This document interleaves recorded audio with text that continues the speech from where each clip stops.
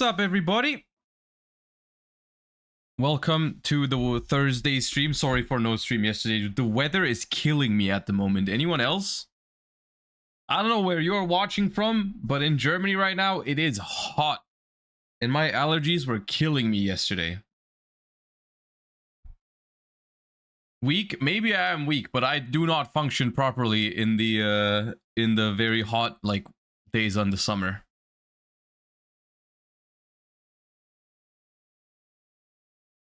Man like TT, thank you for the prime. Anyways, I hope you're doing better than me in this current hot weather. And I hope you're excited for today's stream. 2 streams today, actually. We're gonna be live regularly right now. And then we're gonna also be live later at 8 p.m. my time, which, in case you're in a different time zone, that stream is gonna start in about 8 hours once this one is done, because there's a Challenger Cup today in Master Duel with the 2010 event rules, which I thought was really fun. So I wanted to take part in it and give you guys a little bonus stream tonight. So that's gonna be fun. It's gonna be good times. But we're gonna have a regular stream today where we're before, and we're not gonna play the 2010 event anymore on this stream. We're simply gonna do it later on the Challenger Cup one. So yeah, we're gonna be live for a bunch of hours today. We're gonna be having the normal stream now, and then the bonus Challenger Cup stream later, just so you are aware. All right. Yeah, it's basically it's kind of like they're doing the same thing that we did 2 days ago when we did viewer games in the 2010 format. If you want to go first and you win the coin flip, you have to pick second, and then the opponent has to pass over, and you don't have a battle phase, because for some reason we don't get the format as an option for duel rooms in Master Duel, which I think is weird. But anyways, it is what it is. It's gonna be fine. Is this gonna be your first reaction to the Master Duel ban list, or you already saw it? 50-50. When I saw it, well, like when people post about it, it always includes a picture of the ban list. So I had a glance at it, but I haven't fully thought about it and seen everything on it. But like, I've seen some cards that are on it. So yeah. But yeah, we have a Master Duel ban list to talk about, and then we're gonna talk about that more in a second. But you guys know my current my opinion on the current format in the TCG, basically, right? But I still wanted to put out some TCG content today, just a little bit. Even though while Snake Eyes is at full power, my hype for the upcoming TCG format is limited, let's say it like that. But I still wanted to give you guys, or not just for you guys, but also for myself, a little bit of an introduction into Infinite Forbidden format. So we're going to talk about that just a little bit after we're done talking about the Master Duel ban list. And then we're also going to take a look at the top 100 decks from the recent Master Duel Worlds Qualifier and play maybe some of those lists that look good. Will you comment Fiendsmith and Mole Chummy rarities? I didn't plan to. I don't have like a planned segment for it, but just since you're asking right now. Since you're asking right now, I think it was to be expected. Apollo, same, thank you for the 7 months. And Patty, thank you for the 16 months. Greetings to Valerius.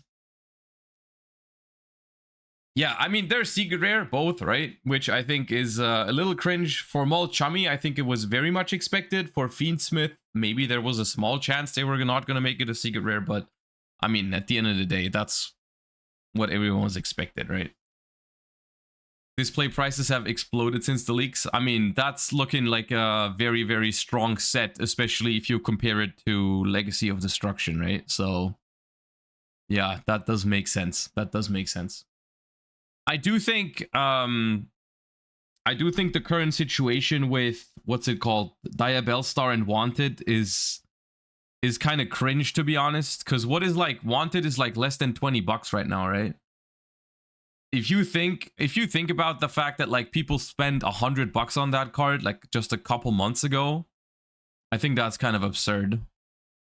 Well, I mean, a couple months. It's been like 8 months or something since that card came out, or 7. I don't know, but like, I think they definitely Age of Overlord definitely was not handled super well. I think in terms of the rarity distribution, even though it was for the stores and all that, I think it was a phenomenal set. But I think that was just a little bit too much. Oh yeah.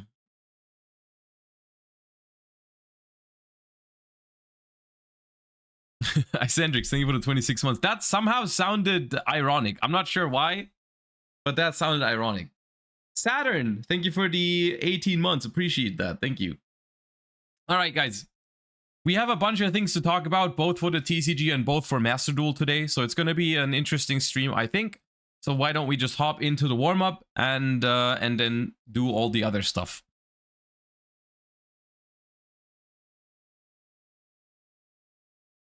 I hope Moon doesn't release, so Fiendsmith will be cheaper. Oh, you mean like the link to Light Fiend thingy? Yeah, I mean, I my personal guess would be that it is in there, but we'll see.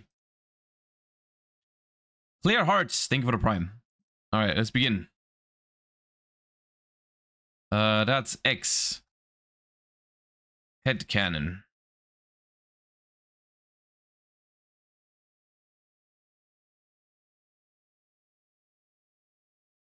I'm getting Despia vibes. I think that's Adlib.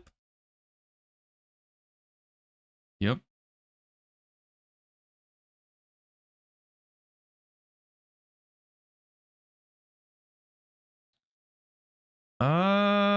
Fighting Spirit? Yep.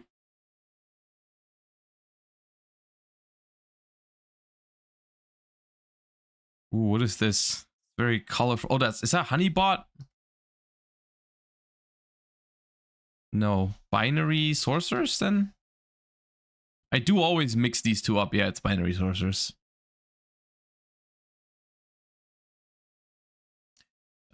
Unhappy Girl or Maiden?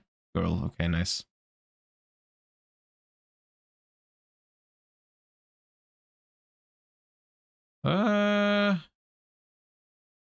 Oasis? Maybe? No. Waterfall. Oh, it's Waterfall of Dragon Souls. That's what I thought. Oasis is the Reborn Trap. No, this is the one I meant, but I mixed up their names.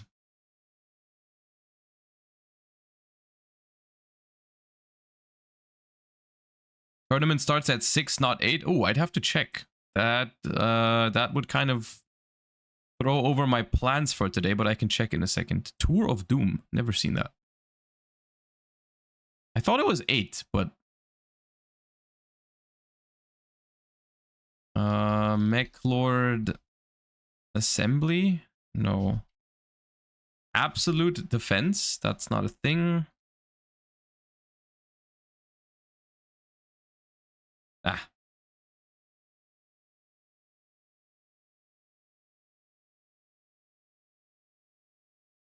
Okay. Not even close. I think that's Perfect Machine King. Yep.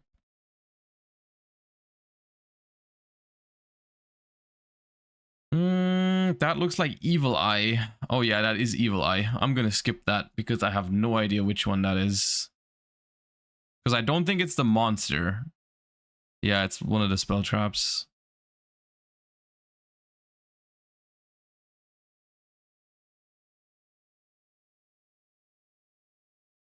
Who is this? It's a Constellar card. Is that Satellar Knight Alpha? Stellar Nova Alpha? No. Wave. Okay.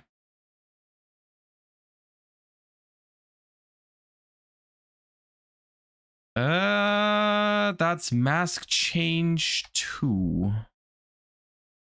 Yep.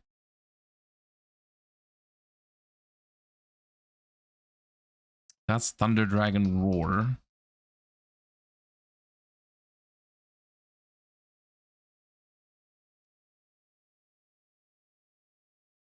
Oh, mystical elf, right? Mystical elf. Yep.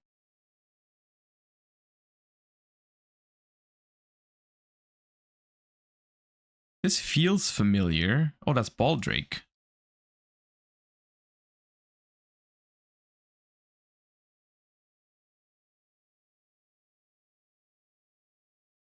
This... I feel like I've seen this. What is that kind? What kind of castle is this? Generator? Utgarda. It's not a castle at all. Just a generator card? Okay. Don't know what that is. Is that a Hita card? Oh, Mechanical Fire Dance. Right. That could be. Yeah.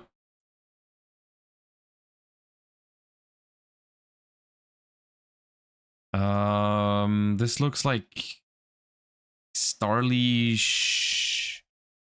Pallet Dynamo, maybe? Yeah.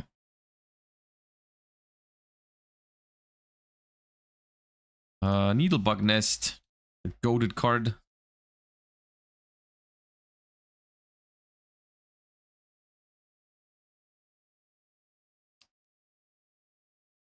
Magispector. Magispector. Is it the cat or the fox? Fox? No. Cyclone? Cyclone. Okay. Karakuri Merchant, I think. Yep.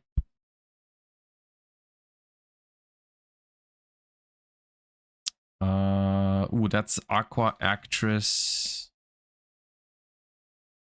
Goopy.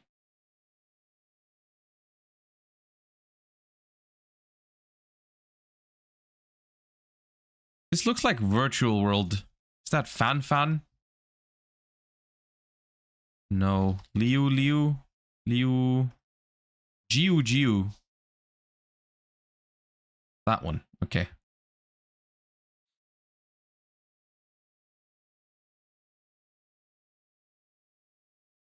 I'm not sure if I've seen this one before. Actually, no, this is the Siegfried.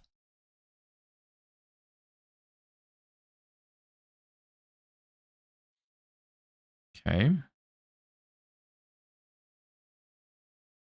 happening here? It's old. I always find it funny how you can tell if a card is old or not, just from the art style. But I still don't know what it is. Morphtronic Rusty Engine. Okay.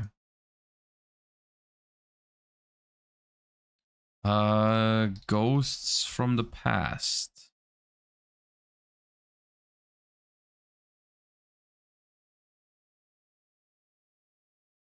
Oh, that's that vanilla, I think. That's slime vanilla. Oh man, what is this called? Liquid Beast. It is Liquid Beast. Chronomaly. Yeah. Sol Mono.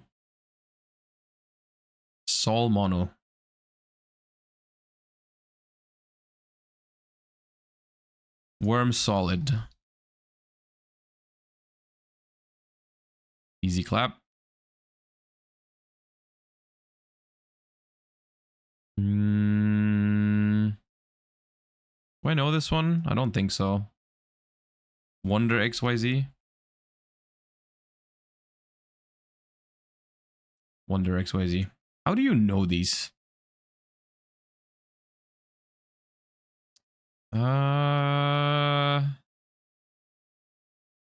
This is the accumulator, maybe.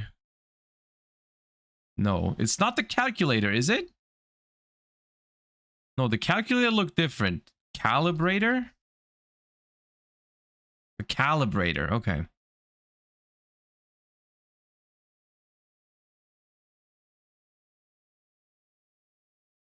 Creature swap.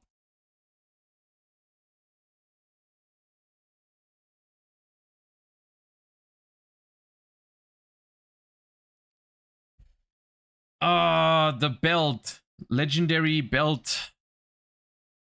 Is it black belt? No, it's not black belt. Oh, ribbon. You know what? I'm having flashbacks. This exact, I've had this exact situation. Metal reflect slime.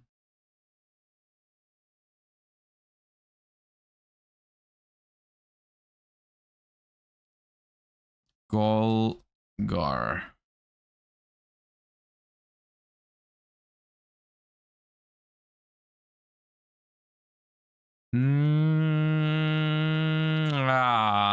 Kuri something. Does anyone know?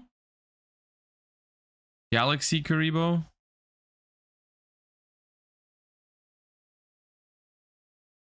How do I spell it? Galactigaribo? That one. Okay.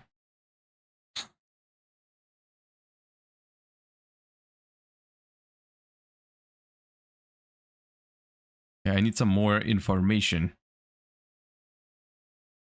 Oh. Labyrinth wall.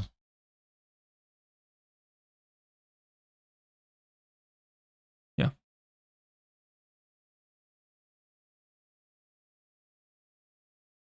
Ujin. Can't tell what animal that is. Some bird. Ujin. Crow. Is that crow? Ujingi crow. It's not crow. It's not crane either, though. Raven, maybe?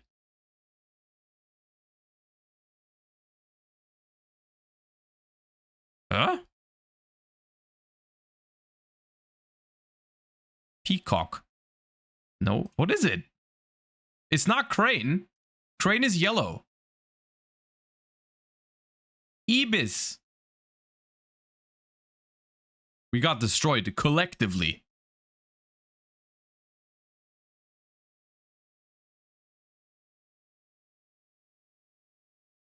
Steel Swarm Cell.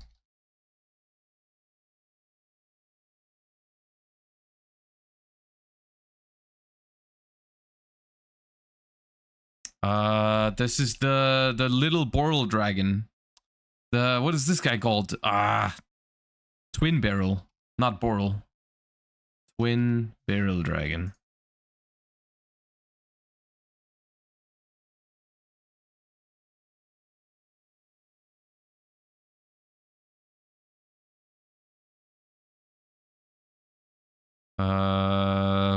Who's that? Oh no.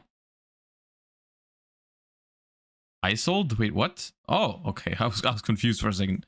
I was thinking of a different Isold. I was like, no way.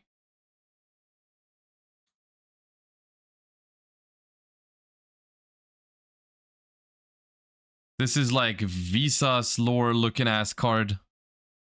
Right? Shirley? Gimmer? No. Ice Jade Manifest?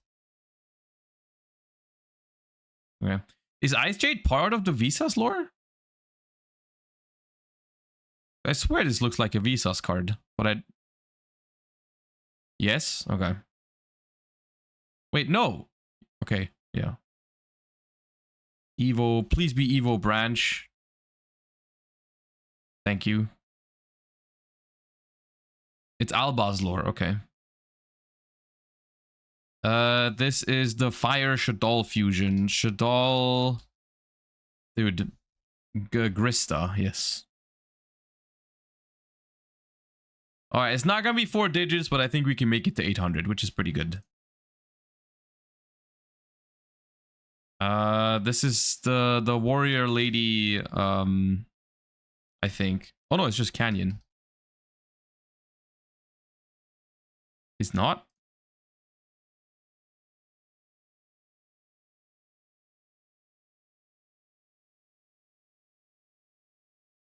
I don't know what it is. Oh, sunlight over the desert or something. Eternal drought. Okay, never mind. I didn't know what it was.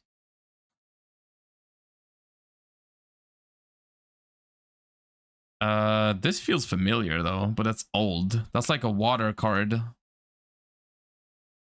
Lead yoke. Okay, it's not a water card. I lied.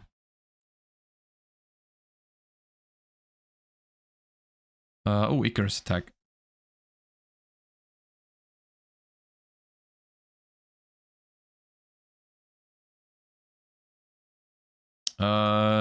Topaz Tiger. I think regular. Yep.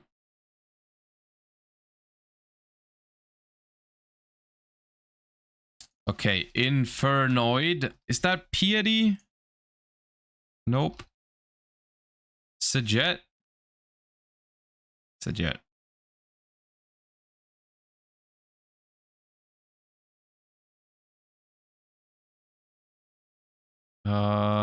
Don't know what this is, I don't think. Nope. All right, 875 is pretty good. Come on, guys, that's pretty good. We're not washed today. That's all right. That was decent. That was decent. That was a good round. We lost some points by what card? What card? There was one card that destroyed us. Because we tried for so long. The Mech Lord one was pretty bad. The Waterfall, but it was overall pretty good. Oh, and the Bujin. Yeah, the Bujin fucked us up collectively. WMW11, thank you for 15 months. Appreciate that. Thank you so much. All right. Let's quickly do this and then hop into today's stuff. The year still has not been fixed, so it's we're basically playing on hard mode. We're looking for a dark monster with high attack and high defense. So what about like a Chaos Emperor Dragon? All right. It's level 5, 6, or 7, and it's relatively new. It's got even higher defense than 2,500. A level 5, 6, or 7 with over 2,500 defense. Nessie? Oh, Nessie is a good guess. Even though the year does not fit for Nessie. That was a good idea. Pogo Pogo. Yeah, maybe it's that one. Oh, but that's level 8. Ah, well, anyways. And the attack also didn't work. Yeah, I got baited. Anyways. It's not 3,000 defense.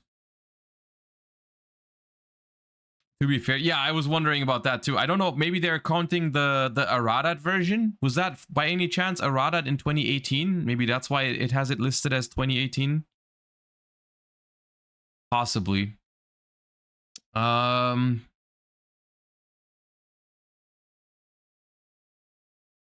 years are totally wrong, so could be Total Defense Shogun. I mean, I don't think the years are that wrong. No, that one has the right year. Well, what is another Imseti? Guys, it's Imseti has 3,000 attack, and Imseti does not have the right defense points. It's like the defense points is between 2,500 and 3,000. So it's also not Magnamut. Magnamut does not have more than 2,500 defense. Get the level and the type first. I mean, okay, I'll throw in a Nessie just for orientation. Okay, we're looking for a level 7 with 2,800 defense. I don't know if I know this card. Albalos? Albalos is not a level 7. There's no way. Yeah. Yeah. Labyrinth Archfiend. Oh, that's crazy. That's probably it. Yeah. Dude. That, I did not know the defense points of that card. I'm not gonna lie. I didn't even know that this was level 7. I did not know anything about this card, to be fair. I probably could have guessed that it was a Dark Fiend, but I did not know anything else about Labyrinth Archfiend. Isn't this the one that works with, like, battle traps? I think that's the one, right? Yeah, what a great idea, guys. What a great idea to make a 2022 card that has synergy with battle traps. Surely that's gonna work out great. Surely people are gonna play that card, right? Surely it's gonna be relevant and not just waste the cardboard. All right. Good against Tenpai, that's true. Alright. Antiguous Beef, thank you for the 10 months. Appreciate you. Wonky Moose as well, thank you for the 10. Thank you guys for the support. Appreciate you guys. Okay. We have a couple of things to talk about today. Master Duel related and TCG related. So we're just gonna go one by one. There's gonna be a little bit of everything. And once again, just a reminder, we're gonna have a second stream later today. Let me quickly check if I had the time for that one correctly. I said 8 p.m. And I was in fact wrong. It is 6 p.m. Okay, well, that's fine. It's not 8 p.m., it's 6 p.m. Maybe, okay, now I have two options. Either I just stay live, or I just take a very quick break. We'll see. Because normally I stream until 5. What's the tournament? It's a Challenger Cup with the 2010 rules. Maybe I'll just stay live. We'll see.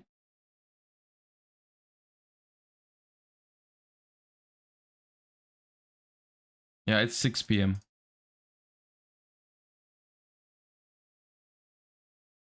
You can also do one paleo game. We could also do one paleo game, right? Anyways, okay, so I guess instead of 2 streams, you might get one very long stream, but I guess that's fine. We got plenty of stuff to do, and let us begin with the most obvious one, the most recent news, which is the Master Duel Forbidden and Limited List update. This one is particularly important, or like, I mean, not more important than other updates, but it is, I believe, the second to last Master Duel Banlist update, at least from what I expect, until the Master Duel World Championships, right? I think we're only expecting one more, at some point in July, maybe. Actually, maybe it's 2 more, because Worlds is very late this year. Worlds is in September, so maybe there's 2 more. Anyways, doesn't really matter for this. We got an update. Let's go through it. It's not a complete blind reaction, because I did see an image over on Twitter. I was spoiled a little bit of some cards that were in here. I tried to not look for too long. But yeah. So, Magic Spectre Unicorn Kirin going from 0 to 3, which is, first of all, that's a good change. Second of all, this is maybe teasing the Magic Spectre support soon, because I don't think we have it yet, do we? Or am I misremembering? I don't think we have the new Link monster yet, or did they already put it in? Not yet. Okay, yeah. This is probably in anticipation of the new Magic Spectre cards, which, I mean, look, if you want to mess around with the deck, as soon as the cards come out, feel free to. I don't expect it to be a super relevant meta deck. I don't know if it's going to be expensive or not at this point in time. I don't know if Magic Spectre has a bunch of ultra rares. I can only see that this one is not an ultra rare. It's just a super. So I guess it's okay. But I have no issues with this change. I think Magic Spectre in itself is completely fine. Kashtira Birth going from 2 to 3. I wonder if this means that there's also Kashtira hits on here. Like I said, I don't remember, or I didn't see all of the hits. I do think Kashtira Birth to 2 is a very weird spot for the card to be. Like, I think it's... On the one hand, I don't feel like the Kashtira cards need a buff right now, if anything. But at the same time, most decks that play Kashtira cards are not actually pure Kashtira, right? Most people play the Kashtira cards as an engine, and whenever you play the Kashtira cards as an engine, you play only one birth anyways. So putting the Kashtira Birth to 2 only really hurts pure Kashtira, which isn't that strong to begin with. I would kind of prefer if they just banned the Rysart and then had some of the other Kashtira cards at higher limitations, but okay. Yadagarasu from 1 to 3 is completely irrelevant, and a good thing that they took it off the ban list. And Tellar Knight Ptolemaeus, same thing. Right? This is just decluttering of the ban list. I actually quite like this, because none of these cards are particularly scary or impactful at the moment. Kashtira Birth is being played, but not like 2 to 3 is not going to make a difference. So this is fine. Cards to be semi-limited, we got Bonfire, which is it's a very OCG / Master Duel hit. It's a consistency hit, right? I think it's fine. I don't disagree with it. I do think it's good that they are hitting ultra rares for the fire decks so that you do get back your ultra rare crafting points.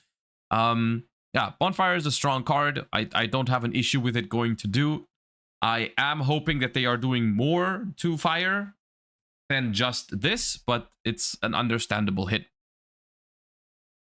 Zeus going from 1 to 2 is interesting. I do think if you put Zeus to 2, you might as well put it to 3. It's a little bit of a paleo buff. Unironically, that deck would probably play 2 Zeus if it could.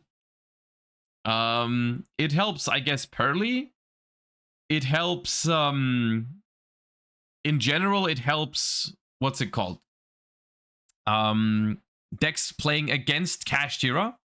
Like, it's low-key a Kashtira Unicorn nerf, right? The fact that you can now play 2 Zeus.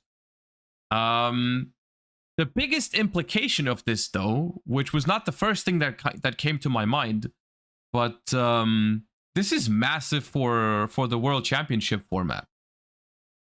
Like the shared card pool one, like last year, we genuinely considered for a moment to use Zeus as a shared card to have multiple copies of it. But now you can just put it into 2 decks without having to make it the shared card. So this is obviously not something that applies to everyone and regular ranked Master Duel or whatever. But for the Worlds format, this is a pretty big deal, I think. So that's worth noting. Airlifter from 3 to 2. Okay, slight consistency hit to Rescue Ace. You guys know how I feel about consistency hits. Not the biggest fan of this. I do agree that Rescue Ace needs to get hit in some way, shape, or form. Losing 1 Bonfire and 1 Airlifter, I guess, is a hit to Rescue Ace. Probably, like, that matters, but I would have preferred if they did something different, but okay. Okay, Pearl Lily from 3 to 2 is the first hit on this ban list that actually makes, like, almost no sense. Like, for multiple reasons, Pearl Lily to 2 is not the right hit. First of all, Pearly isn't even that strong right now. Like, Pearly's solid, but I would not say that Pearly deserves to be hit at this moment, right? Didn't they just unhit something from Pearly, like 1 or 2 ban lists ago? Like, they brought something back, I think? Or was that, am I mixing it up with the TCG? I don't remember, but either way, I don't feel like Pearly is the kind of deck in Master Duel right now that is a problem, needs to get hit, or is even being played in like ranked for the most part, right? It did okay it does okay in tournaments, it does okay in the World Championship qualifiers. In ranked, I don't even remember the last time I've played against Pearly. Like, it must have been a long time. So I don't know if I agree with this. And then the next thing is that people aren't even playing 3 Pearl Lilies all the time, right? I've definitely seen lists playing 2 Pearl Lilies already. Like, that was already not a 3 of staples. Like, you can play 3, but you didn't have to. Like, I've seen some people play 2. Which in that regard, I guess, makes it fine, because it's not that big of a deal anyways. But yeah. This one I don't really agree with, but I'm not personally playing Pearly that often, so I don't really care that much, but I don't agree that this needed to happen. A summon limit from 3 to 1. I mean, that's based, right? A summon limit, you don't see it as often in Master Duel as you do in the TCG, simply because we don't have a side deck, right? But I mean, I couldn't agree more with hitting floodgates. So yes, good change. Oh, and then we had the catapult turtle. The catapult turtle and the Kaiser Colosseum to 0. This is very similar to the recent OCG list, right? It really was like a shake hands situation between the OCG and Master Duel of like, let's do some of these same changes, because they also got summon limit to 1, Kaiser Colosseum and Catapult Turtle banned, and they also got the Bonfire to 2, right? in the OCG, and they got like the Kirin lifted. So a bunch of similar changes between Master Duel and the OCG. Obviously, we already kind of know that that they are handled by, I don't know if it's the same department, but I think the OCG people handle both Master Duel and obviously the OCG. So to be expected. Overall, not the most impactful list. I'm gonna be honest with you guys. I think the Floodgate hit is good. The consistency hits are meh, but kind of okay. The Zeus semi-limit, I personally am a fan of. I was never a huge fan of limited Zeus. I think like card is fine to be at more than one. The unlimits are good because they are probably not too strong, so that's okay. So nothing terrible is happening here. You know, there are no huge mistakes being made on this ban list. It's also just not the most impactful one, right? Like, which is kind of what we're used to with Master Duel ban lists at this point, because they happen more frequently. It's like, well, just a little bit of stuff, you know, not much, but it is what it is. Nothing terrible, you know. It's just okay. It just exists, right? It's fine. And that's really all there is to say, I feel like, at this point in time about this list. It doesn't get the greatest reaction out of me simply because it doesn't do that much, right? We're gonna take a look at the best performing decks from the Master Duel World Championship qualifiers later, and maybe we can already start thinking about how these changes would affect those kind of decks, right? But yeah, that's that for now. I really like this monthly small hit ban list. See, I've said this a bunch of time in the past. I am a fan of more regular updates. And then sometimes it's okay if you only get small updates like that, because we know there's going to be another one next month, right? That is okay. I still do have a little bit of an issue with their overall philosophy, right? Like all the consistency it's and all that kind of stuff. I do want to say I did watch a video that you guys recommended me a ton to react to on stream. I didn't react to it on stream. I watched it yesterday when I took the day off. But it was basically an OCG player's opinion on the most recent OCG ban list as well. And they said, for example, they gave an explanation. They gave an explanation of why no one in the OCG expected the maxi to actually get hit on the ban list, and also why, like a little bit of a perspective of why they might do more of these consistency hits and not outright like ban something from a deck, right? And their explanation was basically that the culture behind Yu-Gi-Oh is a little different in the OCG or in Asia. Where there's a lot more casual players and a lot more card games. So the philosophy is basically you make consistency hits happen to not make a deck unplayable. You just make it like statistically weaker so that it doesn't appear as oppressive on a competitive stage anymore. But like the casual player that has gotten themselves their pet deck, their favorite deck or whatever it is, they just really like that particular deck, like Early or Rescue Ace or whatever it is, right? They don't want to outright neuter it to a point where it becomes unplayable because they are scared that those players might just switch over to a different card game because they haven't been taking Yu-Gi-Oh as seriously anyways. They're just like casually playing it. Which I think, if that's true, if that's a lot more present, that sort of mentality in the OCG, that does make some sense, right? I mean, that's the thing, right? The Yu-Gi-Oh trading card game, as in like not the OCG, the original card game, has been doing super well with their approach for over 20 years, right? So, I mean, they must be doing something right for their market, right? But yeah. Still doesn't explain Maxi, I feel like. I mean, it's just like, the thing is, maybe Maxi isn't as bad if you have a more casual approach to the game, right? If you don't care about losing a couple games to Maxi, then maybe it's not as bad, right? Like, you know, we I guess the only reason, or maybe not the only reason, but like one of the main reasons why we complain about Maxi that much is because we care about winning those games, right? Like if you're just not taking it as seriously, then you don't care about winning the Maxi mini game as much, right? It's just like, well, you just like scoop the game up and go next. And it's like, well, if you don't take it as seriously, then it's whatever, right? Maybe that's the maybe that's a difference in how we approach the game, right? Oh yeah.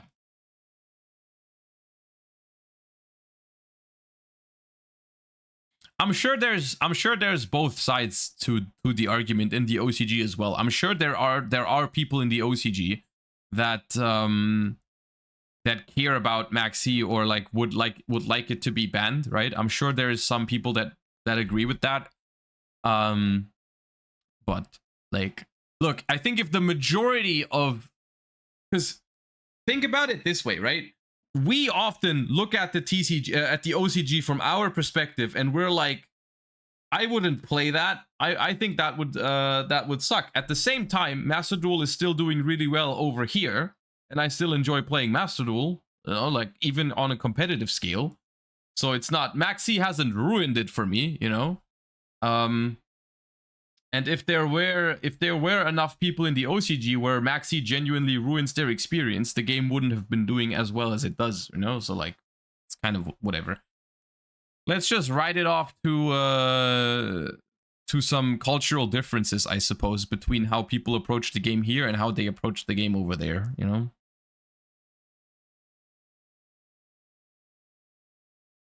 Can you please try to explain why was Pearly hit, but almost nothing was done to fire decks?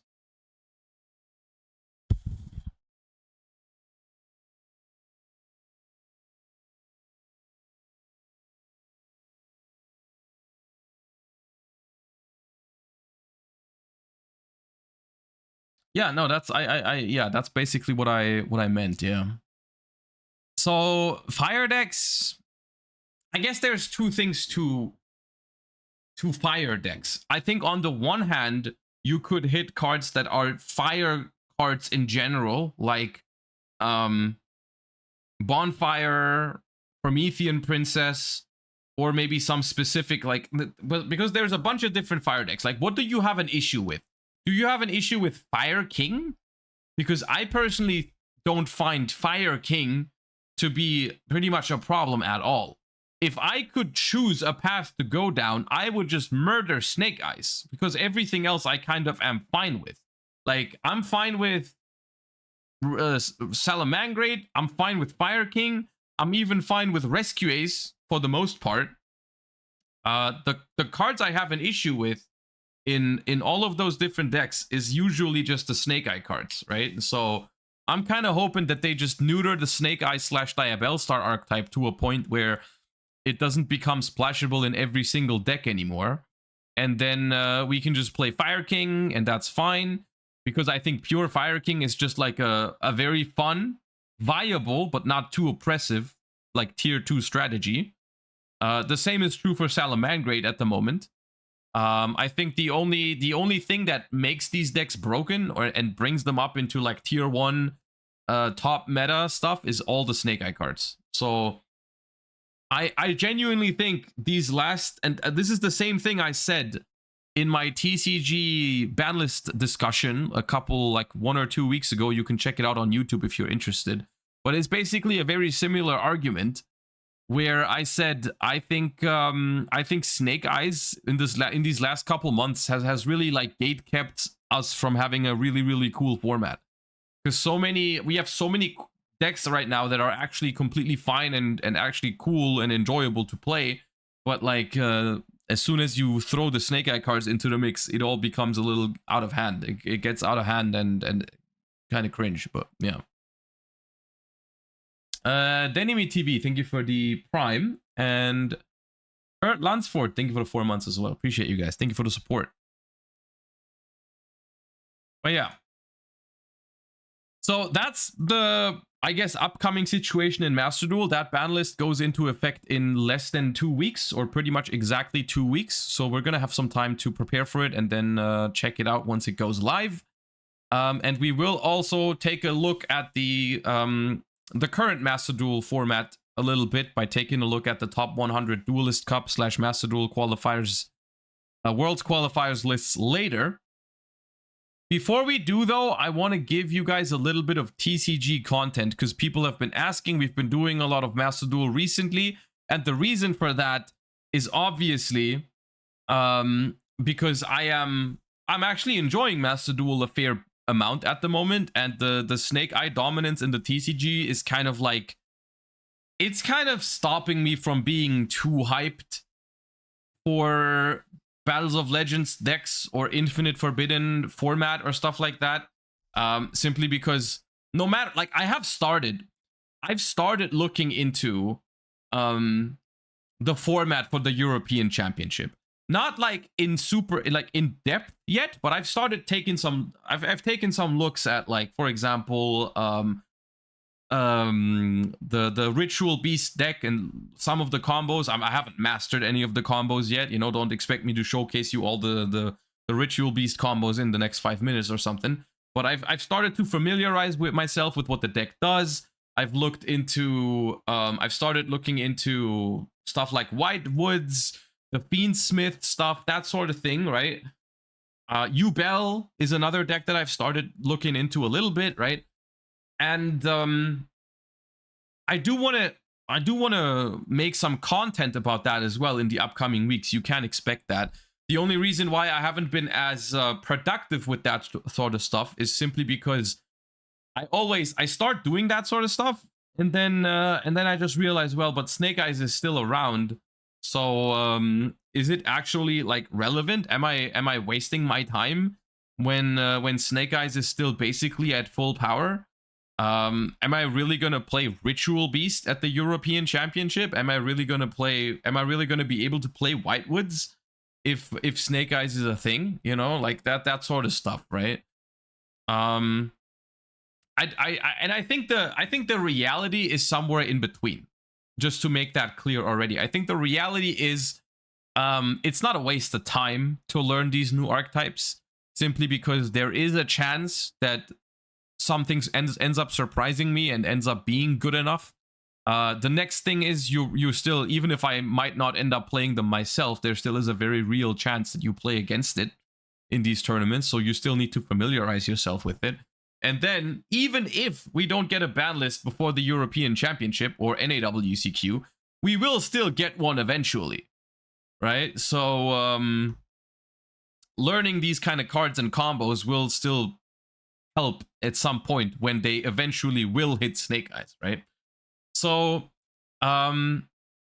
today, I just wanted to go over the situation that I am in right now with Infinite Forbidden preparation and Battles of Legends preparation. My first impression on these kind of decks, which ones I think are going to be able to make a splash in the format, and also, most importantly, I guess, because this is my first impression, so take it with a grain of salt. If you believe in any of these decks that I personally don't believe in, feel free to still go ahead and test them. You know, I don't want to discourage anyone from trying out that stuff.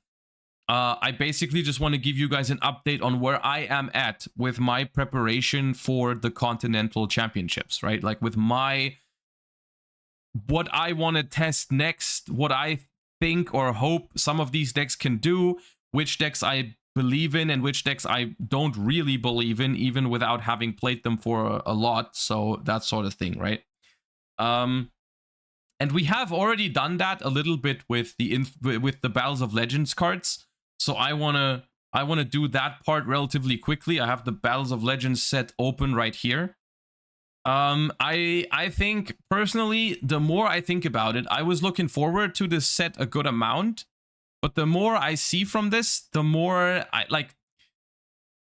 Quick summary of what I think. The most relevant card from Battles of Legends for this current format, I 100% believe, is Phantom of Yubel. Right? I think Phantom of Yubel is 100% the most relevant card out of Battles of Legends. I don't think that's a hot take. That thing is going for like $60 right now. But I do think out of all of the new contenders, I think Yubel is the most likely, or calling it Yubel is not even really the right way to phrase it. I think it's more like a Fiend Link deck, because it's going to play a lot of different Fiend engines. It's like Fiend good stuff. It almost feels like Dragon Link, but with Fiends. So like Fiend Link is almost the right name to call it, right? Because starting with the Infinite Forbidden, you might also throw in like the Fiend Smith and all that kind of stuff, right? So it's more like a Fiend Link kind of deck. But this card, I think, if you're looking for a meta threat that is not Snake Eyes, I think Yubel or Fiend Link is your best bet. Obviously, though, we're talking a deck that is once again gonna cost you a very good chunk of money, because Phantom of Yubel is a 2 to 3 of. Fiend Smith is a confirmed secret rare already. So, and Nightmare Throne, you already know how expensive that card is at the moment. So this deck is expensive because people are aware that it is probably the most likely meta contender. Now, I've started looking into some combos pre-Fiendsmith, but I will also start looking into combos with Fiendsmith, and I will try to get my hands on some of the on Phantom of Yubels. I don't have them yet, so that we can maybe have some remote duels with Yubel cards next week or in 2 weeks, right? So we're gonna start trying to learn the Yubel deck, and I'm gonna try to do my best to teach you guys maybe how to play it and how to play against it. So that's Yubel. I think Yubel is very close to meta relevant. The other things from this set that I think matter, I think the toy cards and the ice barrier cards are, as their own deck, they're not going to see play, but they are good engines in other decks. I think there is a solid chance that you can make an ice barrier runic deck or a Whitewoods with the toy cards kind of thing. And that could be meta relevant, even though those are the kind of decks I mean when I say those are more likely to succeed once they actually hit Snake Eyes, right? Those would be the kind of decks that right now I would put them probably into like a tier 2 kind of thing. And if they hit Snake Eyes, then maybe they can move up, right? But like I'd have to try them more myself to confirm that suspicion that I have, right?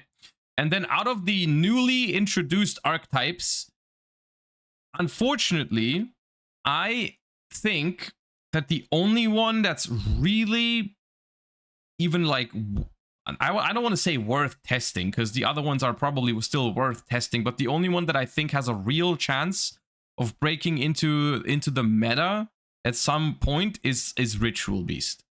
I think Ritual Beast is a solid concept for the current format. So just in case you are not familiar with Ritual Beast, they basically get a new fusion monster which takes materials from the graveyard, which is really good. They get a new Link 4, they get a consistency searcher, and they get a new really broken main deck monster that when it's banished specials a ritual, I think any Ritual Beast from the deck. So really, really good cards.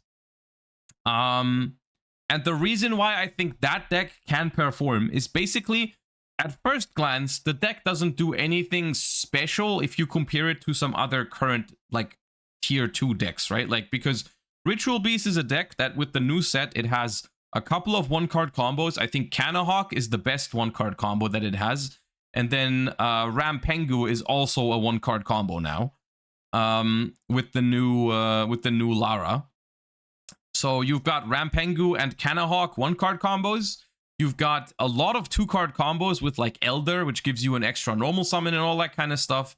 And they can play like emergency teleport as potentially like extenders and stuff like that. So basically, Ritual Beast is the concept behind Ritual Beast is you have a couple of 1-card combos, you have a couple of 2-card combos, and the deck has decent amount of non-engine, which in the current format basically just means the deck can play a bunch of hand traps, right? Which at first glance, that just seems like any other tier 2 deck at the moment, right? Like that kind of reminds me of Melodious. It reminds me of I don't know, other tier 2 strategies like Centurion or Voiceless Voice or that kind of stuff, right? It's the same kind of concept. But the thing that sets Ritual Beast apart is the fact that it can obviously main deck Dimension Shifter, right? So Dimension Shifter not only works with the deck, but I think some combos even get better if you have Dimension Shifter, right? Because a lot of the Ritual Beasts benefit from having stuff banished. So, in that sense, the Ritual Beast deck, I think, is just another sort of tier 2 deck along the lines of Melodious, Voiceless Voice, that kind of stuff, right? I think it's the same kind of concept, plus Shifter. Which that makes me think, because Shifter is still at 3 for some reason, that makes me think Ritual Beast can be meta relevant, right? The deck has some downsides, like you do play, I've looked into it, you have to play trap cards that you search within the combo. Like I think it still plays Steeds from back in the day, the one that pops, I think it's monsters your opponent controls up to the number of Ritual Beasts you have. So you have to like play those to search it. Even if it's just a one-of, it's still like something you draw. Cards, I'm pretty sure it doesn't pop cards. I'm pretty sure it pops monsters, but we can confirm. I'm pretty sure it wasn't that good. Ritual Beasts, Steeds. Destroy monsters on the field. Yeah, it destroys monsters. It does not destroy back row. Which is a downside for the deck, but it does it's still good, right? And then some of the Ritual Beasts that you play are not ideal in your hand. I think you play a lot of one-ofs because every Ritual Beast says it can only be special summoned once per turn, so you need a bunch of different names to keep tagging in and out of your Canahawk to keep searching new cards, right? And so you do play a couple of one-off Ritual Beasts that aren't like terrible to draw in some combos, but also not ideal, right? Like I think you play like 3 Rampengu, 3 Elder, 3 Canahawk, 3 of the new Lara, and then some of the other likes are just like one-offs, right? Because you need different names. But yeah, I think Ritual Beast is good. In terms of all the other decks in here, I do think that they are not gonna be good enough to compete at the Continental Championships. So just quick summary, Battles of Legends, Yubel matters, Ritual Beast maybe matters, and the toy cards potentially matter with Whitewoods. If you want it condensed down to the high competitive level with like for the Continental Championships. At least that's what I'm gonna focus on. That's what I'm gonna focus on with my personal preparation for the Continental Championships, right? Those are the kind of things that I want to look at first to see their true potential, right? Out of Battles of Legends. And then the Infinite Forbidden is obviously a little bit of a bigger set with more new cards, because this one also includes a bunch of reprints, but this one is obviously a new main set with more notable stuff, right? The most notable, I think, for this is, from my impression, is absolutely going to be Fiendsmith, which is a relatively, I want to say, small archetype, because it's like 8 cards on only 1 main deck monster. But I do think Fiendsmith, if you're looking at the current OCG situation, I think it's to be expected that the Fiendsmith cards are going to be completely cracked. And basically completely insane. So, and this one I think is worth taking a little bit of a better look at to understand what this deck is going to try and do. So we can do that real quick. The most important cards I'm going to bring up right now. So you've got the 1 main deck monster. And I'm going to explain to the best of my ability what you do with these cards. Correct me if I say anything wrong, because I've also only started looking into this sort of stuff. But the Fiendsmith main deck monster, which is called Fiendsmith Engraver. I don't know if that's the official TCG name yet. I think they announced it. You can discard this card, add a Fiendsmith spell trap from your deck to your hand. You can target a Fiendsmith equip card you control and a monster on the field, send them to the graveyard. If this card is in your grave, you can shuffle 1 other Light Fiend from graveyard into deck extra deck, special summon this card. Can only use each effect once per turn. So this card is obviously completely insane. And I do believe the card that you always search with this is Fiendsmith Tractus. I don't think they play the other one, but I can quickly confirm that. one quick look at any OCG will tell me if they play the other Fiendsmith card. Okay, I'm not seeing it in the Fiendsmith Snake Eye deck. Not here, not here. I don't think they play the other one. So they don't play the equip spell, they play Fiendsmith Tractus. Which Fiendsmith Tractus is also a really good card. Add one light fiend monster from your deck to your hand, then discard one card. You can banish this card from your graveyard, fusion summon a Fiendsmith fusion from your extra deck using monsters from hand or field as material. So, people are playing more than one copy of this, even though it is once per turn. It is significantly better to start with Fiendsmith Engraver in your hand than hard drawing this one. Even though this can search the Engraver, it is better to start with the Engraver itself. And the card that everyone is playing for this, which I think may have already been getting more expensive, but the card that people play for this is obviously, or like not obviously, but it's Fabled Lurry. Fabled Lurry is just an old Fabled card that says if this card is discarded to the graveyard, special summon it. Simple as that. It's a level 1 fiend. So the way it goes, actually let's finish up on reading the important cards and then talk about what you do with it. Monsters your opponent controls lose 600 attack. You can only use each of the following effects of Fiendsmith Lacrimosa once per turn. If this card is fusion summoned, you can target a light fiend monster in your grave or banishment, add it to your hand or special summon it. If this card is sent to the graveyard, you can shuffle another light fiend from your grave into deck or extra deck, inflict 1200 damage to your opponent. And then you also have Link monsters. They have a Link 1, we love those. Needs a light fiend. You can only special summon Requiem once per turn. During the main phase, quick effect, you contribute this card. Special summon a Fiendsmith from hand or deck. Target a non-link fiend monster you control. Equip this card from field or graveyard to that target as an equip spell that gives it 600 attack. You can only use that once per turn. And then we have Sequentia. Link 2. 2 monsters, including a light fiend. During your main phase, you can fusion summon a fiend fusion from your extra deck by shuffling materials mentioned on it from your graveyard into the deck. You can target a non-link light fiend monster you control. Equip this card from field or grave to that card. Yeah.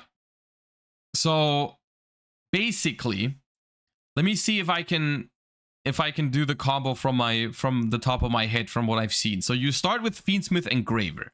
You discard it. You add Fiendsmith Tractus. You activate Fiendsmith Tractus to add Fabled Lurry from your deck to your hand and discard it immediately, which then special summons the Fabled Lurry.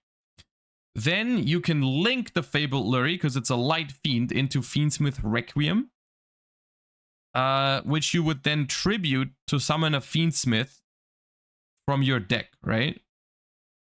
So you have a Fiendsmith on the board. And then you would use Fiendsmith Tractus in the graveyard. No. How do you... No, you summon back Engraver from the graveyard by shuffling the Lurry back into the deck, I suppose. So then you have Engraver and you have 2 Engravers on the board, right? Because you have one from the deck, from the Link 1, and you have one on the on that. And then you make Sequentia with the 2 Fiendsmiths, which then lets you fusion summon a Fiend Fusion from extra deck by shuffling the materials into the deck. So you shuffle 2 from the graveyard back to summon Fiendsmith Lacrimosa, which then says if this card is fusion summoned, target a light fiend engraver banishment and special summon it. So at that point, you just have to make sure you keep 1 engraver in the grave. So you bring it back with this. You have 2 level 6s on the board, and then you can do different stuff depending on what your hand is, right? Like some decks, if you have combo already, you can just make a Beatrice right there because you have the Link 2 on the board and 2 other bodies, right? So you can make Beatrice, you can make DDD, Wave King, High Caesar, whatever it's called, the one that you all know from Unchained, because that's 2 fiends. Or you just make a Beatrice if you already have combo, right? No, Appaloosa, I mean. You can make Appaloosa if you already have combo. You can make Beatrice if you still need combo. all that kind of stuff, right? So, for example, the reason why Snake Eyes is using those cards is because if you don't open any Snake Eye cards, you can, in that situation, theoretically go for Beatrice, send Snake Eye Ash, and then the Link 2 plus the Beatrice can make Promethean Princess to bring back the Snake Eye Ash, and suddenly you've turned this card into a Snake Eye Ash plus Promethean Princess without using your normal summon. So the possibilities for these cards are literally endless. You play these in almost any deck, not any deck in the OCG right now, but like obviously because they're Fiend cards, they play them in the Yubel Fiend Link decks, and because they can access it's so broken because if you already have combo, you just make Appaloosa, and if you don't have combo, you get combo without normal summon, right? And for some reason, which one is it? This guy just does burn damage as well. So it's even got a time win condition. If all this wasn't enough, you also have a time win condition now. If you go through the Fiendsmith combo, right? So this entire package, no matter what deck you're playing, you're gonna have to be familiar with these cards. These cards are absolutely they are absolutely nuts. And honestly, I think the design on this archetype, is pretty bad. Like unironically, like you guys know how I feel about one card combos that accomplish too much. This is not only a one-card combo, but it is also something that you can splash in basically any deck, because there is no deck out there, pretty much, that does not appreciate the ability to make an Appaloosa without a normal summon, or Beatrice, or Caesar. Like, there is no deck that doesn't like having the ability to do that. So these cards, as soon as they come out, are going to be meta staples, super relevant, and they're gonna make hand trapping these sort of decks so much harder, because now, on top of, for example, the already existing situation with there's the Snake Eye deck already has normal summon, bonfire, wanted as like choke points. Now you add a whole nother layer to it, which is the Fiendsmith cards, which can also be extenders or starters or Appaloosa to protect your other cards, right? And so if you thought the Fiendsmith cards would get rid of Snake Eye in the format, or would rival Snake Eyes, unironically, I think Snake Eyes is one of the decks that benefits the most from these cards. Like, this is absolutely nuts. It's absolutely nuts. Like, I think at this point, it's almost pointless. Like, the whole approach that people are doing right now with, like, trying to hand trap Snake Eyes, I don't think it works anymore. I think against the full power, like right now, if we don't get a ban list until Continentals, we have 3 Bonfire, 3 Wanted, 3 Witch, 3 Ash, and the full Fiendsmith package. You can't hand trap that deck. Like, on average, you need like 7 hand traps to stop that shit. Like, Droll gets better, but like the one-on-one hand traps that people are doing at the moment is not gonna work, because they just have too many extenders to even realistically break that. Like, you open 2 Imperm and Ash, and they probably play through it, I think. Like, it just does not work. It does not work. So this is, and I know and this is the reason why. This is the particular reason why I've kind of been procrastinating on starting to test for Euros and stuff like that, because there are cool things in this set, which we're going to talk about in a moment, but I feel like it's all overshadowed by the Fiendsmith cards, right? The Fiendsmith cards are so powerful that I think everything else in this set, unfortunately, hardly matters. Like, it hardly matters because of how powerful these other cards are. Which is a shame, because there is cool stuff in here, but without a list, and this is the thing, this is why in my recent ban list discussion I said hitting cards like Bonfire or Ash or Wanted is not going to do the job for Snake Eyes. Because guess what? Even if they limit Snake Eye, Ash, and Wanted, which is I think what they did in the OCG, you just replace him with Fiendsmith cards.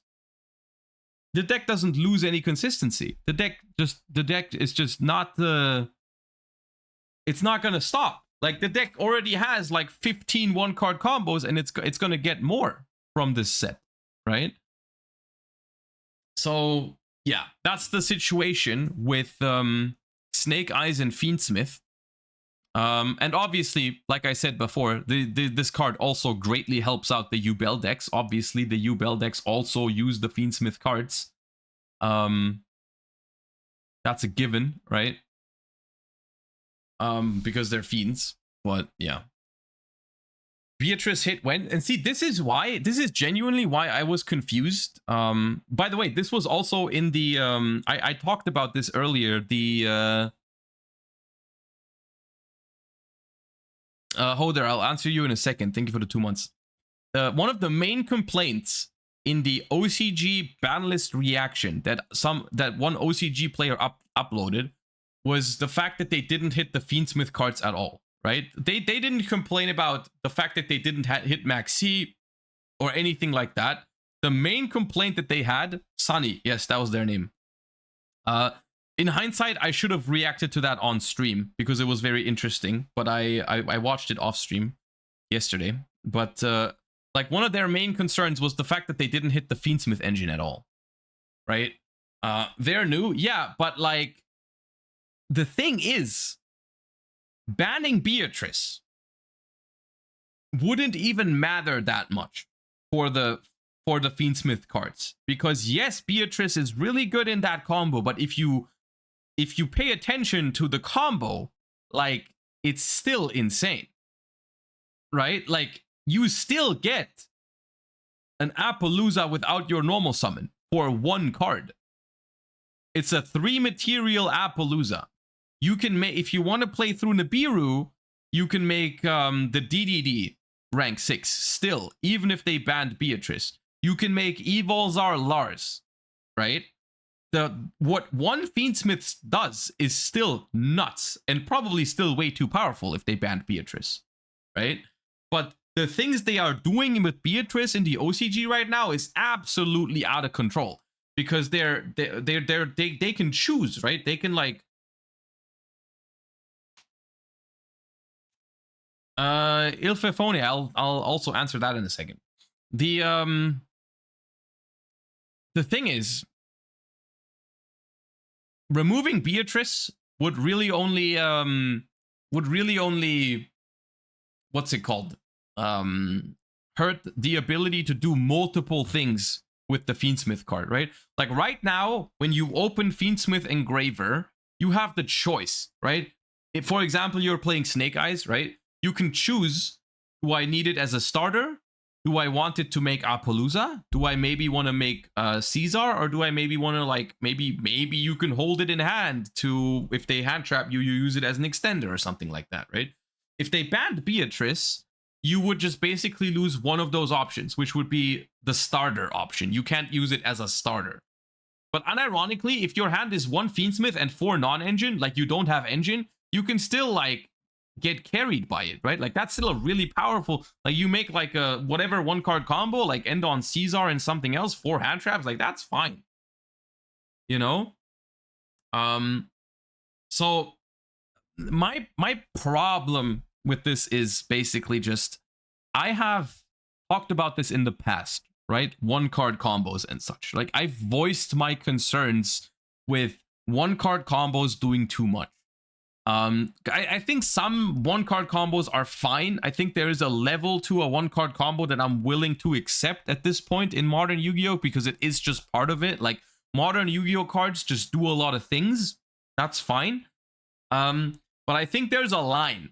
I think there's a difference between, like, I don't know, normal summoning a Life Twin, or normal summoning a Marincess monster, or maybe even activating first movement solo in a pure Melodious deck, right? Those are kind of the ones that I'm willing to, like, that they're okay. They're doing a little bit, you know, but they are, like, mostly limiting you into your own archetype, and they don't end on too much, right? And there's definitely a difference between the cards that I just mentioned and Snake Eye Ash and Fiendsmith Engraver, right? Like, do we agree that there's a difference between those? Like, there needs to be a distinction when we talk about one card combos. I feel like there's definitely a difference between those kind of cards, right? And the thing is, the fact that like we haven't even talked about, we have talked about it, but like in this context, right? The worst part about all of that is the fact that that these even pair together. Like, how crazy is that? How crazy is it that the most powerful normal summon in the game at the moment, which is Snake Eye Ash, pairs together with no problem with probably the best like special summon one card combo in the game from Infinite Forbidden on, which is Fiendsmith Engraver. Why do these go together? Why do they have perfect synergy almost? Like, why can't I use Fiendsmith Engraver to access Snake Eye Ash if I don't have it? Why can't I use Fiendsmith Engraver to push through my Snake Eye Ash if I already have it? Why can I use Fiendsmith Engraver as an extender if my Snake Eye Ash gets impermed or whatever? Like, why does that... Have we not learned anything? Like, come on, man. That's crazy. That's crazy. I don't know.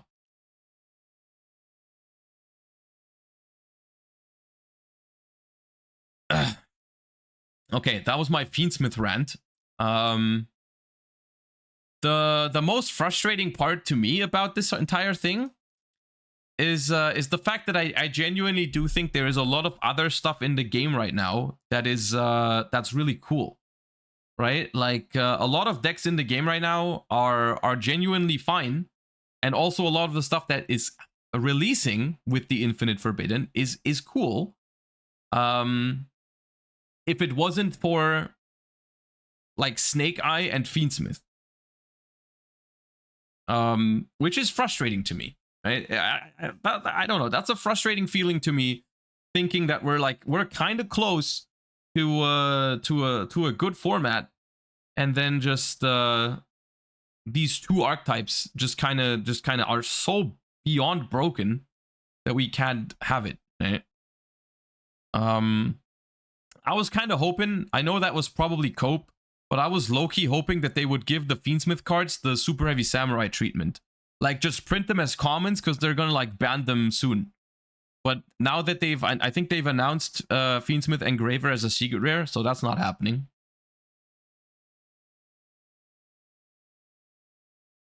It was copium. It definitely was copium.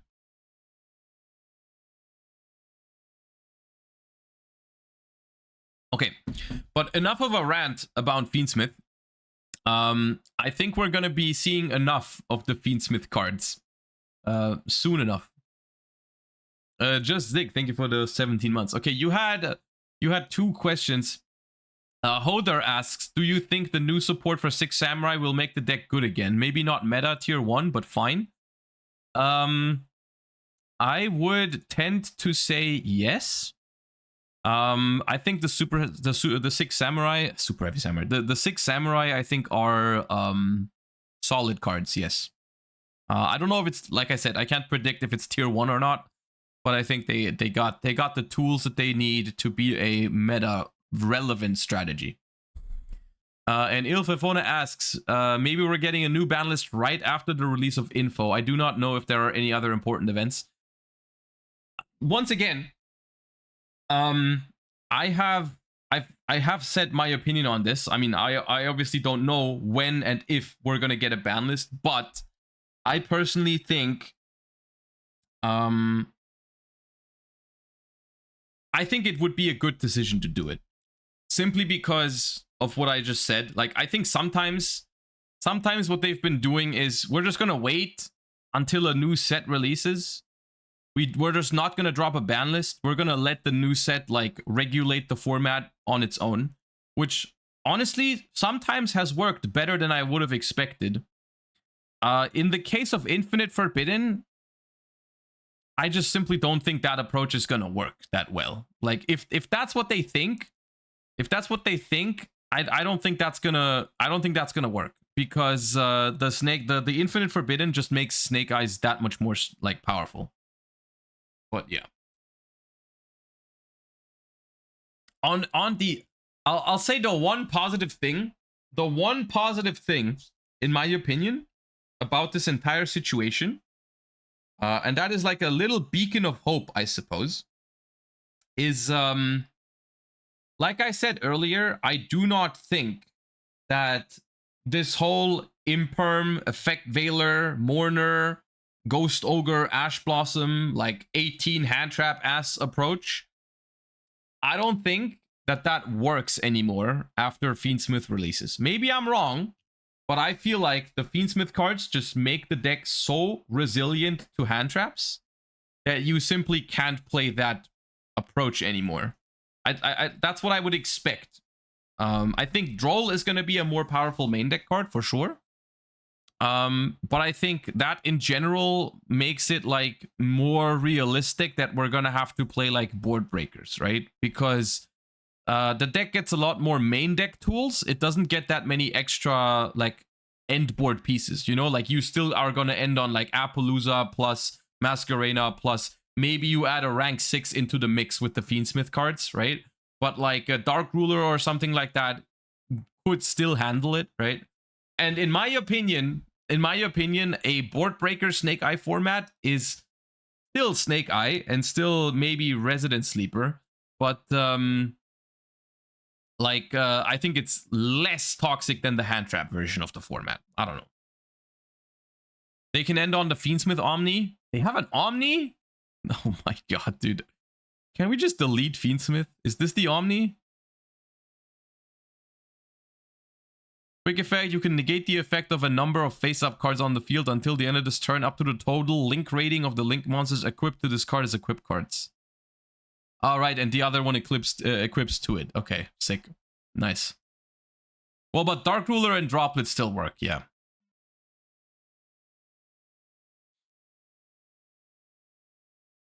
Snake Eye Ash is Appaloosa, IP, Flamberge, Princess, Omni. Yeah, but only if we get the Goddess link too, right?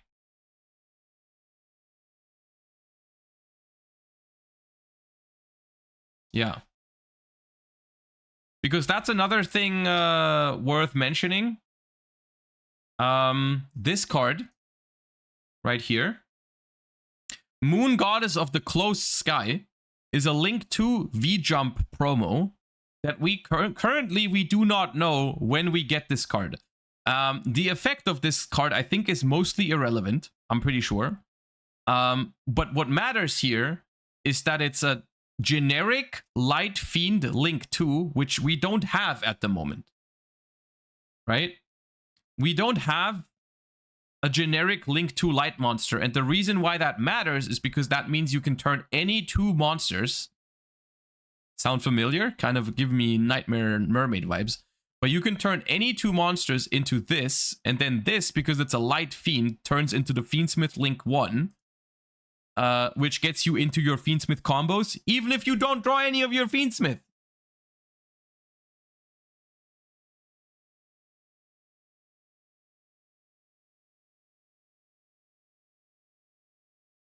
He needs 3 monsters? Wait, why does this need 3 monsters? 2 effect monsters.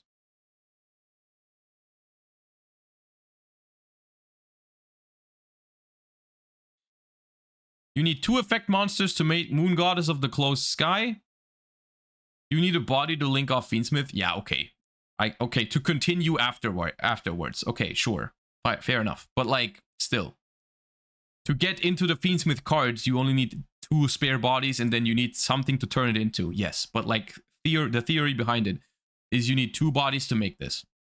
But the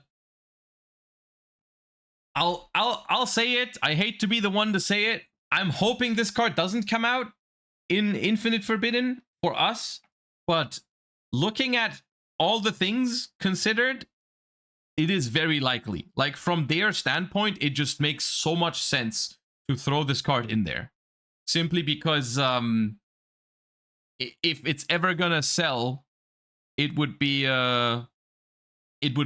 Like this is the best point to print the card, because the card is actually, the card is like fine. I remember reading it for the first time, not knowing about the Fiendsmith interactions, and it's like an okay card. It's not crazy good. It's not bad, but like it wouldn't be that big of a deal if we got it like after Fiendsmith is already gone or something, right?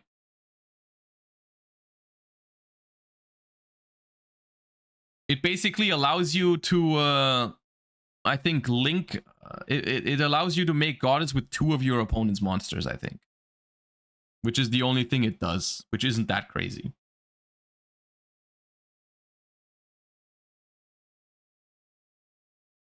So, yeah.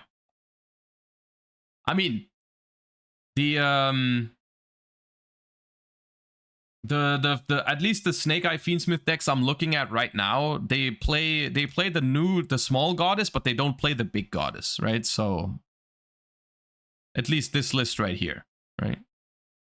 Which, as you can see, functions very well with 2 Snake Eye Ash and 1. What the hell? Why is there a Majesty's Fiend? Oh my god, I hate the more I learn about Fiendsmith, the more I just wish we could just skip the Infinite Forbidden, dude.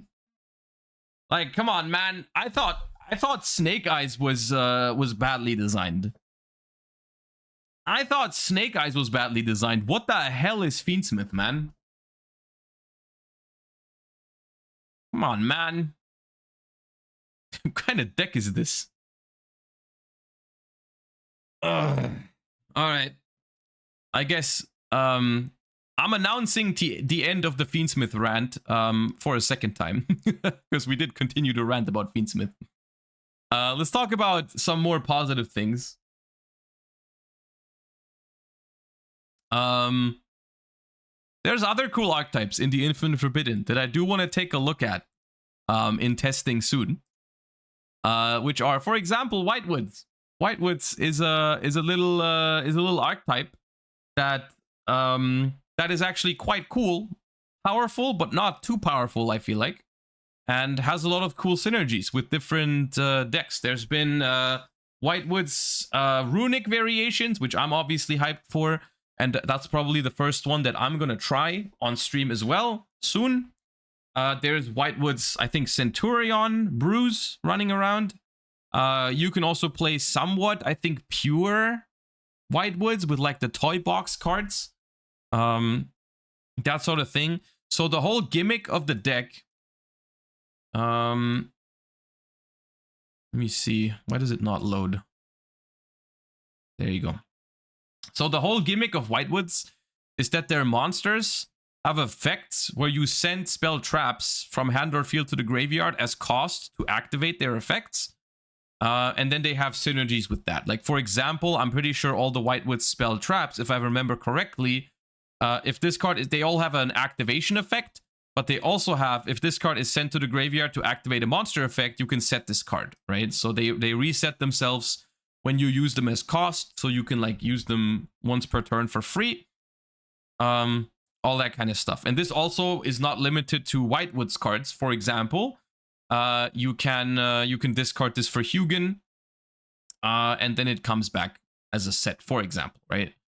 But there's a lot of cool stuff because they also have tuners and a lot of different possible interactions. Like, for example, Esteria, which I think is the best starter of the deck.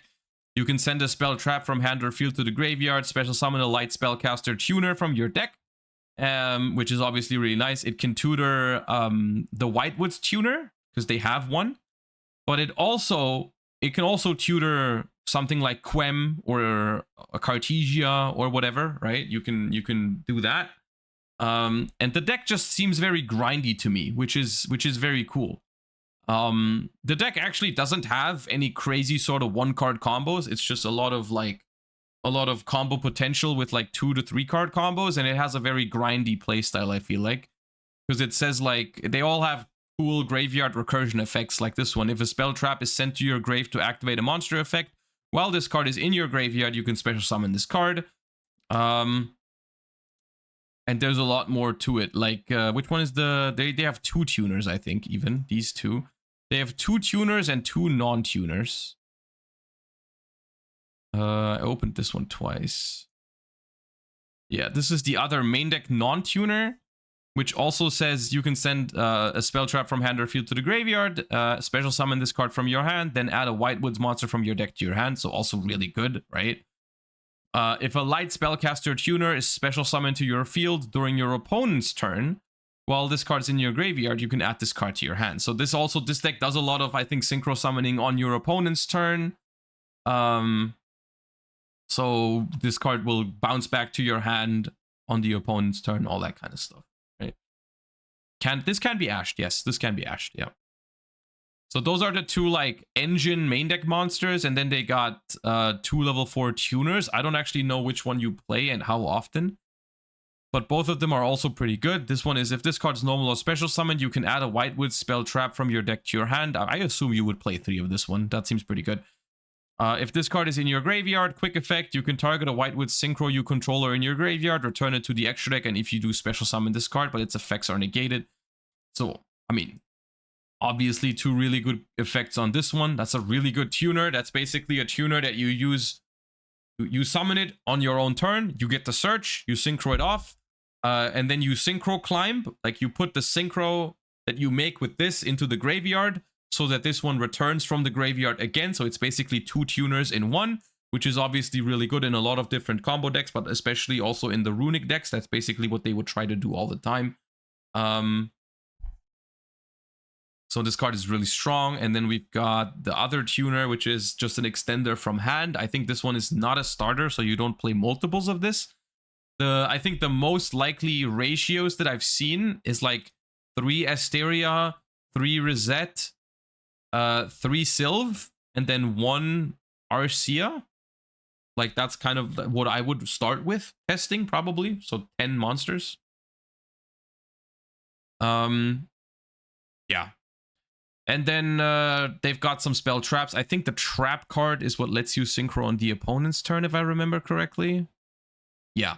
Special summon a Whitewoods monster from your hand or deck. Then immediately after this effect resolves, you can synchro summon a Whitewoods monster. If this card is sent to the graveyard to activate a monster effect, you can set it. So this is basically all of the Whitewoods spell traps are free discard fodder for all of the Whitewoods and Hugin. And they provide like some interruption on the opponent's turn with this card, because they do have a synchro. I think it's this one, which is a Book of Eclipse that doesn't miss timing. So even if you chain the trap to something, you can still book. If this card is special summoned, you can change all face-up monsters your opponent currently controls to face-down defense position. Illusion and Spellcaster Synchros gain 500. Also, if they attack, inflict double piercing. And this is also a tuner, which means that it triggers this one, right? If a light spellcaster tuner is special summoned during your opponent's turn, you can add this to your hand, right? So pretty good. This is not once per turn either. So if you can remake it, you can book your opponent's board multiple times.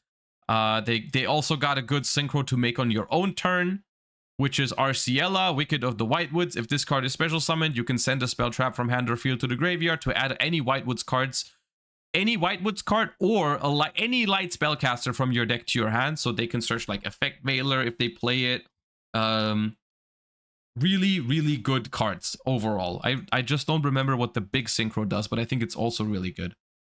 If this card is synchro summoned using a tuner synchro monster as material, you can target a spell trap in your grave, add it to your hand. That's powerful. When your opponent activates a card or effect, quick effect, you can send a spell trap from hand or field to the graveyard, special summon a level 7 or lower tuner synchro from your extra deck, graveyard of banishment. You can only use each of the effects. Oh, oh, you summon Formula with this. I remember. I think this one summons Formula Synchron from your extra deck on the opponent's turn to go into like a level 10 synchro. So if you like end on this, it's pretty good.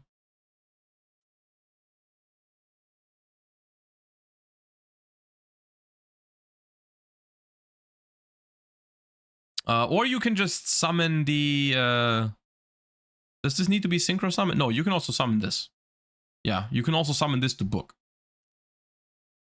And just for completion's sake, the last spell card. If you control a level 6 or higher illusion or spellcaster, target a card, destroy it. If this card is sent... Okay, this one is probably the worst spell trap, but I could still see playing like a copy just to have a free send, right?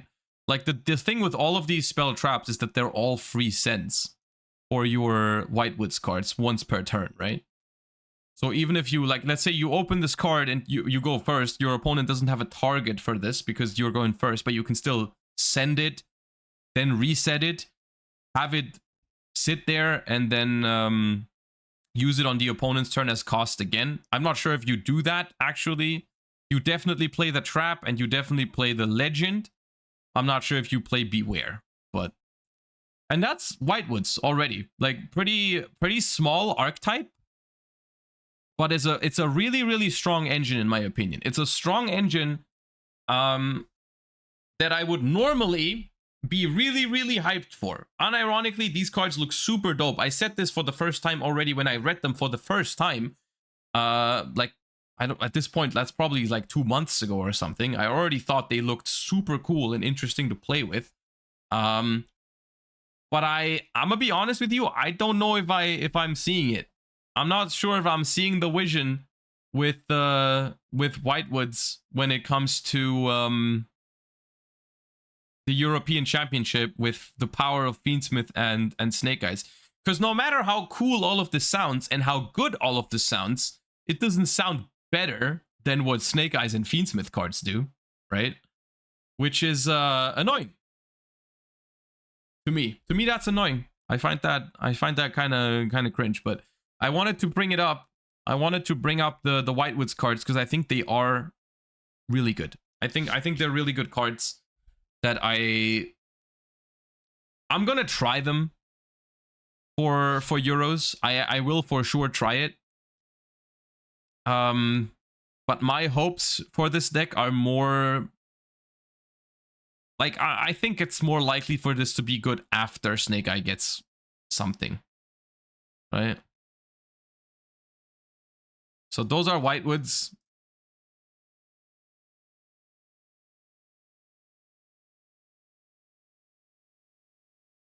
And then we got to talk about this little guy. If it loads.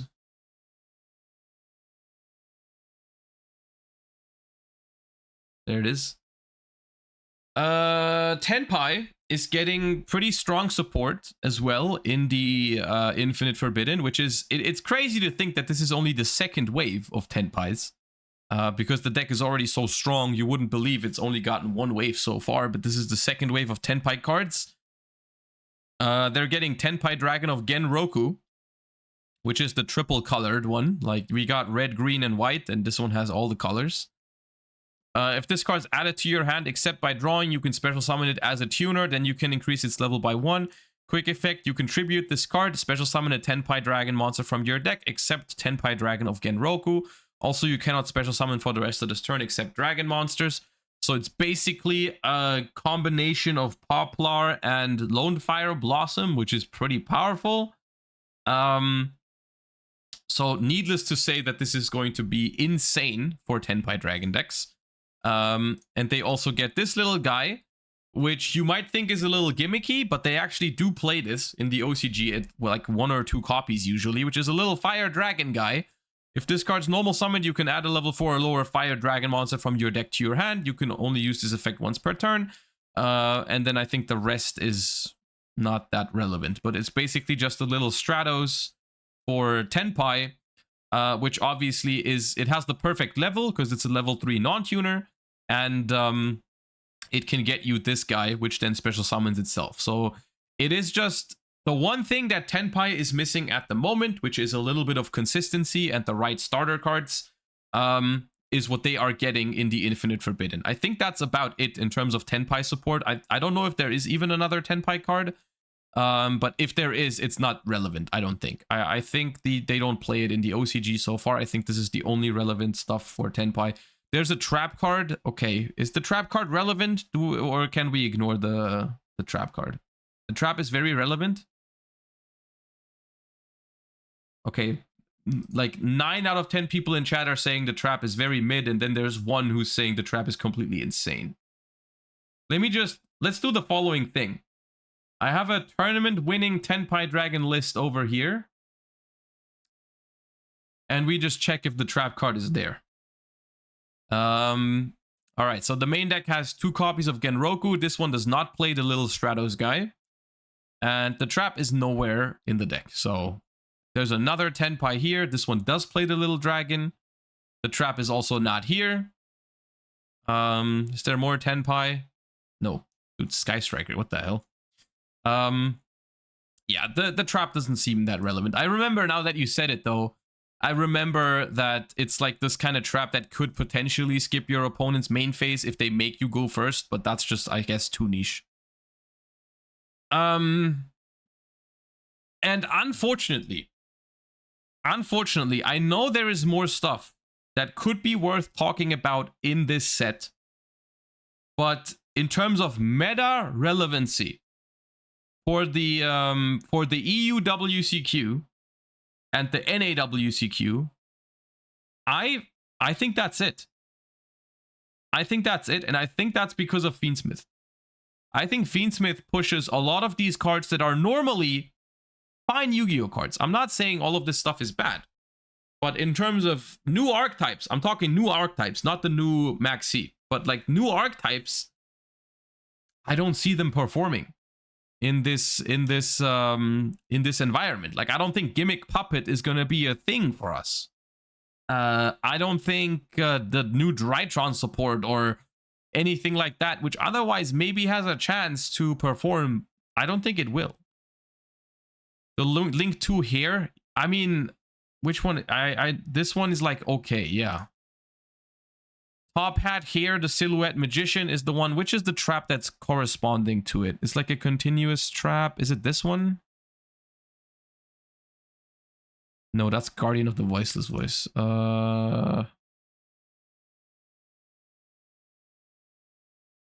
This one? Yeah, Silhouette, that one. So, if this card is Link Summoned, you can set a continuous trap from your deck that has an effect that special summons itself as a monster. Also, this card cannot be used as Link material this turn. If a card in the spell trap zone is special summoned to the monster zone, you can target a spell trap, destroy it. And then you have Silhouette, which is special summon this card as an effect monster. If this card is special summoned, you can target face-up cards up to the number of illusion monsters you control, negate their effects until the end of this turn. So this is cute, because basically this says generic Link 2. I assume this is generic. It doesn't actually list the materials here, unfortunately. I think it's generic. A generic Link 2 illusion monster that gets you the this trap card, which is basically, this one then has a spell trap pop, and this one is a negate. The problem with this negate is that it doesn't work. This is worse than an imperm, basically, because it triggers, right? The OCG usually uses Azurune. Okay, what is Azurune? Ah, that thing. Right, okay. Yeah. Okay, they played this one. Once per turn, when your opponent would special summon a monster while this card's in your monster zone, you can send to the graveyard a continuous trap in your monster zone that was special summoned from the spell trap, negate the zone. Oh, so this is basically like a little Thunder King. It's like a Thunder King Ryo that you get from this. Basically. Okay. Yeah. Yeah. That is like a good generic Link 2. Fair enough.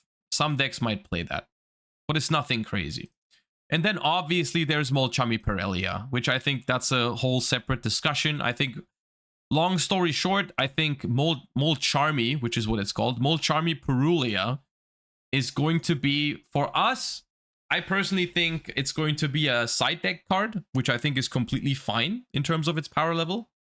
But I think it's a good card that we're gonna side deck in a bunch of decks. I think Tenpai obviously mains it, but the fact that you need to control no cards basically means you either have to side deck this card or it's going to be very risky, right? If you main deck it and you go first and it's in your hand, it's not doing anything. So yeah, But really good card nonetheless. Maybe this sounded like I'm not a fan of Molchami Pirellia. I am. I think it's a really good card.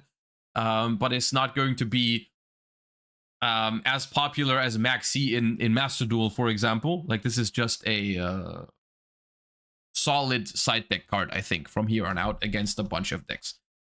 Like, for example, if my opponent starts with a Fiendsmith combo, this would draw you a bunch of cards, right? Because Lurie special summons itself from the graveyard. They normal summon, they summon Poplar, maybe Diabellstar. Not that crazy against, I mean, drawing 3 cards would be crazy, but like, yeah, the Fiendsmith cards play around it very well. But I think it's a good card regardless, for going second. If people have room in their side deck, I think it's a good card. The Yubel combo summons 4 times from hand. Yeah, okay. So this card is good, obviously, right? But yes, unironically, even though we've only really talked about Fiendsmith, Whitewoods, and then maybe like some just standalone good cards like the Hare and Molchami, I think that's it from the Infinite Forbidden. And that's because of how gatekeepy I personally think that is how gatekeepy I think Fiendsmith and Snake Eyes are at the moment. Like, if there's gonna be a big ban list addressing Snake Eye and maybe Beatrice or something like that, yes, we'll talk about we can talk about gimmick puppets, we can talk about the new Memento combos and stuff like that, but like, let's be real here. Memento is not better than Snake Eyes and Fiendsmith. It's like, from a competitive perspective, it's not happening. Like, I gotta be real with you guys.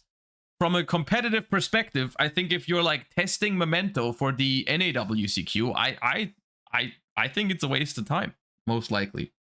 Like, if you like the deck, you can play it, but that deck has like no chance being better than tier 3 or tier 2. If without a ban list. Like, the power level of Fiendsmith and Snake Eye is just too much, is the reality of the situation. What's the light ritual monster? I think it's some Drytron ass card. Yeah, Drytron. Not interested. Well, yeah. All right. Guys, we've got food. The new Ash Blossom Trap. I'm aware of this. Look, the thing is, I have reacted to all of these cards before, right? I've seen all these cards. But for a meta relevancy discussion, I don't think the Ash Trap is that good. You guys have been asking for this for a long time, but we're gonna be watching the 2015 Yu-Gi-Oh! TCG recap by the Law YGO now. Finally. I'm gonna link it in chat as well and pin it. You guys go and if you enjoy the video, you guys go and subscribe to the Law YGO. So we're gonna have a laid back. I'm gonna put it to 1.25 speed, but this is gonna take a little while. So we're all gonna get our blankies out, and we're gonna dabble in some nostalgia. And this is not gonna be the last time for today. Once again, like I said earlier, we're gonna also take part in the 2010 Challenger Cup later today. So we're gonna get a whole lot of nostalgia today. 2015. I'll be right back. I'll just refill my water real quick. You guys get your blankies and your popcorn, and then we begin. I'll be right back.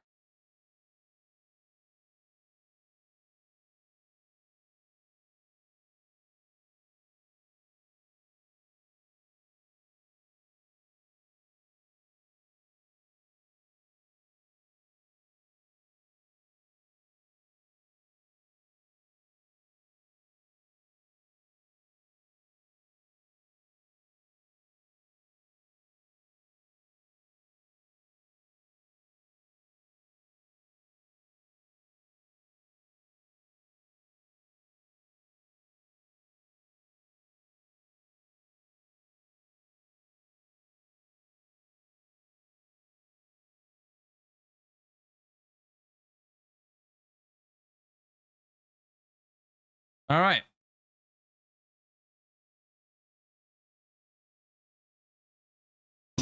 All right, all right, all right.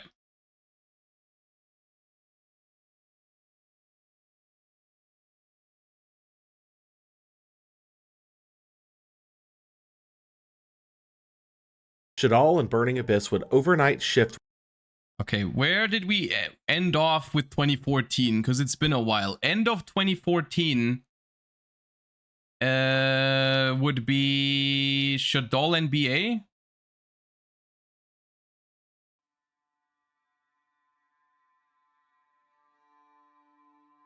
When we last left off, the game had just okay. seen its most impactful shakeup ever. With the release of Duelist Alliance and the start of the Arc 5 era, Shadal and Burning Abyss would overnight shift what the expectation was for a meta archetype to be able to achieve using its in-archetype pieces, providing both power and recursion between their bosses and power play cards. Cliffort was also recently introduced near the end of 2014 to provide the first meta pendulum strategy, utilizing the mechanic to provide tribute fodder for their bosses, with other new archetypes like Teller Knight just outside of the meta, unfortunately failing due to the shift in the game's design as a whole. With that said, Okay, I know where we are.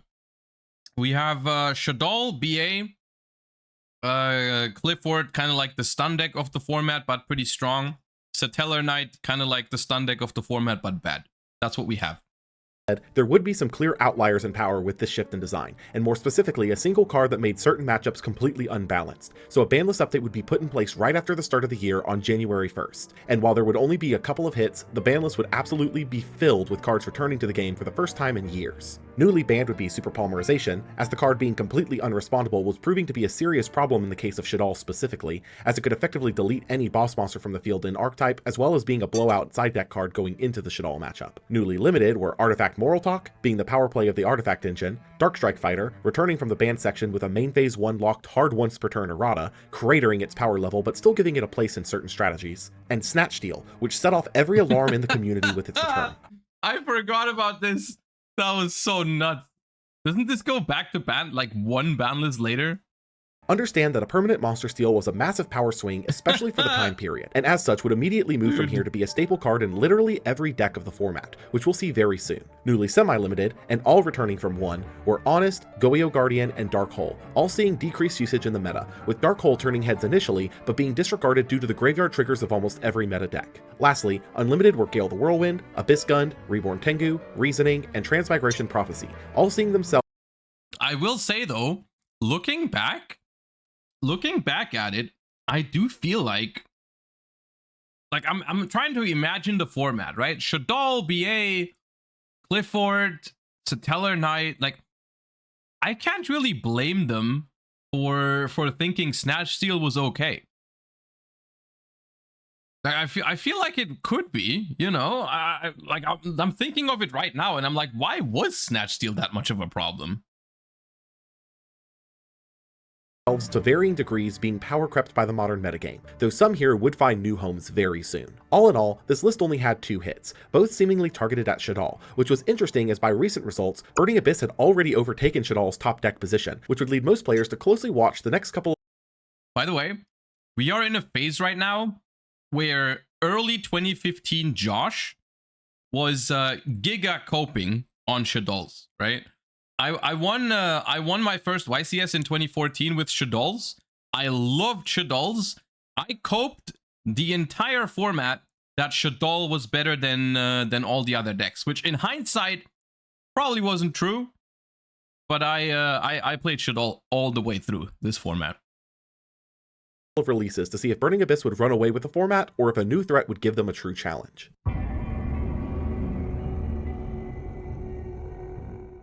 Secrets of Eternity. Release date, January 16th, 2015. Set type, core set. Major strategies, Infernoid, Cliffort, Burning Abyss. Impact, minor buffs and a preview of what's to come. Secrets of Eternity would be the first set of 2015, and though many of its pieces would see play over the remainder of the era, a lot of what was introduced here would take some time to actually see major success. The new archetype in question here was Infernoid, a series of Fire Fiend monsters that all share the same summon condition of banishing a number of Infernoids from hand or grave to summon themselves, while the total level of Infernoids you control is 8 or lower, with the level 4 and lowers taking 1, the 5 through 8s taking 2, and the 9 and ups taking 3. All of the 8 and lowers also share a similar effect to, on quick effect, tribute a monster to banish a card from the opponent's grave, with each also having their own unique effect, with Antra bouncing an opponent's card, Harmadic popping a monster, Paltrulia popping a spell trap, Piatti hand-ripping on battle damage dealt, Saitsamus banishing a card at the end of the battle phase it attacks in, and a Tondel able to attack twice if it destroys something in battle. The most unique of the bunch, though...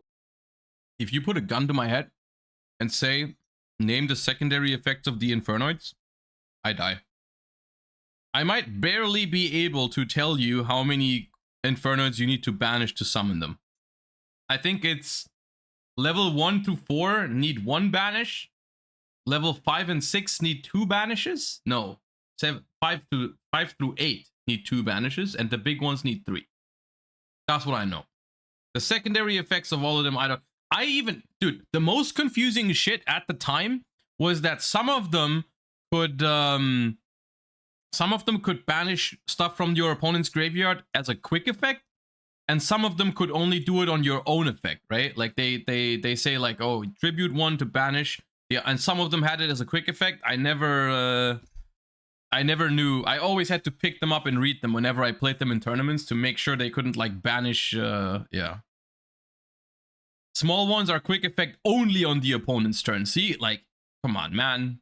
It was undoubtedly a Nonku, a level 10 that nukes all monsters other than itself on summon and contribute a monster to negate a spell or trap and banish it once per turn. They also received a couple of void spell traps to support the archetype, with the only relevant one being Seer, able to make one Infernoid unaffected by opponent's effects that turn and could be banished from grave to keep one alive once. This archetype clearly had a lot going for it in the current meta landscape, DD Crow on most bodies, able to swarm themselves off the previous wave's corpses, and a varied forms of removal and interaction, but the major downside was that while they could swarm over and over again easily, getting that first swarm out was extremely resource intensive. Because of their summon conditions, you either had to banish your entire opening to set up decently, or relied on supplemental engines like Lightsworn to set up the grave decently enough to make an early push, which then would get shot in the foot simply by their restriction of only being able to get out one boss monster, as a Nonku would nuke your other pieces on summon, and by its level being 10, lock you from summoning the other bodies to use its tribute effect with. Because of this, Infernoid would be relegated to the rogue level for now, but would absolutely be an archetype to keep an eye on moving forward into the era. Cliffort would see a secondary wave in Monolith, the other vanilla scale, able to draw 1 for each Klee you tributed in the end phase, Stealth, who on tribute summon bounces a card, locking responses from the opponent,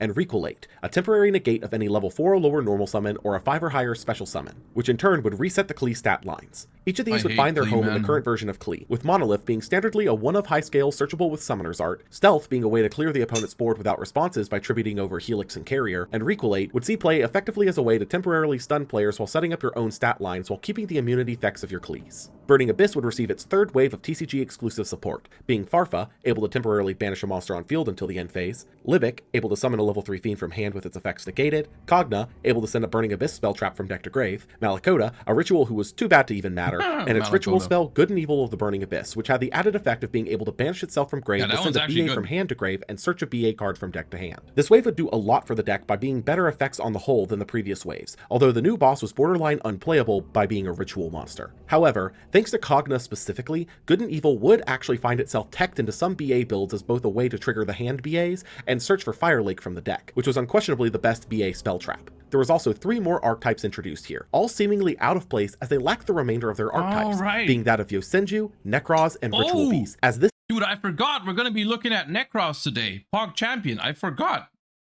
That's so dope. Yeah, they released this before Necro. This is the first Necros card in the TCG. This set came out in the OCG after the next pack we were set to receive did, so as such, these pieces will be set aside to talk about in an upcoming section. On to the one-offs. Performapal Part Naga was a 3 scale that could boost a Performapal from the scale, but more importantly was a 3 scale that was searchable with the previously released King of the Feral Imps, a point that would become more and more relevant over the coming months. Similarly, Gigabyte was another king target that could special summon itself if you control the spellcaster and floats into a differently named 1500 and 200 stat monster on destruction, also seeing relevance later in the year. Unizombie could, by discarding a card or dumping a zombie from deck to grave, boost a monster's level by 1 once per turn for each method, being a critical setup piece for zombie strategies. Gem Knight Lady Lapis Lazuli was a fusion of the vanilla Lapis and another Gem Knight. Dude, did you really unpin the video link and pin the Secret of Eternity?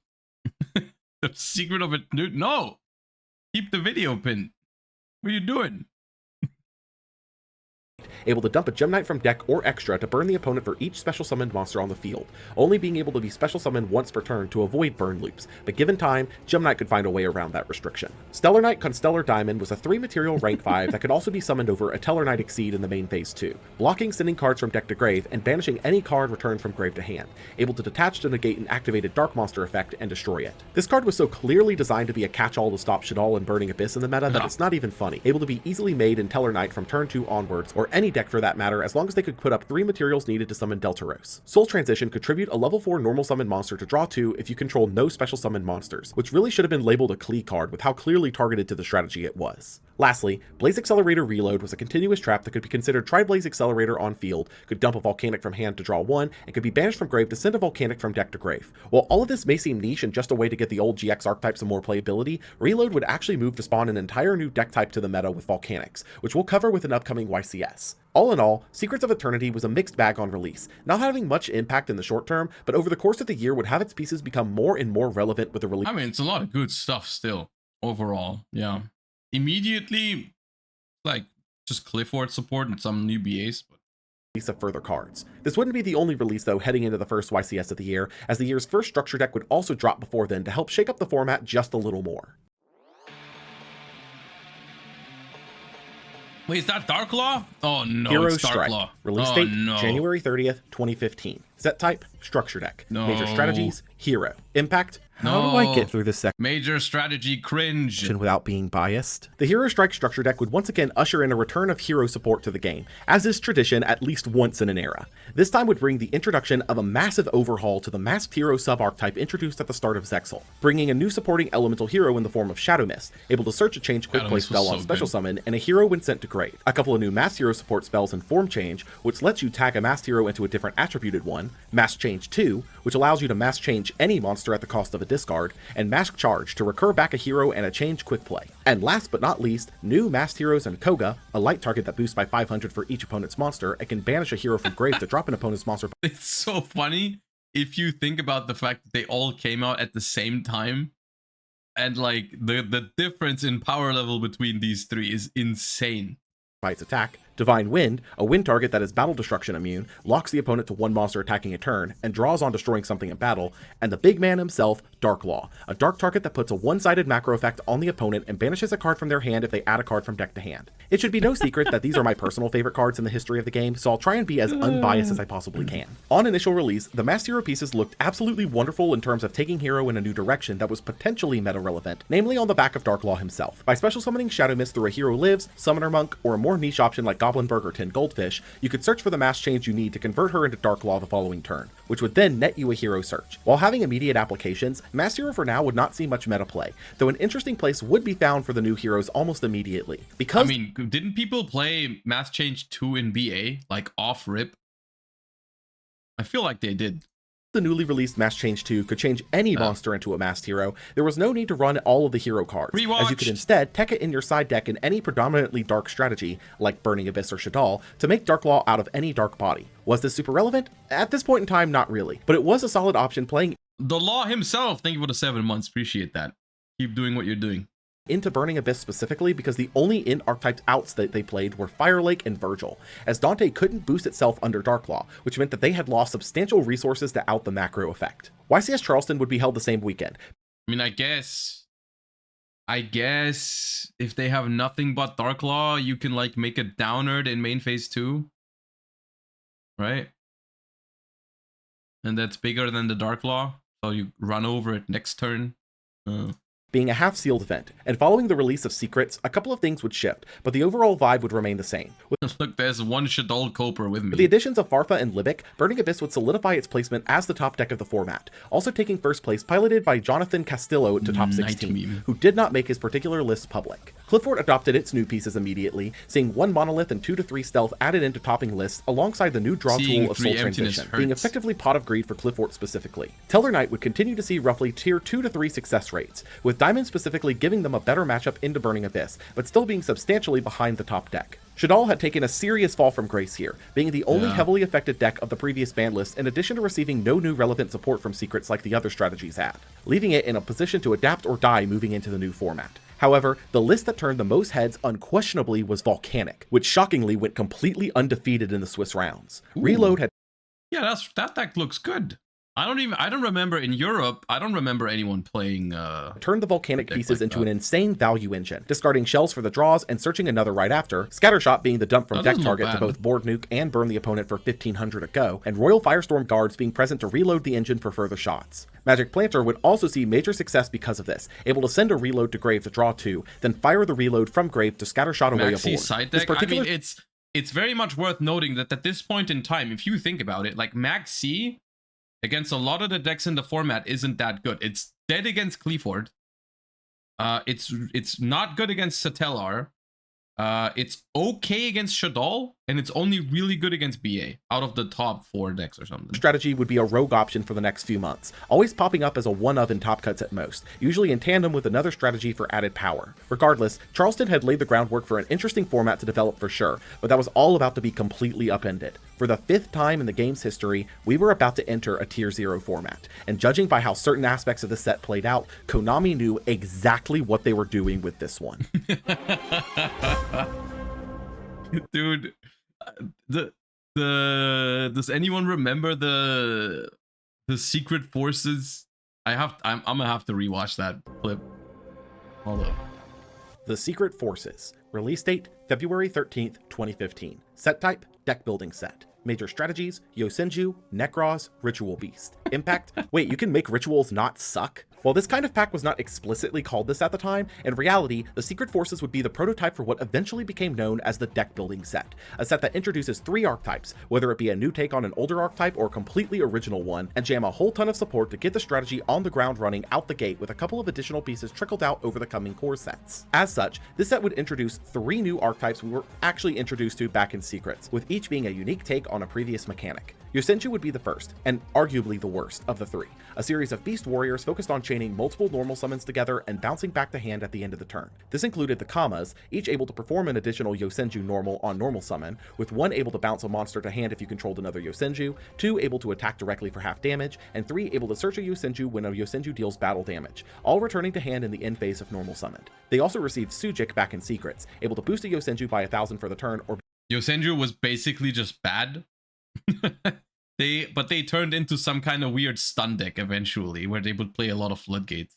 be used from the hand as a 1000 boost battle trick, also returning to hand the turn it's normaled. While a decent theme, it entirely gets disjointed by the introduction of pendulums here too, with the Senchus providing skills These 3 didn't to make any 11, and sense. Daibok being a level 10 that bounces 2 cards on normal or pendulum summon, returning to the hand in the end phase of the turn it's specialed. Lastly, Training Grounds is their archetypal gateway, gaining a counter on each Yosenju summon and able to remove 3 to search a Yosenju card, and Secret Move is the archetypal Omni-Negate counter trap, only usable if you control only Yosenjus. While a fun strategy for the casual level, Yosenju here suffered from a severe lack of focus, as it seemed like the Kamas and the Pendulums were at odds with each other in terms of how the deck was actually supposed to be played, being a Pendulum spam strategy or a normal summon swarm strategy, as if you Pendulum summoned the Kamas, their return to hand effects would not trigger, and they'd be sitting ducks for the following turn, leaving Yosenju as easily the least playable of the 3 strategies. The Ritual Beasts were up next, a series that actually was made of 2 different sub-archetypes, being the Ritual Beast Tamers, a series of psychics aimed at tutoring out another Ritual Beast, with Laura reviving a Ritual Beast on normal, Elder giving you an extra normal summon, and Wen returning a banished Ritual Beast to field, and the Spiritual Beasts, a series of animal companions, including Apelio, who can banish an RB to boost all RBs by 500 that turn, Petalfin, who banishes an RB in hand to bounce a card, Kanahawk, who banishes an RB from deck to Gold Sark, and Rampingu from Secrets, who banishes an RB from extra deck to dump a same typed RB from deck to grave. The archetype's primary gimmick was Contact Fusion, able to make any of their fusions by banishing a Tamer and a Spiritual Beast, with all sharing an effect to return to the extra deck to summon a banished Tamer and Spiritual Beast on quick effect, with Ulti Apelio being immune to other cards for its attacks, Ulti Petalfin unable to die by card effect, and Ulti Kanahawk able to return 2 banished RBs to grave to search an RB card. All the RB main deck monsters also had the stipulation of being special summonable once per turn, so while you could theoretically tag between your fusions and them over and over again, in practice there was a limit to how many times you could do it. As for their spell traps, Bond lets you contact fuse on a quick play spell. Ritual Beast is the kind of deck that at the time, like, I mean, we're about to talk about Necros. I was a Necros main when that deck came out. I never played Ritual Beast. Looking back, I wish I played it at least, like, maybe not at the YCSs or something, but like at a lower level, like regionals type of stuff. I wish I picked up Ritual Beast and played it, because it does look really fun. Using any two And it's not RBs bad. rather than It's like, needing it's specific solid. types. Steeds lets you non-target pop cards up to the number of RBs you control, and Ambush from Secrets lets you summon back a Grave or Banish Tamer and Spiritual Beast. A fun little fact about Ulti Kanahawk's effect specifically. Because of wording, his search effect does not have to return both targets to Grave to get the search off. It just needs to return at least one, which means you can actually chain its tag out effect to the search to resummon one of the targets and preserve your resources. Incidentally, did you also know that Ulti Kanahawk is not a hard once per turn? Ritual Beast would absolutely abuse this interaction as much as they possibly could to chain together searches in excess for more pieces to continue search. So basically, the way it works is if you have 2 banished and you try to tag out, you need 3 different ones banished. I don't know, they don't need to be different, but you need 3 banished ones. You go Kanahawk effect to, which one is Kanahawk effect to search, which is target 2 of them to put them back into the grave to search. But before it resolves, you chain the other effect of Kanahawk to summon back. And so out of those 3 monsters, you've targeted 2 to return. You target the last one and then one of the other 2 that you've already targeted. Special summon back the 2, then you return only 1, and then you still get to search. Chains, as well as interaction points. What do you mean pre-watched? I was there. And set up for future plays in I Bond pre-watched it in 2015. And because of the sheer versatility of this, Ritual Beast would actually be a contender in the upcoming metagame, mostly off the back of Steed's non-targeting pop being extremely useful for one specific matchup, which would lead the deck into a tier 3 position for the coming months. Lastly, and undoubtedly the most important, Necros was a series of ritual monsters aimed at being the most generically accessible. Love Necros, man. Give me Necros support, like actual Necros support. I need it. On rituals so far, with each of the ritual monsters having some effect in hand requiring them to be discarded and another on the field, usually one of my favorite decks of all time. Aimed at interacting with extra deck summoned monsters. Colossalus discards itself to search a Necros spell trap and can drop an extra deck summoned monster to 0 and negate its effects on a quick effect. Bryonic discards itself to search a Necros monster and can bounce up to 2 extra deck summoned monsters once per turn. Trishula can discard itself to negate anything that targets a Necros and banish a card from hand, field, and grave on summon. Yes, you do have to hit one of each or none at all. Unicorn can discard itself to recur a Necros from grave to hand and is skill drained for extra deck summoned monsters. Valkyris can discard itself and banish a Necros and grave to negate an attack and end the battle phase, and contribute up to 2 monsters on field or in hand to draw that many cards. And Gungnir from Secrets can discard itself to make a Necros immune to destruction that turn, and can discard a Necros to pop a card on field. As for their ritual spells, each has an effect to banish itself and a Necros monster from grave while you control no monsters to search another Necros spell, with each also having its own unique gimmick, with Mirror able to banish Necros tributes from grave for the summon, Kaleidoscope able to use extra deck monsters for the tributes, also able to summon out multiple Necros off of one monster tributed, and Cycle from Secrets able to ritual summon a Necros that's in the graveyard. Lastly would be the singular non-ritual Necros that was important at this stage, Shurit, able to consider itself the whole tribute for a Necros ritual summon and searches a warrior Necros ritual monster when tributed. It's these, don't ask. So in case it wasn't clear, Necros was one of the most consistent decks to ever exist in the game's history up until this point. Thanks to years of ritual support waiting in the backlog like Manju, Preparation of Rites, and even the recent Herald of Arclight for usage with Kaleidoscope, you had easy access to literally every single card in the archetype thanks to Bryonic. What about Great Sork and Exa? Those didn't become relevant until later. But yeah. Who could search any monster in the archetype, which included Colossalus, who could search the spells. While their power level would be seemingly lacking due to mostly being reactive effects, this was all just on paper, as regularly a Necros player could set up their resources on the first turn to block you from advancing even slightly, and completely run you out of the game after with proper resource management. Necros, basically, outside of Floodgates, Necros has answers to everything, can grind incredibly well, and cannot die because of Valkyris. That was their thing, right? Like, the Necros mirror match, and this is the most important interaction. We're going to talk about Jinlock in a second, but like the most important interaction for the Necros format is the Trishula interactions, where in order to banish a card from field, grave, and hand, you need to hit one out of every location. So what people would do in Necros mirrors is you would try to empty your entire field. So you would pass on nothing. The perfect Necros end board, first of all, Necros would often blind second, but literally the perfect end board of Necros was nothing. You would pass on no cards on the board in order to not get trished by your opponent. Because if you had no cards on the field, they could not trish you. And you couldn't die because you would set up a Valkyris in your hand. Because Necros can basically draw and search however much you want. And this is further facilitated by the fact that the Necros ritual spells search you more Necros ritual spells if you have no monsters, right? And so the ideal play was to like summon, you would normally summon a Manju or a Senju on turn 1. You would put a Necros of Unicorn next to it with a Kaleidoscope by sending Herald of the Arclight. Then you would summon Valkyris with one of the other ritual spells. And then you would go rank 4 into Daigusto Emerald or Lavalval Chain, but that's a different story. But Daigusto Emerald, shuffle back 3, draw 1, and then you would go Valkyris, tribute your Emerald and the Valkyris itself to draw 2 more, to have like a full hand.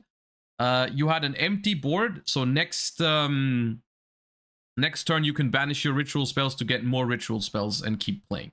So it was a very grindy back and forth between who could actually push through enough damage through the Valkyrises, because the Valkyris in hand also stops your opponent's battle phase. The player base knew Necros was going to be tier 0 immediately on release, and seemingly Konami did too, as the most important piece of the deck, Bryonic, was seemingly a lot harder to pull than any of the other cards. This particular pack was structured as a 5-card pack. With I think this probably goes down in the history of Yu-Gi-Oh! As the craziest short print ever. I don't know, I can't think of the top of my head of anything else that comes close to this particular moment in the history of Yu-Gi-Oh! Like, because these sets are supposed to have, these side sets usually didn't have that expensive stuff in them, because it's like 4 supers and a secret in every pack. So you would expect like, hey, you know, the set has like, I don't know how many different cards, like 60 or something, like only a couple secrets, like maybe 20 secret rares or something. I don't remember exactly, but you would think like, hey, you know, like I'm gonna pull some of these and it's fine, right? You get one freaking, what was it, one Brionac or like case or something, like 12 boxes for a Brionac or something. So what was expected to be like somewhat available suddenly went from like the Brionac was like $150 or something like that. 4 super rares and 1 secret rare in every pack, which naturally leads one to believe that the 20 secret rares would each have a similar chance to be pulled in that spot, but that was not the case. Bryonic, Trishula, and Valkyris were short printed very heavily, with all 3 seemingly being pulled at a rate of roughly 1 per every 6 boxes, which while not nearly... I think it was, I don't know, I remember it differently, maybe I'm misremembering it, but I think Trishula wasn't that short. I think Brionac was super short, and Valkyris was pretty short, and Trishula was kind of short. I don't know. As bad as Crush Card Virus back in the original. Maybe Trishula was only cheaper because you would only play 1 or 2 copies. Maybe that's what I'm misremembering. Maybe they were similarly short printed, but Trishula didn't feel as short because you only needed 1 or 2, which obviously for the market meant like it wasn't as expensive. Maybe that's why. But it was always 3 Brionac, no matter which version you played. It was always 3 Brionac. It was 2 to 3 Valkyris. In the beginning, it was often 2, but I think the ideal number is 3. And then Trishula was initially a 1 of, and then eventually, because Trishula is the one that stops targeting, eventually people started playing 2 Trishulas, because then you could protect your Trishula from something like Effect Veiler, right? Because you need to play 2 Trishulas for that, to summon one, activate it, and then if they Veiler it, you have the second Trishula in hand to stop the Veiler.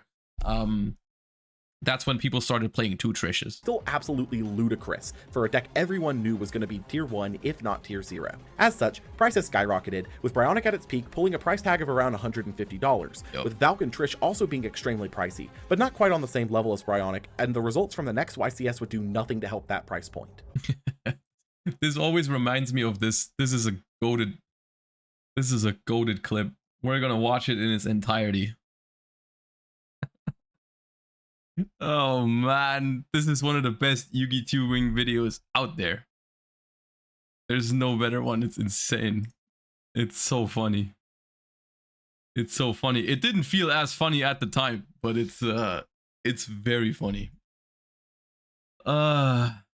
Watch them pull pink dolphins. YCS Tacoma would be the first event held after the Secret Forces release on February 15th, and though it was a half-sealed event, Necros would prove to be an absolutely dominant strategy right out the gate. The consistency of the deck would prove to be absolutely incredible, able to handle just about any scenario thrown at it. But there was one more specific. Yeah, this is where we have to talk about the Jin. Like this format, which honestly could have been one of the, it is still one of the best Yu-Gi-Oh formats, but like it probably would be close to the best format ever if it didn't have freaking Jin in it.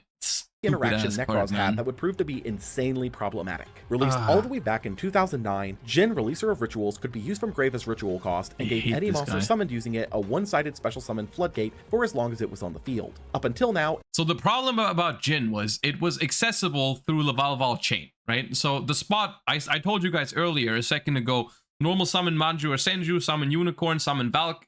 You can make Daigusto Emerald. You can also summon Lavalval chain instead.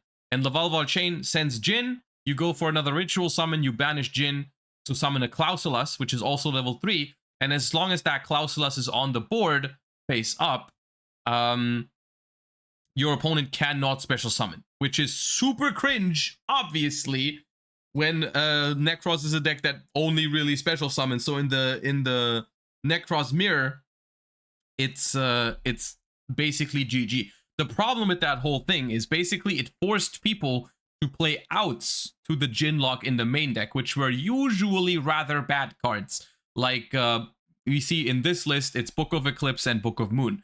There's a lot of other things that people were doing to out the Jin lock. The weird dynamic that it created was the fact that ideally, like unironically, going for the Jin lock, going first. I remember specifically, I did not often go for the Jin lock because of the following situation. Basically, when you go first in the Necros mirror, or in general with Necros, but mostly in the mirror match, you have to guess, basically, if your opponent has an out to the Jin lock, because guess what? If you go for the Jin lock and your opponent has an out, you get destroyed.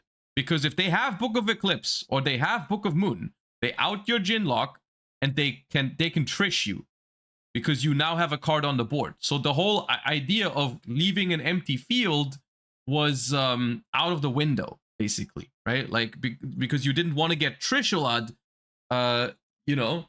So it was a super toxic like environment, because sometimes you would go for the Jin lock, your opponent would have an out and you would get trished and you would lose. And if they didn't have an out, you just won the game, because Necros can always kill on the follow-up turn, pretty much, right? And on top of all that, the most cringe thing of all of these is that there's a bunch of different ways to keep your Jin lock alive. Because guess what? There's different outs to it that people played, like Book of Moon targets. Trishula negates targeting on Necros cards, so Trishula negates Book of Moon. Raigeki, which is in this list as well, destroys, which I think Gungnir you can discard to prevent a Necros from being destroyed. So once again, when you built your deck, you'd have to like guess what kind of cards your opponent had. And this becomes even worse when people start playing. There's actually this period in time, I'm sure we're going to talk about it in just a moment, where people start playing Rhoda targets to out the Jin lock. It's like this Giga mini game where there's 2 or 3 Rhodas. I think Rhoda goes to 2 eventually during these times. But you always, there's a bunch of different ways to out the Jin lock with warriors. There's Bullblader, which I think attacks and then destroys it by card effect. There's DD Warrior Lady, which crashes and then banishes it. There's Exiled Force, which targets it and destroys it. So it gets stopped by Trish and Gungnir, but you don't lose your battle phase. And there was this whole mini game of, because Necros can search so many cards on the first turn, right? If your opponent would go for the Jin lock, they would usually search 1 or 2 cards that would protect it, right? But they would have to decide, you know, am I going to search Trishula? Am I going to search Gungnir? Or maybe am I going to search Valkyris to stop, because Valkyris can stop attacks, right? So if you go for DD Warrior Lady and they have Valkyris, well, tough luck, you know, doesn't work. You die next turn. If you go for Exiled Force and they have Trishula or Gungnir, well, you've wasted your normal summon and the Jin lock is still there, right? And so it's such a cringe dynamic in a format that otherwise would be so dope, like so dope. And this is why Book of Eclipse was the one of choice in early Necros format, because Book of Eclipse was the only one that basically there was no Necros card that would stop it, because it didn't target and it didn't destroy, right? And so Book of Eclipse was the go-to one, and it also left it on the board so you can trish them after, right? And so this is why Book of Eclipse was a thing. Were hand traps non-existent, or were cards like Maxi, Veiler, and DD Crow not played? So Maxi, as you can see, is in the side deck, but Maxi doesn't stop the Jin lock anyways. Unironically, Maxi in this format is like fine in the mirror match. Some people mained it. But there's a lot of matchups in the format it isn't that good against. Like at this point in time, people play a good amount of Cleaford where Maxi does nothing. Satellar Knight with a lot of Floodgates was also being played. So cards like Maxi and Shared Right, which were really good against Necros, were mostly side decked. Unless you wanted to make your deck better in the mirror match. It was believed that Ritual was too slow a mechanic to ever use it reliably, but with the release of Necros, they would utilize the level 4 normal summon searchers of Manju and Senju to use alongside Necros of Unicorn to access Lavalval Chain, which in turn would dump the Jin from deck to use as material for the summon of a monster. I guess DD Crow is another card that could have been played. I don't remember people really playing DD Crow. Now that you say it, maybe DD Crow was a little bit overlooked, because it feels like DD Crow is solid to prevent the Jin lock. But the DD Crow has the same problem where you couldn't really main deck it, right? Like, it's terrible against...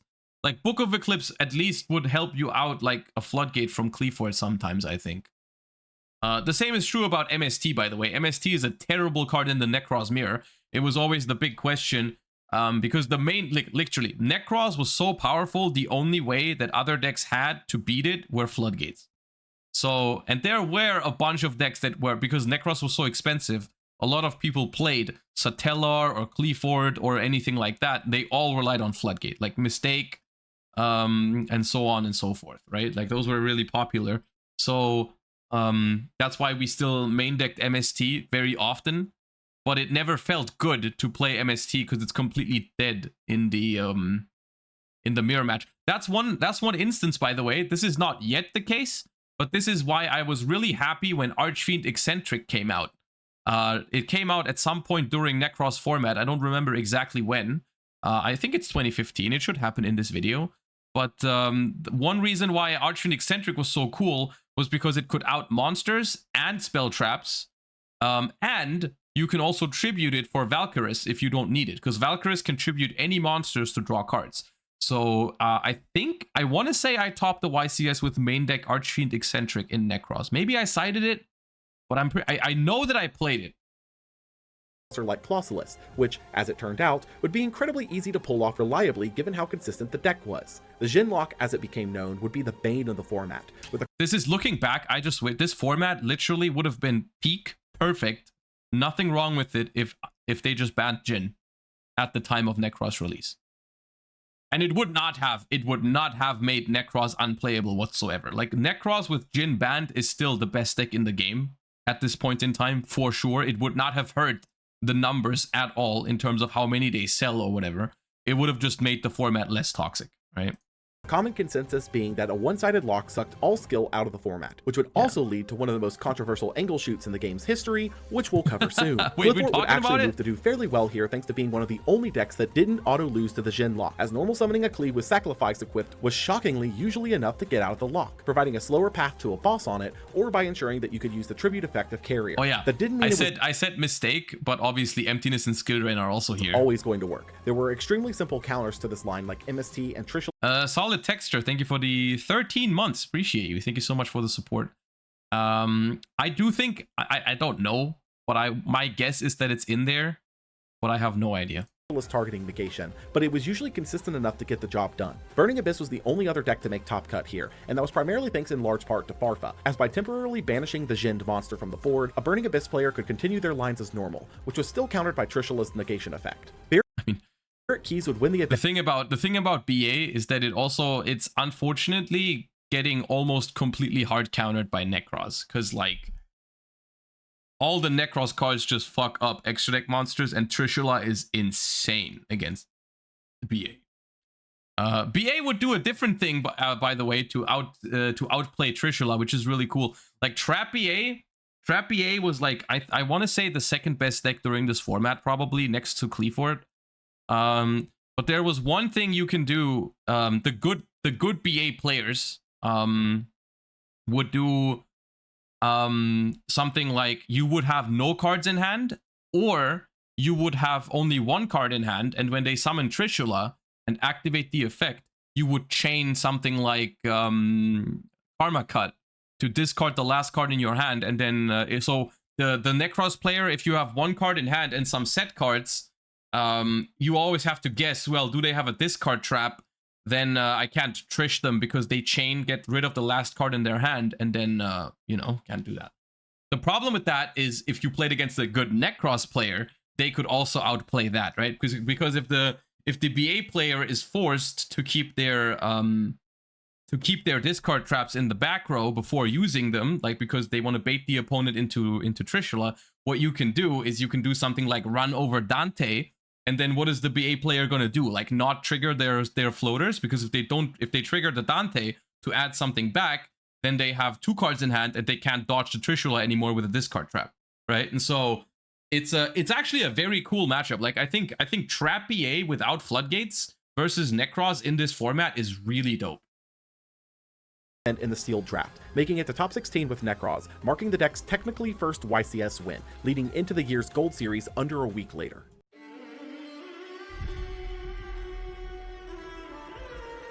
Oh, backtrack Premium my Gold Return of the Bling. Release date, February 20th, 2015. Set type, import, reprint set. Major strategies, Blackwing, Masked Hero, Galaxy Eyes. Impact, a theorized meta breaker. Return of the Bling would be the second crack at turning the yearly Gold Series sets into an import source for the TCG to receive some cards not yet brought in from the OCG. And for the most part, as usual, these imports were not all that impressive, but would hold some niche applications, such as Absolute King Backjack, a new wave of Blackwing support, Cat Shark, Masked Hero Anki, Rose Lover, and Santa Claus. However, there was one card among these that held legitimate potential. Number 95 Galaxy Eyes Dark Matter Dragon could be overlaid onto any Galaxy Eyes Exceed and could dump 3 dragons from deck on summon to make the opponent banish 3 monsters from deck. This guy is still banned, right? Did this guy ever come back? I don't feel like it did. Able to attack twice in the battle phase by detaching material. With the currently limited Dragon Rulers, Dark Matter was instantly theorized as the perfect way to set up your board for large-scale pushes, being hailed as the return of Dragon Rulers. So what, I'm trying to remember, like I remember people experimenting with this card. I'm trying to remember how they made it, because it would have been like a rank 8, right? You'd have to like make a rank 8 Galaxy thingy and then overlay this over it. What was it? Like, was it the Water and Earth Dragons? Hieratics? That sort of... Yeah, Hieratic Ruler. I think that's what people were trying to do. Yeah. To the format, but we'd have to wait and see if it could actually convert into results. In addition to these, a series of currently banned cards would see significant erratas to their effects in order to potentially return to the game on the next ban list. Sinister Serpent received a clause in its effect to banish a Sinister Serpent in grave during the opponent's next end phase, which effectively meant that if you... These are the worst kind of erratas, by the way. I genuinely, I don't know how I feel about erratas, because sometimes I feel like it's cool, but the ones that I'm the most frustrated about erratas on cards that even if they were unerrata'd, they would still not see play today, right? Like Sinister Serpent, Yugioh Guardian, those kind of cards. It's just sad when they change those cards. Even though Brain Control is another one. Like Brain Control, like Change of Heart is legal. And Brain Control is errata'd. And it's a worse version of Change of Heart. Like it's... discarded it within a turn of bringing it back, it was gone for good. I think at this point, I tend to agree with some people in the chat saying like they should just like, if they think the card is too powerful, just leave it banned. And if you want to make a new version of it, just make a new card. Right? Just make a retrain, you know, like give it a cool name, make it look like Sinister Serpent a little bit, and give it that new effect, right? I think that would have been a better way to handle it. Kings would see its trap condition limited to 1 trap a turn rather than all, heavily hampering its FTK potential. Exchange of the Spirit would now require both players to have 15 plus cards engraved to activate rather than just the controller, killing its FTK potential. Ring of Destruction now had to be used on the opponent's turn, could only target their monsters, and can't target something that would burn them for game on activation. Like this one, for example, is like kind of fine, because in theory the card is not that much worse. Then again, when we played GOAT format in Master Duel, like it did matter sometimes. But the thing is, like, you're right, Herman, like Ring of Destruction, when it came back with this effect, actually was still a good card and people were able to play it.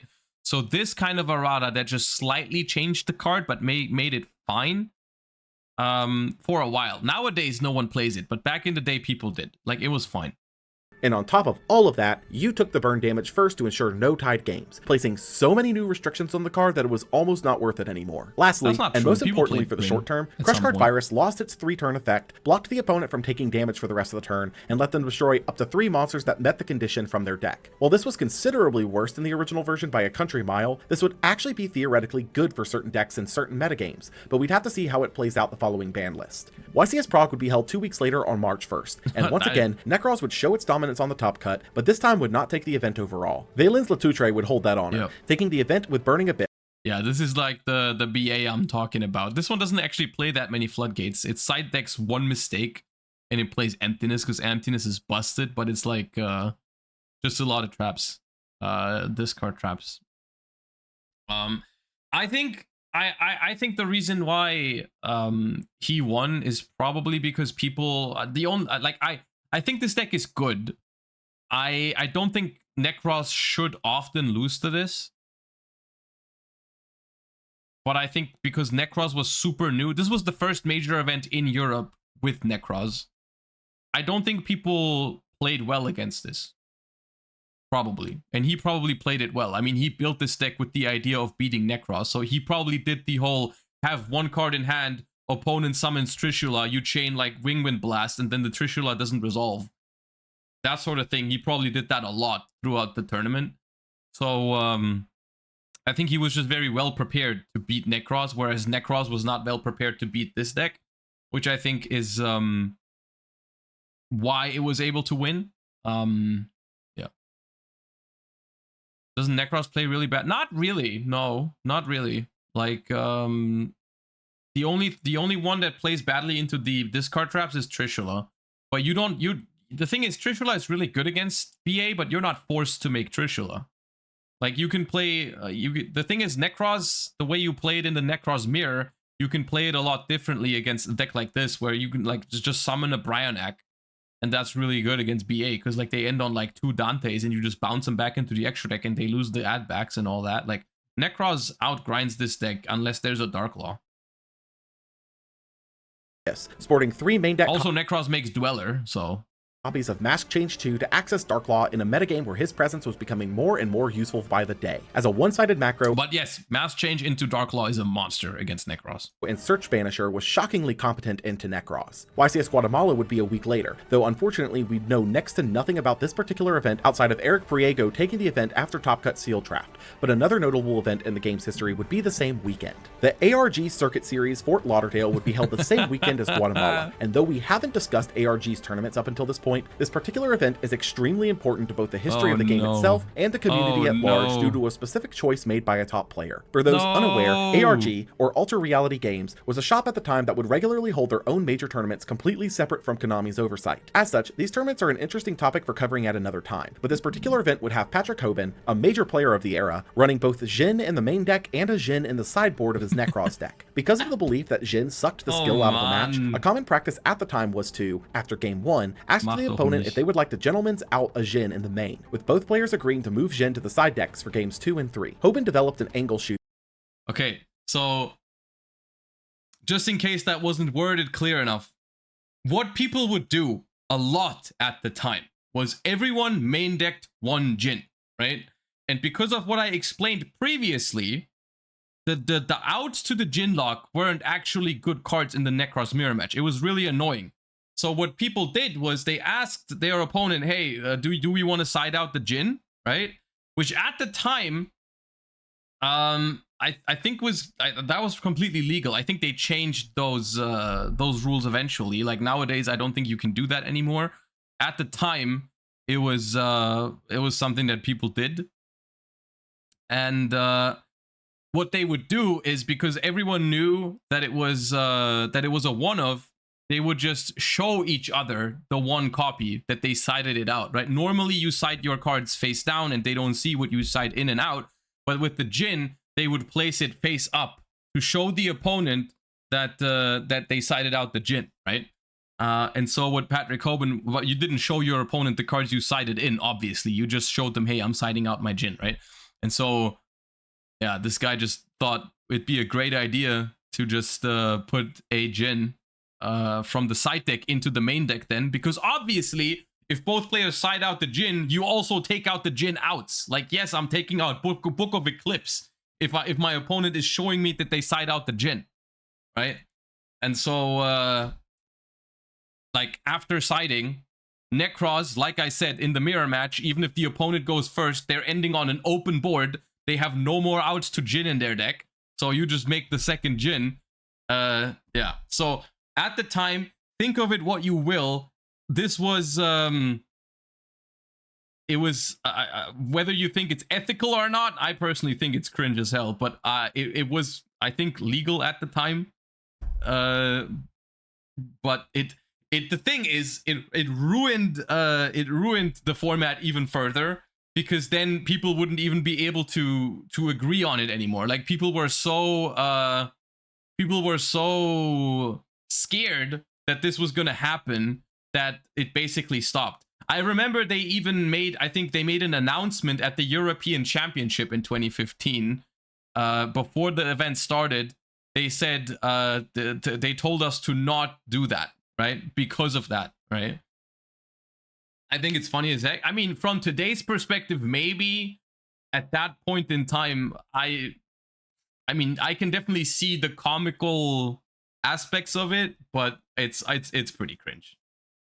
It's pretty cringe.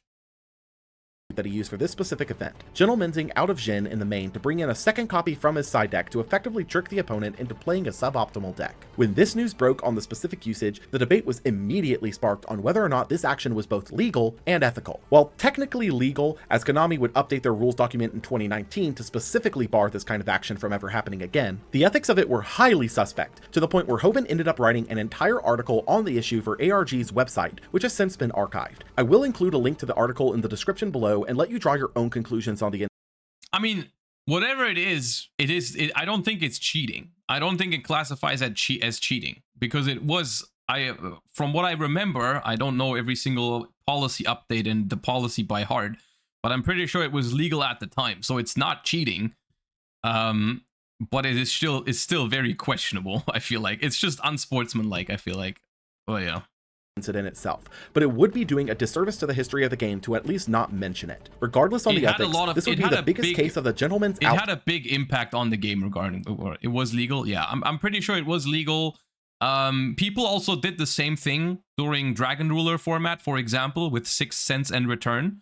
It was a completely normal thing. Funnily enough, during Dragon Ruler, something like this couldn't have happened because both of those cards were limited, so there was no chance of another copy coming into the main deck from the side deck. The only reason why that was possible is because Jin was at 3 but played at 1. Trend that had been present for years, with the first real case being Return from the Different Dimension and 6 Cents in Dragon Rulers, and with the next ban list, it wouldn't be the last case of gentlemen's agreements rearing its head in Yu-Gi-Oh! The new ban list would take effect on April 1st. And how is it the next sentence? How is it the next sentence? Would bring a massive wave of changes to the meta at large. Newly banned were the 4 Dragon Rulers, nipping any chance of Dark Matter making an impact in the bud, and Snatch Steal, in one of the funniest oops we messed up moments in the history of the ban list. Newly limited were Tour Guide as a hit to BA, preparation I'll say at this point, Snatch Steal could have stayed. I think. I actually think in hindsight that it wasn't that much of an oopsie. I think Snatch Steal could have stayed.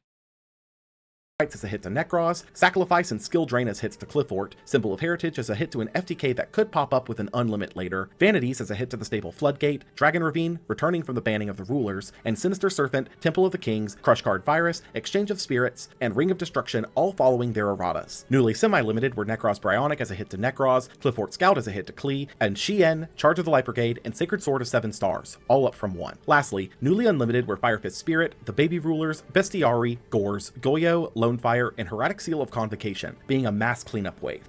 Did Goyo have the errata at this point already? Needless to say, this Probably. ban list moved a lot of cards up and off the list, but didn't make too many moves that would impact the actual meta. Necros effectively lost 3 copies of Bryonic between its hit and the prep hit, but it was still without question the most powerful. So they brought it back to 3 in 2015. Let me hold up. They brought it back to 3 in 2015. And during Necros format, Necros Clee and all that, no one played it. And then a year later or something, they errata it to be even worse? That has to be the worst errata story in the history of the Yu-Gi-Oh! TCG.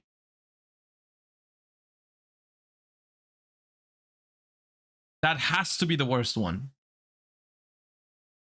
That's insane. Powerful deck in the game. The Klee hit was far more potent, as losing 2 copies of Sacrifice heavily hampered the deck's Necros matchup. Lastly, the hit towards Burning Abyss's 1-card combo of Tour Guide was impactful, but not detrimental to the deck that is entirely made of extenders. In addition to the ban list, a new Shouldn't Jump promo would drop an Ultimaya Zulkin, who can be summoned by sending 2 high-level monsters with the same level, a tuner and a non-tuner, to grave, and cheats out level 7 or 8 Dragon Synchros when you set a card, and can't be attacked or targeted while there's another Synchro on the board. While interesting on paper, Zulkin's main issue at this stage was a lack of good targets to summon, as the only decent targets were Synchros from the 5Ds era, causing it to not see play for now, but that could easily change with a better target. YCS Chicago would be held 2 weeks later, and to no one's surprise, Necros remained the top deck, seeing over half of the top cut and being the deck the winner, Stefan DeLara, piloted into the top 16 draft. The slap on the wrist that they received on the previous ban list had done jack all to the deck's insane consistency, and the Jin lock still being present was a headache for most to deal with. Shadal and Tellarknight would both see a surprising resurgence, however, with unfortunately no public list for Tellarknights being available to analyze here. Shadal, on the other hand, had received a boon on the previous ban list in the form of Crush Card Virus, as both it Triple mistake Shadal lists, man. and Burning Abyss could use the new tool in the current metagame in a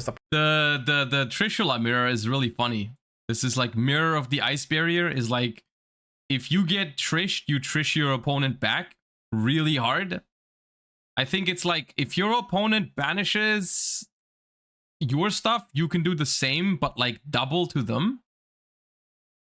It's it's like reverse double trish, but only, that's the thing, right? Only if they don't hit it. You have to like set a bunch, and they have to miss this thing, because it's like you can activate it after they banish your stuff. So it's like, it's pretty risky, right? Oh no, you chain it? Oh, okay. Mirror of the Ice Barrier. Ah, it's during this turn. Okay, I see. Yeah, okay. I misremembered. Okay, my bad.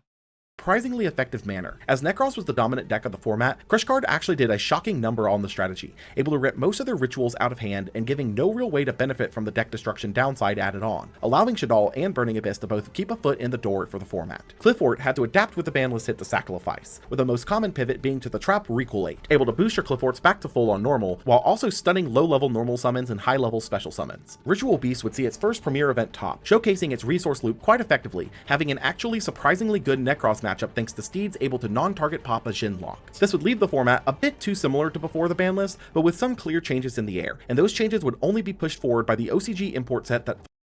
Wasn't it also like...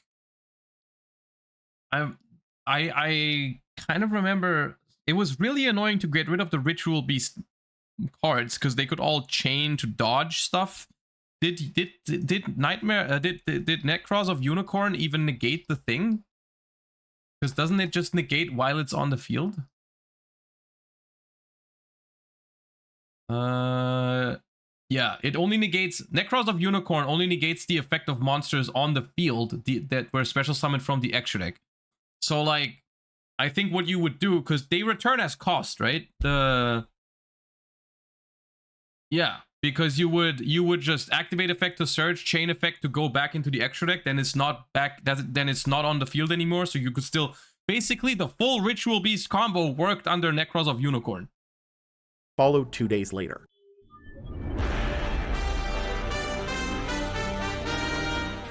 World Superstars. Release date, April 14th, 2015. Set type, import set. Major strategies, Heroic Challengers, Star Seraph, Galaxy. Impact. Knock you in your head with my stick, with gymnastique. World Superstars would bring a handful of cards we've been missing out on in the TCG to the game, and while some were clearly too late to have their impact felt, particularly in Never Disc, there were still a couple of important... Star Seraphs were, I feel like Star Seraphs were hella overhyped.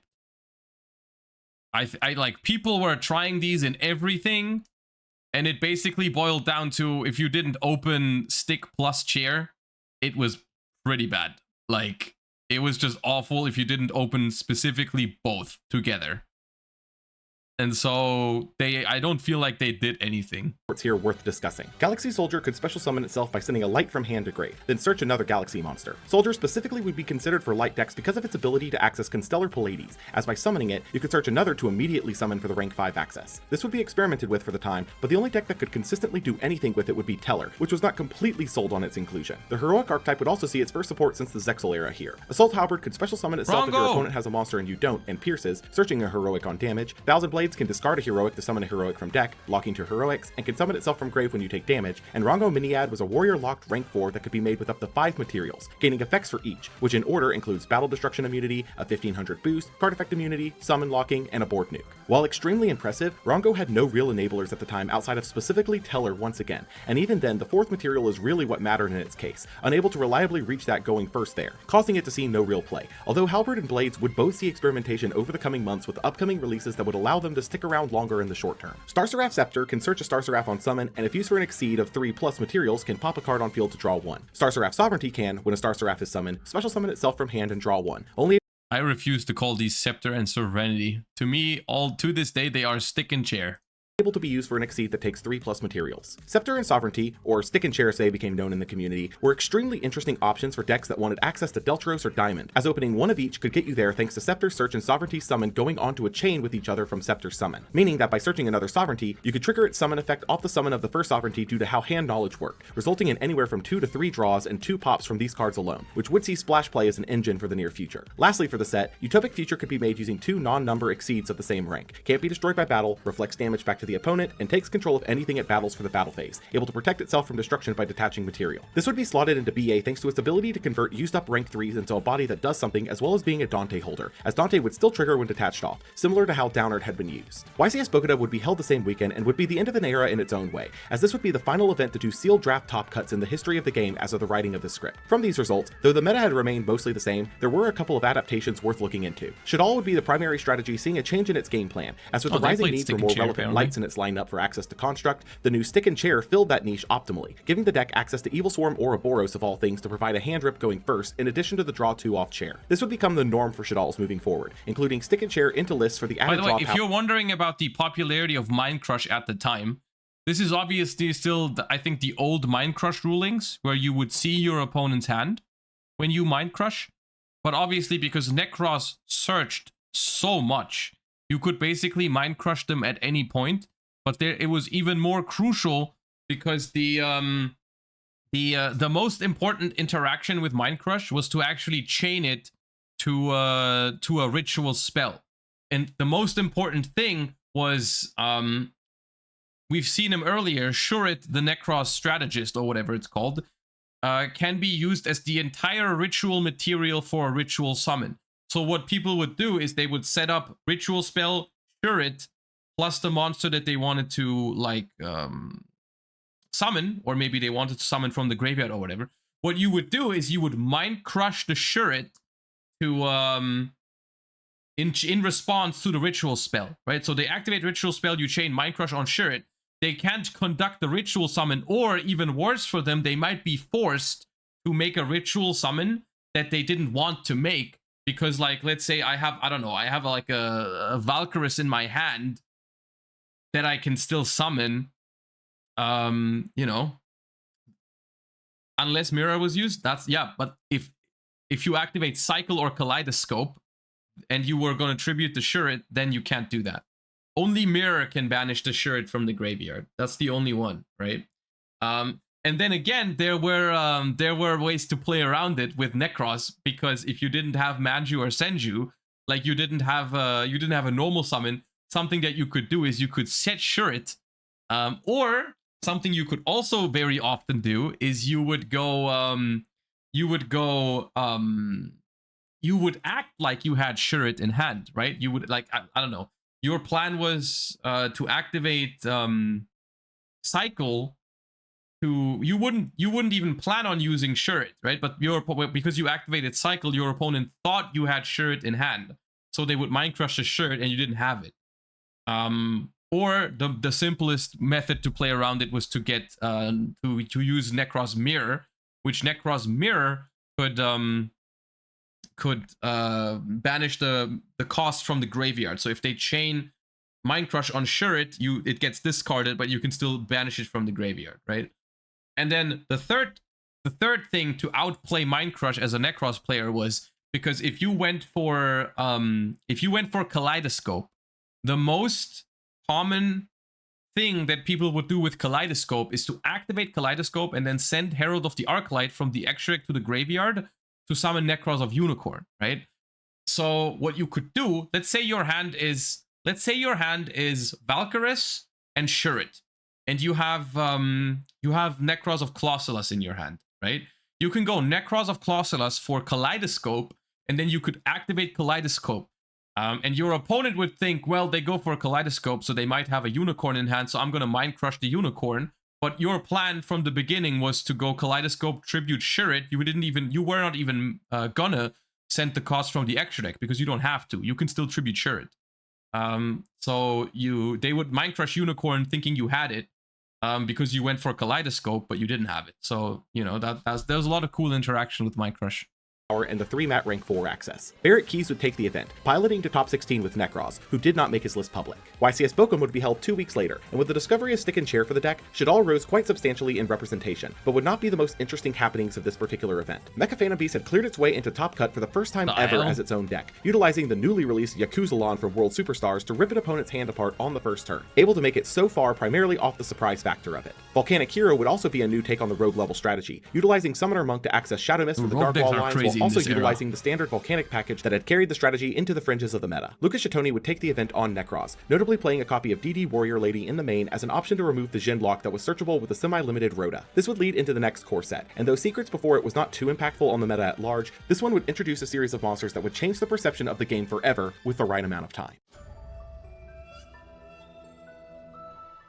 Crossed Souls. Release date, May 15th, 2015. Set type, core set. Major strategies, Frightfur, Zephyra, Infernoid. Impact, a ghost girl that would shape the future. Crossed Souls was the second core set of the year, and as far as core sets goes, while not ushering in a new era of the game, it did bring a couple of pieces that would shape a couple of movements in the meta over the coming years. Starting with the new archetype, Zephyra is a series of pendulum monsters that take a bunch of the dual terminal lore archetypes of recent releases and give them a couple of new support pieces tied to the idea of a centralized archetype. In reality, this archetype would do next to nothing as Zephyra's, but would give a couple of their tie-in archetypes new tools to tinker with. Yang Xing would see Zephyraxi, who makes a Yang Xing a tuner when summoned from the deck and goes to the bottom of deck when it leaves field, and Zephyr Nui, who searches a Yang Xing spell trap when summoned from deck. These two would do a number of things for Yang Xing by giving them more varied synchro access as well as, and far more importantly, the ability to search for creation and path, boosting the deck's consistency considerably to where Yang Xing could be considered on the fringes of Rogue now, but still not properly meta. Ritual Beast would get Zephyr Ampilica, who summons a RB from grave on normal, popping it in the end phase, and Zephyr Wendy, who adds a Zephyr from face-up extra deck to hand on normal. There was also a Necros Pendulum monster, Obviously, right? one of these was way better than the other here, with Zephyr Ampilica seeing play in RB moving forward as a mid to late game push. Lastly, Oracle of Zephyra searches a Zephyra on activation and gives effects when you summon a Zephyra or a monster using Zephyrs as material from the extra deck or ritual summons. This would mostly be disregarded as Zephyra wasn't the best archetype, but an interesting condition of the card is that if you cannot perform the search, you cannot activate it, which while irrelevant now, would see an interesting application in a few years. Fluffle would get some of its first decent support in Edgejump Chain, who searches a Frightfur card on being sent to grave and searches another chain when it attacks. Frightfur Sheep, who takes Chain and a Fluffle, stuns effects when attacking, and reborns itself on destruction, boosting by 800, and Frightfur Fusion, a miracle fusion for Frightfurs. While still not close to meta, Fluffle support was finally heading in the right direction, which would see some experimentation later this year with more releases. Infernoid would see 3 new monsters in Pyramaze, who spins back a card without letting that card respond once per turn. Zephyr Saber, whose only purpose was to counter anti-spell. Yeah, that's what I was gonna say. I think there was a Necros Pendulum monster that could also perform a ritual summon. And I remember playing that. I think I played it at German Nationals 2015 because it would be able to summon a ritual monster under anti-spell or under Secret Village. Because you could search it with Brionac, I'm pretty sure. Yeah. You could search it with Brionac and then make a ritual summon happen, even if your opponent had anti-spell or Secret Village. Literally, Necros was by far the most powerful deck. But like the main side quest, like you basically Necros, you're focused on the mirror match, but your side quest is to make sure that you don't lose to random floodgates that all of the other decks were playing. Like you had to run like back row removal, and then you had to run some creative ways to out all kinds of different floodgates, because that was the only lose condition. Unironically, it was the only lose condition versus most other decks in the format, because Necros was so powerful. You just have to make sure you don't get anti-spelled, because on the other side, like people got really creative in how to floodgate Necros, right? Like in the beginning, it was only like mistake and emptiness, but then eventually it got a lot more.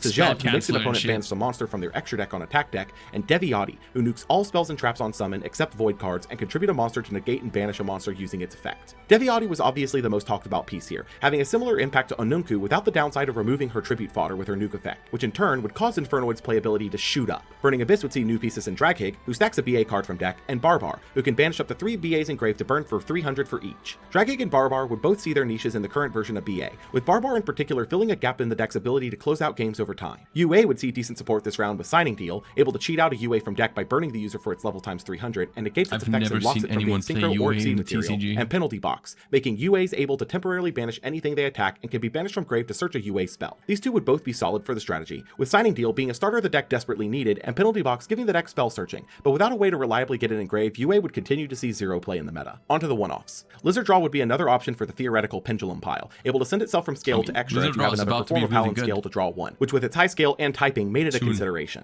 Annoyantillis would be the Water Shadal fusion, blocking special summons from hand or grave using spell traps, which couldn't be more targeted. This card was just basically anti-Necros. This was the one reason why Shadal comes back into the Necros format, because Annoyantillis does exactly what the name suggests. It's really annoying for Necros.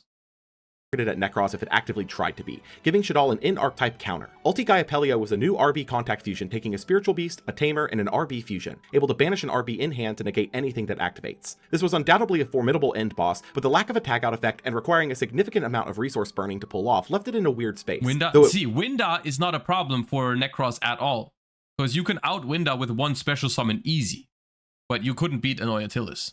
Would see play. Tellarknight Ptolemaeus takes 2 or more level 4s, can detach 3 to rank up into a light rank 5, and can detach 7 to skip the opponent's next turn, able to attach a Stellar Knight from extra deck to it in the end phase. Those last 2 effects I don't think anyone has ever actually read, as Ptolemaeus had 2 uses from the word go, either to be used to rank up into Pallades using 3 materials, or to access Diamond in any strategy using just 2. As such, it would see play immediately and hold its niches for a certain matchup, but would become far more of a headache within the next year for other reasons. Galaxy Cyclone pops a set spell trap on activation and can be banished from grave to pop a face up 1, being a double up on spell trap removals at the cost of being more difficult to use, which would see some experimentation. Unexpected Die special summons a normal level 4 or lower from your deck if you control no monsters, being talked about for synchro and exceed toolboxes, but being discarded almost immediately as there was no real benefit to running it and a regular vanilla in your deck. Lose one turn negates monster effects the turn their special summon and swaps them to defense mode on summon, being so clearly targeted towards using Cleese that it was almost laughable, seeing play immediately. Moon Mirror Shield makes its equipped monster boost to the attack value of whatever it battles plus 100, cycling itself to top or bottom of deck on destruction for 500 life points. This was a stun player's dream, as it made the most problematic but weak monsters in the game impossible to out through battle, seeing play for that reason alone, but not being as powerful as you might remember in the meta at large due to various answers to it existing in the format, as well as it potentially locking its user out of the game if its recursion is used incorrectly. Melody of Awakening Dragon, for the cost of a discard, searches 2 dragons with 3000 or more attack and 2500 or less defense, which reads as Blue Eyes pretty much any way you slice it, which while not useful now would see considerable play in the coming year. Galaxy Eyes Full Armor Photon Dragon takes 3 level 8s or another Galaxy Eyes Exceed, can suck up equips as materials, and can attach one to pop a face-up card once per turn, seeing play as a tool for rank 8 strategies. Lastly, Ghost Ogre and Snow Rabbit could be discarded to pop any card that uses an effect after it's already face-up, specifically being useful in countering out continuous cards and field spells. While it seemed decent and fairly unassuming on the surface, Ghost Ogre would be the start of a new era in hand traps, which would, over the following years, explode in their utility as more and more Ghost Girls join the fray. YCS Columbus would be the testing grounds for these new tools, as well as the 150th YCS, held a week after Cross Souls released, and no changes have been seen in the meta at large outside of BA including its new monsters and rank 4 accessible decks using Ptolemaeus. Terrence Kinsley would take the event on Necros, notably playing a copy of Bullblader and copies of Book of Eclipse as a way to answer the Jin lock, which would become an option.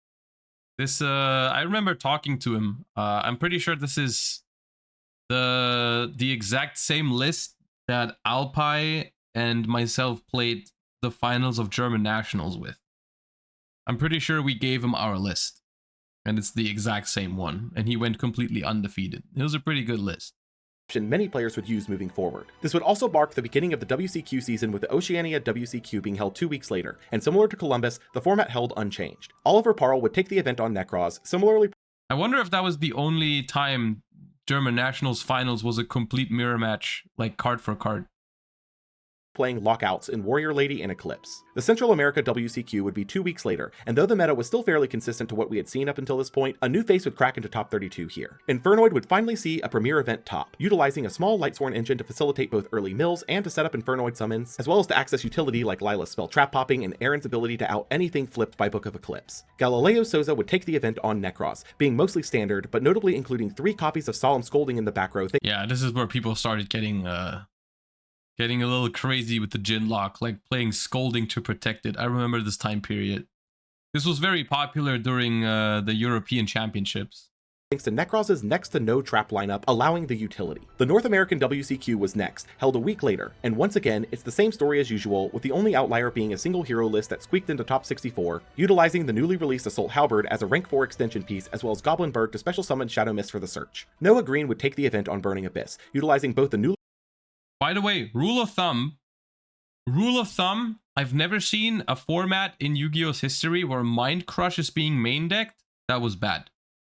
Whenever Mind Crush is being main decked, the format is good. There's no, you cannot convince me otherwise. Mind Crush in the main deck equals good format. Release Crush Card Virus Errata, as well as cards like Karma Cut, Phoenix Wing, and Raigeki Break to trigger BA effects on the opponent's turn. As we cross into July for the year, a new Shonen Jump promo would begin its distribution, being Frightfur Tiger, a fusion of sabers and at least one Fluffle monster, able to pop cards on field on summon up to the materials used. I mean, it's because the other format that I'm thinking of is 2018 Sky Striker format, where Trickstar Sky Striker and Sky Striker format, until it eventually got ruined by Goki. But in that format, I main decked Mind Crush at German Nationals as well.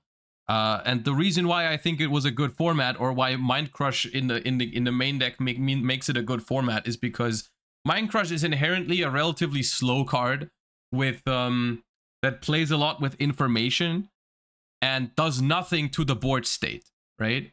So a format where you can afford to play a card like that, where like knowledge about the hand matters and the long game matters, and like Mind Crush literally, for example, in the Sky Striker format was good enough to main deck because going second, it was still really good. Because, for example, the Sky Striker mirror match with Shizuku for Engage. So you could Mind Crush that Engage, and that was really important. Or the Trickstar matchup would summon a Candina and then add that Candina back to the hand with Licorice. And so you could Mind Crush their follow-up. And it was a really important interaction in this format, whereas it was like, and just the idea of, I'm going second, my opponent plays, because there wasn't that many hand traps, and I can just do my stuff and then set a Mind Crush, and that, out of all things, is actually a good card to have in that situation. That just has to be a healthy format. Because think of it right now. Think of it from today's perspective. Like, your opponent goes Snake Eye combo and you set a Mind Crush. Like, compare those situations, right? And you know what I mean. Right? You understand how different the dynamic of the format needs to be for you to be able to play Mind Crush when you're going second, for example, right? The ruling change for Mind Crush is not that important in my opinion. Like, it matters a little bit, but I don't think that's the reason why we don't play Mind Crush as much anymore. I think the reason why we don't play Mind Crush as much anymore is because the dynamic in the game has changed by so much, right? Because we simply are not in a format anymore where you do that. It's definitely the reason why. It is definitely not the reason why. Mind Crush would be in no decks right now with the new ruling, with the old ruling. Like, you wouldn't play Mind Crush. It's simply, the game is too fast, and the fact that it does not, yeah. I will very much disagree. I mean, that's fine. It's nothing wrong with disagreeing, but I don't think you would play Mind Crush anywhere right now. boosting Fright First by 300 for each Fluffle or Frightful you control. There's no way out of all the trap cards that we have in the game, you would ever like to have Mind Crush the most in the current dynamic of the game. There's just no way. Able to be one on field at a time. This was absolutely the best fusion they had received so far, giving Fluffles an actual boss monster worth summoning that took the same materials as Wolf, meaning that you could set up for an OTK using the two in combination, seeing experimentation at a rogue level with this release. After that detour, the European WCQ was a week after NA, and once again, no real surprises, seeing a similar spread to the NA WCQ. Ito Marcus would take the event on Shadal, being the strongest performance the deck had had the entire year, utilizing the monster Pero Cerberus to access Shekinaga and give removal afterwards, also dumpable with Mathematician. Lastly, for the WCQ season, the South American WCQ would be held the same day, and, stop me if you've heard this one before, we'd see the same spread of decks in the top cut, with Gerardo de Galdo taking the event on Necros utilizing the Bullblader option as well as the Solemn Scolding package. With the WCQ season done and in the books, a new ban list would take effect on July 16th, and this would actually mark a significant change in how the ban list was updated, as now it would no longer be standardly the first of the month like it had almost always had been before. This meant that the ban lists now had a little more unpredictability to them, which would only grow in the coming years. Newly banned were Jin, Releaser of Rituals, and Laval Chain, putting an official end to the Jin lock, which by this point players were absolutely sick of. Newly limited were Shurit, being one of the best options for Necros thanks to its search, and Trishula, Dragon of the Ice Barrier, returning from the banned section. Newly semi-limited were Atlantean Dracoons and Dragon Ravine, both returning from 1, and newly unlimited were Darkstrike Fighter, Glow Up Bulb, Sinister Serpent, Sacred Sword of 7 Stars, Temple of the Kings, and Exchange of the Spirit, finishing up the previous list's cleanup wave. With the only hits being targeted at exclusively Necros, Konami was making it clear that they knew the issues with the deck prior to the WCQ season and were now taking steps to correct it, which would bring the deck more in line with other strategies of the era, but by no means take it out of tier 1 contention. I mean, I think this is where peak Necros format begins, right? Because a couple of things change here. Notably, the whole Jin lock is gone, but there's a lot of other things, like the fact that Shurit got limited, I actually think does a lot of good things for the Necros mirror match, because the resource management with Shurit is like really important. Like being able to, like, you have to decide, when do I banish it? When do I banish my Jin from the graveyard with mirror? Because then it's gone. It's not gone forever. We'll talk about that in a moment, but like, it's gone for a while. It's not that easy to get it back from banished as it is to get it back from the graveyard, because from graveyard you can just get it back with Unicorn, add it back to hand, and then use it. But the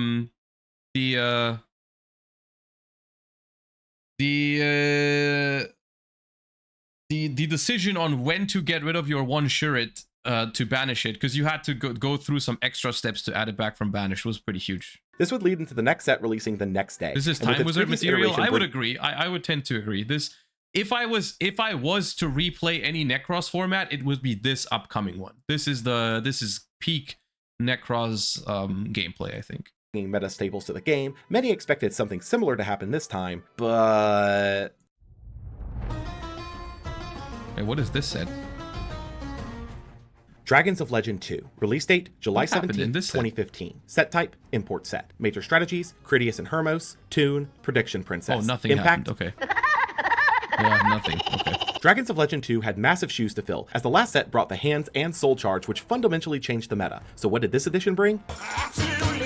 Unfortunately, this edition brought nothing of actual relevance to the game, including a new block of support for Red Eyes, as well as new strategies in Critias, Hermos, and Aqua Actress, all of which did jack in the meta. Only two strategies here were worth talking about, and that would be Prediction Princess and Tunes. So let's start with Prediction Princess. Worth talking about is the biggest stretch I've ever heard. Terra Tri would be their boss monster, a ritual that could special summon a flip monster from grave in your end phase face down and can flip a monster up or down on a quick effect once per turn. This would be considered interesting, but overall lacked anything worth flipping for the time being relegated to the bulk pile for now. Tune would be the strategy that brought in the most attention, namely thanks to its new field spell, Tune Kingdom, which effectively was Tune World with targeting protection and battle destruction prevention for your tunes, giving the strategy more actual sticking power. Yeah, I agree. This has to be, I didn't even remember this set. This has to be one of the worst sets ever. In like, measuring just meta impact. Outside of the common threat of an MST to the book. They also received Comic Hand, being an in-strategy version of Snatch Steal, making its target a tune and able to attack directly, and Mimicat, able to steal anything from the opponent's grave to use for yourself. While interesting for sure, Tune still saw no relevant play from this due to still having the same problem of the entire deck dying to a copy of MST, which Kingdom did not solve. This left the game with no real shakeup, leaving any new developments to the next core set releasing a month later. Oh, that does shake up.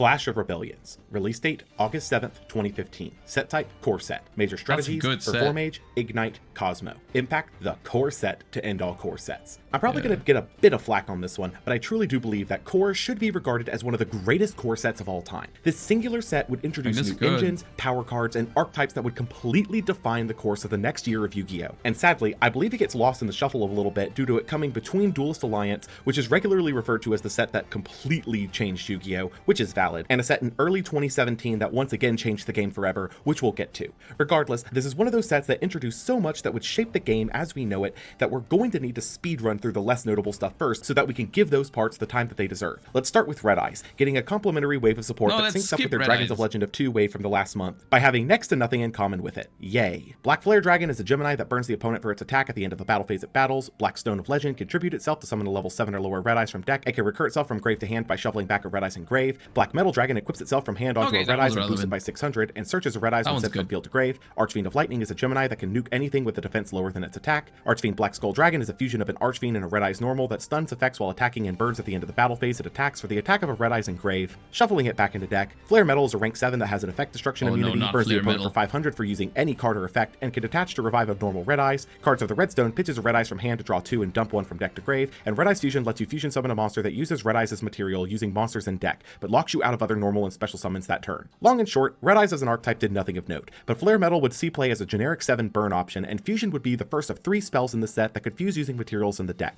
with all 3 of these finding meta relevance at one point in the game's history due to that effect being universally considered one of the best fusion effects possible, though Red Eyes Fusion's relevance wouldn't be for a handful of years. Ignite was a series of normal pendulum monsters that all share the effect to pop both scaled Ignites to search a Fire Warrior monster from deck or grave, with 2 level 3s in Squire and Crusader, 2 level 4s in Templar and Paladin, a level 5 in Margrave, and a level 6 in Gallant, as well as a field spell in Ignition Phoenix, which boosts all Ignites by 300 and lets you pop an Ignite card to search an Ignite card once per turn. Ignite had some real applications in the rogue space thanks to being able to effectively pop your monsters to search scales, then set scales and bring them all back for Exceed material. But this came with the downside of once you make an Exceed with them, they're mostly gone for good by ending up in the grave, which led to it being mostly unpopular. However, there was one other piece that was tangentially related that would iron out that obvious flaw. Luster Pendulum the Draco Slayer was a scale 5 level 4 tuner that could only be used for the summon of a Draco Slayer monster and could pop your other scale to search another copy of that card once per turn while in the scale. This enabled Ignites to access Ignister Prominence, a level 8 pendulum locked synchro that could summon a Draco Slayer from deck once per turn and pop a pendulum monster or scale you control to spin another card on field back to deck without targeting. Ignister Prominence and Luster Pendulum would over the coming months take their positions as the poster boys for what became known. It's funny how we're going from, I just now realizing that, how we're going from one of the best formats of all time, which is going to be Clash of Rebellion Necros format, into, like, we're getting Breakers of Shadows soon, right? Which is one of the most troll despair formats at the time. As the Pendulum Pile deck, which at this stage was starting to take form but wouldn't become an actual presence in the meta until the next core set. Infernoid would see its 3rd wave of support here in Decatron, who was the first normal summonable Infernoid, able to Bosch is the first of 2016, okay. I misremembered. Dump an Infernoid on summon to gain its level, name, and effects. Tierra, a fusion of a Nunku, Deviati, and any number of other Infernoids that gains effects for the number used to fuse her, ripping both players extra decks for 3, milling both players 3 for 5, returning 3 banished cards for each player to deck for 8, and ripping both players' hand apart completely for 10. And Void Imagination, a continuous spell that makes all Infernoids level 1, cuts Infernoid battle damage in half, and, if the opponent controls an extra deck summoned monster, lets you fusion summon an Infernoid using up to 6 materials from deck in addition to hand and field by sending itself to grave. Put bluntly, this support was incredible for Infernoid, giving them a monster that could actually be summoned proactively without setup and a way to get multiple monsters on the board with a Nunku, plugging the deck's primary flaw.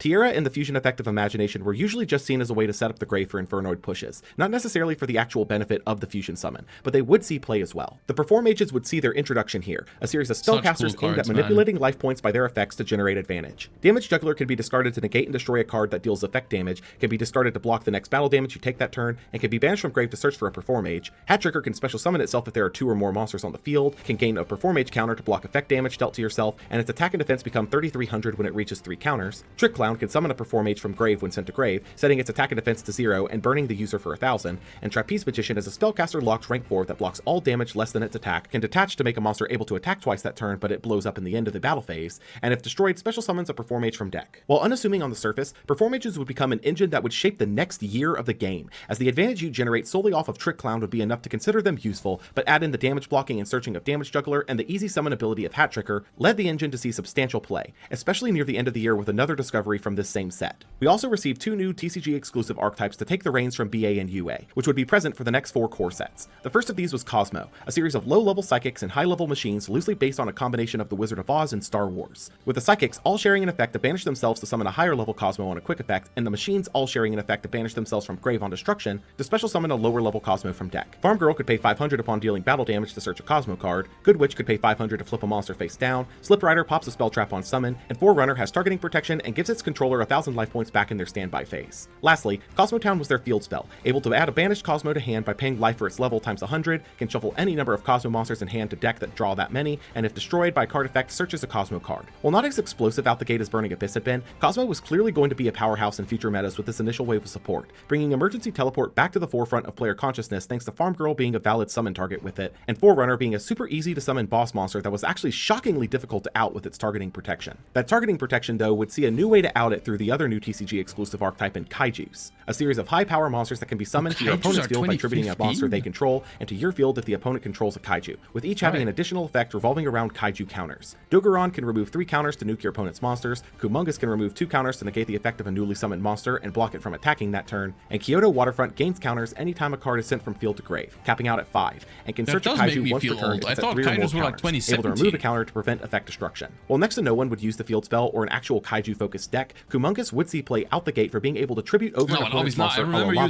without eating your normal summon that turn, giving players an option to out towers like bosses, specifically using Kumongus because it was the weaker of the two to give the opponent sitting at 2400 attack. Moving into the one-offs, Magical Abductor gets a counter whenever a spell is activated while on field or in scale, able to remove 3 to search a Pendulum monster while in scale or a level 1 spellcaster while on field. Archfiend Eccentric can pop itself in scale to pop another spell trap on field or tribute itself on field to pop another monster. Both of these cards would see experimentation in the aforementioned Pendulum pile, with Eccentric seeing general play as well for being effectively an MST that could also double as monster removal where needed. Retaliating Sea can special summon itself if your opponent activates a spell that can special summon a monster, banishing any card sent to grave while summoned this way, and searches an Earth Insect on being sent to grave. While it's clear this was meant as a counter to strategies like Necros and Shadal, Retaliating would also be extremely notable at the time for searching Max C when removed. Wavering Eyes pops all pen scales, then provides effects based on how many you pop, with 1 burning the opponent for 500, 2 searching for any Pendulum monster. This card was so cringe in Pendulum Mirrors. Oh my god, dude.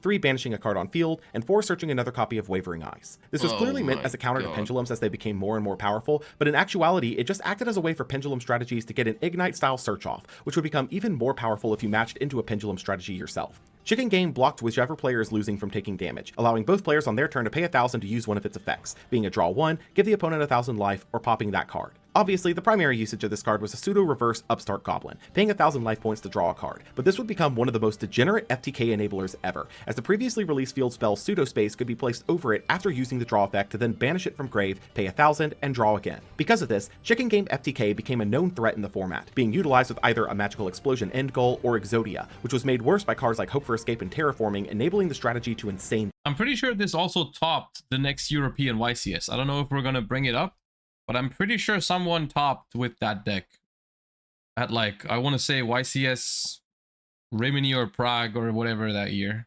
Degrees. Storming Mirror Force would be the first in a new series of elemental retrains at the classic Battle Trap, bouncing all attack position monsters to hand when attacked into. While this wouldn't see play for now, it would set the trend for the next year of new Mirror Force variants coming out with wildly different conditions and effects that would each find their own homes in the game. Lastly, and probably one of the biggest sleeper hits of the set, Gem Knight would receive 2 new cards of note. Lady Brilliant Diamond is a fusion of any 3 Gem Knights that can send a Gem Knight from field to grave to summon another from extra deck, ignoring its summoning conditions. This enabled all sorts of FTKs with Lady Lapis Lazuli and Master Diamond, but for the time being was too inconsistent to do anything noteworthy. The far more impactful piece of this support here was Brilliant Fusion, a fusion from deck spell for Gem Knights that had no restrictions on when it could fuse, but dropped the monster it summoned to 0/0, able to discard a spell to boost that monster back to normal stats for the turn. While incredibly unassuming for the time, Brilliant Fusion would actually be one of the most powerful setup tools ever conceived for the time, as by playing a copy of Gem Knight Garnet, you could use it to send the Garnet in any light to make Seraphonite, who in turn provided an additional normal summon as well as dumping of whatever light you wanted. The go-to light of the era was undoubtedly Perform Age Trick Clown, as by dumping it with Brilliant, Trick Clown could then revive itself immediately, giving the user 2 monsters and an additional normal summon to work with off of the 1 Brilliant Fusion, which would become more and more popular in the coming months, but was not immediately discovered on release. This would also lead to the community coining the term Garnet was a card. Yeah, I see. The thing is, you guys are saying that, and I think the crazy part is I believe you guys that you did not know where the term Garnet comes from. But this is what it is. The term, when someone calls a brick a garnet, a card you don't want to draw, this is because this is where it's from. Because people were forced to play Garnet to fit Brilliant Fusion in their deck. And that's why it's called this. You played in deck for an engine but did not want to draw, named for the Gemnite Garnet you'd play, as Brilliant Fusion had to specifically send its materials from deck to grave. The World Championship for 2015 would be held a week later on August 15th, 2015, and an extremely important note here is that the World's winner from 2014, Sahabi Karandine of Canada, would not be allowed to participate despite his World's title due to a cheating suspension that was in effect at the time, seeing his spot for the tournament filled by the runner-up of last year's Worlds, Hayama Shunsuke of Japan. Once again, due to the combined format, a number of strategies were left in an unplayable state going into Worlds. Burning Abyss was still a TCG exclusive, leaving it out of the tournament completely, while Shadal had taken many hits in the OCG with the banning of Construct and the limiting of Shadal Fusion, leaving the deck heavily suboptimal for play here. Of the publicly available top 8 lists, Hero would be a notable standout, seeing top 8, utilizing Mystic Tomato of all things in the slimmed down metagame to access Shadow Mist for Darklaw, with a suite of revival traps to make the setup even easier. Necros would make it all the way to second place here despite the additional hits of a limited Unicorn and a semi-limited Cycle, utilizing more of the non-ritual Necros line than ever before like Exa and Great Sorcerer, even going so far as to utilize the hands once again to fill out the control core of the deck. So this was basically super neuter Necros because of how the World's format works, where like everything is the two banlists combined. Sometimes it results in like super low power formats. So this is like, this is not even like this Necros deck just makes me sad. One Brionac, one Unicorn, one Shurit is just massive hits to the deck. One Prep, one Rhoda. It plays Gold Sarcophagus. It's like, but I mean, it's World's format was wild sometimes. Like Exa and Great Sorcerer, even going so far as to utilize the hands once again to fill out the control core of the deck. Despite how he qualified the event, Hayama Shunsuke of Japan would take this year's World Championship title using Teller Knight, the one Duelist Alliance. This is the one setting where I would say Teller Knight may have been the best deck. There was maybe still a way to like beat it. Maybe there was a better deck. I didn't play this World Championship, so I never got super deep into the format. But I'm seeing all the hits to Necros, and like, I don't know, maybe this deck was better. Strategy that had taken no substantial hits, utilizing its almost standard game plan at this stage to consistently control game. Ritual Beast was crazy, but no one wanted to play Ritual Beast. That might be true actually. Was there a hit to Ritual Beast already? Is Canahawk already limited at this point? And earned this year's title of World Champion. No? This would lead into the next structure. Then unironically, it may have been Ritual Beast. Deck of the year a week later. And with the world substantially shocked by Teller's performance on the world stage, many hope for something to help bolster a new meta strategy. Okay, what is this? Oh, the Synchron starter deck? Extreme. Release date, August 28th, 2015. Set type, Structure Deck. Major strategies, Synchron. Impact, new Synchro tools, nothing else. Synchron Extreme was a structure deck of all time for sure, as while it didn't bring anything to really affect the short term, it did bring one tool that would affect the game in the long run in Jet Synchron. A level 1 tuner that searches a junk monster when sent to grave for a Synchro summon, and can revive itself by discarding a card and banishes itself when it leaves the field. Jet may have been a little bit ahead of its time, as for now it wouldn't be too useful, but a self-reviving tuner a la Gub would be greatly appreciated with the right amount of time passing. YCS Toronto would be held the same weekend, and with it there came a new format vibe in the air. It was the first testing grounds of Core, the first YCS of the new season, and with it would mark the changing over of the YCS prize card once again. And for those still reeling from the stint of Giant Hand a few years ago, it was about to get so much worse. Minerva the Exalted Lightsworn can detach 1 to mill 3, drawing cards equal to the Lightsworns milled this way, and when destroyed mills 3 to pop cards up to the number of Lightsworns milled. This card was, to put bluntly, one of the best milling tools we've seen. This was not a great decision since Lavalval Chain. Being a rank 4 meant that it was so generically accessible and boosted multiple strategies in the format from Shadal to Infernoid to countless rogue options, and the fact that she was a prize card stirred up quite the storm. Because of her status as a prize card while also being legal in the format, copies of Minerva that you could potentially win at a YCS were going for upwards of $1,000 a copy in her prime, being the first time in a long time a prize card was worth. And that's for a super rare. That's not the ultra rares. That's super rares. And unironically, this is not gonna matter that much in 2015, but in 2016, like Minerva Lightsworn, I think would actually be a top tier meta threat if more people were able to play it. Like it was a genuinely really good deck during like ABC format, I think. But like it just like only very few people were able to play it.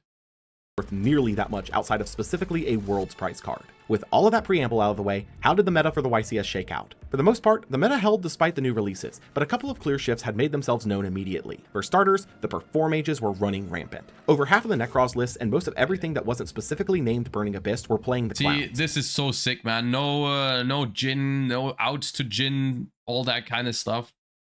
Just dope ass Necros and clowns.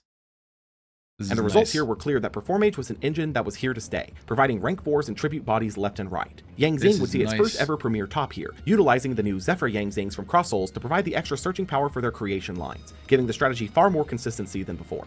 Masquerade kind of ruined the mirror. Yeah, the Masquerade OTK was a way to play through Valkyries. I think if the format wasn't that long though, right? I think if it had more time, you can probably find ways around it.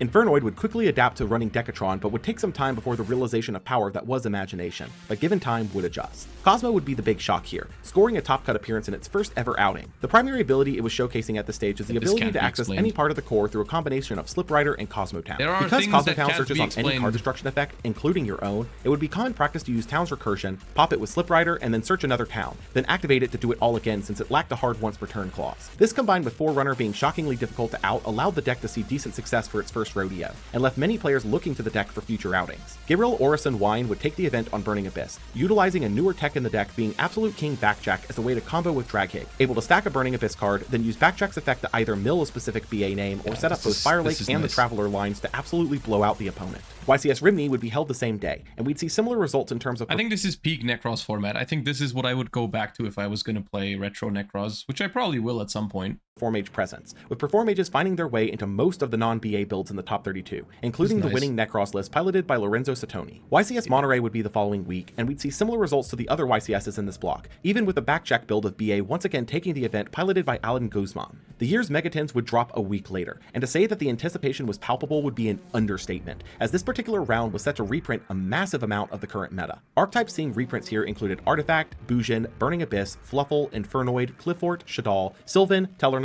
Traptrix, and Yang Zings to name a few. Needless to say, this would bring down the price of everything in the meta not named Necros, but there was also a new particular card here brought in for the promo slots that absolutely needs to be talked about. Elder Entity Norden is a fusion of two Synchro or Exceeds monsters that revives a level 4 lower on summon. Let's be blunt, at this point in time, you're never fusion summoning this card the correct way. You are absolutely using this with instant fusion, and as such, Norden provides a get out of jail free card to every rank 4 focused deck by turning instant fusion into a 1-card rank 4 with its revive, leading the card to see stable play in any rank 4 focused deck for the foreseeable future. This would lead nicely into the next set 2 weeks later that was poised to take another crack at the deck building set formula.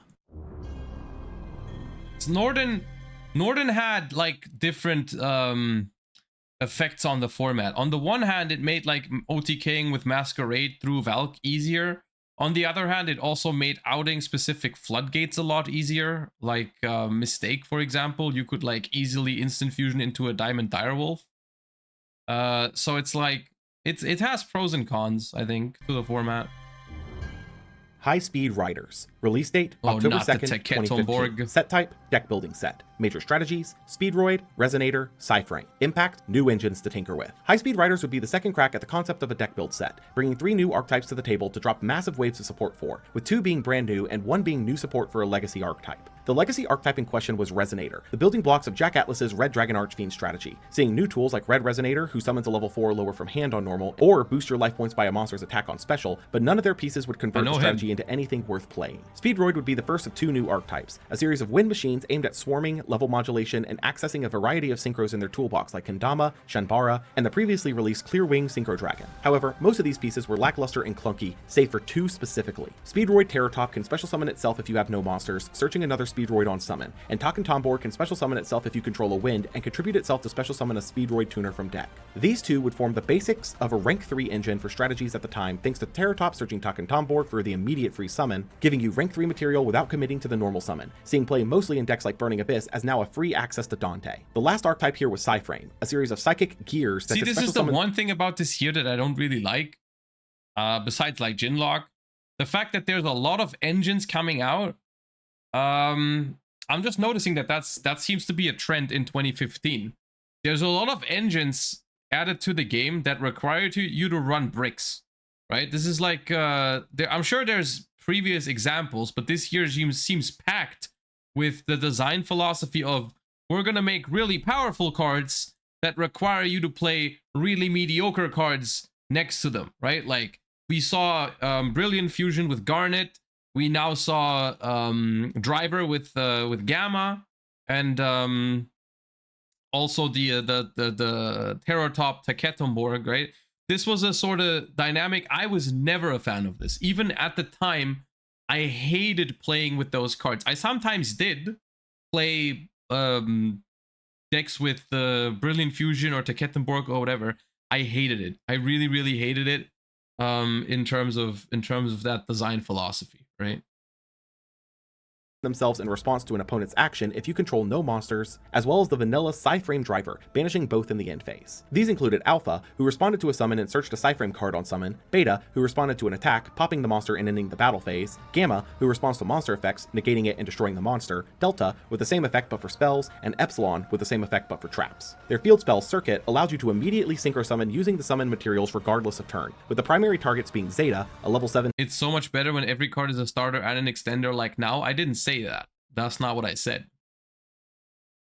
Who can tempt banish itself and an opponent's attack position special summon monster, able to recur a Psyframe in grave by returning itself from grave to extra deck, and Omega, a level 8 that can tempt banish itself and a card in the opponent's hand, can return a banished card to grave during the opponent's standby phase, and can return itself and another card from grave back to deck. While some experimentation would be seen with the various parts, the only one that would see any success in the short term would be Omega, being a generic 8 with the ability to hand rip, though some experimentation would be seen with the gears as hand traps, specifically in the case of Gamma, though this would go nowhere for the time being. YCS Dallas would be held that same weekend, and a surprising new face would be seen among the decks in the top cut, being Clown Blade, a combination of the popular Performage engine with various rank 4 enablers, such as Assault Halberd and Thousand Blades, with Thousand Blades specifically being interesting as its Grave Revive effect can trigger off the summon of Trick Clown. The other interesting card here would be Gigabyte, seeing its first real playability thanks to Performages all being spellcasters, which in turn rose the usage of the rank 4 King of the Feral Imps, which would only rise further and further in usage as rank 4 toolbox decks fully take over. Eric Christensen would take the event on Infernoid, notably going completely undefeated throughout the event with an impressive 16-0 tear, utilizing the newly released Omega for its hand rip, as well as its ability to remove levels from the board for further Infernoid summons. This would lead us into the last core set of the year, and if it was anything like core before it, it was sure to bring a shakeup to the meta as we knew it. Oh no. Oh no. Dimension of Chaos. Release date, November 6th, 2015. Set type, core set. Major strategies, DD, Magispector, Cosmo. Impact, the guillotine to the current meta. Dimension of Chaos would be the last core set of the year, and with its new archetypes and continued support of themes introduced back in core, a couple of new meta threats would rise from this particular set to redefine the meta at large. DD is an archetype of fiends aimed at utilizing fusions, synchros, and exceeds through their various tools and Dark Contract continuous cards, which we've actually seen a couple of times before, but this would be their first major wave of support that would make the strategy playable. Swirl Slime can fuse a DDD using itself and any other material in hand and can be banished from grave to summon a DD from hand. Necro Slime can fuse a DDD by banishing itself and any other material from grave. Savant Kepler searches a Dark Contract or bounces another DD card to hand on summon. Cool at Oblivion King Abyss Ragnarok summons a DDD from grave on summon and contribute another DD to banish an opponent's monster. And then the Scale can summon a DD from grave when you special summon another DD, burning yourself for 1,000 when you do. Wave King Caesar can detach at the end of the battle phase to summon back as many destroyed monsters as you can, but burns yourself for 1,000 for each in the next standby phase, searching a Dark Contract when sent to grave. Wave Oblivion King Caesar Ragnarok can bounce a DD or Dark Contract on attack. The only complaint I have with DDD is the naming. Like, come on, man. An opponent's monster and equip it to himself, boosting by its attack. Duo Dawn King Kali Yuga can stun all other cards on field for the turn on summon, can detach to nuke all spells and traps, and can detach to set a Dark Contract from grave. Dark Contracts are all continuous cards with similar conditions of providing an effect once per turn and burning the controller for 1,000 in the user's standby phase. Gate lets you search a DD, Swamp King lets you fusion summon a fiend using hand or field, and can also use grave if the monster being summoned is a DD, and Witch lets it has nothing to do with the length of the names, it's just the fact that it's so confusing. I can never remember which one is which. Like, because they all have so similar long-ass names. And one of them is like Wave High King Oblivion Caesar. The other one is just Wave King Caesar. The other one is High King Caesar. Then there's Wave High King Oblivion whatever Caesar. Like, it's just DD like or Dark annoying. Contract from hand to grave to pop a card on field and boost all fiends by 1,000 on the opponent's turn. DD would look interesting from this wave, but unfortunately was missing quite a lot of its important support to do anything relevant for the time being. Wave Oblivion King Caesar Ragnarok. As the remainder of their critical support were still locked in the OCG as exclusives needing to be imported. So the deck's viability was going to live or die by how soon. Yeah, you should make a DDD deck, top with it, and then name it Caesar. Sell it. That'd be funny.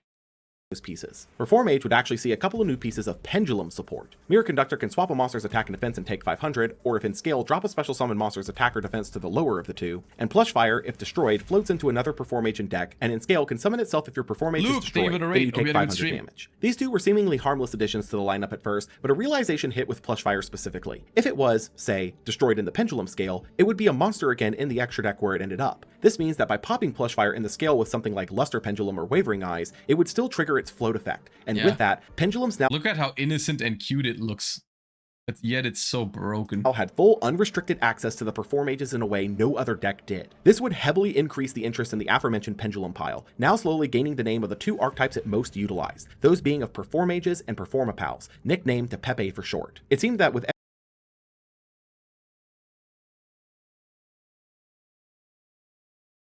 Vi, thank you for the 5 months. I think Ice Barrier Runic is something I want to try. I don't have the biggest hopes for it, but I think it's alright. It might be better than Plunder.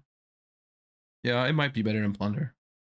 every new release, some new Pendulum cards would be added to the pile to make Pepe stronger and stronger, which actually segues really nicely into Magispector was a new archetype of spellcaster pendulums that all shared targeting and effect destruction immunity, and having no pendulum scale effects despite being a pendulum archetype, with most having an effect on summon, with Nekomata searching any Magispector card in the end phase, Bunboku There's something so odd. Am I the only one? But there's something so odd about seeing a pendulum monster with the empty box. I feel like it's really weird. searching a monster, Yada searching a spell, and QB searching a trap. Kieran would be the boss of the archetype, able to bounce a pendulum monster and an opponent's monster to hand on quick effect, though notably was a level 6 in a pendulum archetype where the scales capped out at 5. Their spell trap line primarily involved tributing a wind spellcaster to activate an effect, with Storm spinning a monster to deck, Cyclone popping a monster, Tornado banishing a monster, and Tempest negating a special summon or monster effect, destroying it. Lastly, Majesty's Pegasus was the deck's field spell, boosting all Magispectors by 300 and letting you tribute a wind spellcaster to summon a Magispector from deck. The fact that the entire archetype had targeting protection on top of Kieran being an absolute annoyance would lead them to see meta playability not just in their own pure variant, but also as additional pieces to Pepe, thanks to Bunboku and Kieran together forming a self-contained package of monsters. Similarly to Ignite though, they also had an extra deck monster that tied the archetype into the Draco Slayer lore, being Magister Paladin the Ascending Draco Slayer, a rank 4 that searches any pendulum monster in the end phase after being Exceed summoned, and can detach to summon a Draco Slayer from the face-up extra deck, forming a pseudo loop in combination with Ignister Prominence and instantly becoming a staple piece of Pepe thanks to being a rank 4. Speaking of Ignite, Ignite would also receive a couple more pieces here in Cavalier and Veteran, finishing out their sets of level 5s and 6s, as well as Reload, which shuffled back any number of pendulum monsters in hand to draw that many +1, with Reload seeing not only play in Ignites, but experimentation in different pendulum piles. Gradle was a new archetype aimed at stealing opponents' monsters, with most of their main deck monsters equipping to and stealing an opponent's monster when destroyed in battle, or by monster effect for Eagle, spell effect for Alligator, or trap effect for Cobra. Slime could summon itself from hand or grave by popping 2 Gradle cards, summoning a Gradle from grave when you do, providing easy access to their Synchro Boss Gradle Dragon, able to pop cards up to its Synchro materials on summon, floating into another monster in grave on destruction. Lastly, Impact lets you pop a Gradle card in an opponent's card, and searches a Gradle in each end phase, only able to use one of those effects in a turn. Gradle, while seemingly clunky, actually held some interesting applications thanks primarily to the Kaijus from Core, able to tribute over a monster, then steal the Kaiju with a Gradle, seeing some experimentation in that aspect. Speaking of, Kaiju would receive Gamma Seal, now the weakest Kaiju at 2200 attack, making it the new go-to counter option for outing unoutable bosses. And that would become even more relevant with the new wave of Cosmo support. Strawman had the standard pilot tag out and could pay 500 to summon a banished Cosmo with its effects negated, destroying it in the end phase. Wicked Witch had the standard pilot tag out and could pay 1000 to prevent herself from being destroyed that turn on a quick effect, and Dark Destroyer had the standard ship float effect, targeting protection, and pop the monster on summon. These three would take the already tier 3 Cosmo strategy and rocket it up to tier 1, as Dark Destroyer was an absolute house of a card, with the only real way to out it being that of the Kaijus, as popping it would just let it float into another ship or pilot that we haven't had a ban list that removes Necros yet, right? So it would be easy to out this with Trishula. I think Cosmo becomes a problem once we talk about the ban list that removes it. On to the one-offs. Like right Performapal after Second Donkey searches a Performapal on summon if your scales are full, being a decent inclusion in Pepe as it geared up. Fluffle Wings allows you to convert a toy vendor into pure value, drawing a card and popping the vendor, which in turn gets you another search. In the same vein, Frightfur Sabretooth is a fusion of any Frightfur fusion and one or more Fluffle or Edge Imps, summons a Frightfur from grave on fusion summon, boosts Frightfurs by 400, and has destruction immunity if made with 3 or more material. Sabretooth would be seen as effectively a freebie fusion using Tiger since you could just revive him after, allowing you to either make a large-bodied board between their attack buffs or potentially clear the Tiger off the board for another Tiger summon. Vector Pendulum the Drake Overlord could negate the effects of the opponent's Pendulum scales while in scale, being a decent option for the Pendulum pile, but still lacked a solid reason to run it, which we would get soon enough. Pot of the Forbidden on flip gave you the choice of effects from power spells that are currently banned, be it Pot of Greed's Draw 2, Giant Drenade's Spell Trap Bounce, Raigeki's Monster Wipe, or Forceful Sentry's Hand Spin Back. Obviously this was too close. We need to look at San Jose format being the first Dimension of Chaos YCS and the last YCS before the Necros. Oh! Funky So there's one event, but it was experimented with for rogue level play with the previously mentioned prediction without princess a new cards. Banlist. As Tyrotry could use it as her ritual material, then bring it back in the end phase, able to flip it up and down repeatedly. Odd Eyes Fusion summons a dragon using monsters you control, or if the opponent has 2 or more monsters than you, Odd Eyes monsters from the extra deck. This would facilitate the new boss of Vortex Dragon, a fusion of an Odd Eyes and a Pendulum monster that bounces a monster on summon and has an Omni Negate at the cost of returning a Pendulum from the extra to deck. This would be solid for some Pendulum piles to include thanks primarily to Odd Eyes Rebellion Dragon, which 2 copies of it in the extra deck can be used to fully meet the fusion requirements since Odd Eyes Fusion doesn't specify face-up extra deck, seeing some experimentation. Starlight Red Dragon Archfiend's name becomes the original RDA on field and engrave and can nuke all other special summoned monsters with equal or less attack to it to burn the opponent for 500 for each. This would become a quick inclusion in the ever-growing lineup of good level 8 synchros, primarily as a way to close out games effectively. Painful Decision lets you dump a level 4 or lower normal to search another copy of the same monster. While fairly basic on paper, at this stage the only deck that could even remotely consider using it was Ignite, though it would see relevance within the next year. Lastly, Grand Horn of Heaven can negate an inherent special summon in the opponent's main phase, then immediately force them to end that phase. This would see some serious experimentation as a blowout option when going first, as forcing the opponent to effectively skip their main phase 1 can prove detrimental in terms of breaking a board, as you lose your battle phase to go into main phase 2 to finish up. YCS San Jose would be the same weekend, and Cosmo would waste no time letting everyone know who was the new top dog, taking the main slice of the top cut and the event itself piloted by Jesse Samick. This is interesting. I would think Necros would do fine against this deck. The addition of Dark Destroyer and Strawman to the deck had changed the dynamic substantially, as now you could do combos with the deck by utilizing Dark Destroyer's I'm looking at it now. I'm looking at this list and I'm like, why does Necros struggle here? It shouldn't.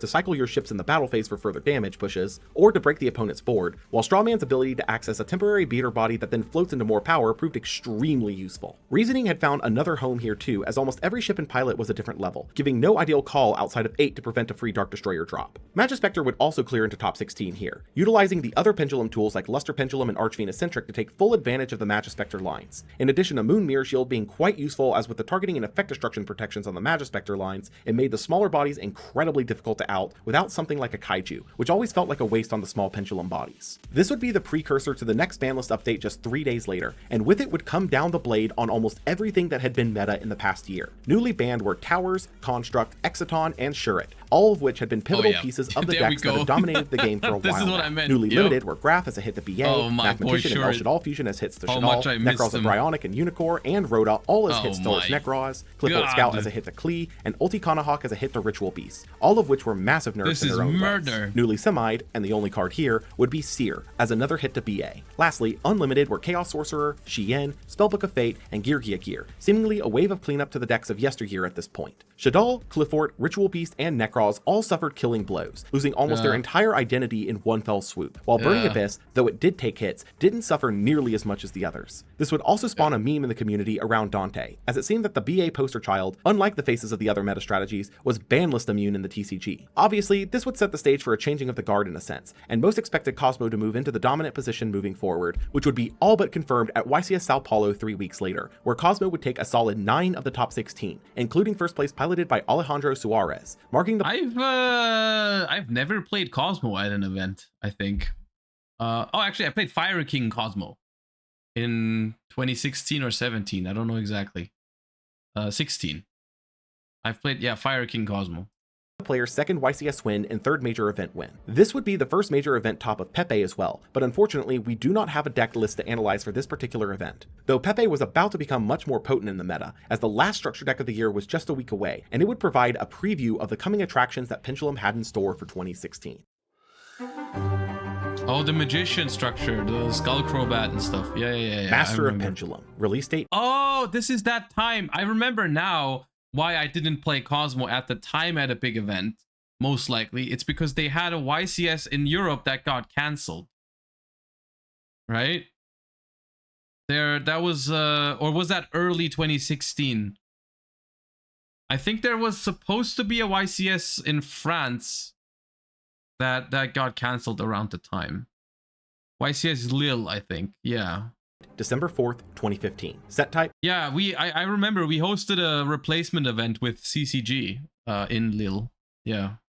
Structure deck. Major strategies. Well, like not we. I was part of CCG, but I didn't host shit. I didn't do shit. I just went there and played. But Pal, Odd Eyes, Pendulum Magician. Impact, the precursor to the Clown Show. Master of Pendulum would be the final set of the year, and with it would come one of the biggest bursts of support we had seen yet to Pepe specifically, with the support here breaking down into 3 archetypes. So let's go at it one at a time. Performapal support would be the least in number, but one of the largest in power thanks to Performapal Skullcrobat Joker, who, on normal, searches a Performapal, Pendulum Magician, or Odd Eyes monster, becoming an instant staple for the deck thanks to accessing any of the 3 engines on command. Odd Eyes would receive a new field spell in Sky Iris, which blocks your Magicians, Performapals, and Odd Eye scales from being targeted and lets you pop a card to search for an Odd Eyes once per turn, and 2 new extra deck bosses in Meteor Burst, who specials a pen scale on summon and locks the opponent's monster effects in the battle phase, and Absolute, who can detach to negate an attack and summon an Odd Eyes from hand or grave, and if sent to grave after being Exceed summons an Odd Eyes from extra deck ignoring its summoning condition, with Sky Iris finding a home instantly, and Absolute taking one of those Odd Eyes fusion slots thanks to also being a cheat out if needed. Lastly, the Pendulum Magician archetype would see a serious facelift. Dragon Pit and Pulse were normal pendulums that could discard a pendulum to pop a spell trap for Pit or a monster for Pulse. Oath Dragon could return a Magician or Odd Eyes from face up extra to hand once per turn. Wisdom Eye could pop itself in scale to set any other Magician into scale from deck, and Pendulum Call, for the cost of a discard, let you search for any 2 Magician pendulums, locking your pen scales from being destroyed by card effect until the opponent's next end phase. This was an incredible boon for the rapidly rising Pepe, seeing a variant known as Pepe Magicians rise into the meta off of this wave, which I would say we'd see at the last YCS of the year in Lyle, but there was an unexpected issue. Due to devastating attacks in Paris coupled with civil unrest, YCS Lyle would sadly be cancelled, leaving us now at the end of 2015 Yu-Gi-Oh! But what a massive year it was. We had seen the rise and fall of new Tier 0, as well as the changing of the guard in terms of meta threats. And with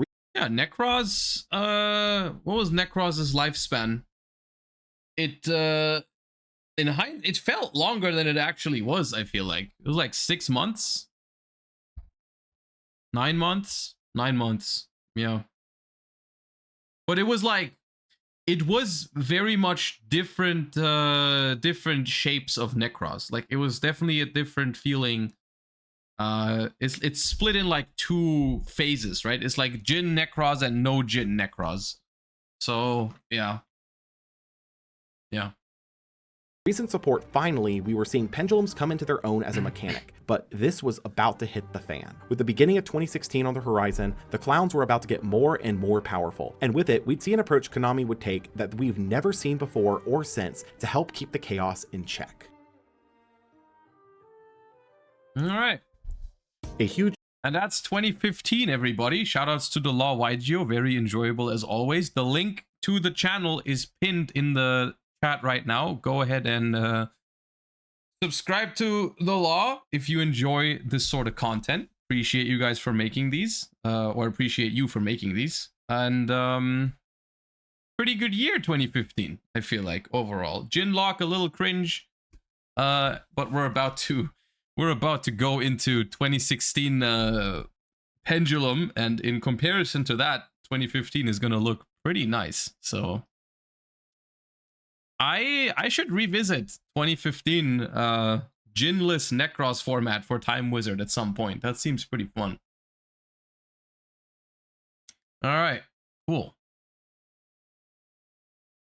I need to go to the toilet real quick, and then we're gonna take a look at some of the top 100 decks of the Master Duel qualifiers. And I also still have a package to open to show you guys as well. I've also decided, because I messed up the times, I thought I was gonna stream until 5 p.m. and then go offline and then go online again for the Challenger Cup, because I thought it started at 8. But it starts at 6. I decided we're just gonna stay live for the entire time. You're just gonna get a mega long stream. We're just gonna stay live until the Challenger Cup starts, and keep streaming. So yeah, I'll be right back.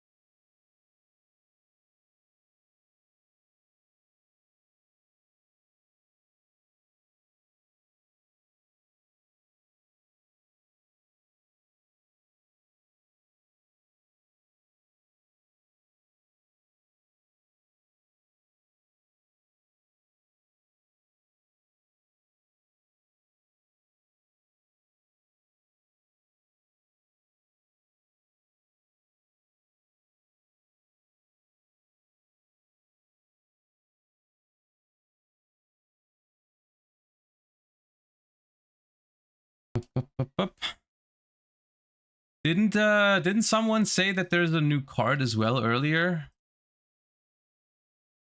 Let me check. Oh, the new Ragnar Raika card. I haven't seen that one yet. We can take a look at that in a moment as well. Yeah. Let's do the new Ragnar Raika card. Then we have a little package from a sponsor, and then we go into Master Duel until we have to play the Challenger Cup in 2 hours. Will we be cooking with sprites a bit after the ice barrier support and the new toad lines? Maybe. It's not my highest priority. It's not my highest priority with before NAWCQ and EUWCQ, but yeah. Also, just in case it wasn't obvious, but I haven't said it yet. I'm gonna be live watching the NAWCQ when it happens, the week before Euros. So we can discuss the format a lot more in detail when we're actually watching NAWCQ together. But yeah. All right. What about Oceanics this weekend? Well, this weekend I will also be live on Saturday because I am hosting the Challenger Cup finals. So I'll be live and busy with that on Saturday. Oceanics itself is being streamed. Okay, that's nice. But it's not Infinite Forbidden, so I'm not sure if I will. Maybe I'll stream on the Sunday. I'll check. I have to check the time differences and all that kind of stuff, but maybe. All right. Anyways, we have Ragnar Raika Bleached Wisteria. Continuous trap card. You can only use a second effect once per turn. Special summon this card as a normal monster. Then, if you control a Ragnar Raika Link, you can banish up to 2 cards from your opponent's graveyard. During the end phase, if this card is in your grave, you can shuffle 2 insect, plant, and or reptile monsters from your graveyard banishment into the deck, and if you do, set this card. And my headphones just died. Okay. Need to swap. Is that good?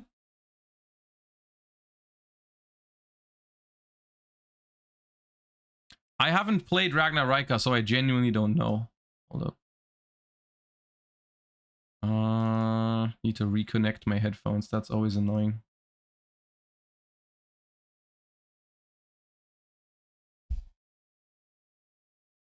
Okay, back. I mean, yeah, Ragnar Raika, I feel like overall has not been the most successful archetype so far. Obviously, it is seeing play in the plant deck, but it's really just like it's the meme with the little robot, right? Like, what is my purpose? Well, you make Rika not be, or you make Sun Avalon not be completely dead, and then the little robot is sad. That's Ragnar Raika, right? Because they're not their own deck. They're not this cool like Tri-Brigade sort of strategy. They only like play Sun Avalon or seeing play in Sun Avalon.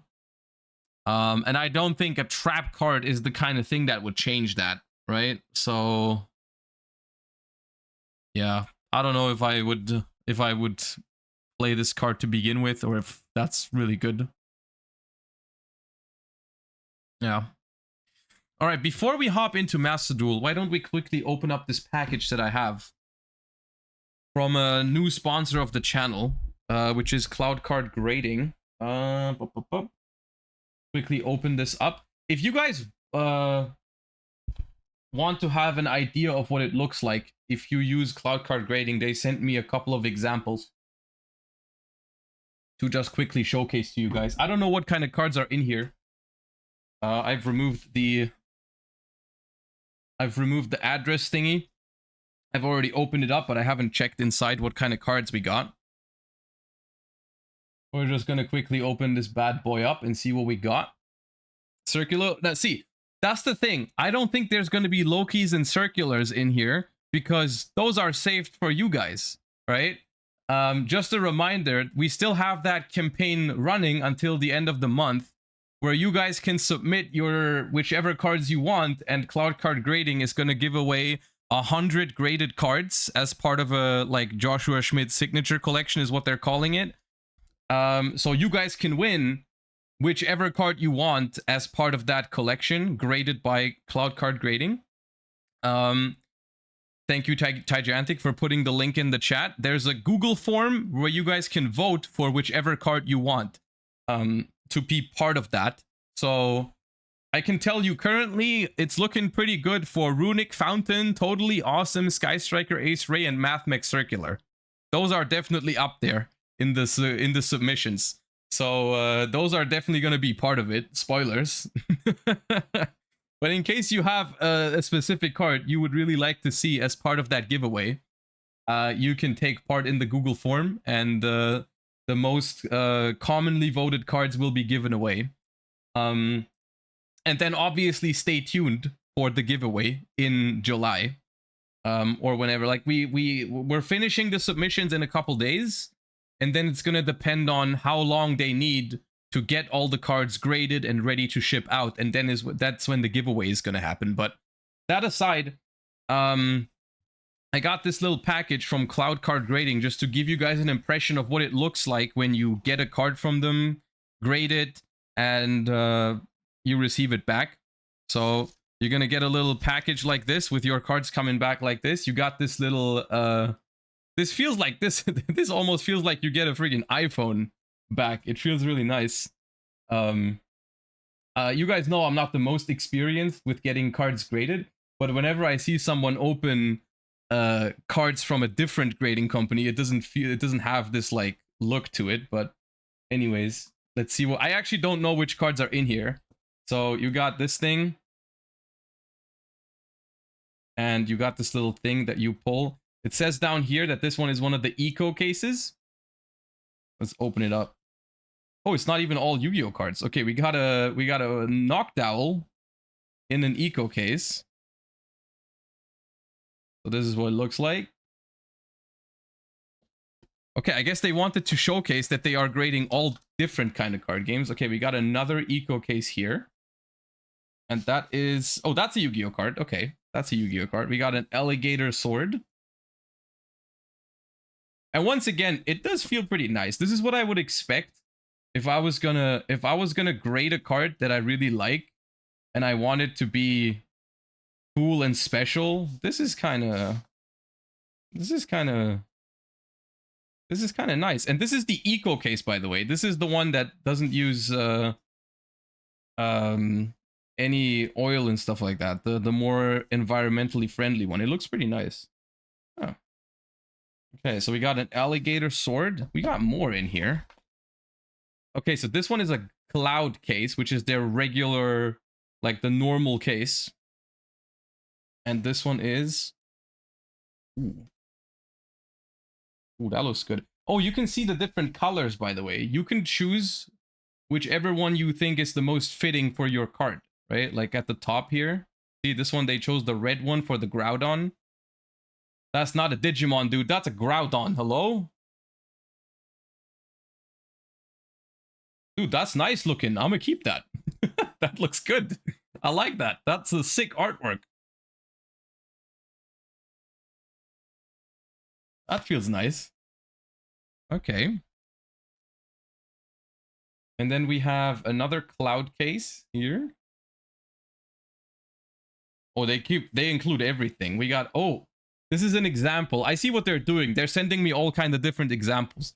This one is graded an A because they also have a grading option, which is a little bit cheaper than the other ones, which does not actually grade the condition of your card. It's just about, is the card authentic or not, right? So it says authentic over here, which confirms it's a real Magic card in this case.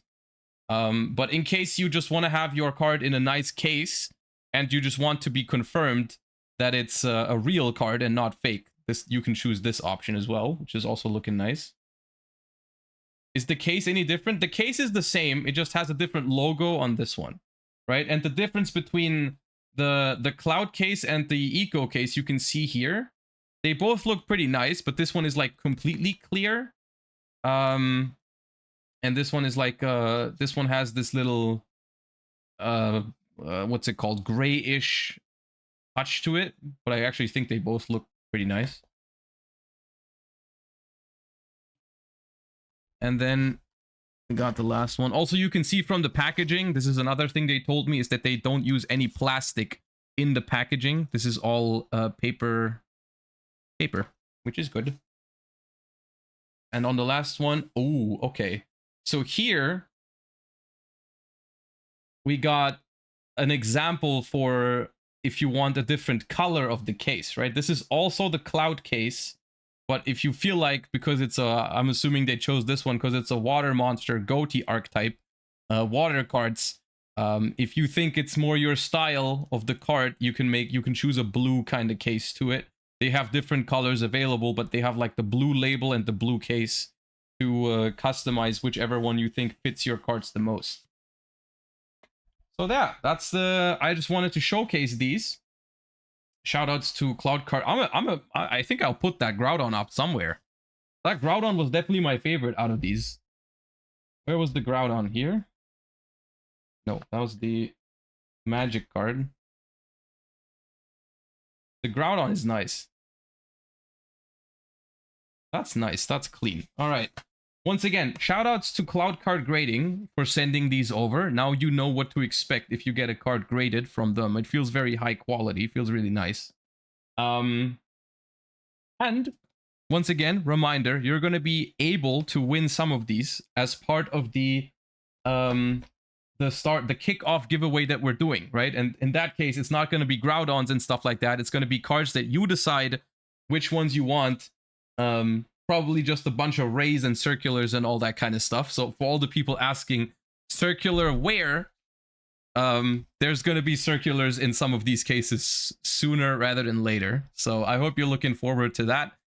Shout outs to Cloud Card Grading, !CCG in the Twitch chat if you want to check them out and maybe get some cards graded that you have very cool memories with, because I feel like that's the purpose of this, right? This is no like low quality thing that you do to just make your card be like worth more and then resell it. This is something you do if you have a card that you find very cool and you want to keep it, you want to like put it somewhere safe and nice looking. That is what I would recommend you do. All right. What's the collector's box option on the website? I am not entirely sure, but I can ask that for you. Remind me on Discord. Maybe send me a message on Discord. I will ask them for you and get back to you with that. That's a thing in general. If you have any feedback, because they also asked me to ask you guys this. If you look at the website or if you get something graded and you have feedback, feel free to tell me and I will forward it and they will make sure to listen to it. So that's another thing. You know, if there's anything you don't understand or you would want to know or you have improvements, feel free to tell me. I will forward it. This is, by the way, this is the case for all of my sponsors. In general, all of my sponsors are open to feedback. If you ever have a problem, don't hesitate to ask me about it and I will forward it. And we have not had a single issue or a question that has not been solved or answered. So, yeah, you don't hesitate to bring those up to me. All right.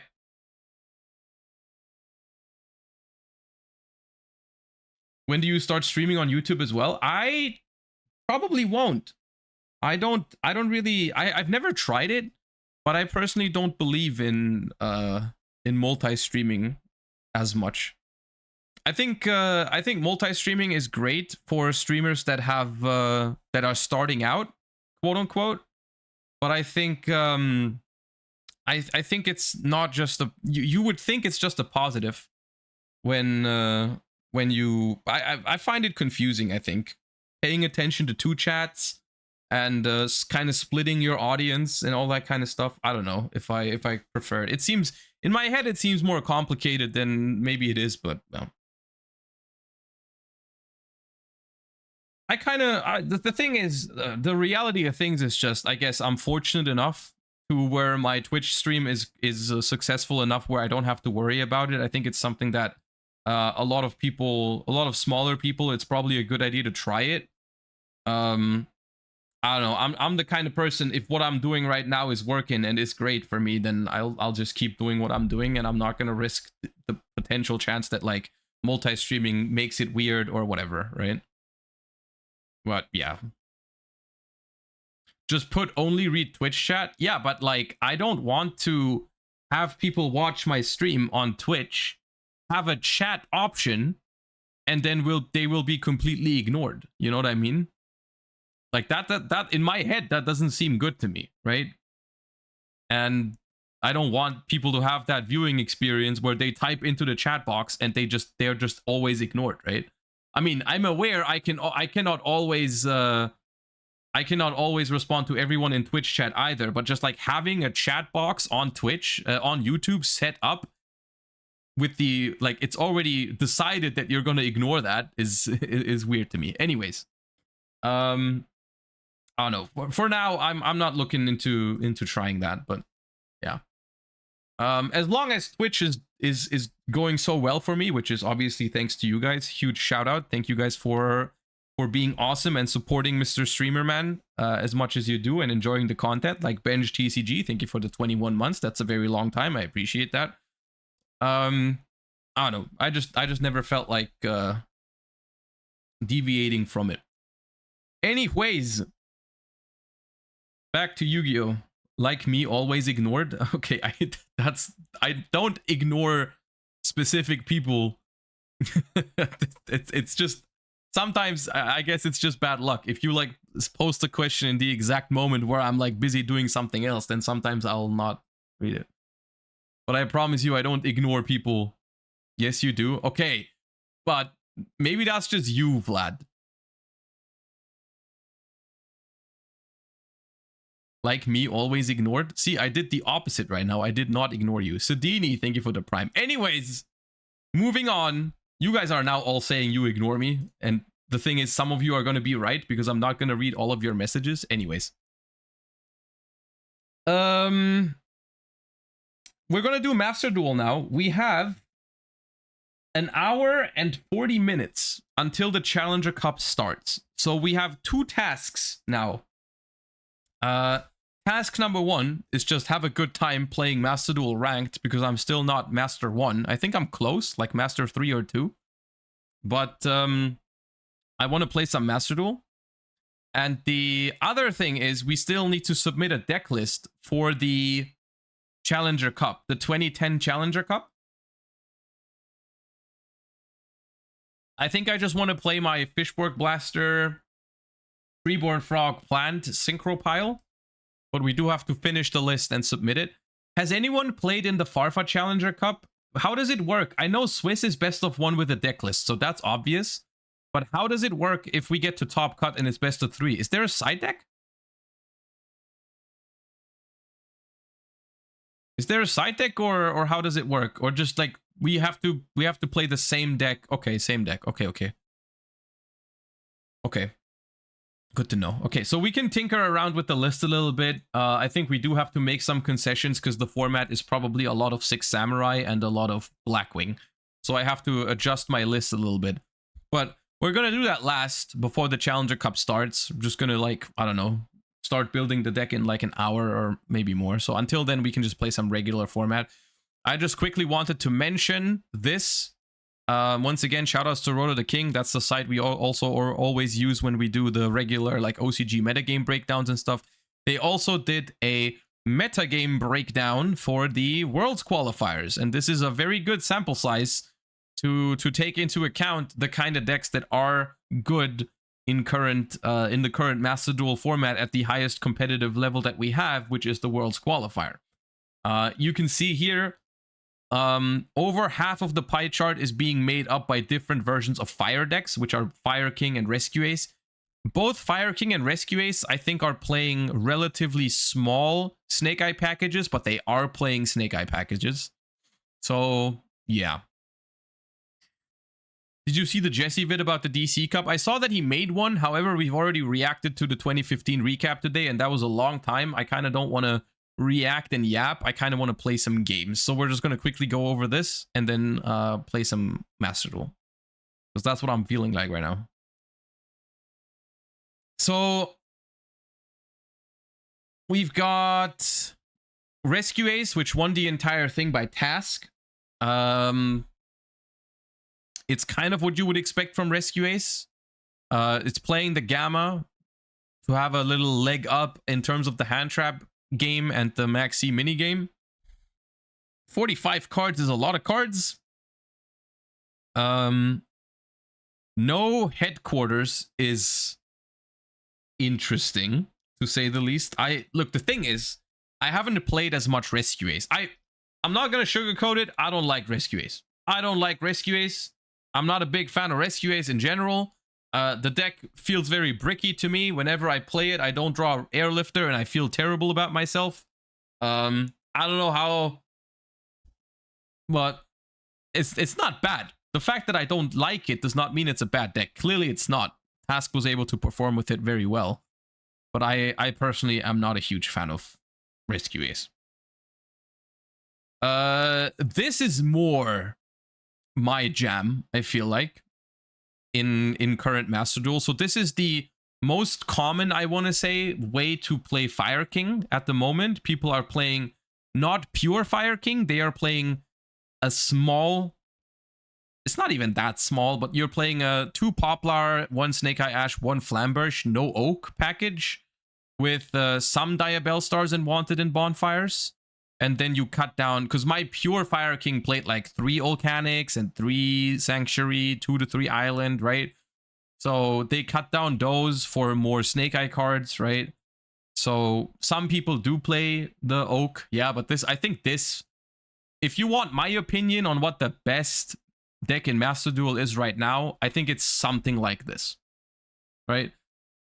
Mess around with the ratios, give and take, you know, something, take out 1 card here, add another card there, whatever. But this is currently what I would call the best deck in Master Duel at the moment.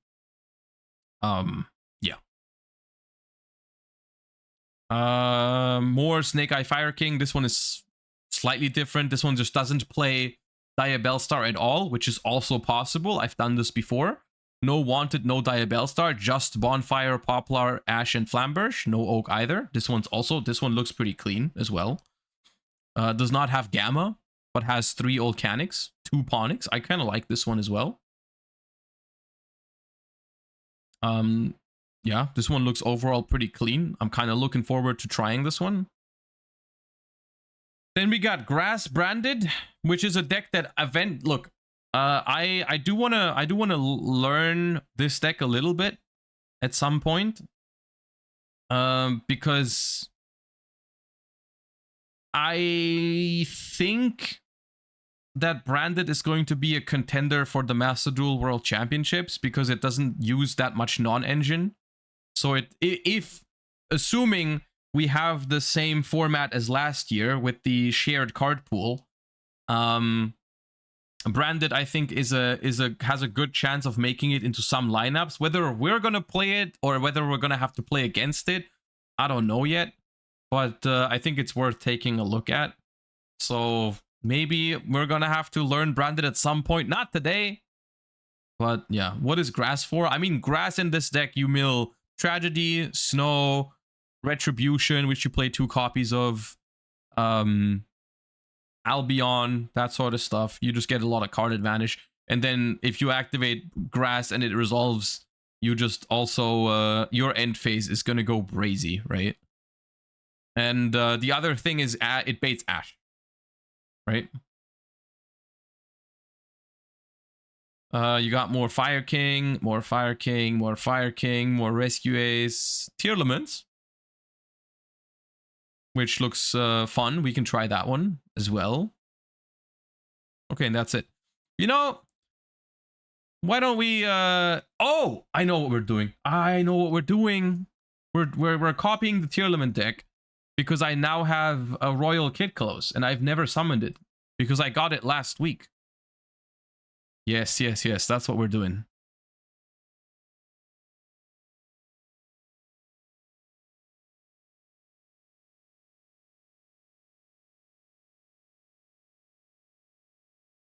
All right.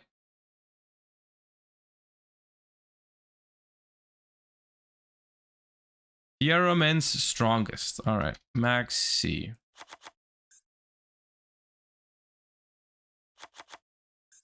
Ash. Tearlament. Avnis. Shireen. This. 3 Scream. 2 Heartbeat. Salik. Prime. Metanoise. Pearl of Rhino. Kaleido. Rulcolos. There it is. Look at this. And 1 Grief. Okay, then it plays both Shufflers. It plays Trick Clown. It plays Snow. Hedge Boy, thank you for the Prime. Appreciate you so much. Thank you. It plays Shadow Beast. Sahadol. Shadow Beast. Dude, I cannot spell. Shadow Beast does not play Winda and does not... Oh, it does play Winda. But it does not play the other one. This one. I can't see it at least. Yeah, it's not here. Okay, this Trudeau. Dude, Tearlaments is such a pile in Master Duel. It's almost funny. This. That's all the monsters. It plays Card Destruction. It plays Foolish. And Goods. Rhoda. 1 Talents. Perfect. Super Poly. And Trivi Karma. That's the list. Dude, how many one-ofs is that? 1, 2, 3, 4, 5, 6, 7, 8, 9, 10, 11, 12, 13, 14, 15, 16, 17, 18, 19, 20, 21 one-ofs is crazy.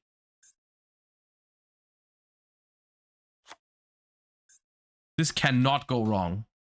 Garura plays the Adignister, dude. What is this? Cyberus monster plus Link monster. Baron. Punisher.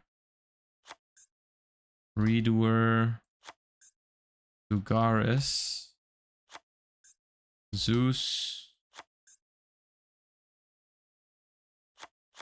IPSP and Cross Sheep.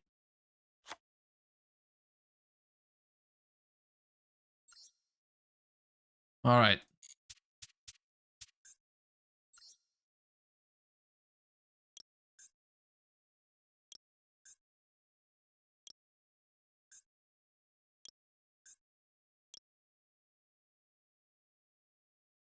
Perfect. Also, this is the version of Paleo that I played. We're gonna make a game with this later as well. I say a game because we can't fit more. I don't know how they got top 10 with this. I'll show you. We will Gamba and we will win.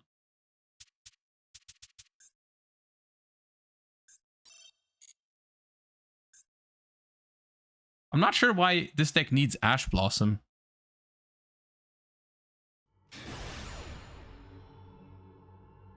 I feel like I would rather play like more Talons or something, but...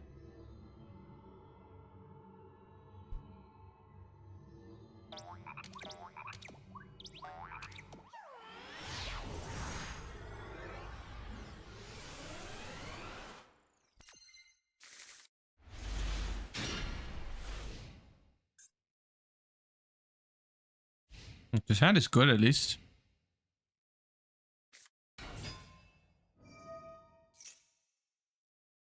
How do they do it?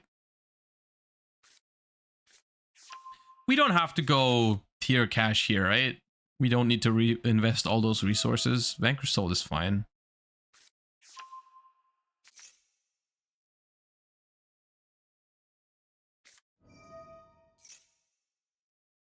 I wonder if we're gonna be able to super poly the Vanquish Soul board.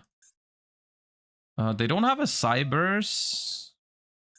Are they gonna end on 2 with the same type? It's the question.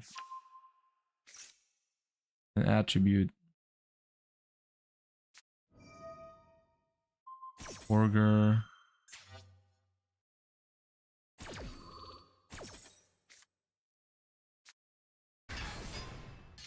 So they opened 2 raisin.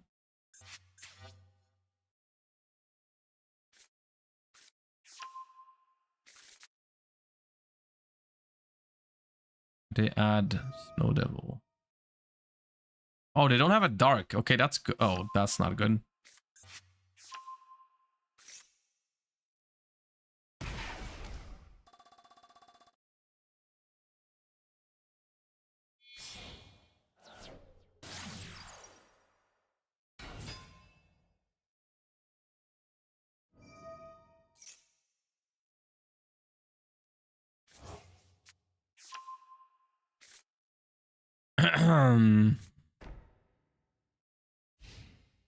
Okay, so Maxi and Ash in hand is a problem. Can I draw Ash? No. Oh, right, just in time.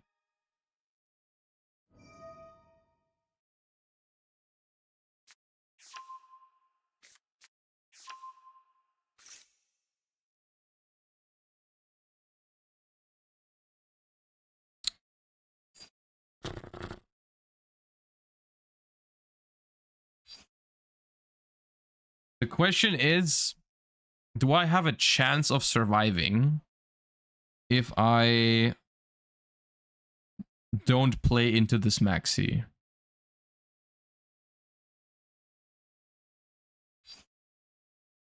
Because I do have Havness and Tier Cash. Maybe I do. Like I have, yeah.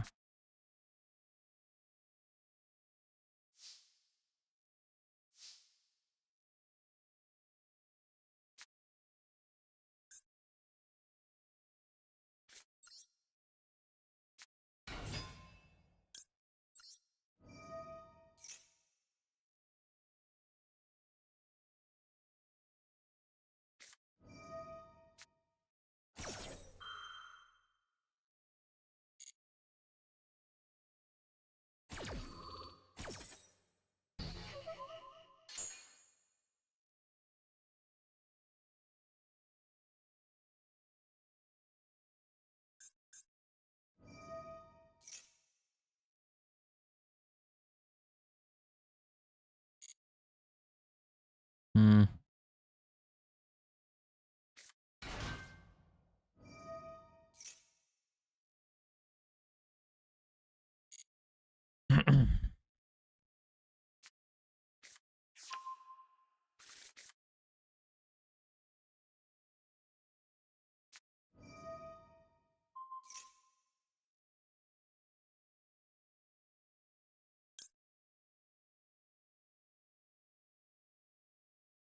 Dark Earth.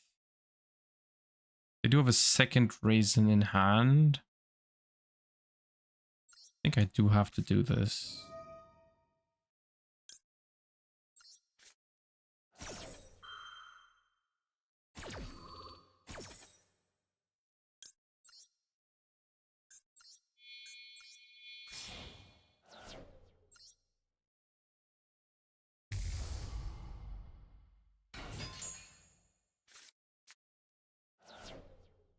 So if I activate Trick Clown now, they will max C. But I guess there's no real way around it.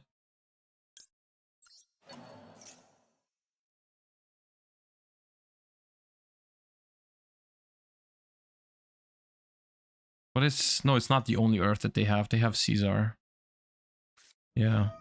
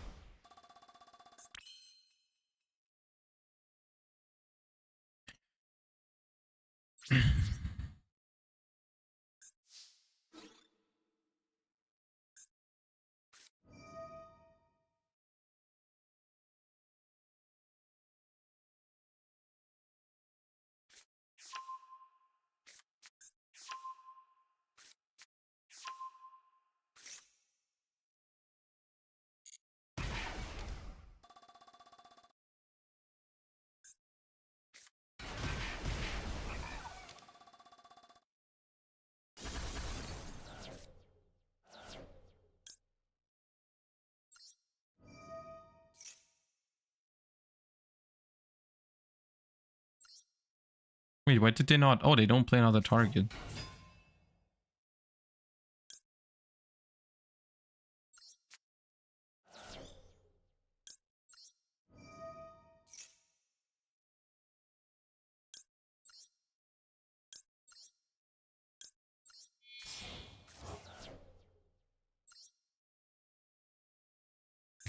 How have I been burned for 4,000 already?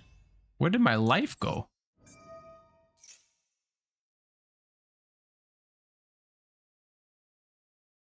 Oh, I can't even run over this because they might make me lose 500. That's annoying.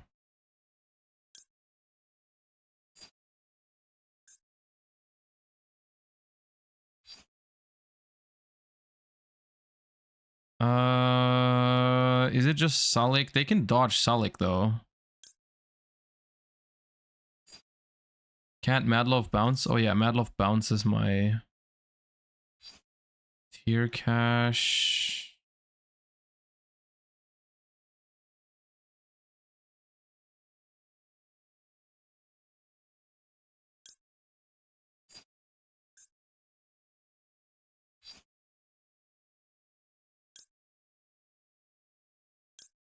I think it's Scream or Crime. Scream or Crime. I think it's Scream. Because I don't want to discard a card from my hand. I kind of need both of these.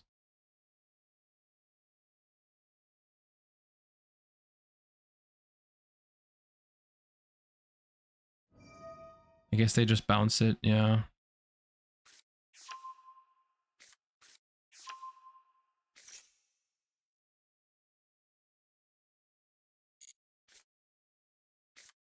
Oh, I should have chained Havness. Oh!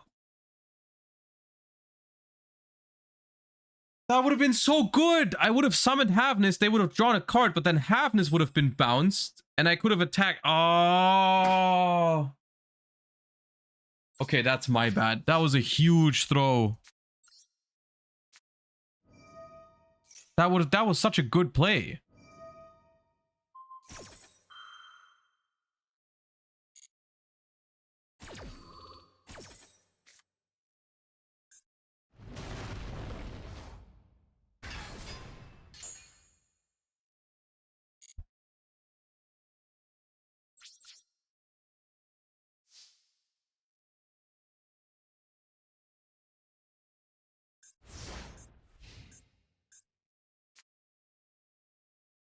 No idea why they didn't pop this, but okay.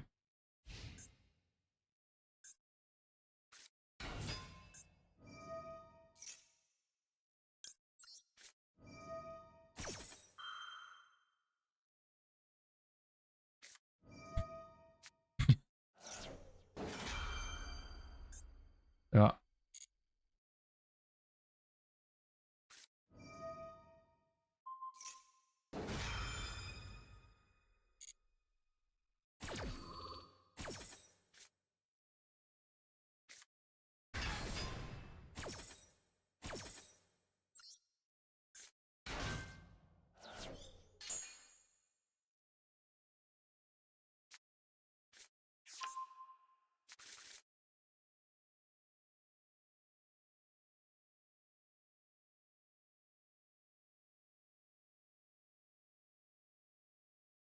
This deck does not run Draco Stapelia, is what I'm just realizing. That's insane. Why is there no Draco Stapelia?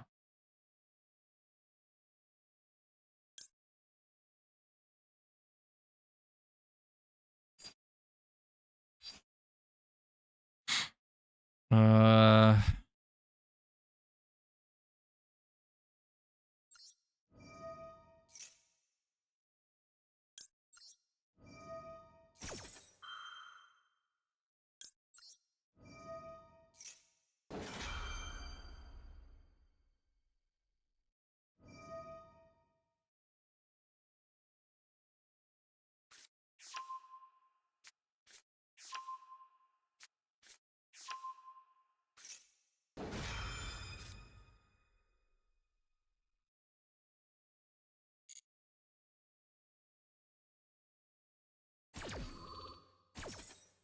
I think I summoned Stapelia once all weekend and it was for BM. Yeah, but you also only played casually. So that's different.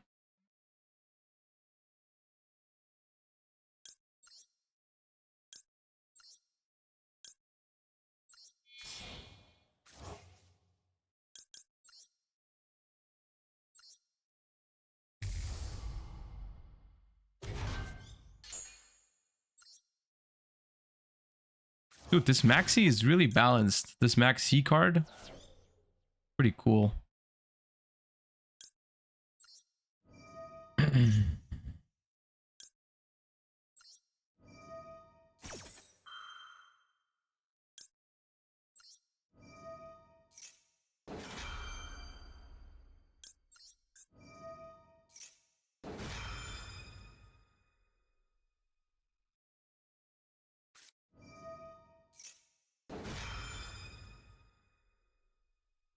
I wish they made another card that is a little bit like Maxi.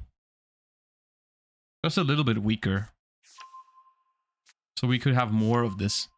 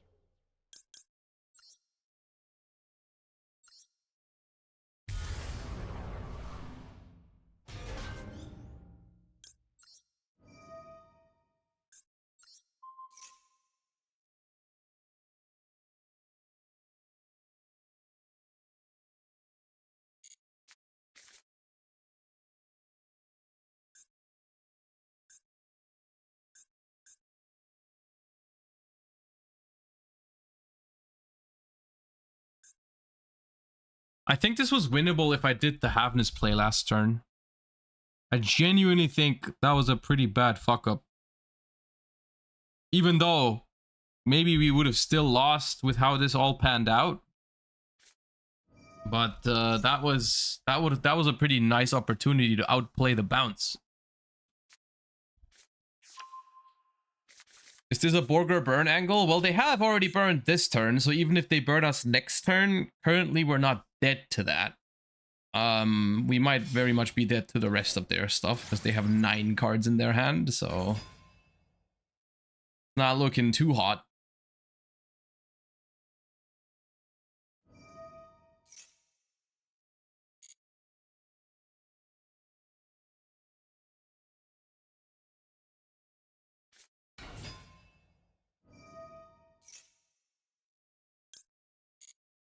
It's a shame that they have the same defense. They can choose, right? Your choice if tied, yeah. They do play another target. They just didn't do it last turn. Okay.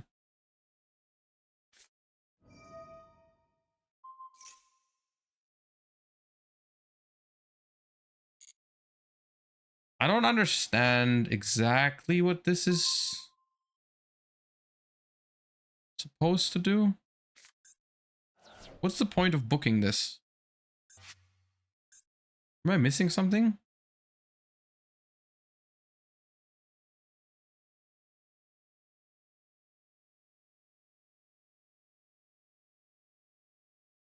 Kieran is a super rare in Master Duel.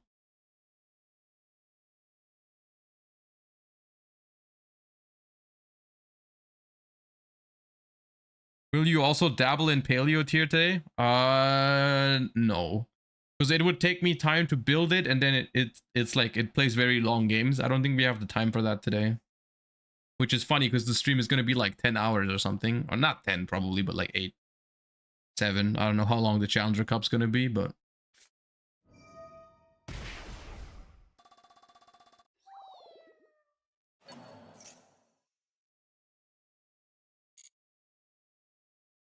I don't know what's going on right now, but...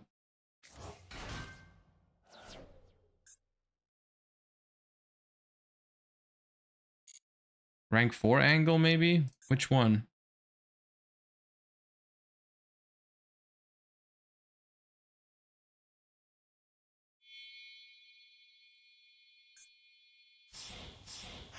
Dweller. Okay.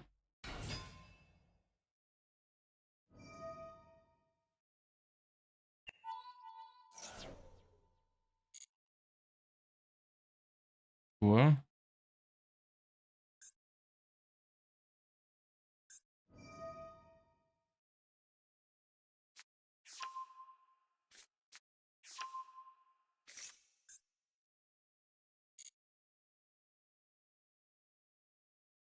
You want to Zeus? I mean, I wouldn't even think that would be that bad.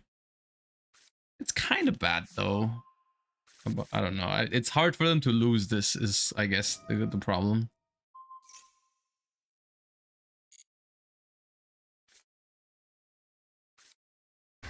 But they are putting in a lot of work just to out this one Kaleido Heart. This has already popped this turn.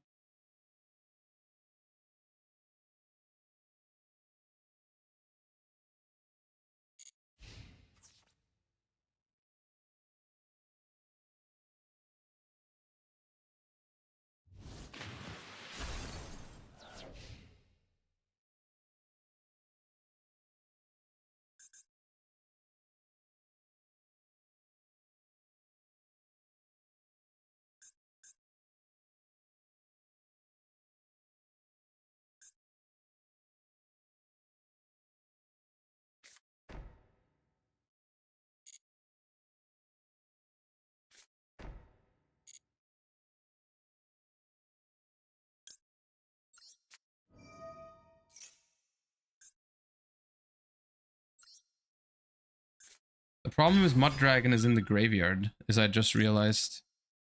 I can't super poly the Dweller. That's annoying.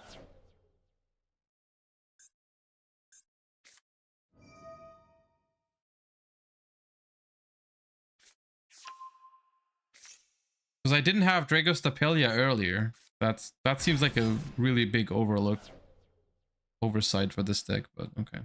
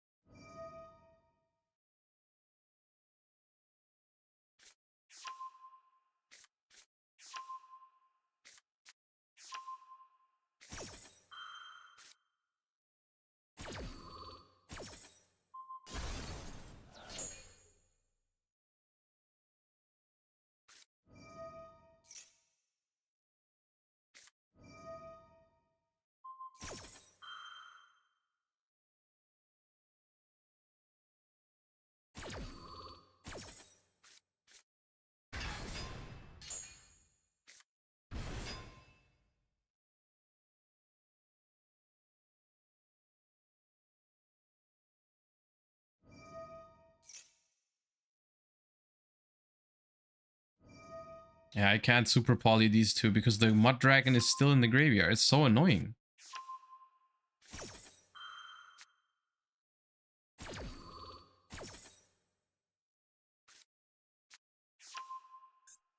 Yeah, this deck needs Dragostapelia. That's fucked up.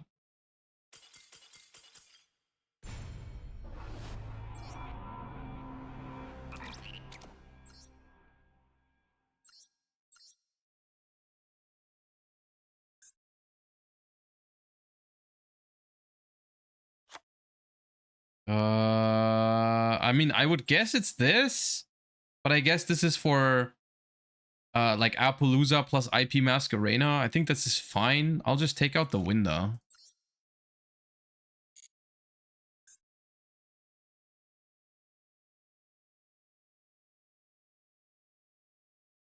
I think it's okay to still play the Shadal Beast. I don't think Winda is that, like, important.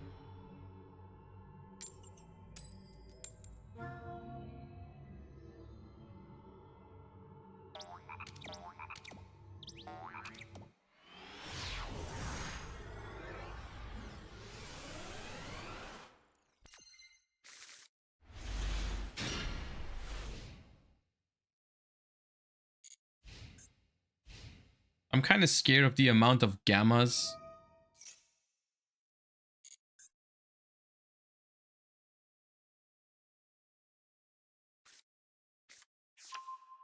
Roller baller.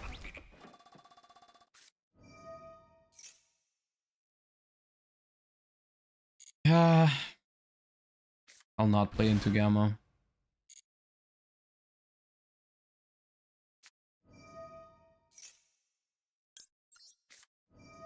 They have called by or Ash, it doesn't matter anyways.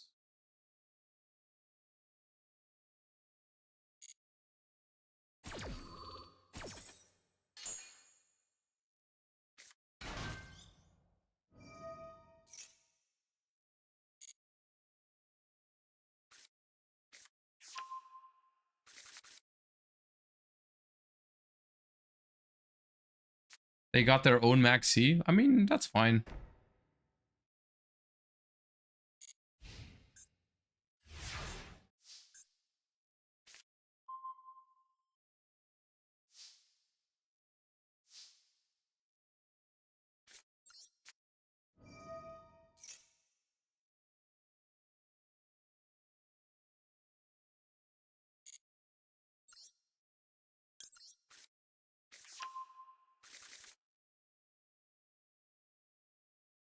Hmm.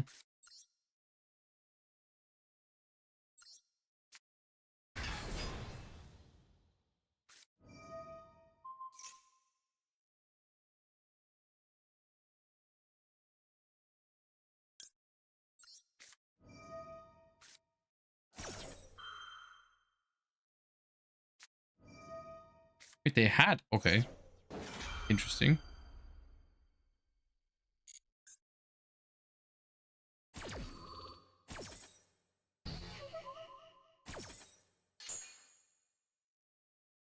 I guess they were just happy with their end board, and so they chose not to.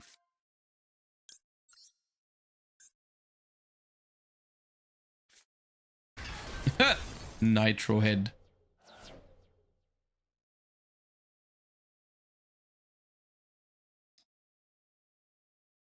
Okay, so they have the quick effect fusion. Nitro head doesn't do anything. But they can make roller baller, which like equips my cards. A pinballer. Equip face-up monsters up to the number of fusion materials, and if the life points are lower, I can't negate it. Okay. Let's Rhoda.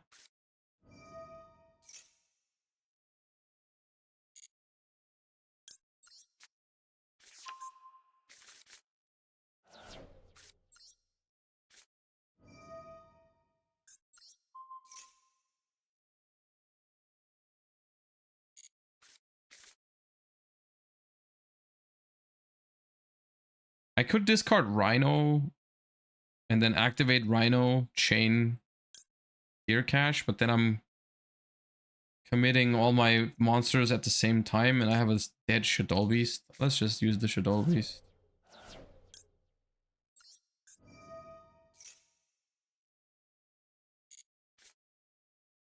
Hmm.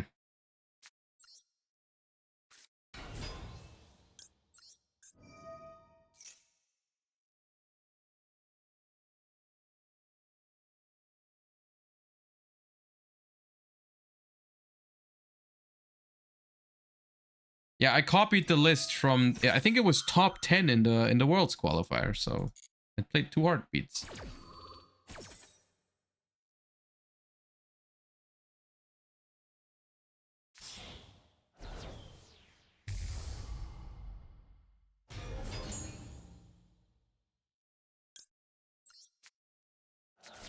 Oh, I see what they're trying to do. They're trying to equip my Rhino to force me to have another tier card in hand. Luckily, I do.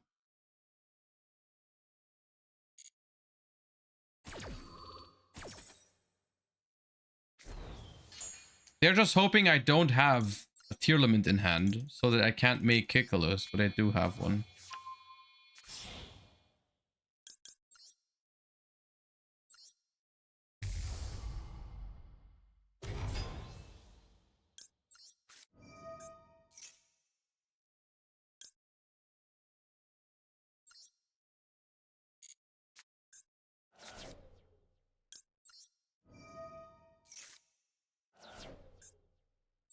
All right, that did not work out yet.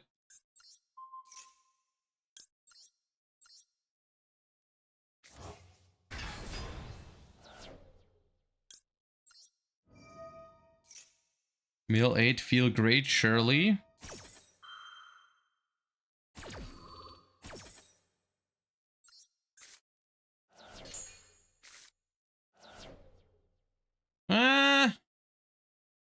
Trivi Karma was the one good. Trivi Karma and Destrudo. Yeah, it's pretty good. I can't normal summon anymore, and I don't have a monster in hand. So my Perlo Rhino, I actually don't have Perlo Rhino either.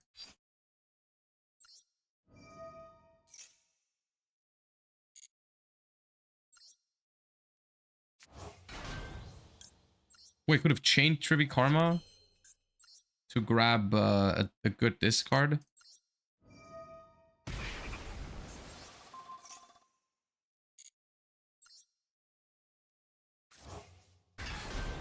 I guess I'm just gonna get Scream or Grief.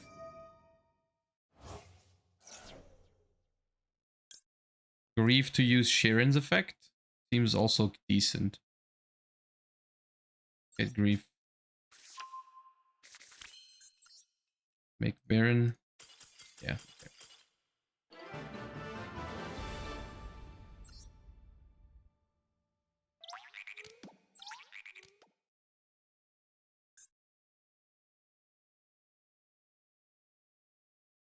How do we make Pep in this deck? It's like some weird Destrudo combinations where you pay half and then you have like 2 level 4s.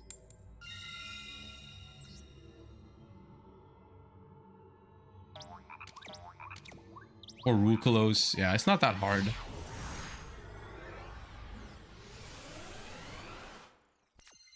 What do you think about Chimera in TCG and Master Duel? I think in TCG it's good. Master Duel, not so much.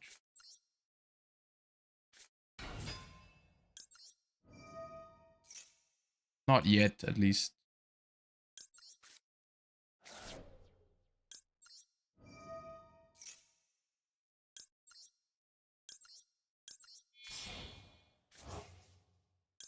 Yeah, I haven't done Modora Pitch Keldo in a while.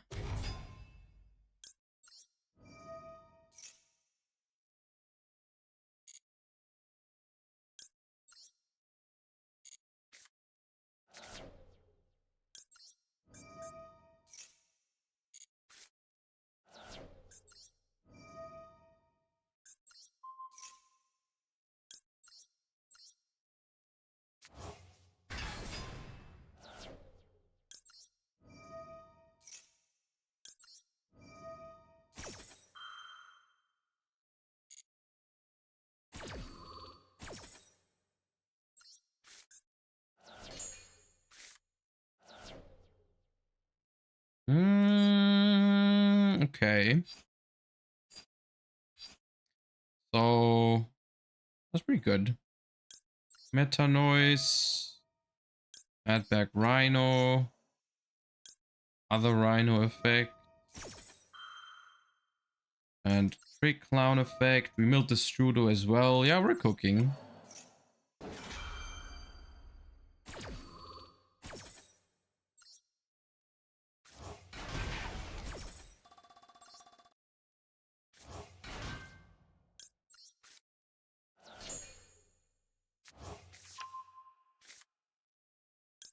Heartbeat. Crime.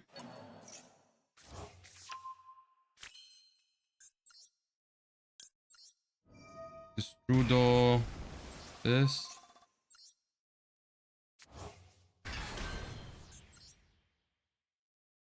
Baron.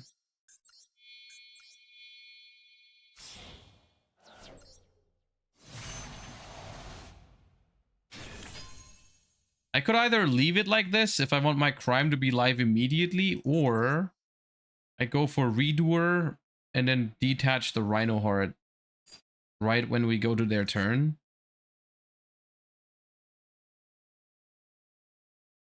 To also get like a rule close. That seems good.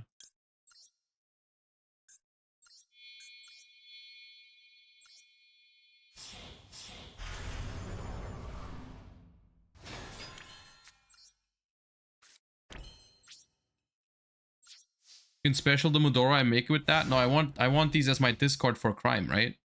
One of them. Because I need the Rhino Heart as my discard for Rhino Heart.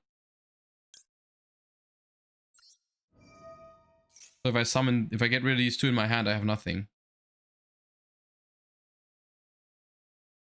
That's 60 cards? No, they're playing. Oh! Alright, I see. Well, that's a-okay. Actually, if they mill a shuffler, I'm kind of destroyed. Heartbeat on the crime. Okay, that's annoying. Annoying, but is it that bad? It's kind of bad. I really want to be able to put a shuffler into my graveyard. Oh, but...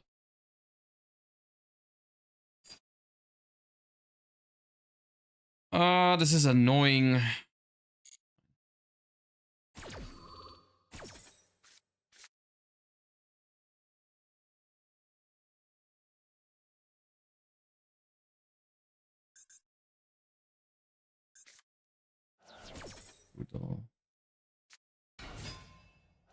Rhino Heart. Oh, I gave them a... Oh my god, my Redoer has the shuffler. This has got to be a joke.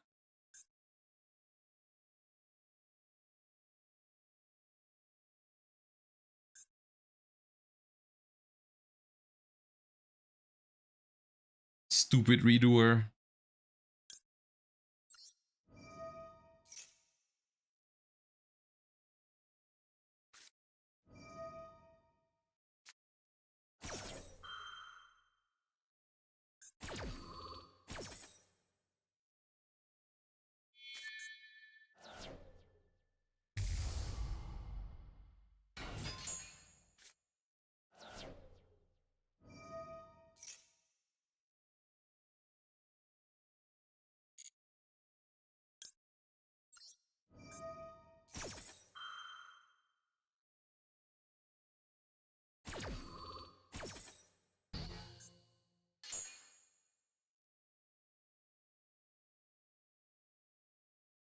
If I tag out now and they use a shuffler, it's kind of bad for me. I'm gonna leave the Baron around.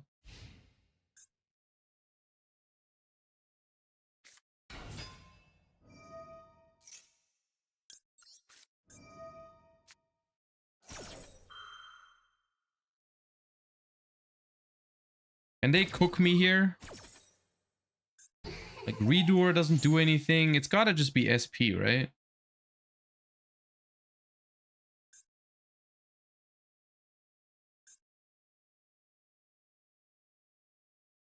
SB kind of hurts? Not really. Dugares Gamba? Oh. I guess. Maybe Dugares Gamba wins.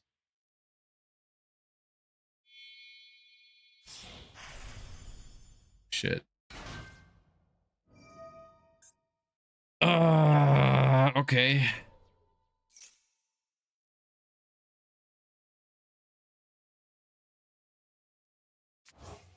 Oh, Oh, it wasn't Gamba. Oh, that's smart. This is very smart. They win. Yeah, yeah, that's game. They just make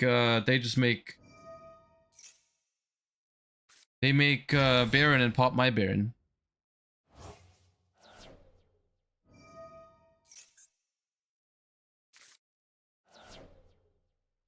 That was nice. I think I messed up. I think as soon as I saw it was a tier mirror, I had to protect my crime to get the shuffler into the graveyard. I think this one's also on me.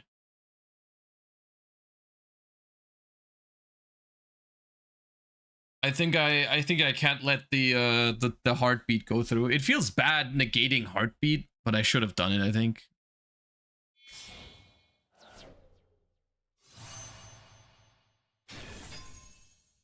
Wait, why are you making it with the attack position monster?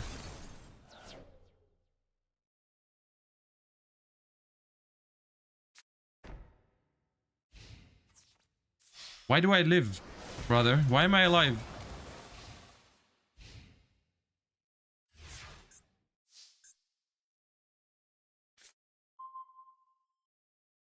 Okay.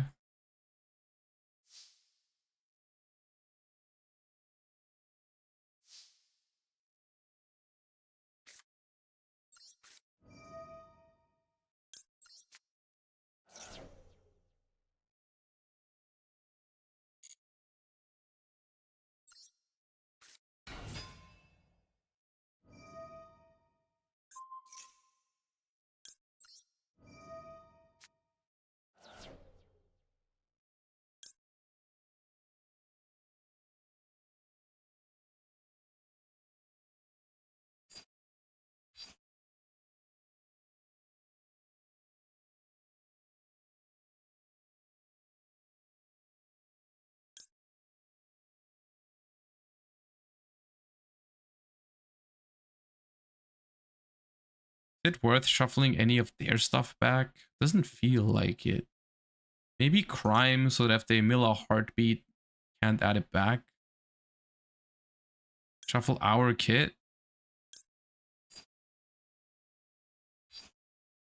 Yeah. Yeah, actually, I think that's fine.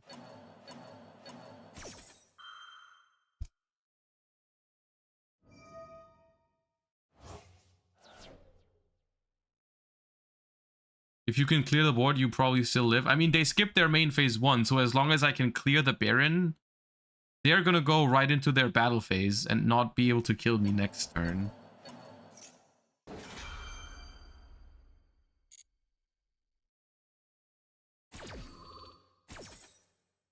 We don't know what the set is, no.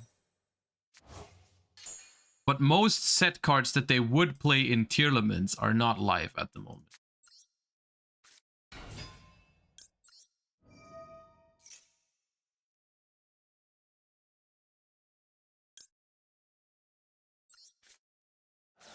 It's Sulik, they searched it. Oh! Oh, they milled Scream. Yeah, my bad.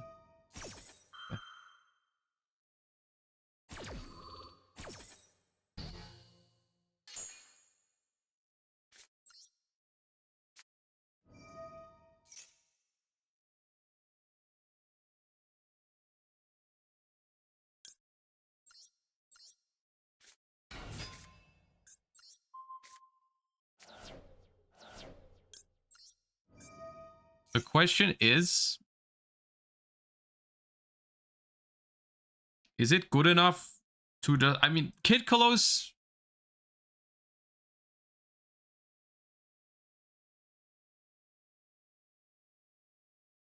Kid Kalos... Kaleido Pass? The thing with Kaleido Pass is it puts me on no follow-up.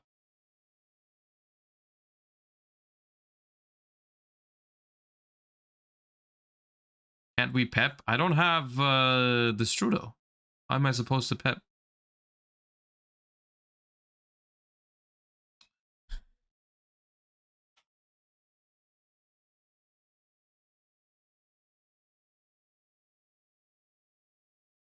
I don't play Dweller, so Dweller Zeus doesn't work.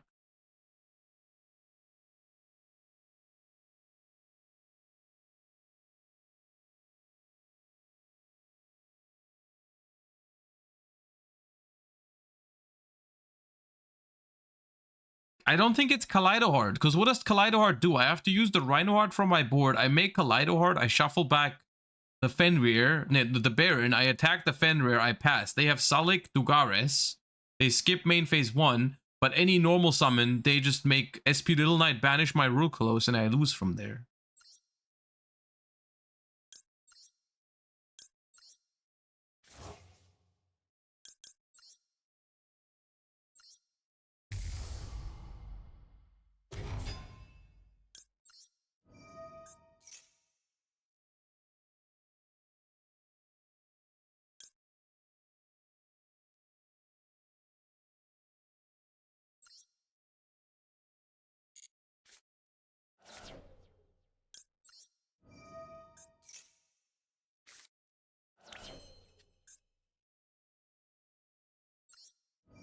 Not looking good.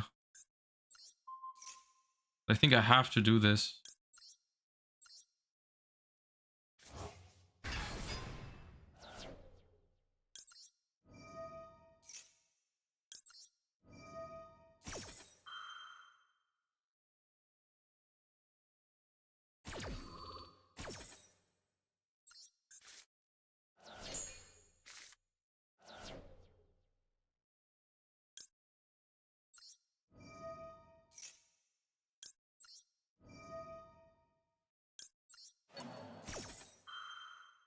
Wait, that's good.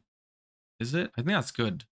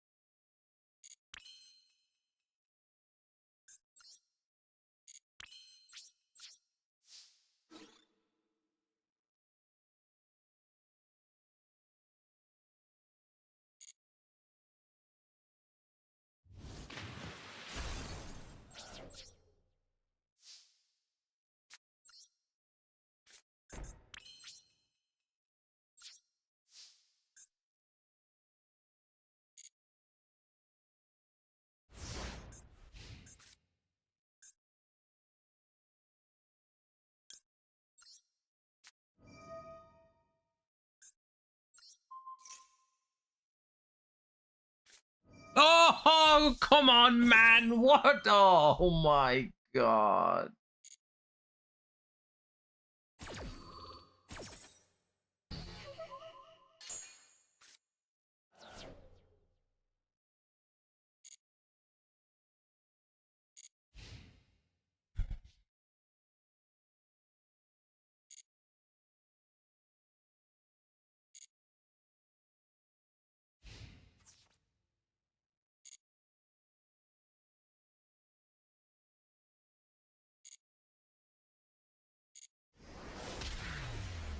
Oh.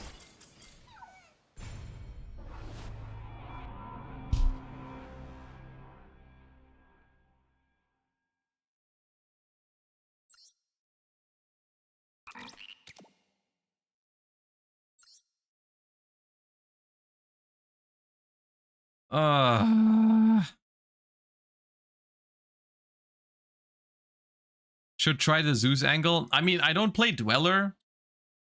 Or this list doesn't play Dweller.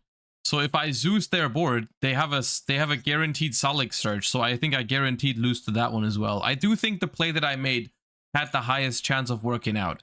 Because I had a couple mills that would work out. Like Heartbeat was a good mill. Beast, the Strudo, Shuffler. Like I had a couple cards that give me a way out there. Snow was really good. So there was a couple of things that could have happened there for us to win the game. The Challenger Cup starts in 40 minutes. Let's do one more. I don't think we have time for a Paleo game because I do have to build my deck for that. Yeah.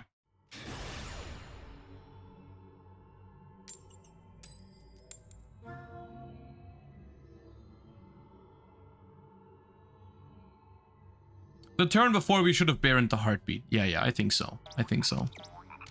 Oh no, is that blind second? Oh nah. Oh nah.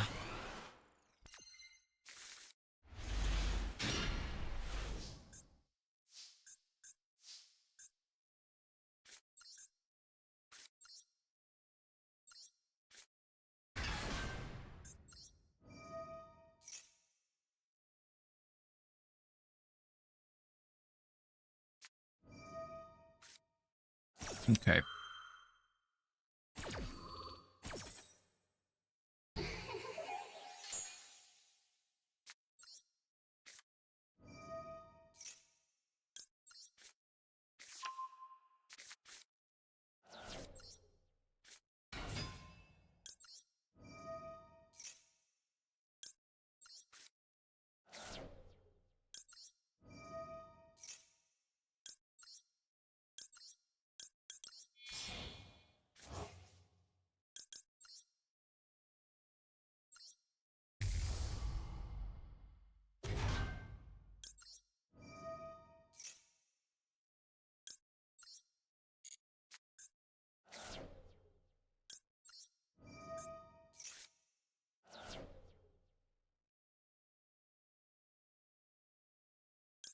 I mean, I don't want to fuse with the Sharon yet. I'm kind of hitting that Sharon early. What do I make? Do I just make Rulcolos without milling? That doesn't feel right. Oh.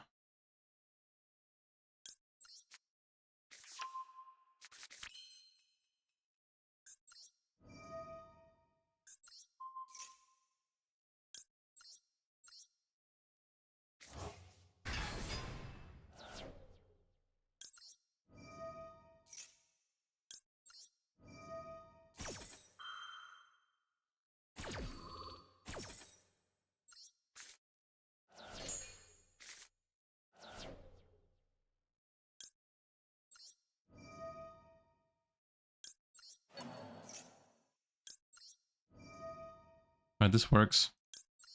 Somewhat.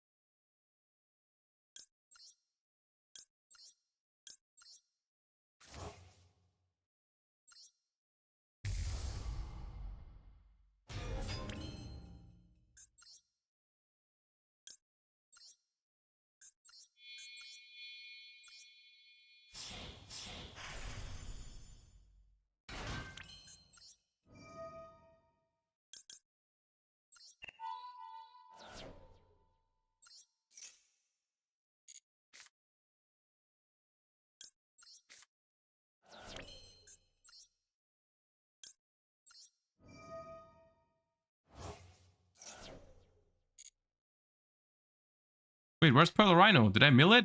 Oh, I milled it. Well, crime. But I don't have a monster. Hmm.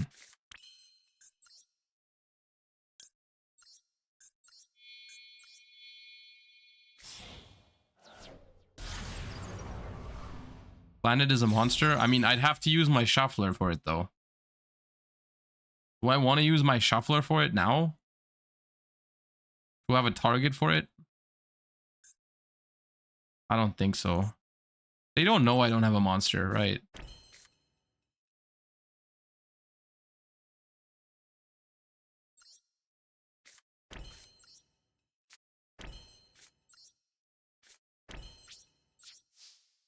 Kind of fucked. I have 3 discard traps and 1 card in hand. Maybe I should have kept... Maybe I should just keep the crime in hand and send it for heartbeat.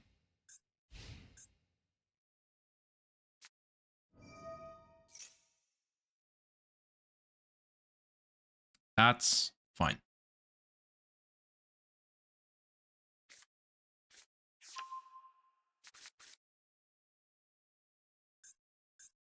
Could be the mirror again.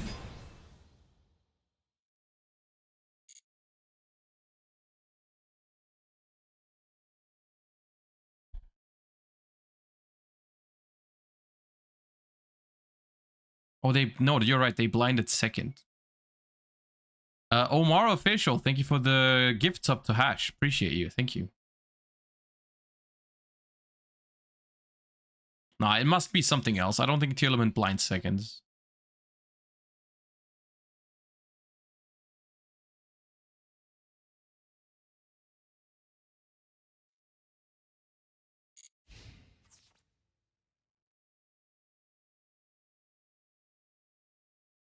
What do I do about this Fenrir?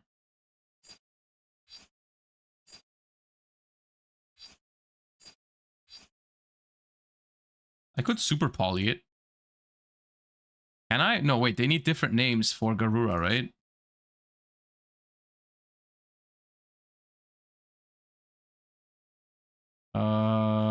Why? What can I even super poly right now?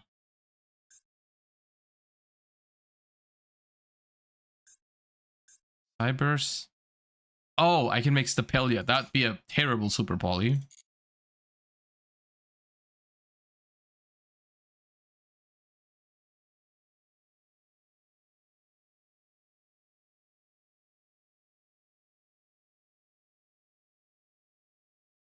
Yep.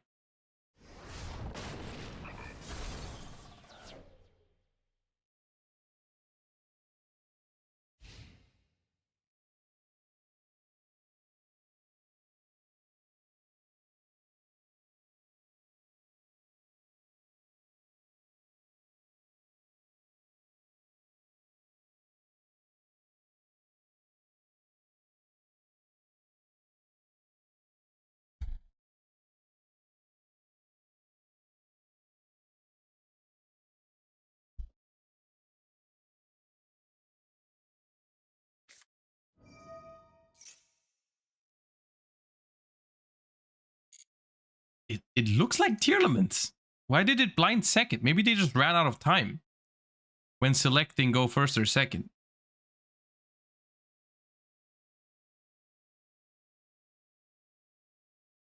Didn't activate Fenrir to play around Crime. They didn't activate Fenrir to play around my Fenrir, banishing their Fenrir.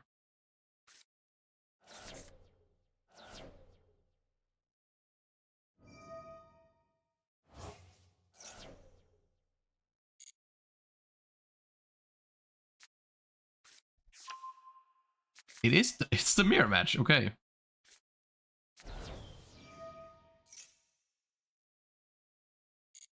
Sure.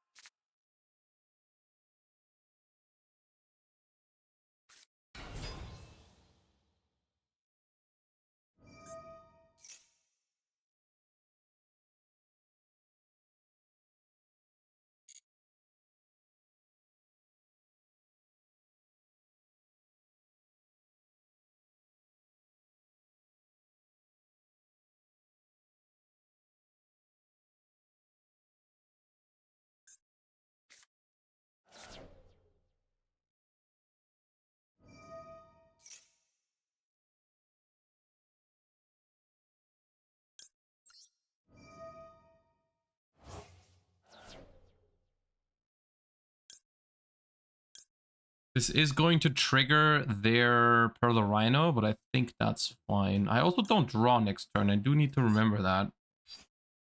Do I have tier cash? Maybe I shuffle in my tier cash to have a target for the Wraith Soth in my hand if I can keep it. That seems reasonable.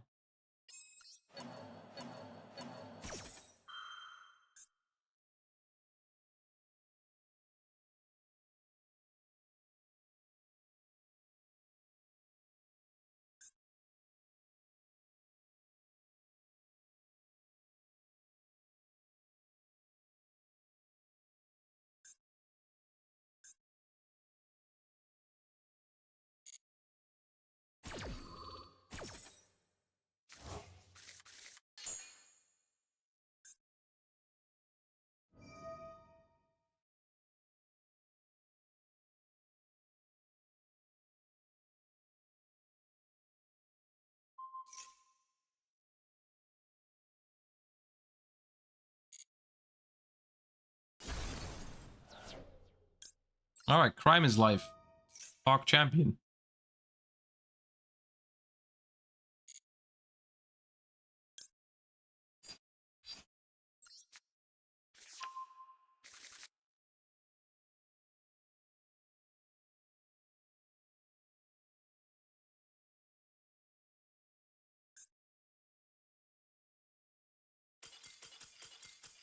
Nice. Okay. That was a good game to round it off. We are close to Master 1. We're probably gonna get Master 1. Is June 31 days or 30? I keep forgetting. I gotta count my knuckles. 30. Okay. All right. We're gonna get Master 1 this season. I just have to see when. More games. See, the thing is, we are gonna play more games, but not in ranked, because there's a tournament happening in 30 minutes that I still have to submit a deck list to. So let me do that. So we're playing in a Challenger Cup for the format of 2010. And I do want to play something like this. I do really like and enjoy this deck. The only thing is I am a little worried about my Blackwing and Six Samurai matchups, which are I think the most popular decks in the tournaments. And we don't have a side deck, so I need something that's good against them. Play Trunade? Nah. The deck doesn't have that many pushes. I guess you could play Trunade. I do really like the MSTs for Gateway and Black Whirlwind.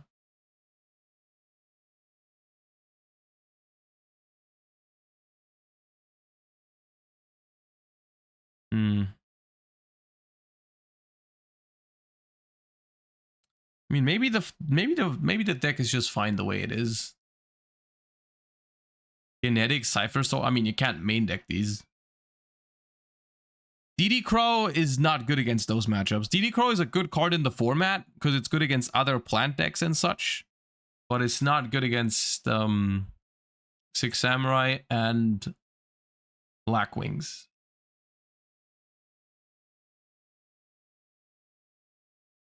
Fader versus the OTK. I do not hate the idea of playing a Fader. I don't want to play multiples.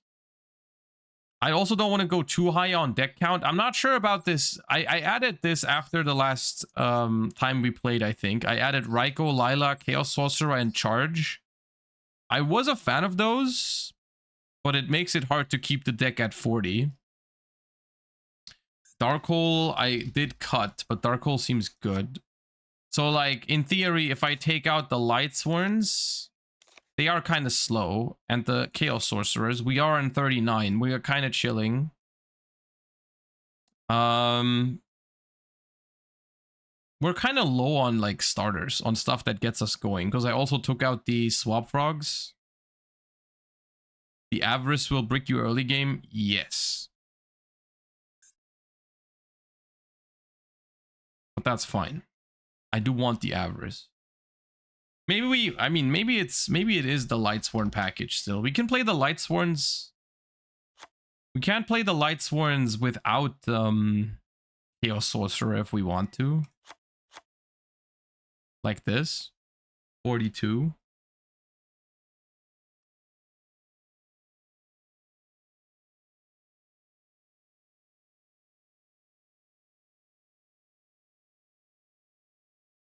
Or we go lower on... We don't need to play that many Kaias, because we also have tuners as powerful normal summons. You could go lower on Kaias, even though Kaias is a really good card.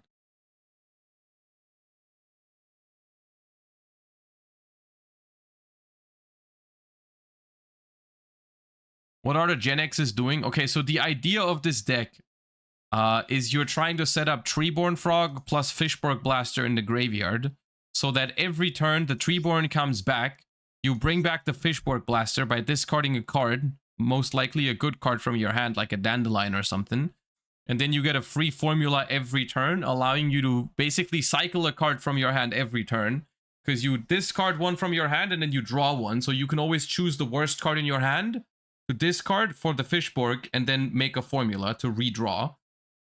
Which puts a lot of monsters in your grave for Avarice. And so on and so forth. And it lets you improve your hand quality. It gets you a tuner and all that kind of stuff, right? In the TCG back in the day, people played Reborn Tengu in this, which is not in the event, sadly, but it is pretty good in this. And so the Genix Undyne helps you set that up, the Swap Frog and the Fishborg Blaster, which is pretty good. I do like Chaos Sorcerer. It is kind of hard to set up. I'll admit that, but it's the deck is relatively slow and control-y, which is probably why I like it that much. But the Chaos Sorcerer does give you a little bit of an extra push, like a good body that you can put out. And having lights is typically not the problem because you have formula synchrons. So maybe I just run it.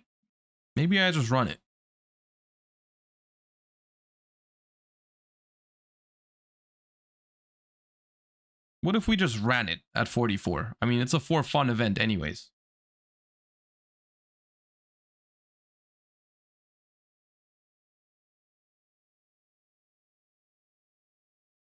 Why don't you play Black Luster? I'm pretty sure Black Luster is not legal. That's why. Yep. Black Luster is not legal. That's why I'm not playing it. Why Veiler at 3? So the reason behind Veiler is because you don't play any trap cards, and this deck is really, really, really weak to Trishula. I'm not a fan of giving my opponent a free negate for Shien with 3 econs. I mean...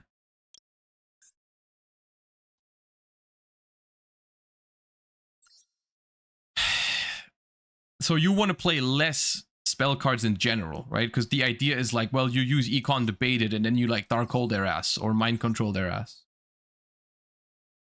Right?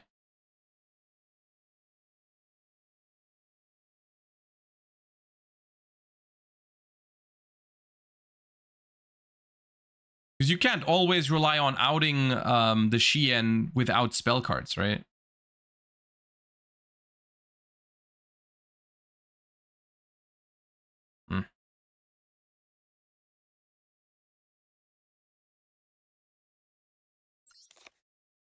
Maybe we play 2 Caius.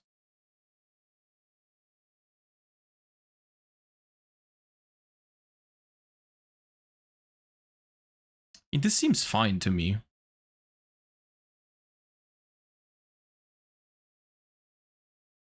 3 Avarice is gonna break. 3 Avarice is not up for debate. This deck needs 3 Avarice.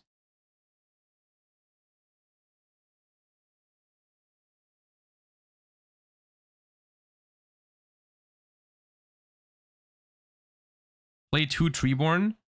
You could do that because it's better to start with Undyne anyways, but like having Treeborn is quite important in this deck, I feel like.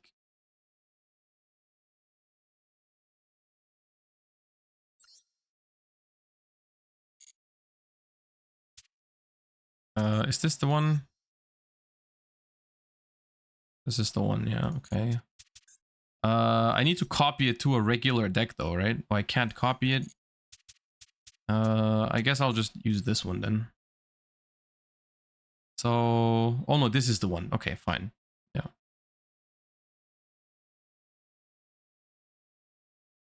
Not playing Swap Frog. I don't think Swap Frog is that much better than just playing Treeborn. Is Tragodia really necessary? Maybe not. Maybe we cut Tragodia. Tragodia hasn't been that great for me. Maybe it's just Gorse and Fader. That could be fine. I don't hate this.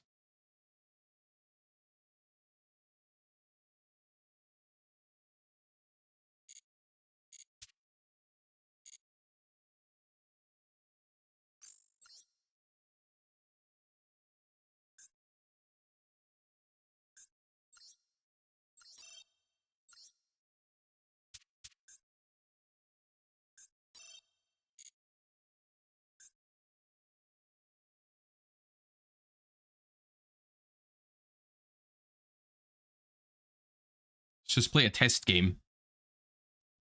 And then I'll submit it for the tournament. And then we're just gonna have a good time. I don't think, by the way, just public service announcement, I don't think this deck is the best deck in the format. I think Six Samurai with triple gateway is pretty certain to be the best deck. But yeah.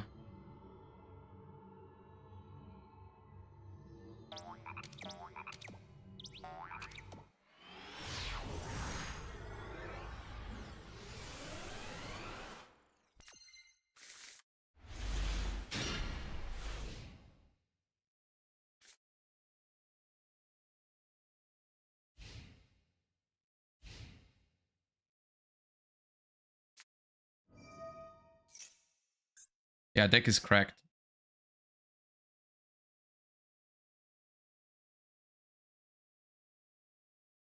You could try a copy of Gale to combat Six Samurai. Gale. Yeah, I don't know.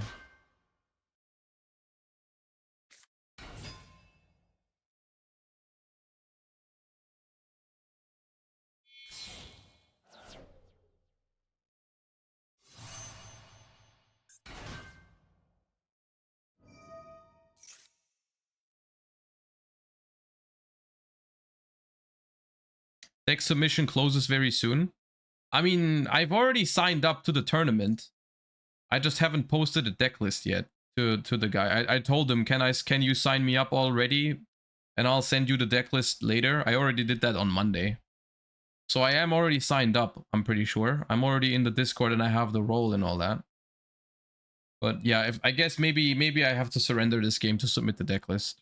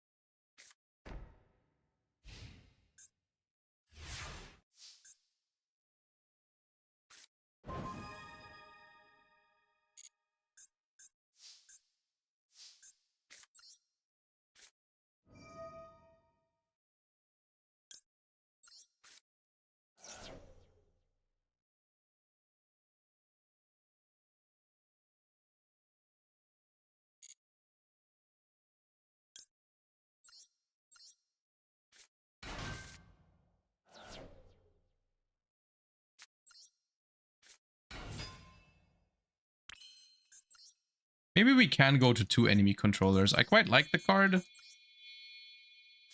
We could.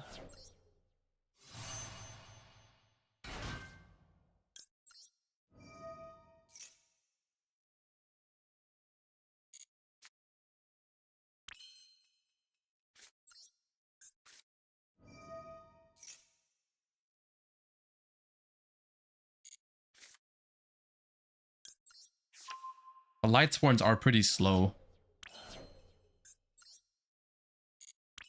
Okay, I'll submit my deck before I don't want to get in trouble because I'm too late.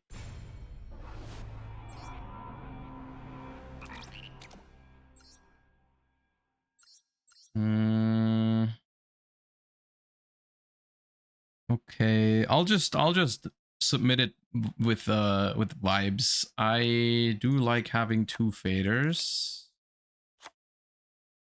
And I'll take out 1 enemy controller. Paste. All right.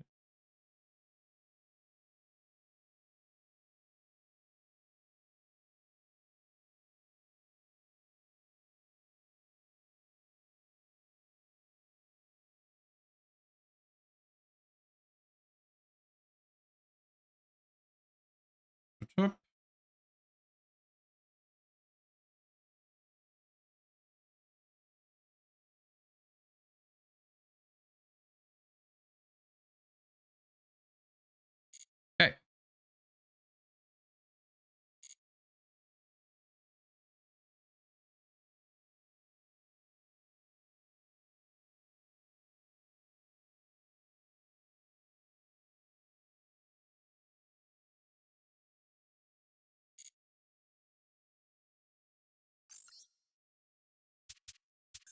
I need to make the changes here, right? Because in the tournament I can't play the other one. So I added Vader. And I took out an enemy, right? This is it. Yep.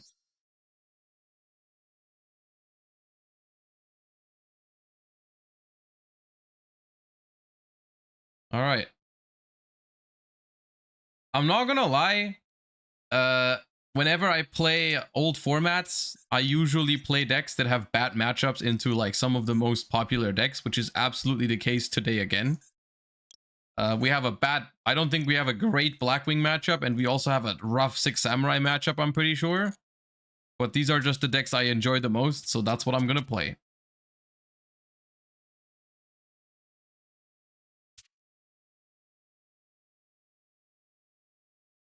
I don't know how you can have a good Six Samurai matchup. I guess that's fair enough. I guess Six Samurai is very, very strong in this format. Because it's like what? Six Samurai is completely full power, right? You got like Shien, you got 3 gateways, 3 united. Like, how does a Six Samurai deck look? Hold up.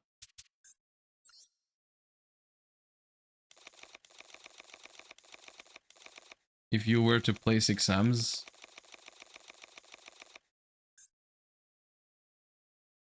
You got like Muzakami, this guy.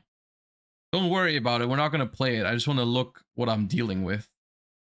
And is it the 1 Grandmaster situation already?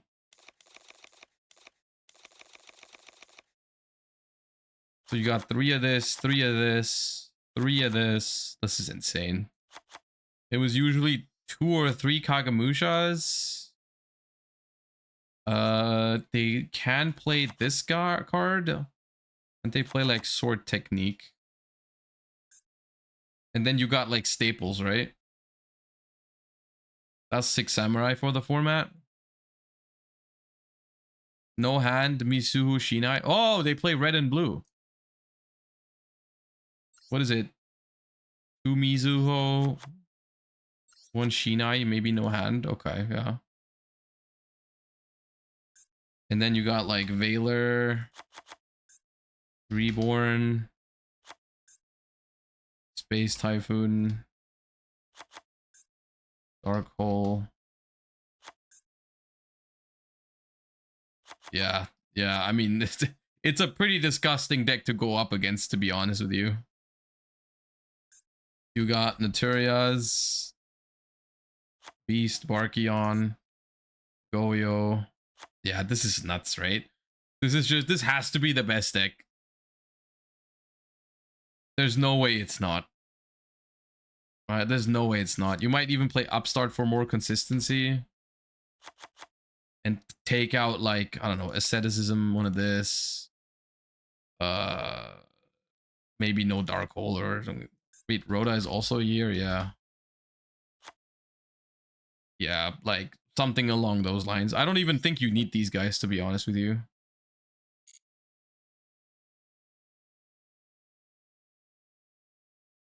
But yeah, Six Samurai is pretty disgusting. For this, maybe just don't play MST. Why do you have 2 Rhodas? From the GOAT event. Rhoda is at 2 in the GOAT event. That's why I'm also keeping it. In case I want to play that again. Yeah. Asceticism. Oh, right. They don't have Elder yet? They don't have... Ah, okay. So you don't play this one. Yeah, right. You're right. So it beat this. I'm pretty sure this is just the nuts, right? Okay. It's all right. We'll just pray that they don't draw Gateway. They will not draw Gateway, trust. And my slow frog synchro control deck will be fine. Okay, I haven't played in a Challenger Cup in so long. How does this work? I've only been casting these, which, by the way, we'll cast another one on Saturday. So this is not the last stream of the week. We're casting the season finals on Saturday.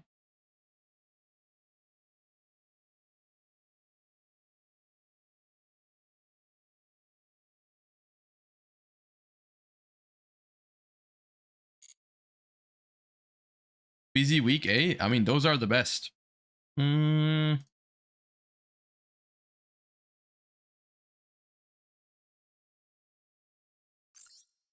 me see if I have any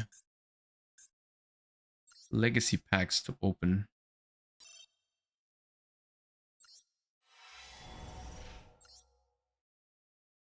Hog, Glossy Floodgate. Best day of my life. Ooh, the third Gallus is actually nice for Monster Mash stuff.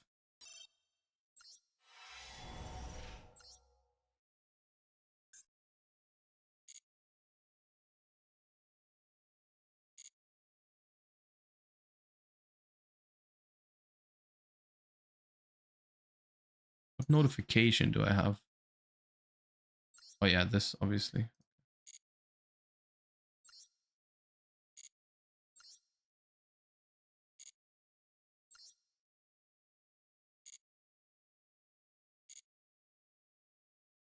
All right. Tournament starts in 10 minutes, so I guess we got some time to yap. I don't think that's enough time to start a game, so that's going to take longer than that.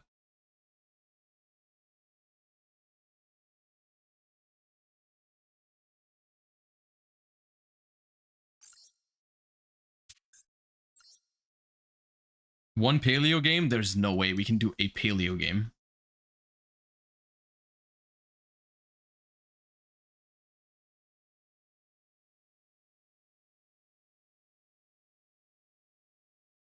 Do you think this mode will become permanent? No.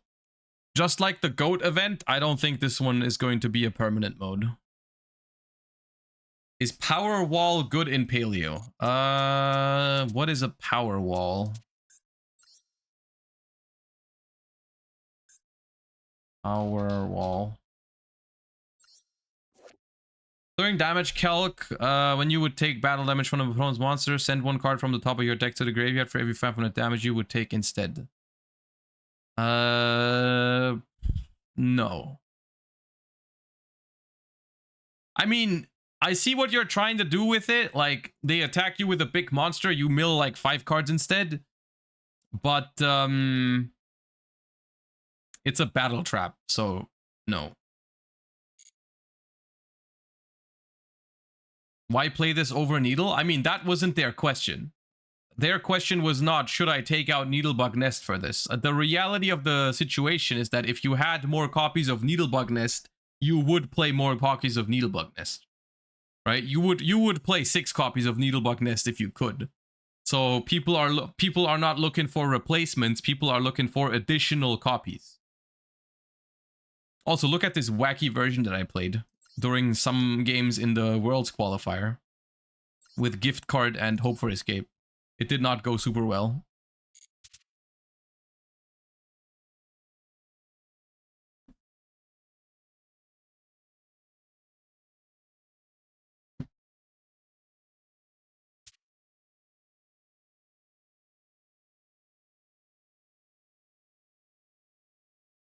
What do you think of 2 Zeus coming to Master Duel?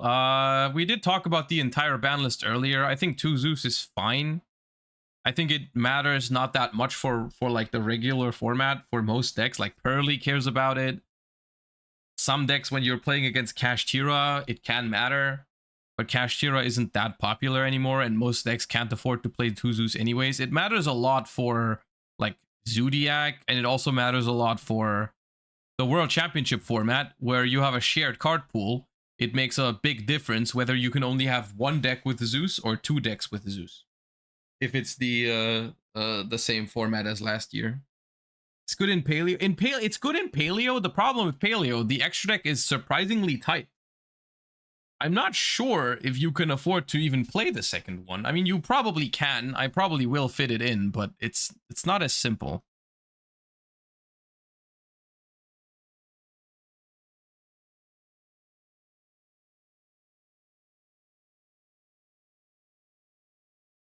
All right, when do we get pairings for this?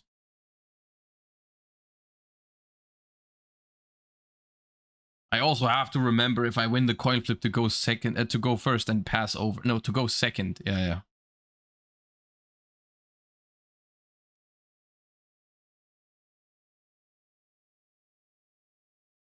Starts 05 in 10 minutes. Oh, we could have done a game then. Okay.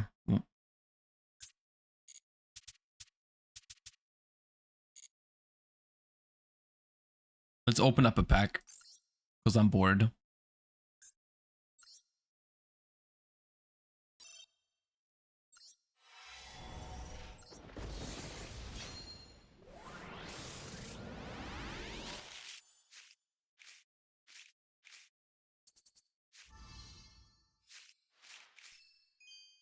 Broken.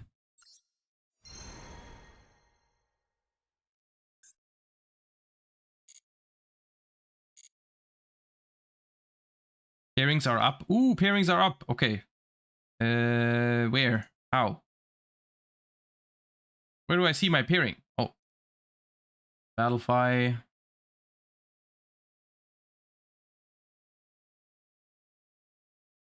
Table 12.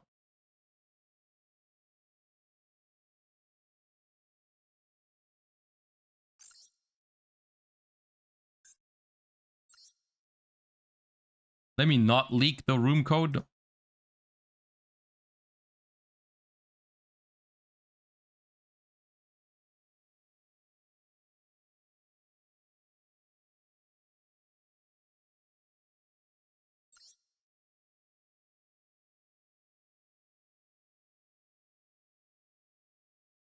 Agoraphobic, thank you for the 2 months and congrats on winning your locals.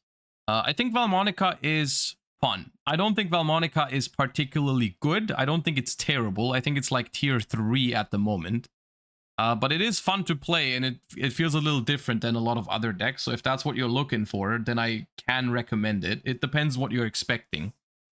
If you're expecting like a great deck that's gonna win you regionals or whatever, then I don't think that's Valmonica, but it is pretty fun and it's solid. And I don't actually know, but I don't think it's that expensive. So, but that might, that correct me if I'm wrong. Maybe it's expensive. I don't know. I don't think it is, but.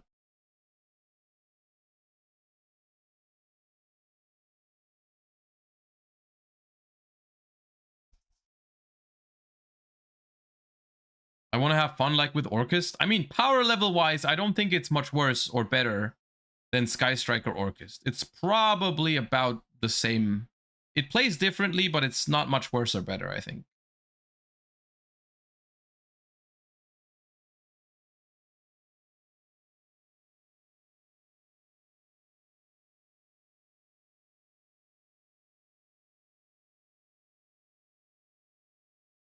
I have a question for you, Challenger Cup veterans.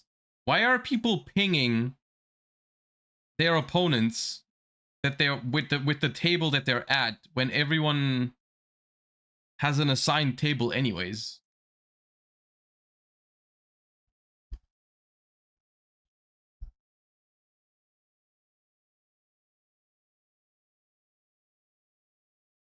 That's what I want to know.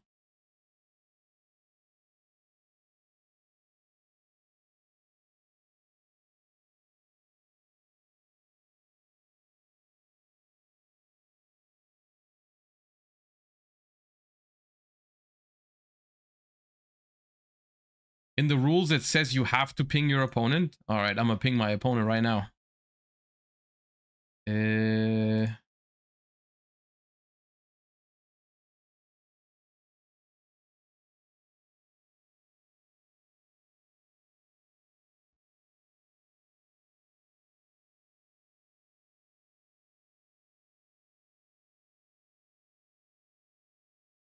Pinged. I have pinged my opponent. I hope they show up. I don't want to have a free win.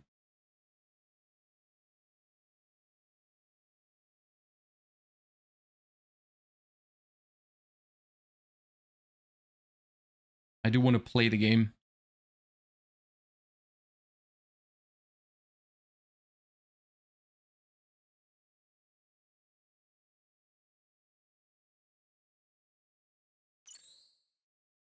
There we go.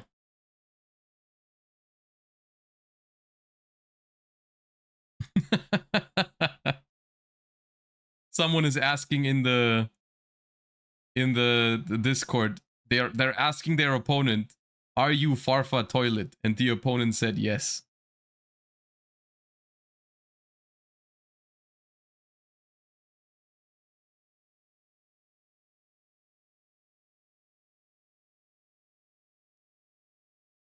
Normal conversation.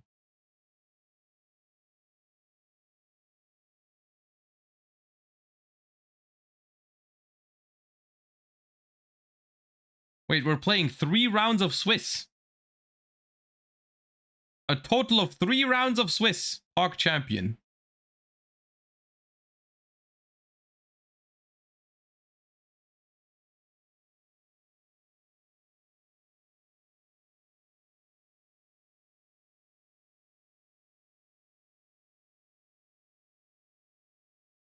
It's 6. In the announcement, it says 3.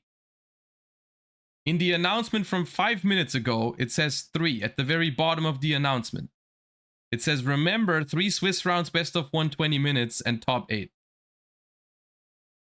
So unless that announcement is wrong, then it's 3. In the same announcement at the top, it says 6. Oh. Well, oh, now they corrected it. Okay, it's 6. Okay, it's 6. At the top, it said 6. At the bottom, it said 3. They maybe just forgot to change it. Okay, we're playing 6 rounds of Swiss. Okay. Yap, I didn't yap. It said 3.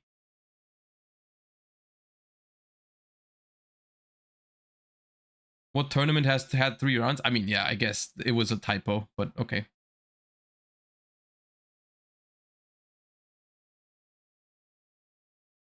Challenger Cup host, by the way. Yeah, host, not organizer. You're gonna go up to Ed Templar, the next YCS, and ask him like how many rounds we're playing. Like he's got nothing to do with that.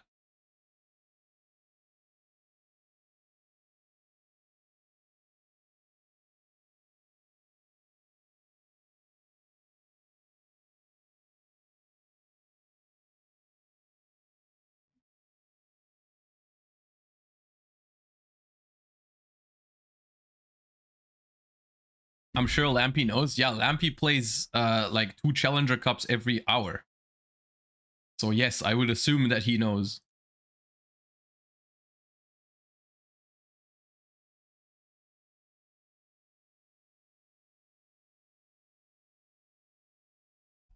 Legend of Notch, thank you for the Prime. Appreciate that. Thank you for using your free Prime sub on the channel. Helps a lot. Appreciate that.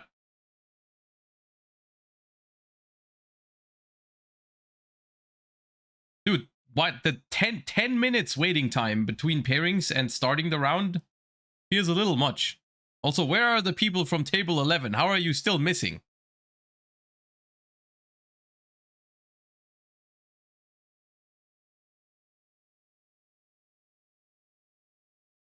Shrek, thank you for the Prime. Appreciate the first time Prime. Keeps the community growing. Thank you so much.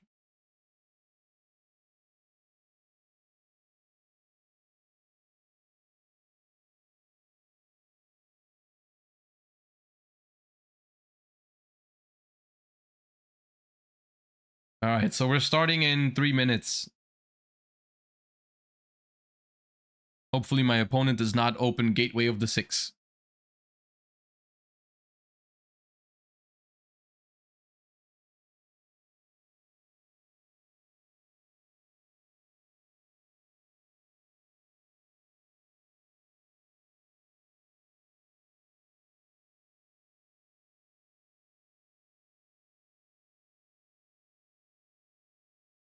I also played I played a game this morning before stream in the 2010 event. I played against the Exodia deck, the Jarell Winston Hope for Escape Exodia thing, and they were playing Effect Veiler to counter Trishula. So what I did was I summoned Formula Synchron and I trished them on their turn, so they couldn't Veiler it, and then I banished the right arm.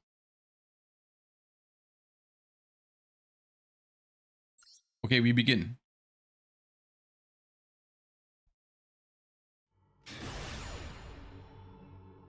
And then they conceded. Alright, we lost the coin flip, so they will send us first. That's not how it works.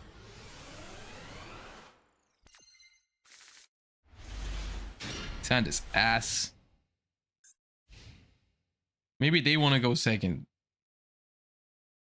Don't start playing. Don't start playing. Don't start playing, please. Okay.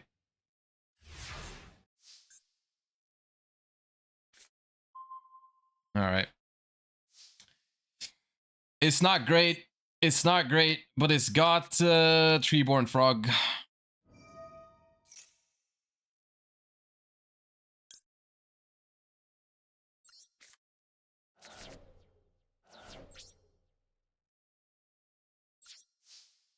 Just don't open Gateway and kill me.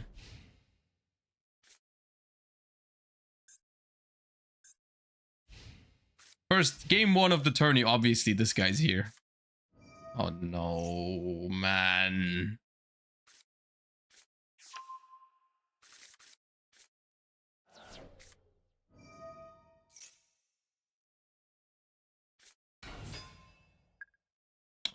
Oh, I hate this shit, man.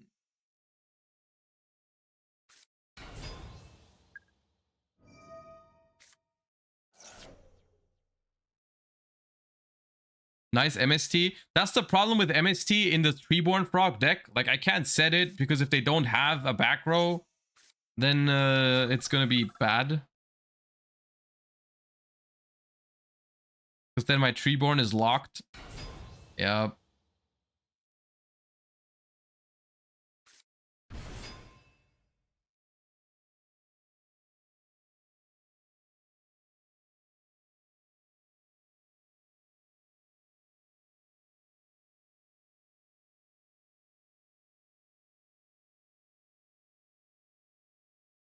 Such a cool deck.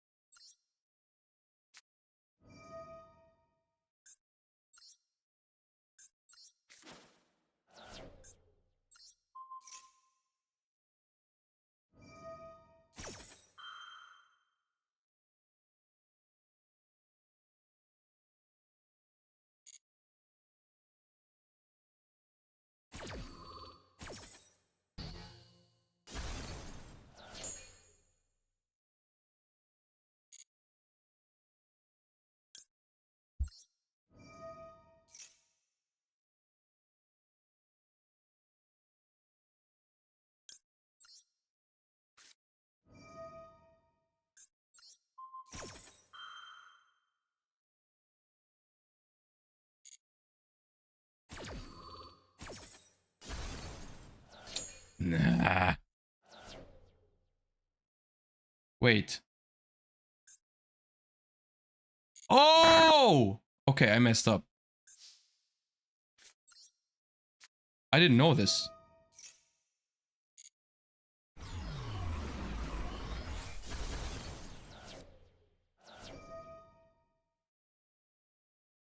Oh, I lose because of that.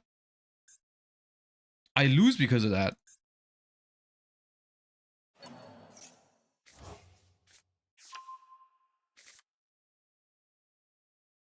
Because I didn't want a Dark Hole. I wanted to take the Xian, bring back Treeborn again, normal Gen X, and make Trish for the last card in hand. And to also banish the Grandmaster and not destroy it.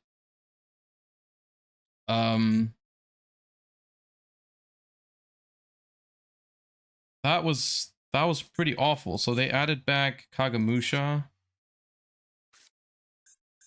Oh, I lose because I don't have the Treeborn. Yeah, I deserve to lose that. If I lose to that, I deserve that. That's pretty bad.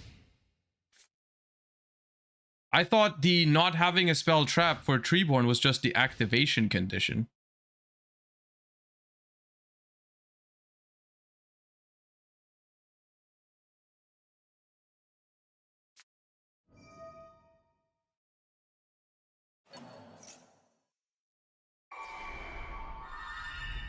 Can't really complain about that. I kind of deserve that. It's best of one, yeah.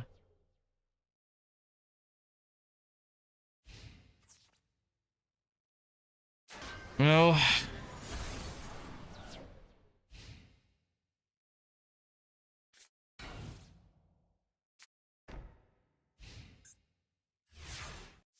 winnable? Not really.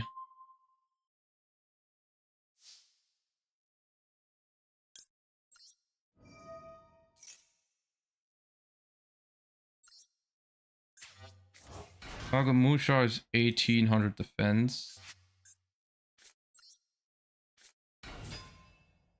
Don't have bottomless, don't have bottomless, don't have bottomless, don't have bottomless.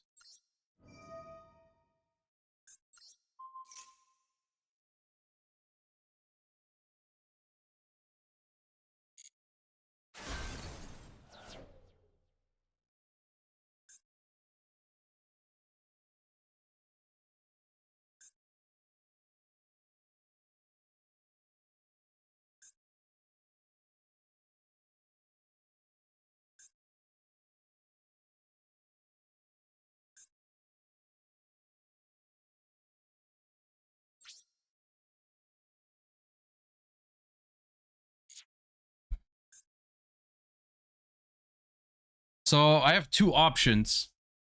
I can enemy tribute Lila, try to take the Shien, they negate, I summon Chaos Sorcerer, I banish the Shien. If the set is warning, I die. Another warning. If the set is another warning or judgment, I die. Because they can flip Kagamusha, attack the Treeborn, attack directly with the Shien. If I don't do this, I just pass. If they draw a monster that has more than 100 attack, I die. Because flip Kagamusha, normal summon, attack, 25. Unless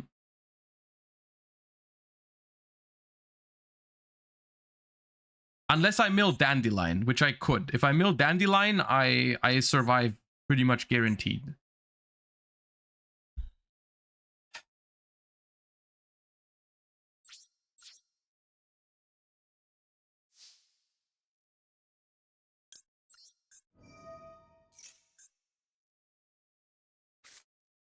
No Dandy. There's a monster, I die. Or double-edged sword technique. I also die to that.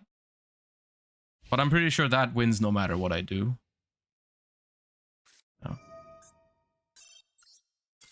Yeah, I could have won that.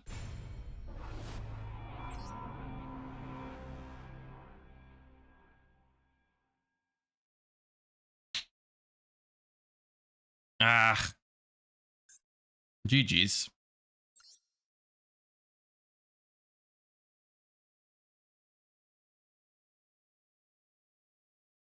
Treeborn Frog.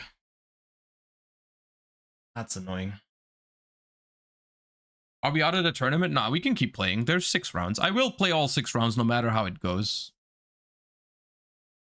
And X1 you still... X1 is guaranteed to top, I'm pretty sure. I don't know how many players there are, but...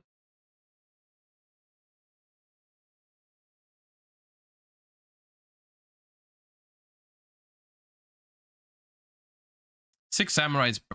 the thing is, like... Six Samurai is pretty unbeatable in this tournament, but, like... Playing or building a deck... Like, I don't want to play Six Samurai. That kind of ruins the fun for me. I hate that deck. I genuinely hate that deck. So like if I lose to Six Samurai because they're just the better deck, then that's okay to me. Can you explain what happened with Treeborn? So I activated Treeborn because I didn't want to blind MST because I wanted to check if they had, I think Emptiness is in this format, right? Yeah. So I didn't want to activate Treeborn. I didn't want to blind MST and then activate Treeborn to and then lose to Emptiness. So I activated Treeborn and then I chained MST to it. And then Treeborn does not come back because apparently it says once per turn during your standby phase, you can special summon this card. You must control no spell and traps to activate and resolve this effect, which I don't know if it always said that. Let me check an old print of Treeborn. I think it just used to say if you control no spell and trap cards, bring this back. That's what I thought it did. Treeborn Frog. Old. No, it does say that. Hold up. No, does it say that? Old Treeborn.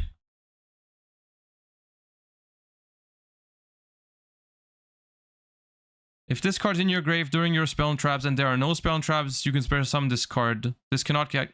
Oh, no, it was different. Okay, I'm not misremembering it. They changed it for some reason. The errata Treeborn Frog? So Econ sucks here if you can't revive. You can revive Treeborn again. It's not hard once per turn. If the Treeborn leaves the graveyard and goes back into the graveyard, you can bring it back all over. Like the Econ stuff still works. The problem was that I activated Treeborn and then I chained MST, and then in resolution there was a spell on my field, so the Treeborn didn't come back, which is not how it was back in the day. I didn't remember it like this. So that was the problem there. Not that it doesn't work. Like all of the stuff would have worked if I just didn't use the MST in response to Treeborn. I did not know it changed like this. But it's whatever. It's fine.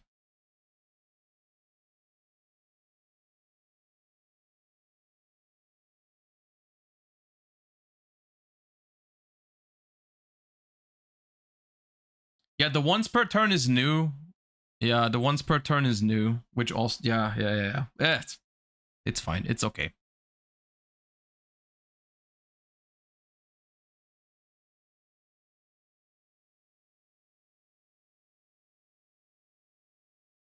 I'm building a paleo deck. Is Trap Tantalizing Tune necessary? I'm kind of low on dust. I like it, but you can play without it. If you don't have the dust for it, don't worry about it.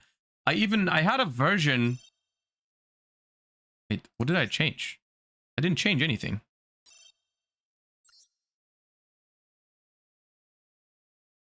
I had a version. I think the one that I played here does not have it. Yeah. I tried a version in the Worlds Qualifier without the Laundry Dragon Maid and the Soldier Dragons. And this one I did not put Trap Tantalizing Tune in. I tried to actually play it with a couple less cards to mill better and to have a higher chance of seeing like reasoning and such. And so this is what I played. This one does not have Trap Tantalizing Tune, so you can try this if you want. This one was quite solid for me. And I think with 52 cards, your grass is still good enough because it milled like 12 against a 40 card deck. That's good enough. So, yeah. All right, now we wait, I guess, for the next round to start. Because we lost a relatively quick one against 6 Sams. I wonder what made them choose this particular time frame. I wonder why they chose exactly this event. Like this time from 2010. But, well. Can I watch replays? Ooh, I can watch replays.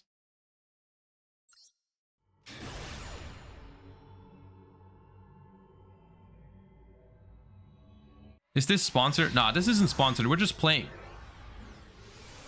We're playing in the Challenger Cup. Oh my god, it's a cringe mirror match that could not be cringier.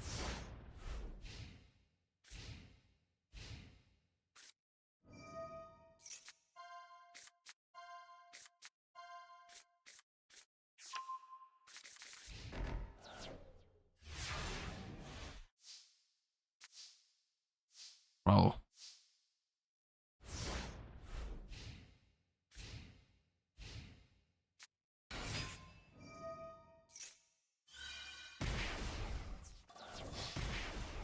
Dude, Nurse Burn gets in damage because of attacking. That's crazy. Gift card. I mean, it's almost... Why did we Reckless there? Now we're out of draw for 2 turns.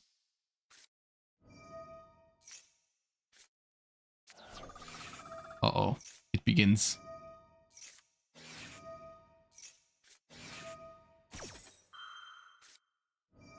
Oh my god. The Book of Moon. Why did we activate the gift card anyways?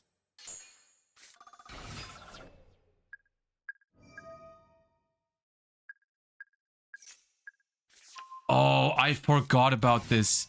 Gateway plus 2/6 Sam United only needs 1. Ah, this deck is so dumb.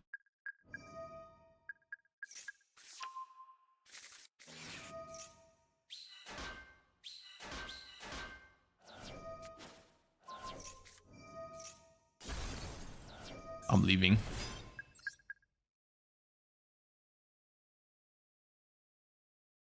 Let's look at Farfa Toilet, huh? Let's see what a comedian brings to this tournament.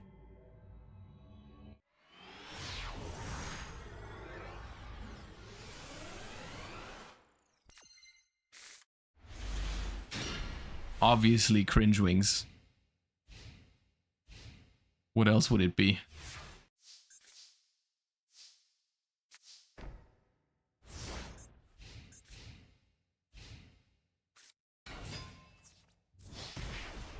Can't quite tell what the top deck is. Looks like gadgets.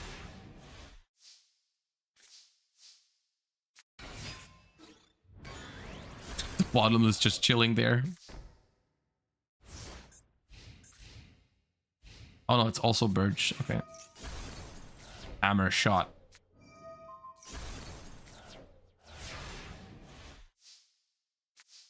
Is whatever you don't play just cringe curious? Yes.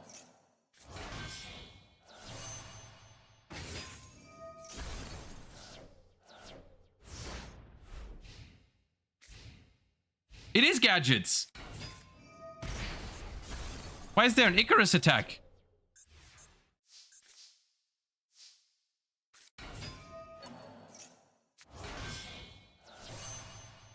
Why is there 2 androids? Why is there Swords of Revealing Light?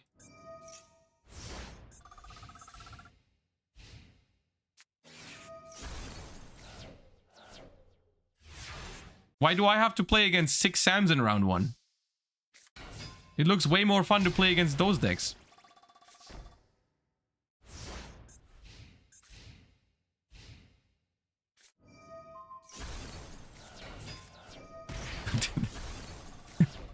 Why the swords?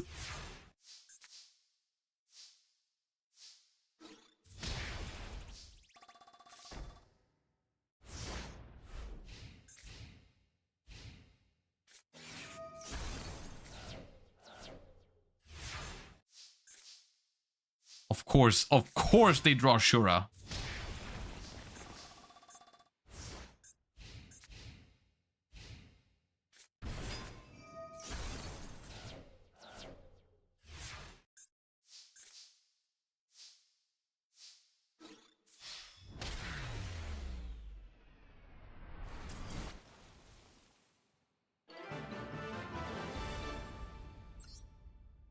All right. Yeah, I'm ready to do better round 2. I swear if I play against 6 Sams again. Round 1 is done. Round 2 should start soon. Did my opponent? Yeah, they submitted the result. Okay, good. Pairings. Let me check the pairings.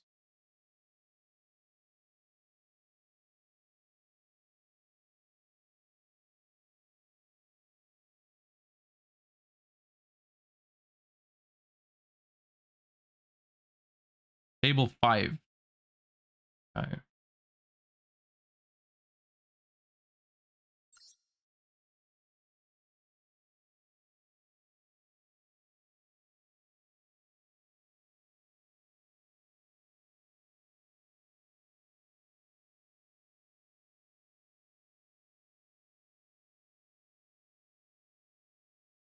Okay. We're gonna do better this round. That Treeborn interaction messed me up. Now knowing that it was a Radat and that it didn't work like that back in the day helps though. Knowing that makes me feel better because I genuinely thought I misremembered a super crucial interaction, but knowing that it wasn't like that back in the day helps. Because I questioned my entire existence for a moment.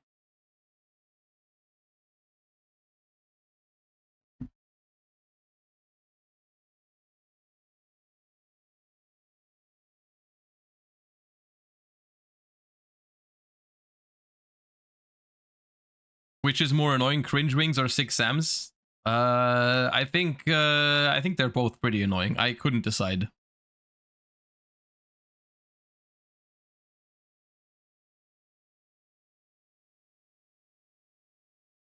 Have you been hating Black Wings for 15 years? Yeah.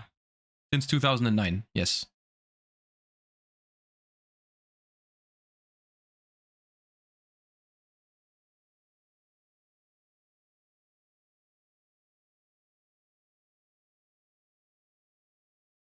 And Black Wings and 6 Samurai since 2010 or 11, so...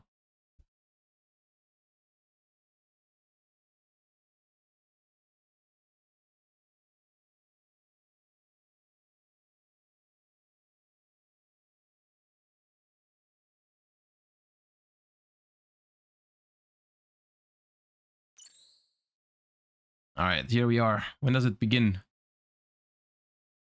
Announcement. 4 minutes. Okay.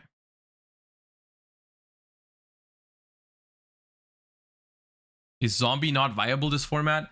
I think the problem with Zombie in this format is that it needs a little too much setup time and it still relies on like recruiters. It's not terrible, but it's like, kind of slow. My deck is also kind of slow, to be fair. Gladiator Beast is pretty good in this format because there's no Heavy Storm. I think Glad Beast really likes that. So you just play a lot of trap cards, and Ward Chariot is actually quite good against like Shien. So you like use one trap card, they try to Shien it, you Ward Chariot the Shien, like it's pretty solid, even if they get to go first and make a board. It's not better than 6M, but like, I mean, triple gateway 6M is hard to compete with at that time, so yeah.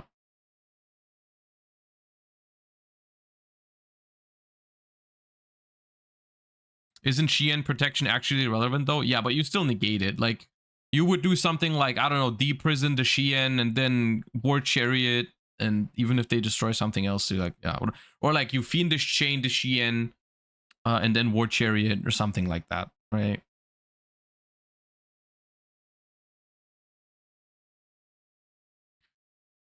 But it's not, it doesn't seem like, it's like very 50-50 in the sense that if Glad Beast goes first, they can probably stop them from setting up with like Bottomless and stuff like that. And if they go second and Samurai opens a Shien, like, it's rough.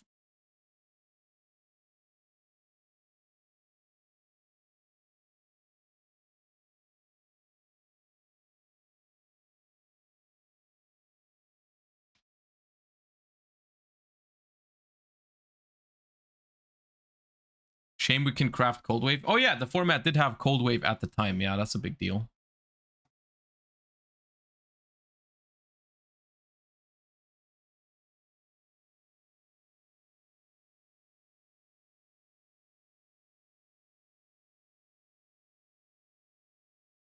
This event shows me why we play Edison and not some later format. I mean, there are still very good formats in this time frame that are not Edison. Like, I don't actually think Edison is the best retro format. It's a good one, But there are others, like I think Tengu Plant, for example, is also really good. It's just this specific one is worse than Edison. That is definitely true. This is not Edison, not even close.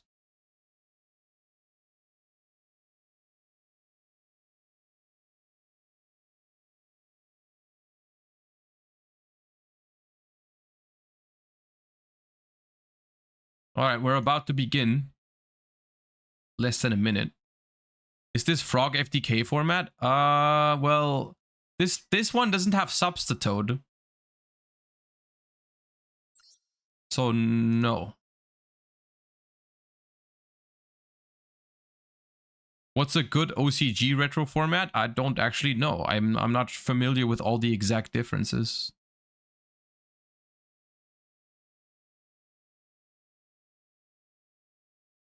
All right, opponent, we need to begin.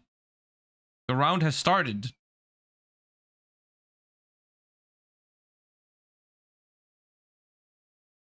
Click the button.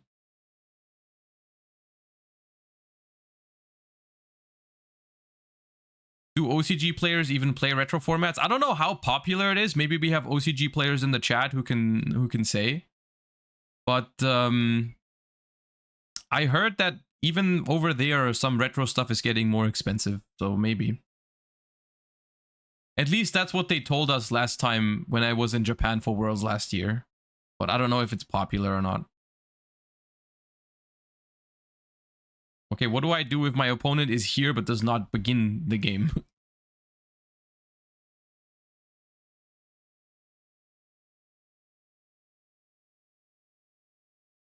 I do just want to play. I do not want a free win.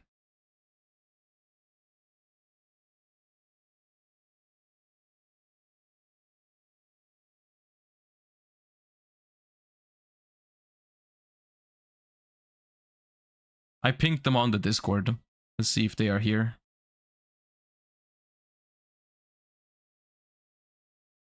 I just don't want to like I don't want them to be gone and then I have to like wait 20 minutes until I can actually play. I just want to play.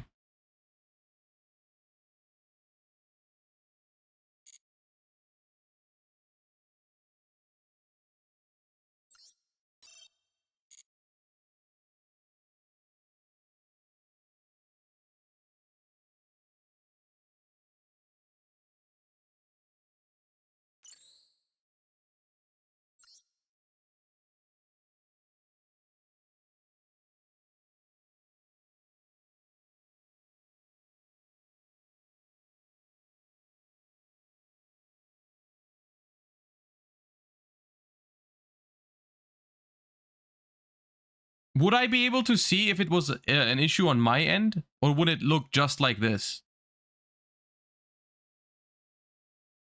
Am I fine or is it maybe my end? Challenger Cup regulars in chat.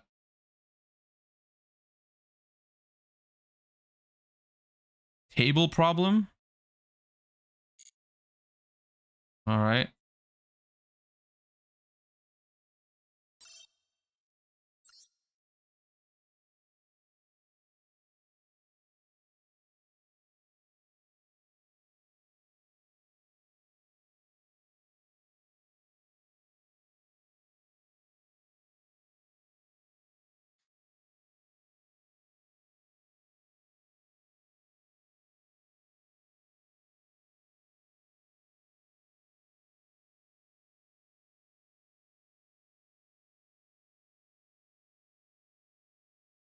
They said their game crashed.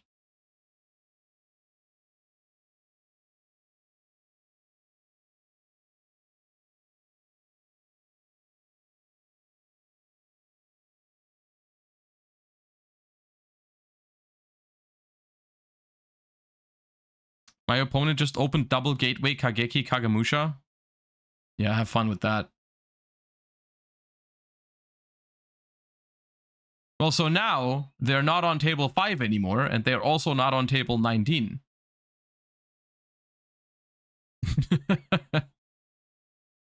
I just want to play.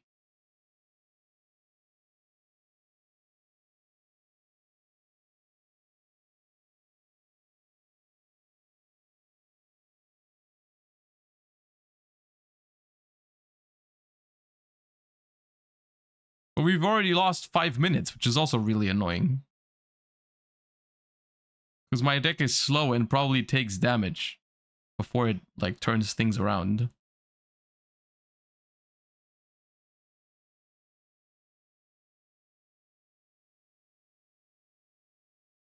Ask for a time extension? Yeah, well, once they're here, I might.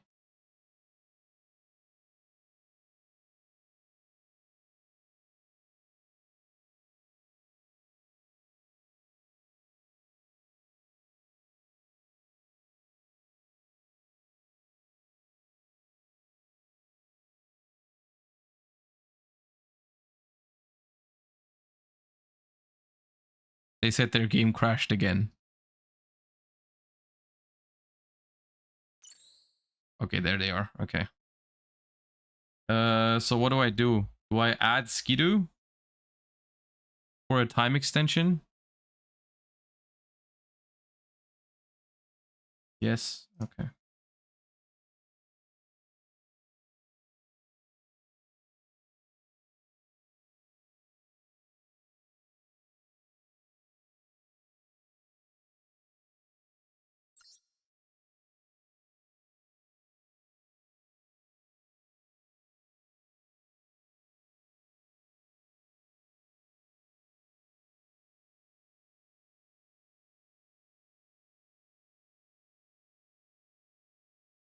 Well.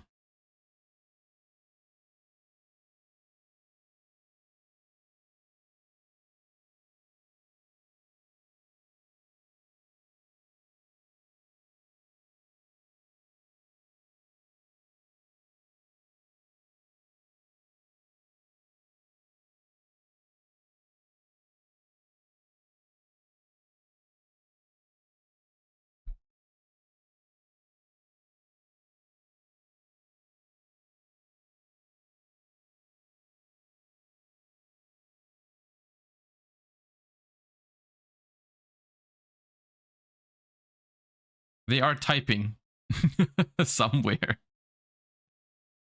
I think. Oh, they said the game is crashing again. Okay, they're dropping. Okay, well.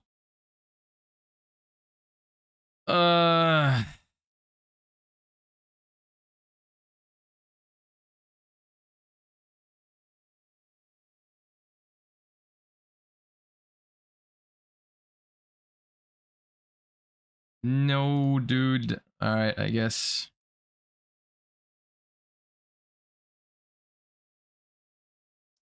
We have time to play a ranked game then. Or like I think.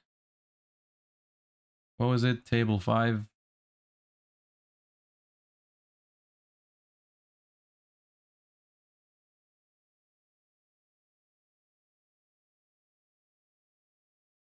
Or we spectate somewhere. Who's playing? I'm not spectating Lampy with his burn deck. Let's spectate Ass.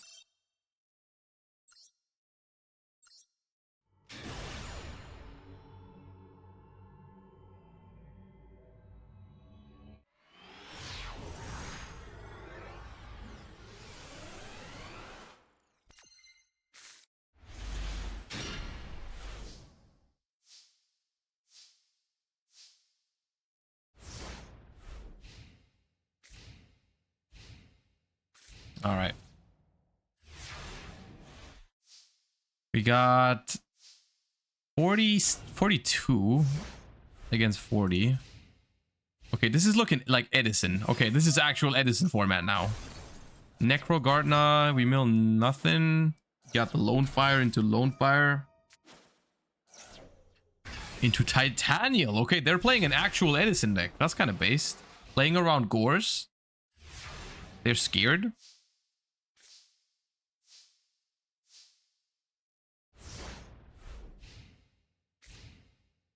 The opponent just... What is this? Like a bricked up Lightsworn? Well, that was a good trooper. The trooper attacks. Does the Titanial also play around? Ooh. We played around Gores there by attacking with the smaller monster, but we didn't play around Track. That Track is big enough to run over the Titanial. Okay. 3600 Trag.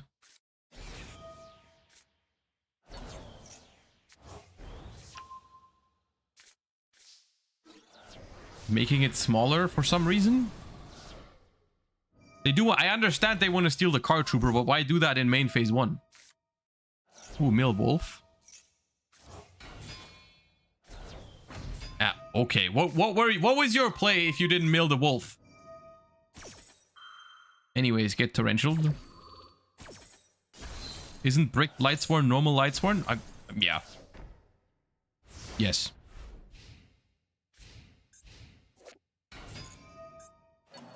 The Breon Trooper, you can still mill because it's cost. Did not mill Dandelion though.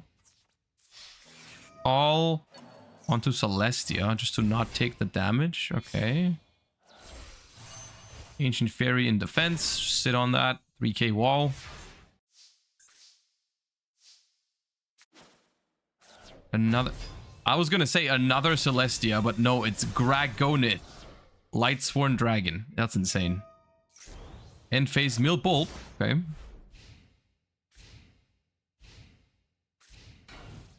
They are low on cards, but they do have a big monster, and they have Bulb, Necro, Gardna, and Plague in the grave. Oh, it pierces. That hurts.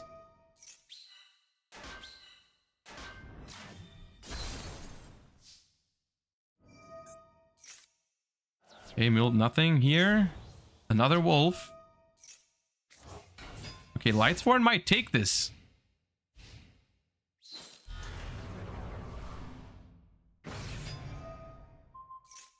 Okay, that works. It's always honest.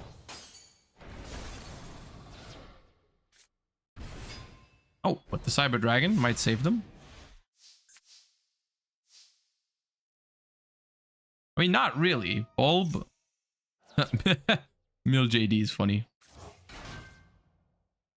I mean, they're on exactly 2700. Trisham! Trisham!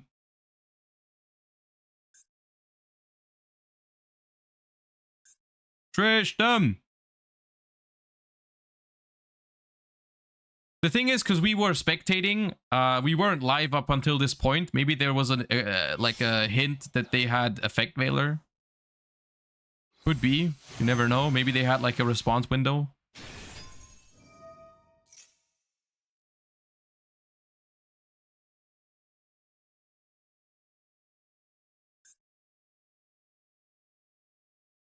Looks like they're resolving. No Effect Veiler.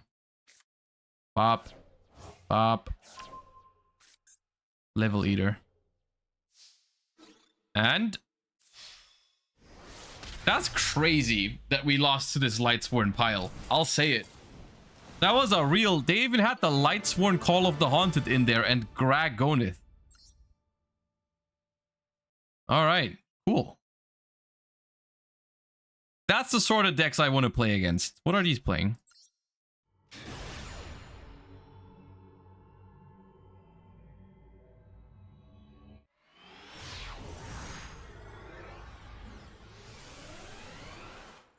We did mill hella wolves in that game, to be fair.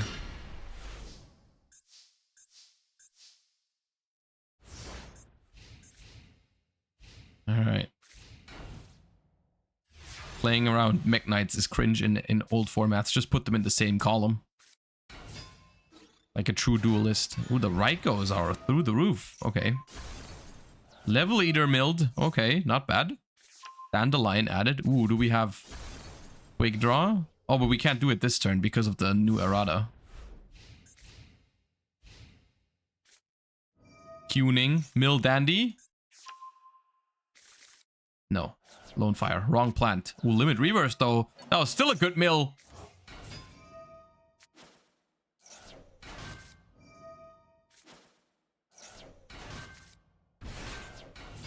Wow.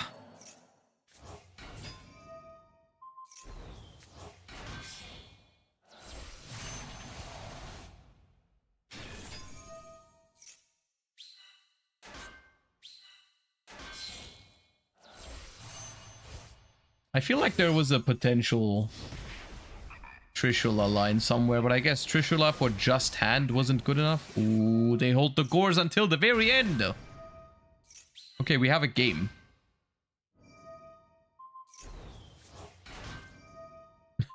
You just build a wall with level eaters. That's very funny.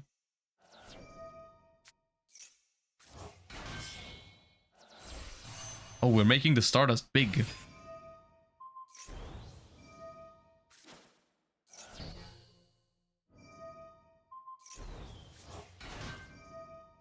Level eater is so good, man.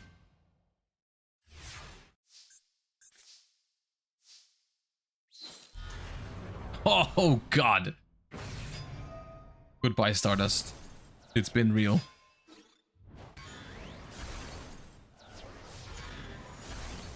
GG? It's not GG. We have Drill Warrior coming back. Drill Warrior is still pretty good. We can add back the Breed Dragon. Oh, no, never mind.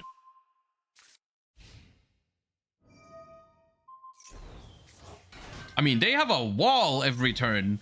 Like, they can go pitch the Dandy. Why did you risk that? Why did you risk that in this? You have so few cards. There's no way. Oh, come on.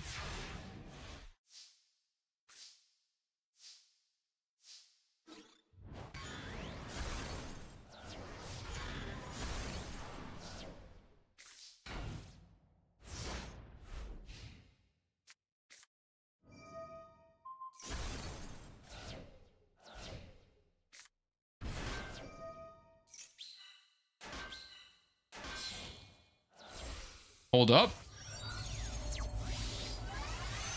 Wait, why Drill Warrior?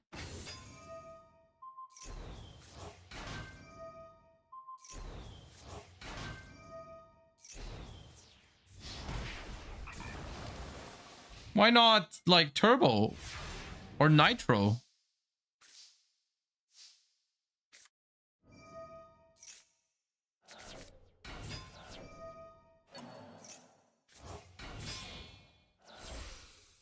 Crab Dragon? Crab Dragon.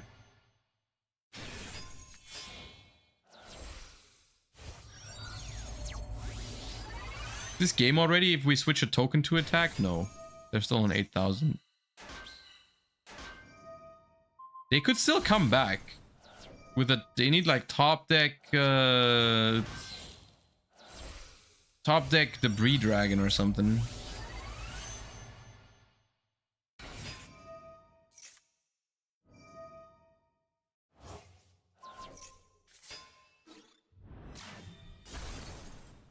It's not quite enough.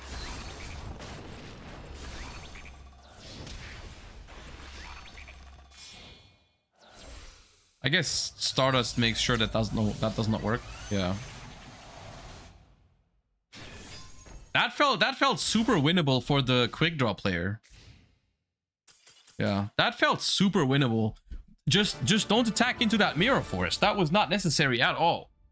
You needed like a couple more turns to stabilize, and then you were fine.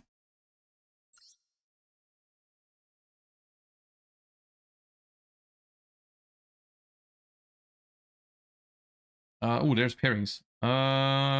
Pairings. Pairings for round 3. Table 12.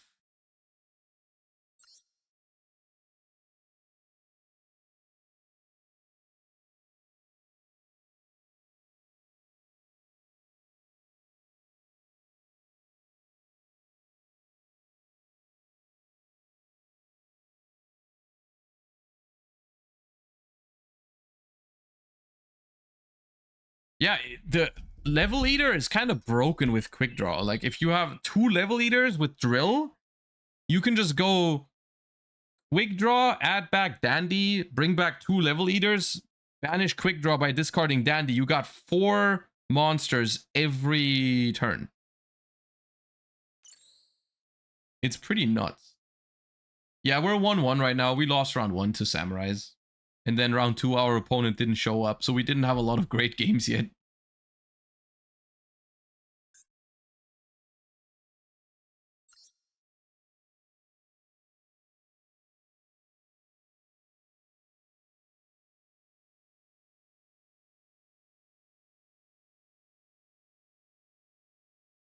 Let's hope we don't draw Gen X controller this time.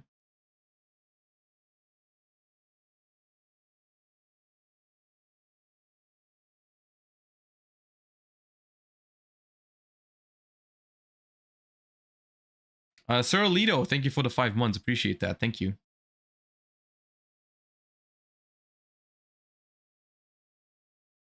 Six Sam seems like tier 0 this format. It's definitely the best deck.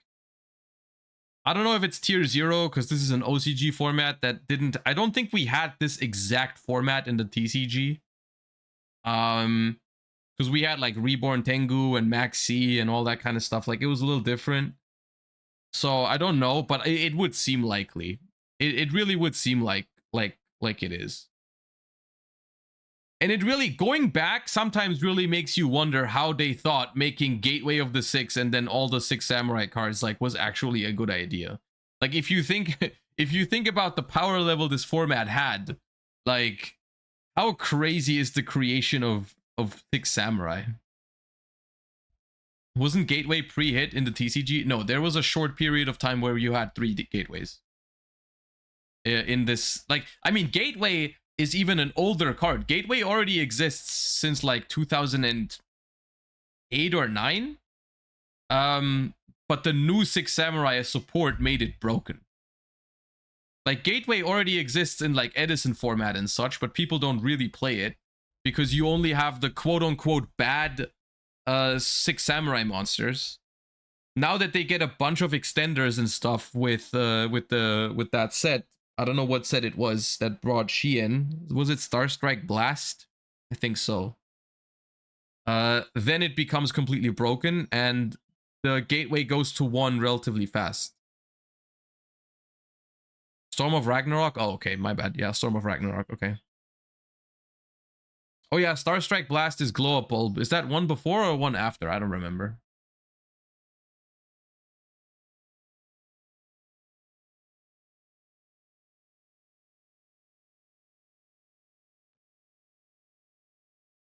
Here's a little bit of lore. I think, I don't know if this has ever been officially said or anything, but I think the reason why Max C was made by the TCG was because they realized how crazy broken 6 Samurai was.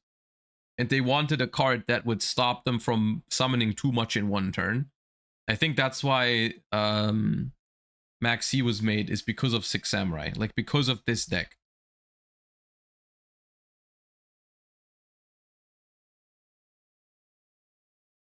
Because it's also, it's in the same set as 6 Samurai. Also Storm of Ragnarok. It's all 6 Samurai's fault.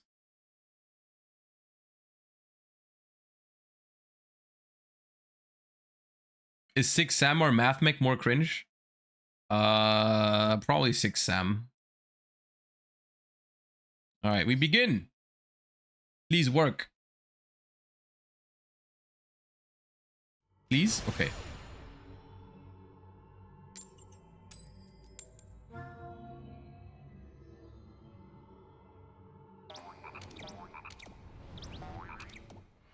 Alright, gotta remember to pass the turn.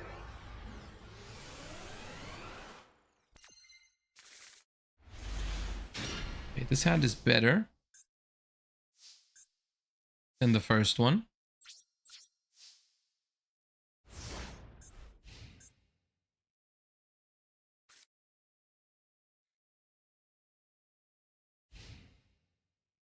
Depends a little bit on what we draw and what they play and all that, but it's fine. Foreshadowing Maxi. Yeah, I know the tweet. I'm familiar. 1/1 pitch Spore. Okay, at least not Dandy. Okay, they got Bulb and Spore now. Congrats. Ooh, ah.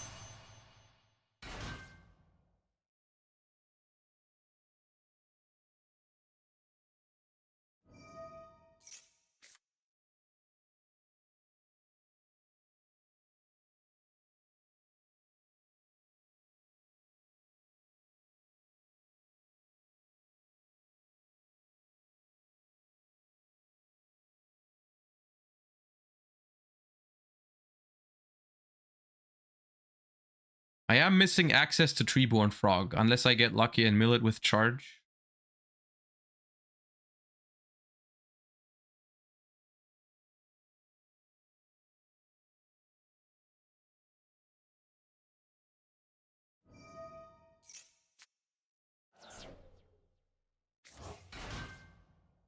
Okay, they make a second formula here, just to draw up to 5 again, I guess.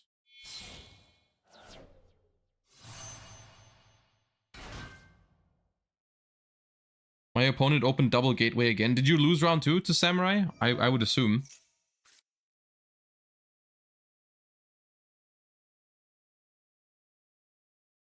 Yeah, yeah. What are you playing? I do wonder what Quantal Think considers based in this format.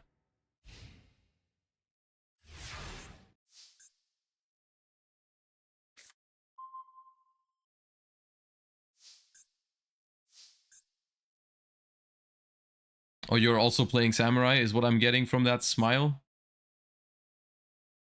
I'm gonna MST this back row.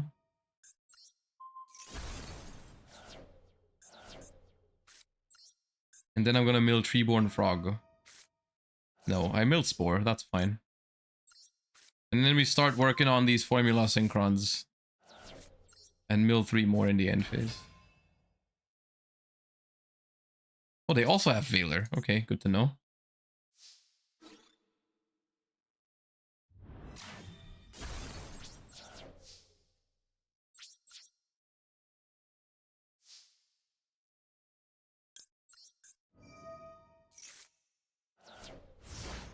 Very bad mills. 2 Avarice. A lot of spell cards milled. That's pretty bad. Oh. Here's what it is.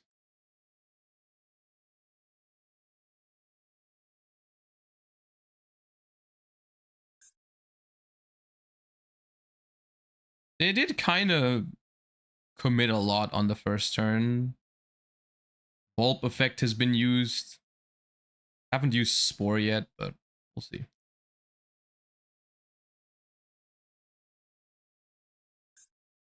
I am very much out of place after if they kill my Lila.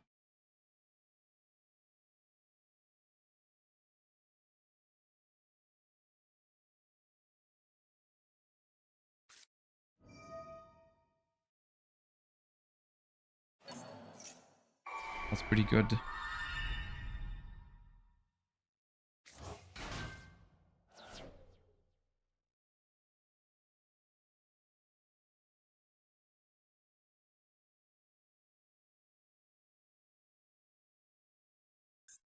Librarian time? Yeah. The fact that Librarian isn't here is probably good for the format. Librarian is so nuts, man.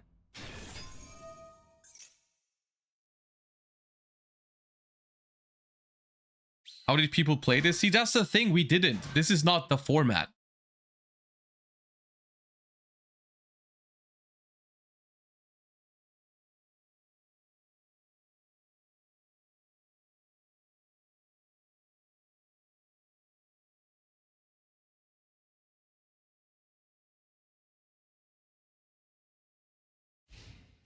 All right.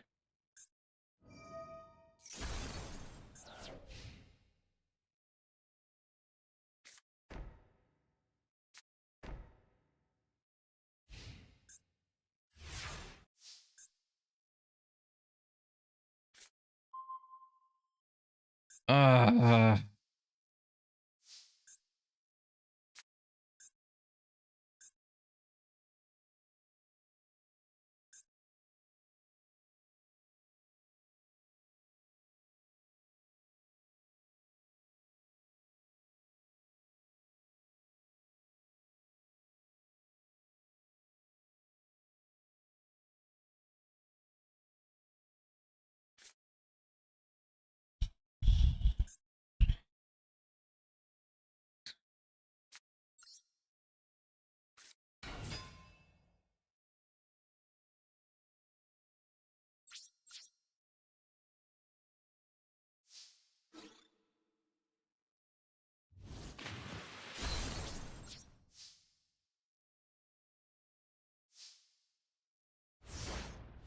Man, I need Treeborn Frog. If I had milled the Treeborn Frog, we would be completely chilling.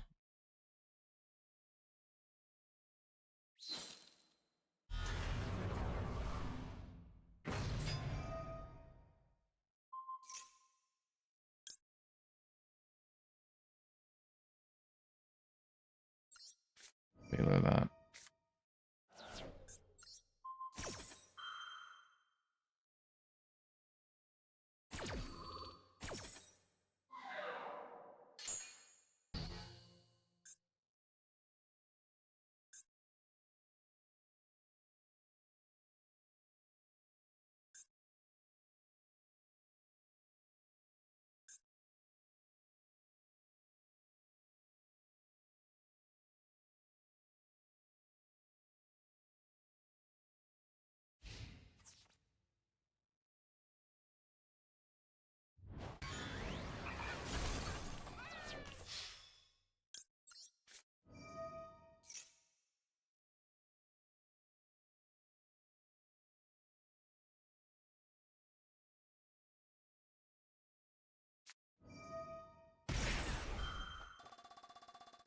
Yeah, this game is pretty damn close to unplayable for us. We have like no engine. They got 2 warnings.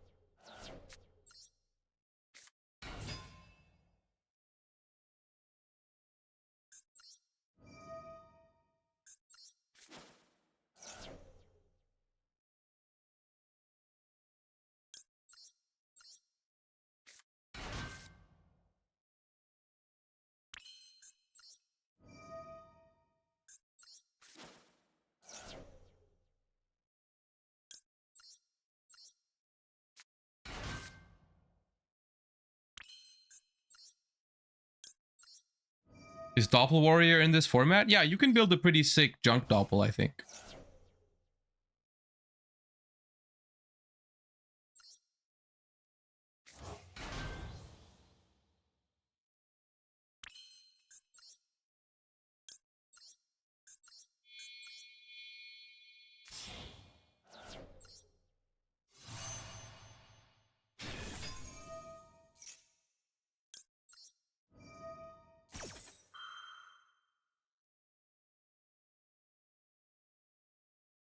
I mean, I think they had a response window earlier when there were no set cards, so I think they have Valor.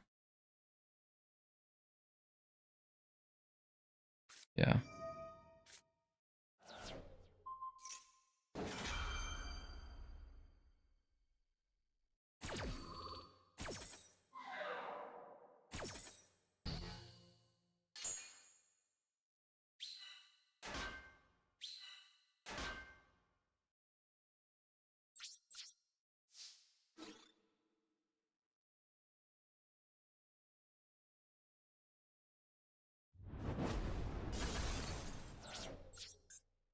Man, where's my Treeborn Frog? I can't live without my Treeborn Frog.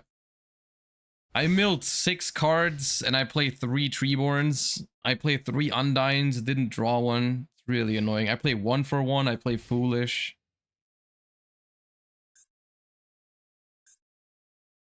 It's like half of my deck is through. Literally, I have 23 cards left in my deck. All the Treeborns, the Foolish, Undines. Really, really sad.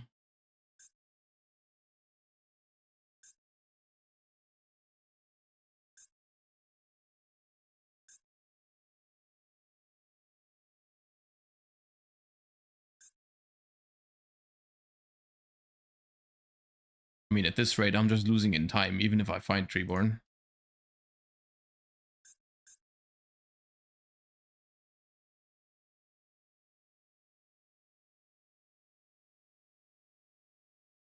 If we're thinking this hard about one card in hand.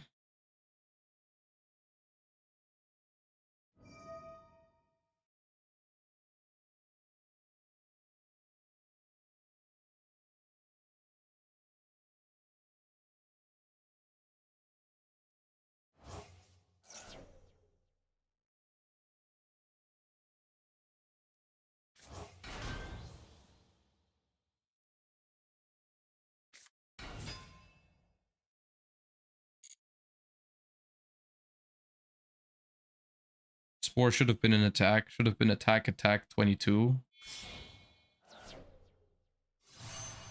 This do.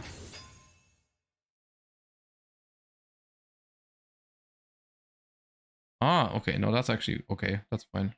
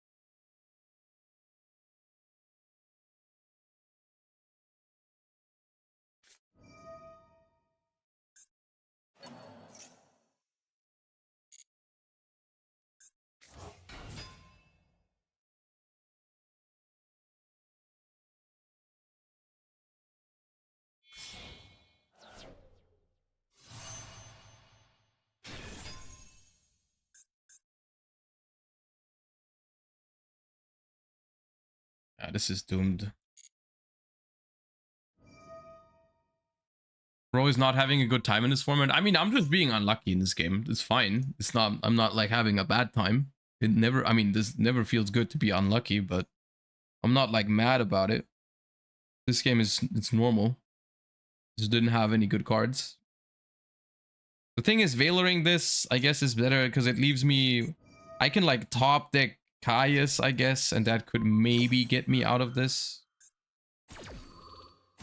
Even though, yeah, I only have, what is it, one more Caius? Yeah.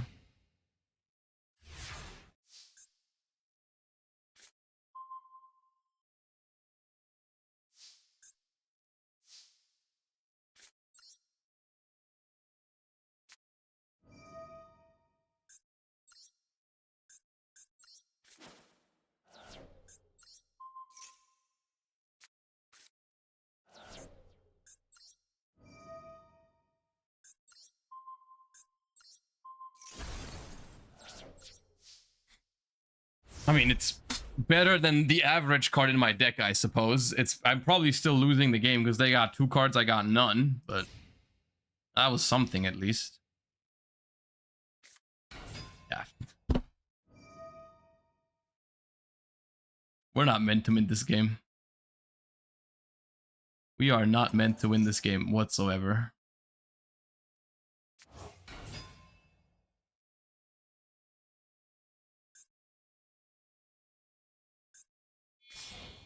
Why couldn't you just attack? Because there was a Catastor. If I attack the Catastor with the Scrap Dragon, it dies, and then they keep the Catastor.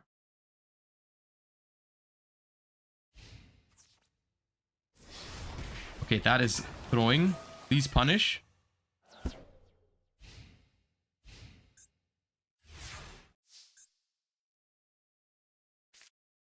Yeah, okay.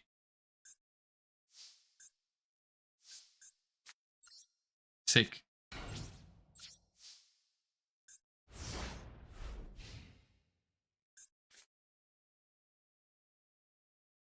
No monster?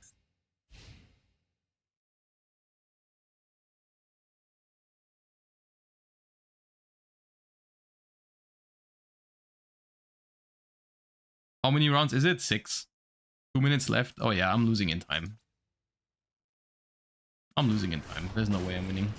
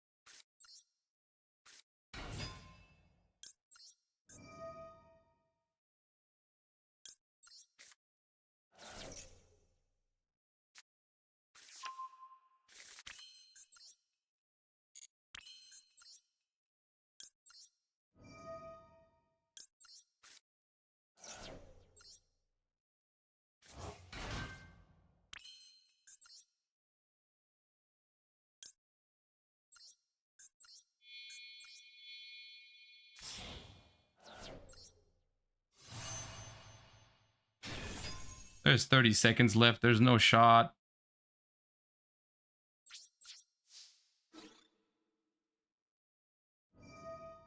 The set is torrential. Yeah, we lost in time. I mean, the set is Raiko, so we probably lose this turn anyways if they have a monster. But yeah. Yeah, it's time now. We lost.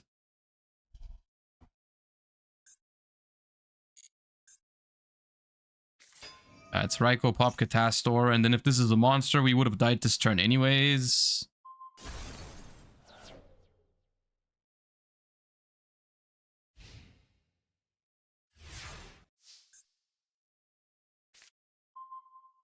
Would have won. Well.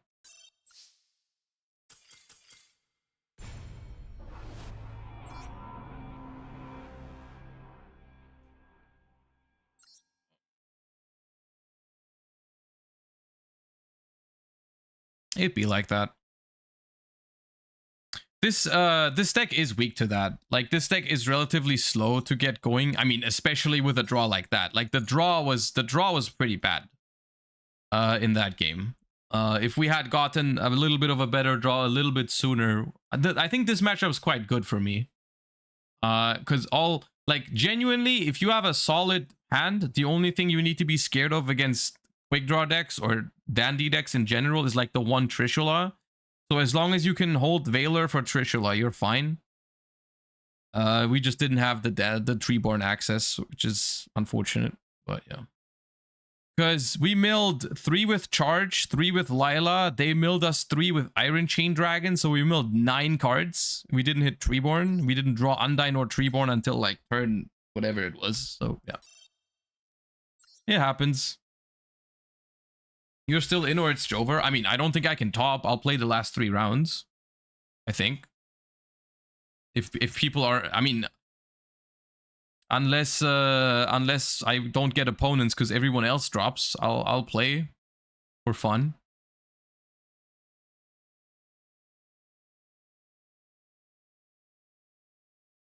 Unlucky? I mean, it's okay. The thing is, like, I never expected to win this tournament because, like, 6 Samurai is at full power. I'm not beating that shit. So I'm not too worried about it. It's okay. I'm just trying to have some good games. That last game could have that I guess it's extra frustrating because if it hadn't gone to time, it could have actually turned into a pretty good like game. It would have actually been pretty exciting, but all right.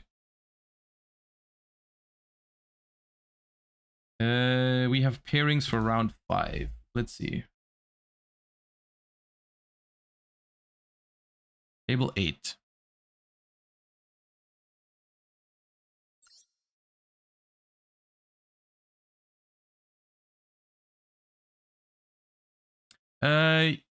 Fuelkins, thank you for the prime. Appreciate that. Thank you.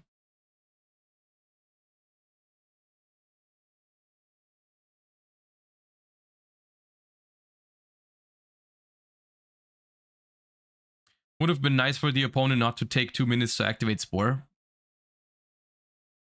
The tournament's free. It's a for fun tournament. I'm not gonna get mad about things like that. It's not that deep.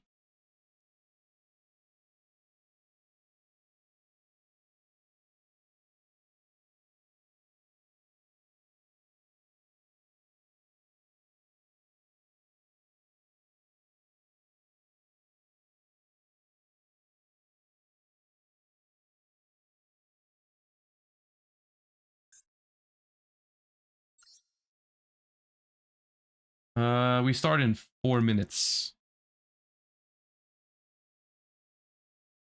What other retro format would you want to play in the future?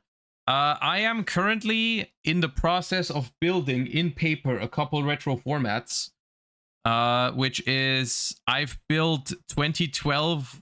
I want to build Tengu Plant format decks. I want to build, or I have already built Wind Up Insector Dino Rabbit. I want to build, or I am in the process of building 2013 Dragon Ruler and Baby Ruler. And I'm building 2014 Mermail Fire Fist. And then watching the 2015 recap earlier really makes me want to build Clown Necros. Those are some of my favorite formats of all time. And I also have 2017 60 card Paleo versus Zoo format built. So those are all decks. I've actually built those over the course of the last couple weeks, which is crazy because I had to order like 18 maxis or something, which is insane.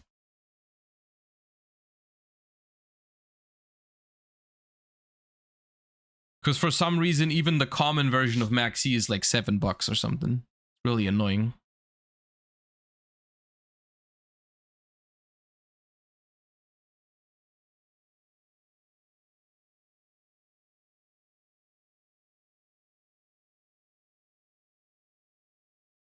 "2017 is retro." I mean, dude, it's 7 years ago. I don't know. That makes me feel old too. But 2017 is a retro format at this point. Oh, I also, unironically, you guys are gonna laugh, but unironically, I built 2 Ishizu tier decks. Because I played Ishizu tier mirrors with someone at German Nationals on Sunday. And that shit was actually fun. Like, when you're not forced to play it because it's not in the format, right? Like, it's not a tournament. Like, you can just play it whenever you want. You're not forced to do it. Like, it's actually fun. It's actually fun to just sit down and play like 1 or 2 Ishizu tier mirrors and then call it a day again, right? But like, that was actually enjoyable.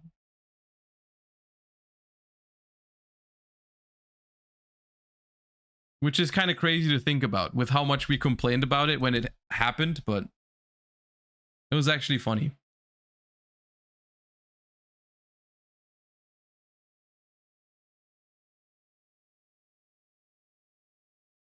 Ishizu mirrors for 12 rounds is disparaged. Yeah, that I agree with that, especially also from the viewer perspective. It wasn't great. But like, when you can just sit down and play 1 game of it and then stop, that's fine.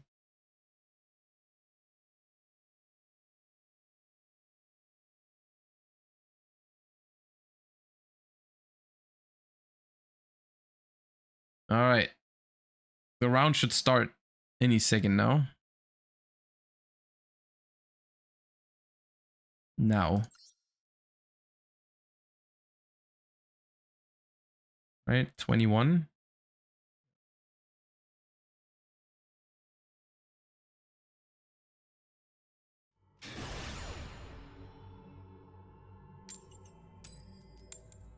All right, lost all the coin flips. so far. Love to see that. What's your favorite Edison deck to play? Probably Amaryllis. Or Quick Draw. Oh, what is this? Treeborn Frog. I forgot what he looked like.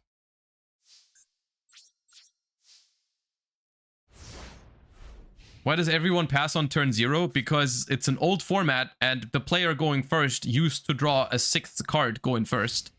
And because the Master Duel rooms do not let us set the rules for some reason, we have to emulate that by just passing. They don't have a battle phase now, so they just like draw 6 cards and it's basically like they went first. Oh, 3 set cards. What is this? What do you mean by this? The set monster.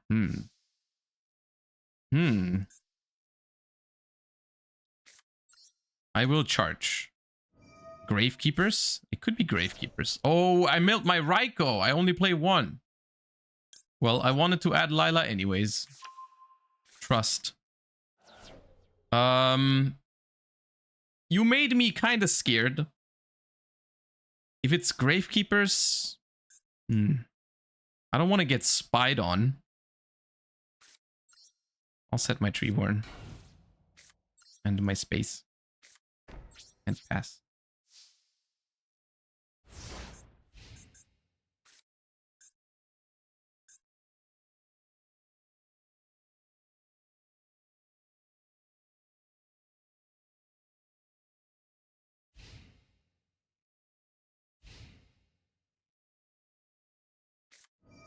Oh no, oh no. Not Infernity, dude. Greffer. And Archfiend. Uh-oh. Beetle and another Archfiend, okay.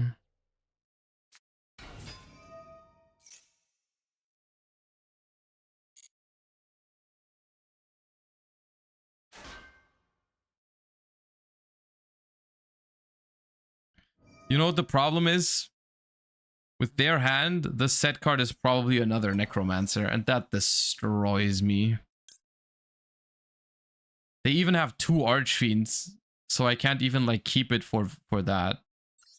I'll Veiler it, but the second Necromancer.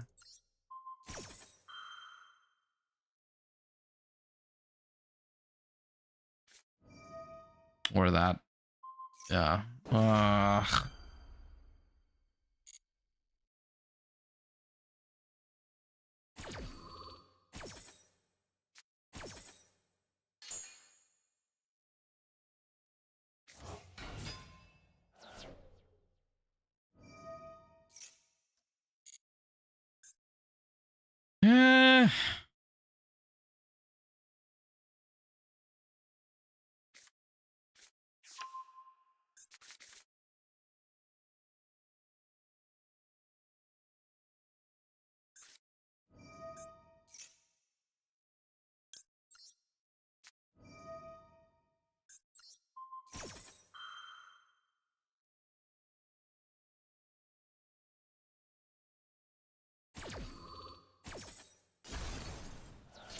Please don't flip Necromancer. Please don't flip Necromancer. Please don't flip Necromancer. Please don't flip Necromancer. I don't want to get trished. Okay. Okay. Okay. It's Avenger. It's Avenger. Okay.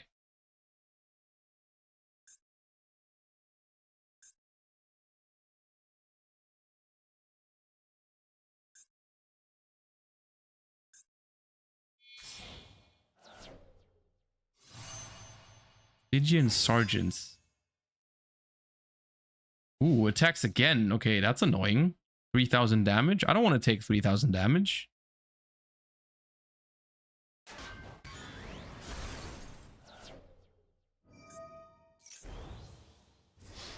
All right.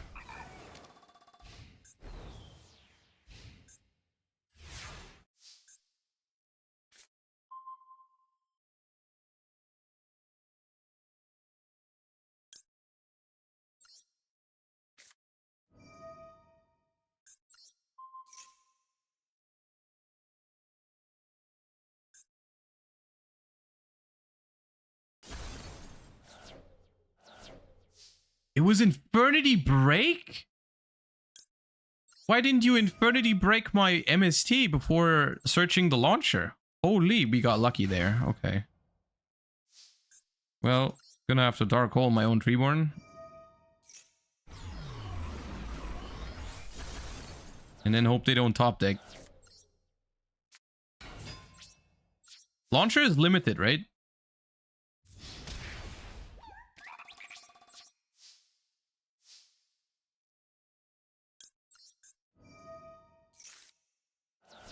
Okay, we have 2 Treeborns now. So Trishula does not mess us up quite as bad. Okay, not Archfiend. Okay. Whew. Oh.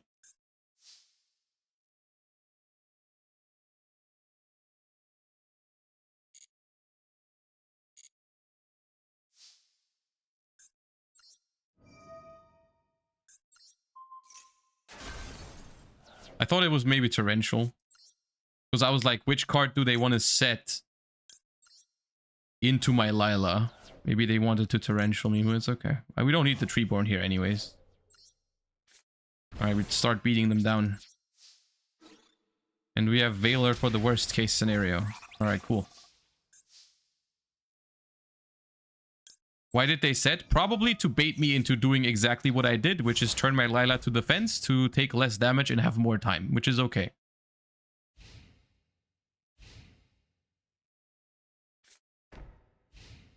Okay.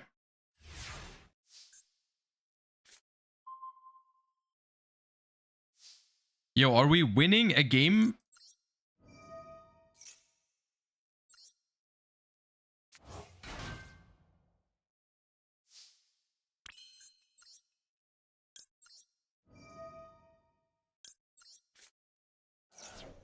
I hope we're winning a game right now. I think we're in the process of winning a game of Yu-Gi-Oh!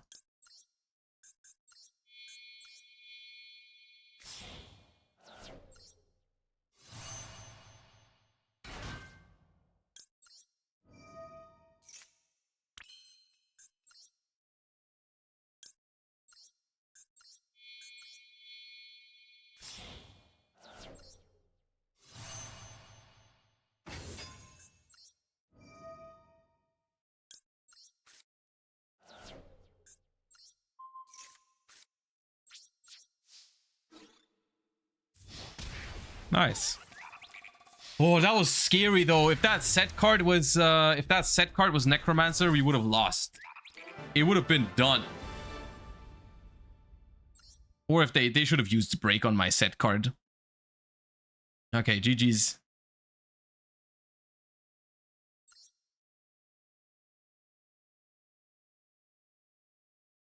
Ooh, that was close.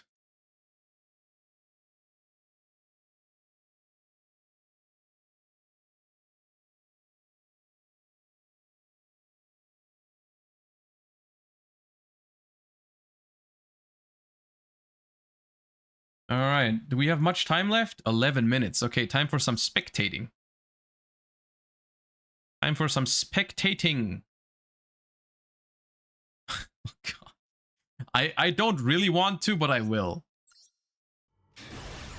Stupid nurse burn deck, dude. I need to know. I need to see Lampy get punished for bringing that deck.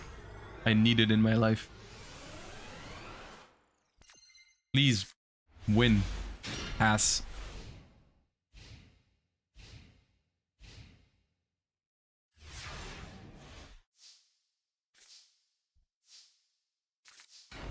Alright. We know both decks. I know Haas is playing Quick Draw and Lampy's playing stupid Refugule Burn. Was that Roar Desserts? Okay.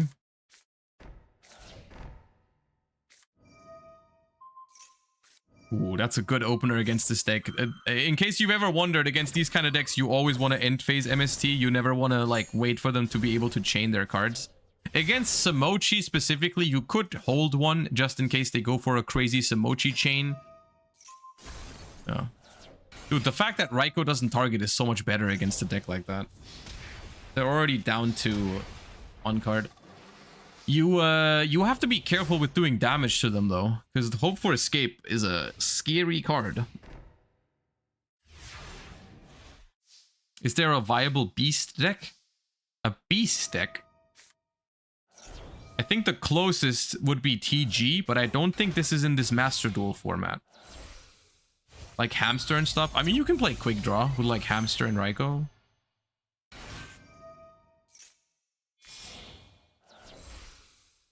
Okay, Black Rose. I don't know if I would expect great things out of Black Rose in this matchup. Most things are just going to be chained.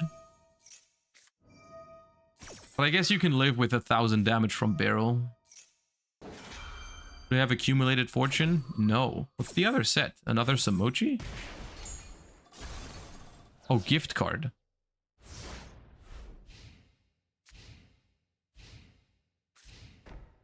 Oh, right. This deck doesn't want to gift card.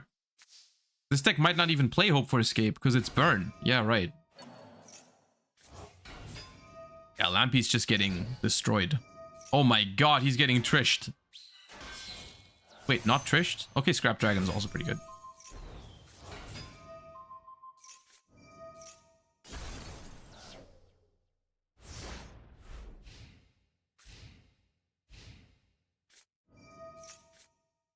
Upstart. In the burn deck, Upstart without Refucule Kick W. Nice win con.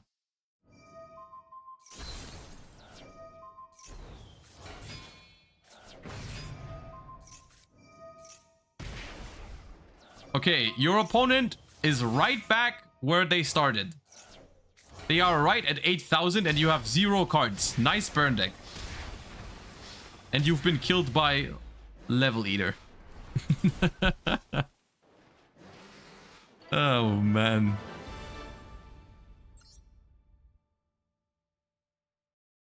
Okay, what else do we have?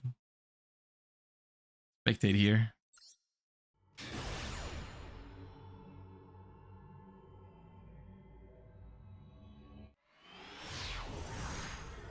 So burn is not good. I think burn is not terrible, but it's also not great, no.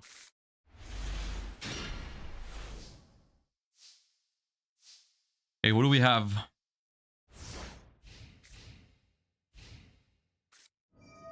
Upstart? Ugh.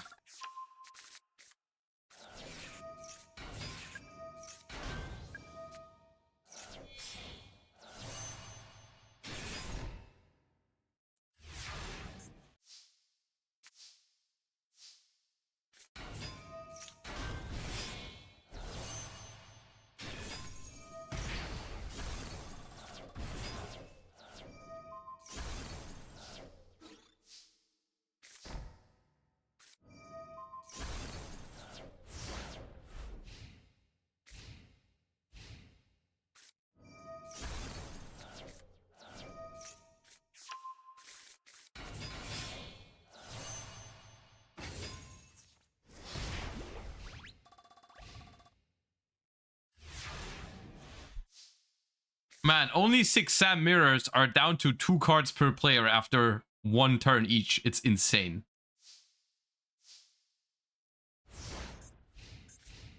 It's so Resident Sleeper. There's like no more decisions being made.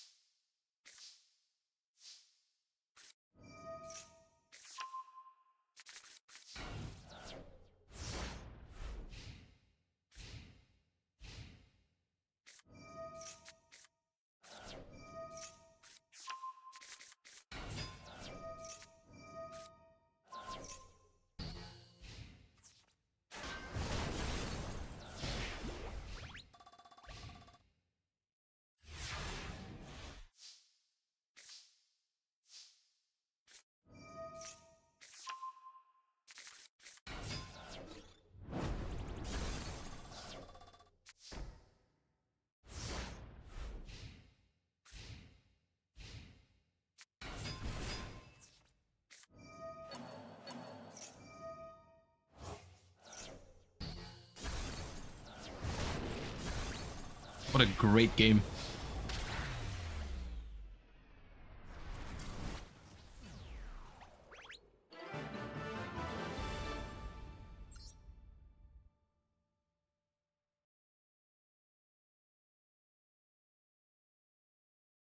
All right, everyone's done.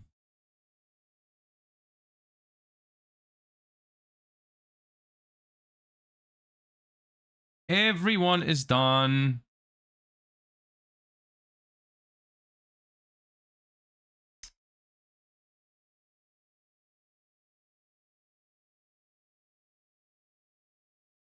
Let us go for the next one. Let me see when they post pairings. Pairings, where?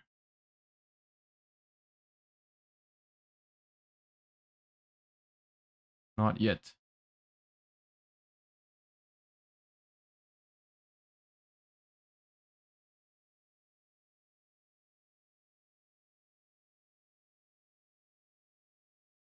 Any moment now.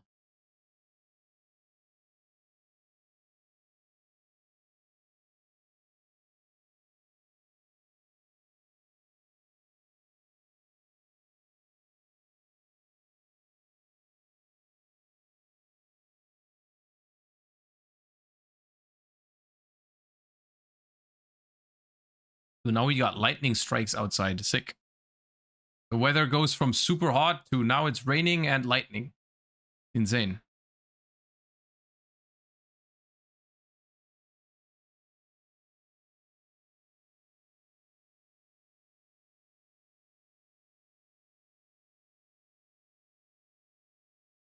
Dude, we've been live for 8 hours almost.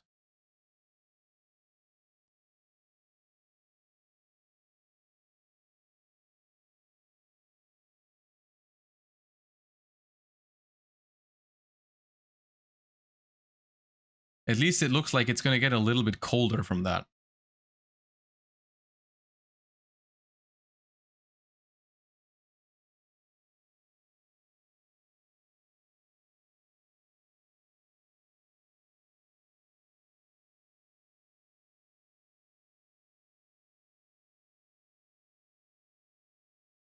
Where are pairings?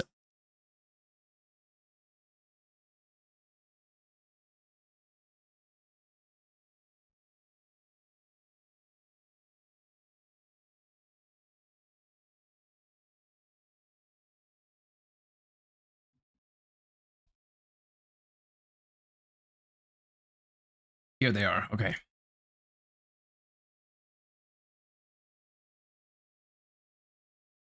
Table 13.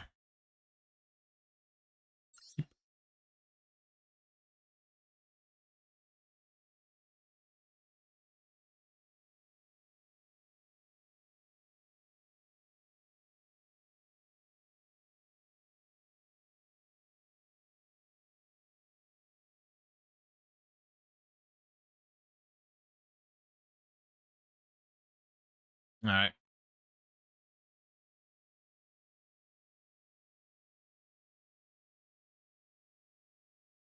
I'm just hoping at X2 we don't play against 6 Sams anymore. Because surely all the 6 Samurai tryhards are X1 or XO. Surely.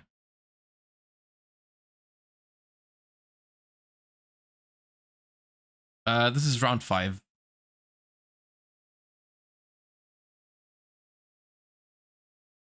And we are allowed to start in 6 minutes. Why is there so much wait time? No, 5 minutes. I just dropped. So what did you play? You only said Smile earlier. What was it? Was it 6 Sams? Or was it like some cringe burn? 6 Sam? Why would you do that? What's the point?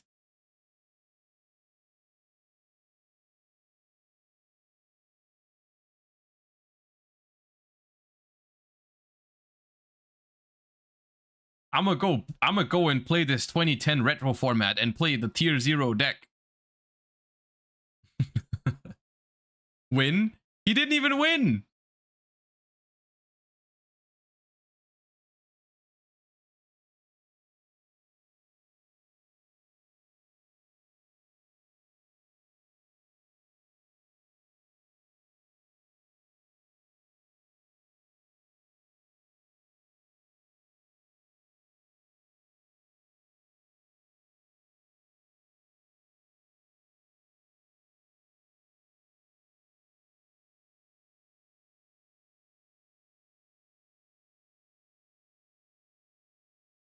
Why does no one play Glads? It's so nice.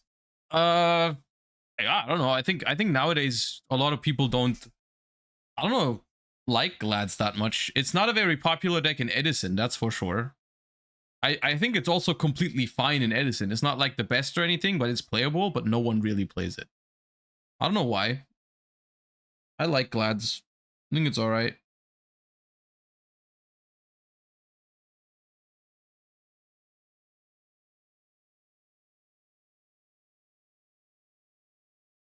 Geyseras and Heraclinos are URs. Yeah, but you can play 2 Geyseras, 1 Heraclinos. That's how I did it. So technically, the entire Glad Beast deck, I think, is only 3 Ultras. Because everything else is not Ultra. So it's not that expensive compared to other decks. Like, it has a couple super rares. But then you don't need, like, more than 1 Heraclinos. And more than 2 Geyseras. Like, people played 3 Geyseras, 3 Heraclinos back in the day. But that was only because you didn't need your extra deck. For the rest, like, you didn't need anything else. So that's why you just played 3 and 3, but you don't actually need those. You're fine with less.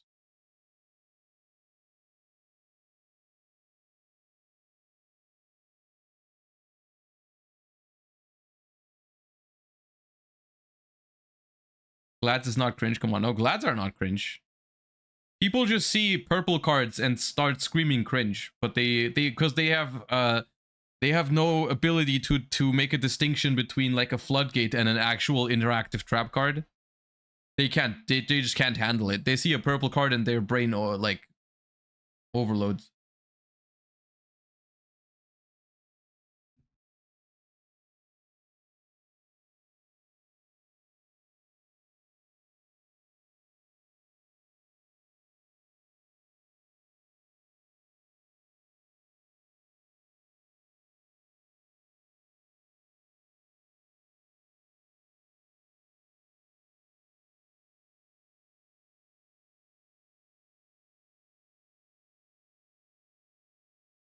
The wait time is longer than some matches. I don't know if this is have you guys been experiencing this when you guys were playing the Challenger Cups, that like between pairings being posted and the round beginning that is too long?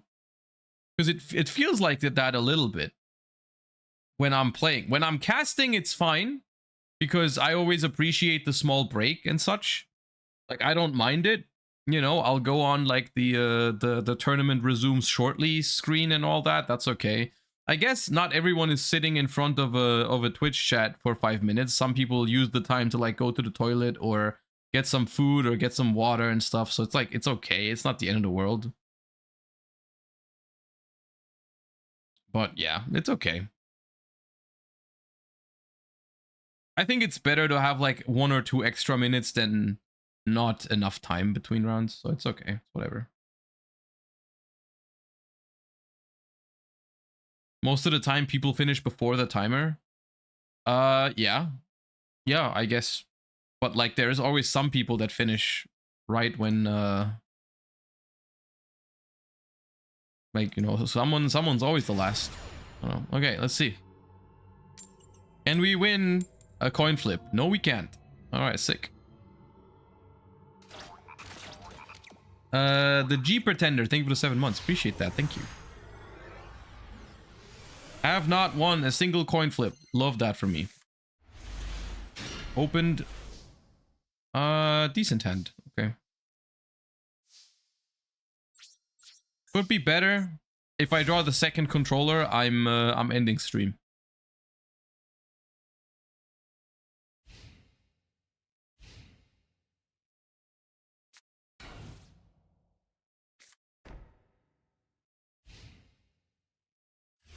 It ends. If this is controller, the stream ends. Okay. We continue.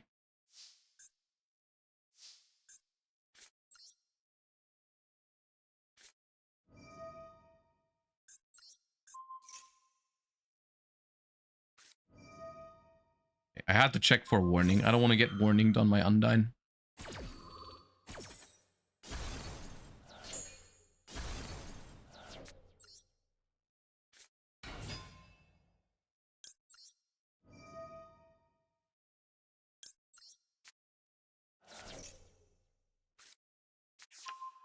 So here, we're gonna take a risk, which I'm not feeling super comfortable with. But I do want to set up Treeborn and Fishborg Blaster. We just have to not get trished. I guess it's better for me to make Armory Arm. So that like, if they trish me now, Fishborg's on the field and Treeborn's in the grave, it's a disaster. If I make Armory Arm, at least they can only banish one of the two. But they would probably banish my Treeborn anyways, and then my Fishborg is not as good. But alright, we'll see. Okay, it is some sort of quick draw deck. Don't mill Dandy, please. Okay, ooh, Volcanic Shell is a good mill, though. Alright. My hand's not the greatest, but we do have Fishborg plus Treeborn in the grave to start filtering and making formulas and drawing new cards every turn, so that's okay.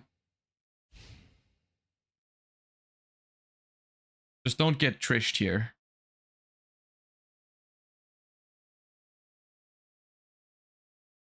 Raikou is so OP in this format compared to actual 2010. See, kind of. At the same time, this is a lot faster than 2010. Like Edison, because of like decks like Six Samurais and Trishula and all that kind of stuff. Like there's a lot more, you know, like that. 1/1 for Glow Up Bulb scares me.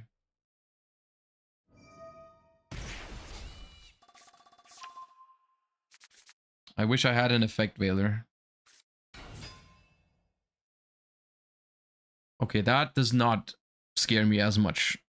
That, I think that means we don't get Trishula. At least I don't know exactly how we would. I guess Monster Reborn? No, Monster Reborn still doesn't Trish. Oh, it does because of the Armory Arm. All right.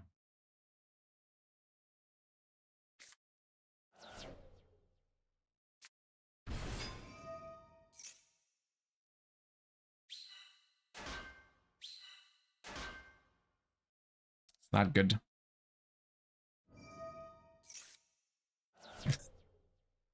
Okay, that'd be nuts if you had room for the tokens. I'm gonna choose to still be salty about that, just out of principle, but...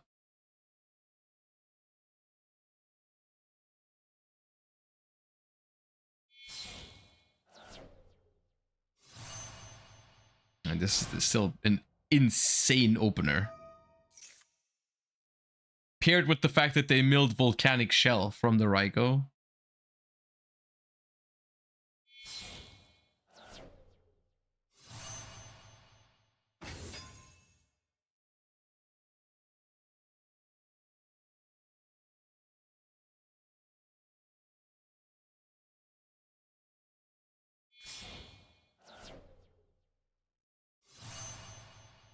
Why are people making Iron Chain Dragon against decks like mine? Okay, dude. Alright. Yeah.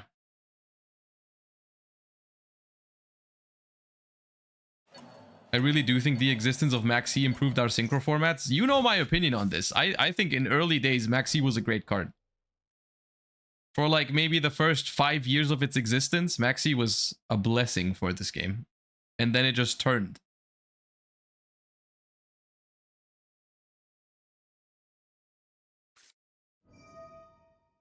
Yeah, bro, I mean, what do you want me to do?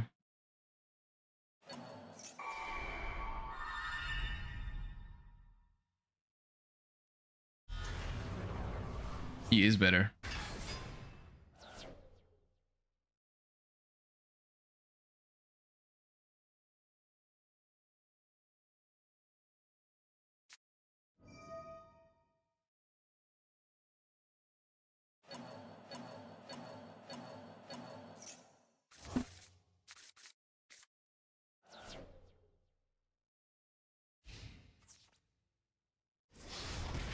With this... With the Iron Chain first, ignoring Gores, dude.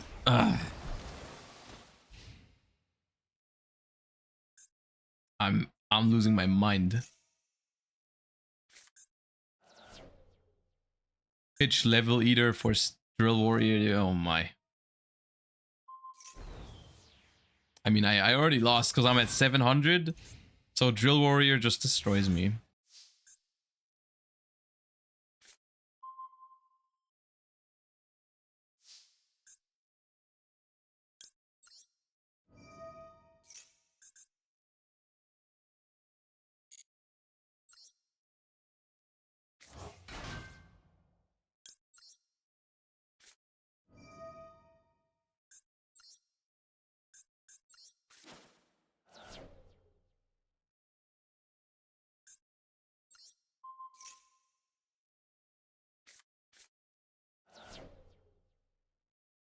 Comeback? If I had a little more life points, maybe.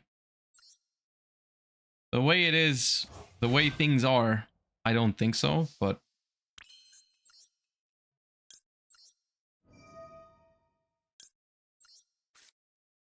I'm gonna try.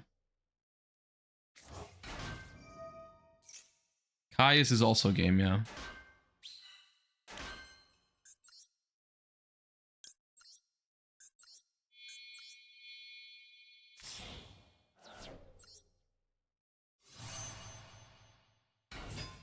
Thought Ruler time? I don't play Thought Ruler.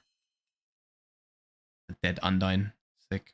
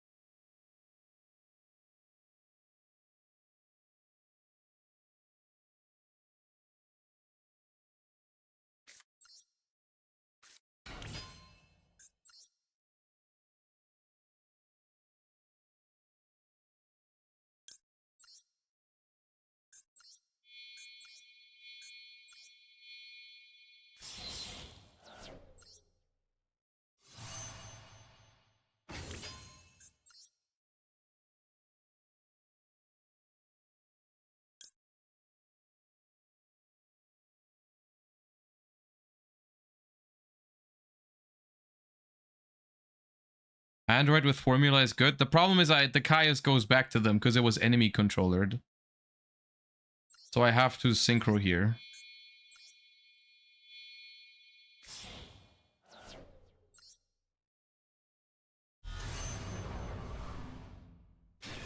Crash it. I mean, I still lose. Maybe was it crash?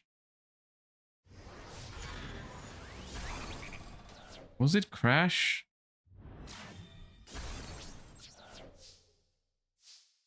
Black Rose on their turn? Maybe.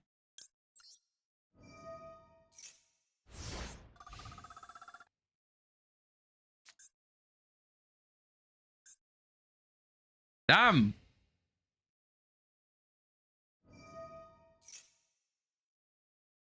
I mean, that was my first game where my draw was like somewhat decent, but their draw was just out of this world, dude.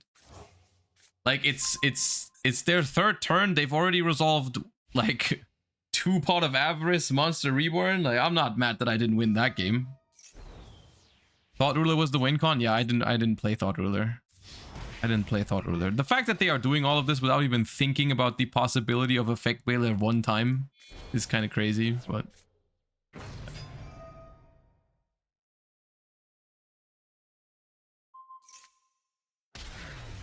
GG.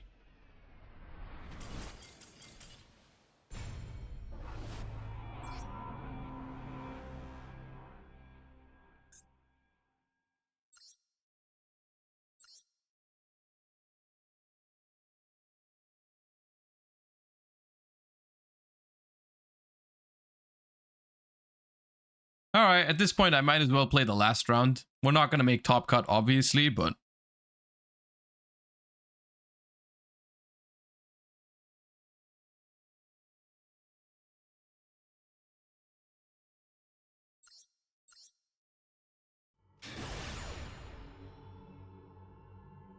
World Champ debuff? I mean, I'm playing a wacky deck. It's okay, guys.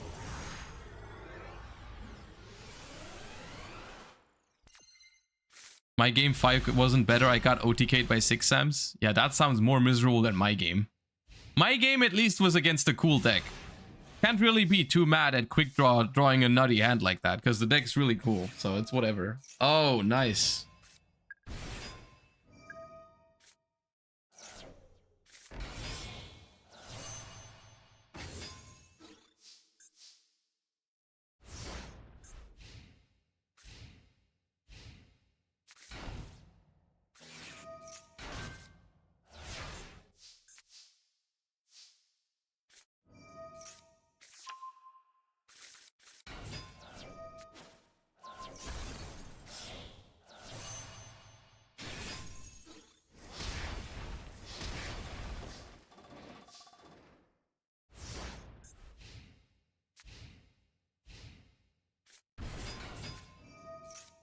Oh my god. You have got to be the cringiest.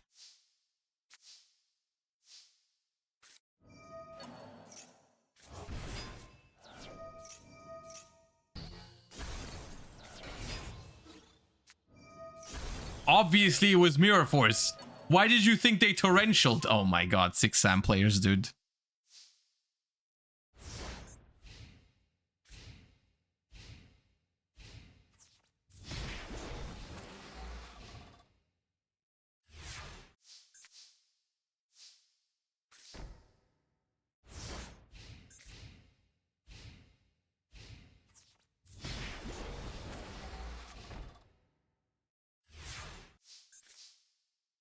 They probably top decked the sword card.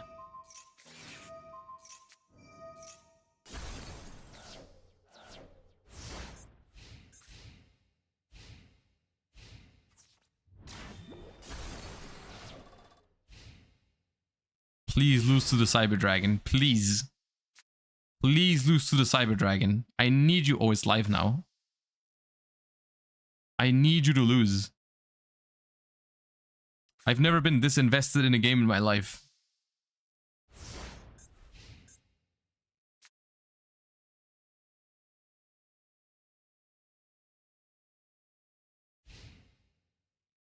It'd be so funny if the full power 6 Samurai deck lost to 1 Cyber Dragon.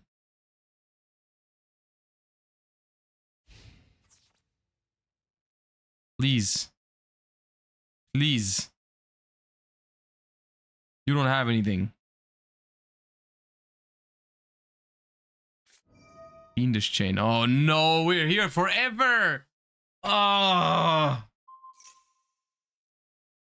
Oh.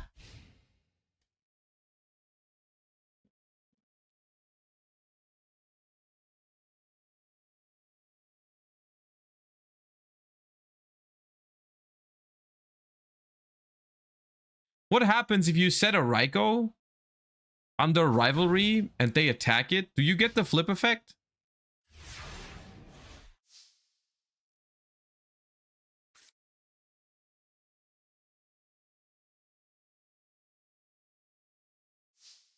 You do? Okay.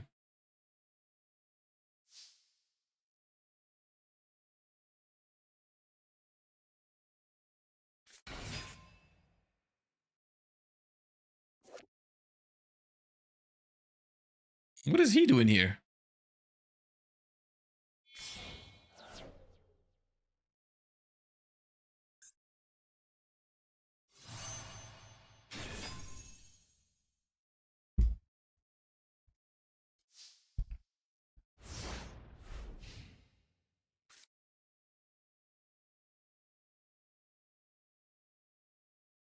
All right, now tribute set over the Cyber Dragon and then flip Raikou. Easy. Tribute set, quick draw, flip Raikou. Free real estate. Pop off, King. Come on, I know you can do it.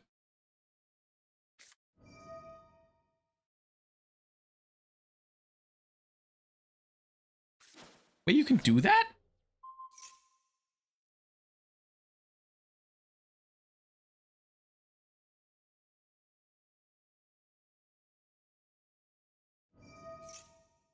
Why do you just give him the Shien?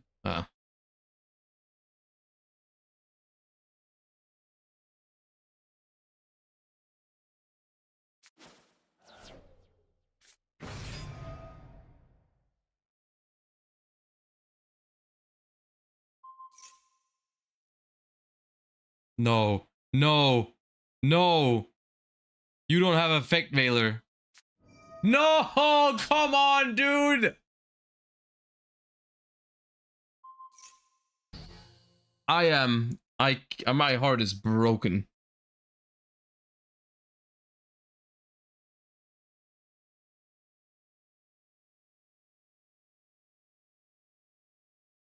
Do something, please. No.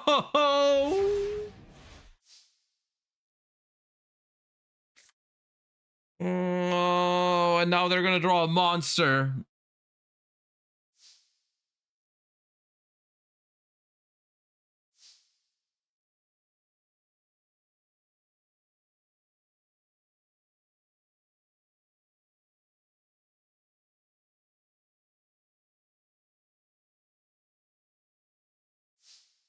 Okay.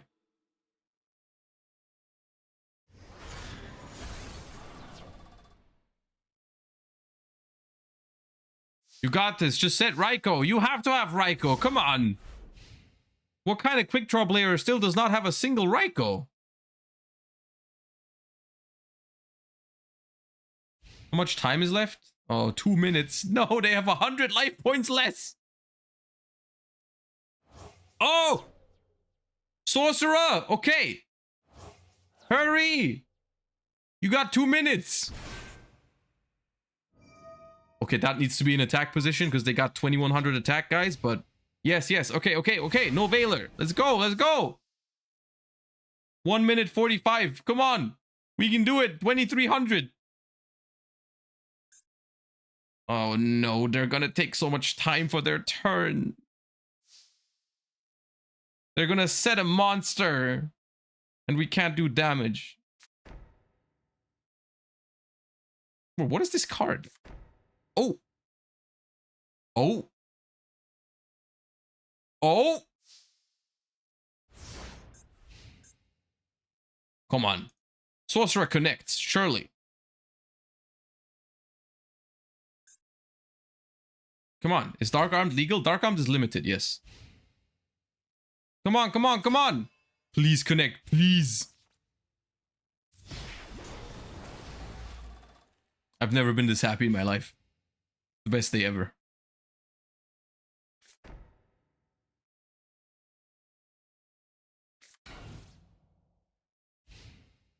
Easy clap.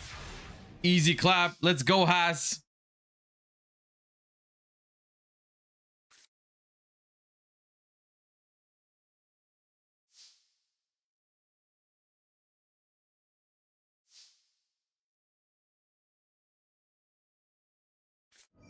Uh-oh.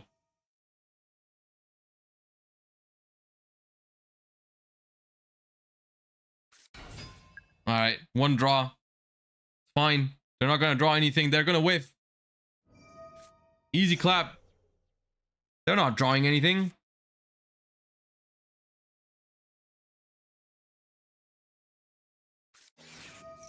That doesn't do anything. Oh, time on the round. Unfortunate 6 Samurai player. Oh, time is over. Yeah. Unfortunate.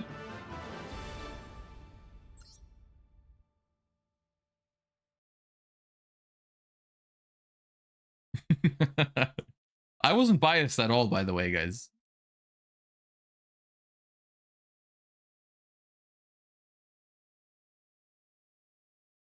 I was a very neutral spectator.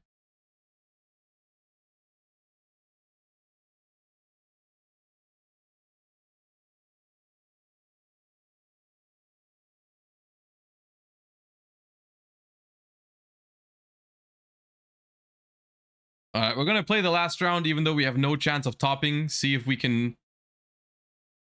First of all, there's a couple of things we haven't done yet. We haven't won a coin flip, for example. That'd be nice. We haven't drawn a good hand. That would also be nice. And we also have not been, like, not completely gotten shit on by our opponent's hand. Like, that'd also be cool. Then I think I would have a good time. Or won a game. We've won a game. You're lying. You're gaslighting. That's not true.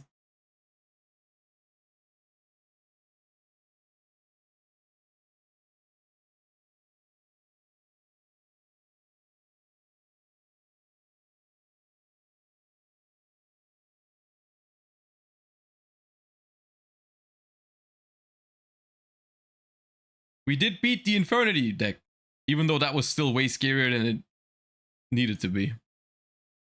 Kit Kat, thank you for the prime. Appreciate you. Thank you so much. All right, pairings for the last round have been posted. Good luck, everybody.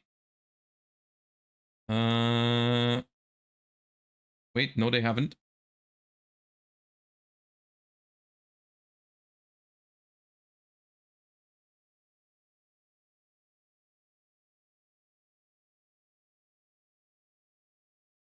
Does anyone else have the same problem? For me, I don't see the pairings for round 6.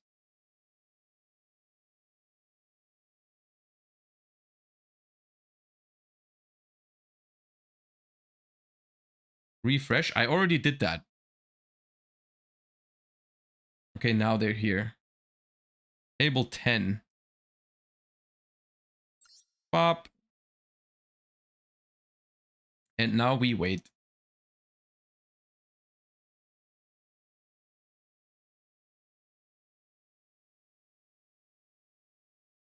I swear to God, if this is 6 Samurai, I'm losing my mind.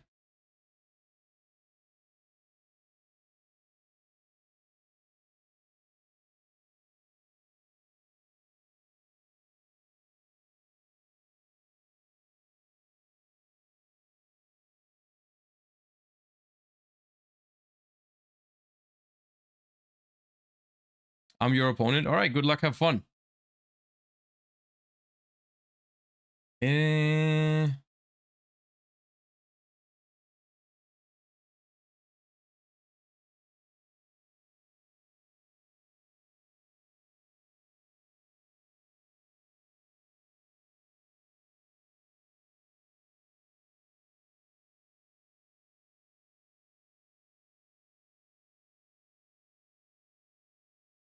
All right, then the round starts when the round starts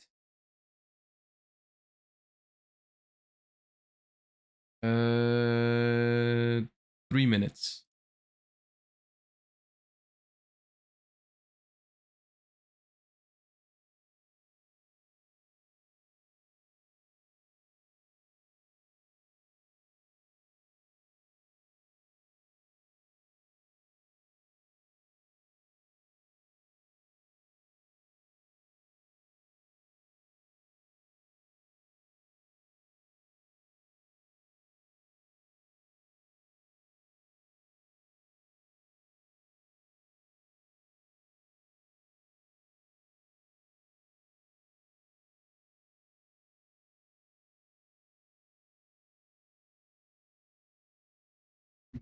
Where can you play old formats, or is it just a one-off thing?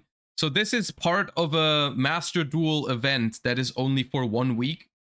I like, from my knowledge, this is not gonna stay in the game until after this week. You would have to find people to play with in self-made duel rooms, basically. And then you could keep playing it. I mean, you can keep the cards. It ends today. Oh, it ends today already. Okay, so it was only for 4 days. Okay, yeah. I mean, but the thing is, guys, right? The thing that we're doing right now, the tournament that we're playing in, it also does not have the rules of the event, right? This is a completely made up thing, right? That's why we're doing the whole thing. If you want to go first, you pick second and then they pass over, right? You can theoretically do that at any point in time. You don't have to wait for an event like this to play the game in this way, as long as you have people to play with. So I don't know, like if you have a couple of friends who are interested in retro formats, or if you can find some, I'm sure you can find some people online who would be willing to play an old format with you in Master Duel. So you can technically always do this. Just noticed you're in the tournament. Yeah, you're probably, if you're also playing in the tournament, you are probably at a good record. And so that makes sense why you wouldn't notice that I'm also in the tournament, because we are not sitting at a good record right now. So we're kind of dabbling around the bottom tables, you know? So it makes sense that you wouldn't notice.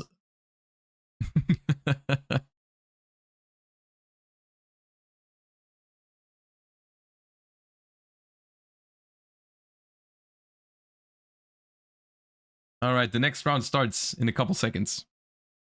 And that's going to be the last round for us, because we're not going to make top 8. All right, good luck, have fun. Let us begin. Can we win a coin flip is my biggest question. And the answer is yes. Okay.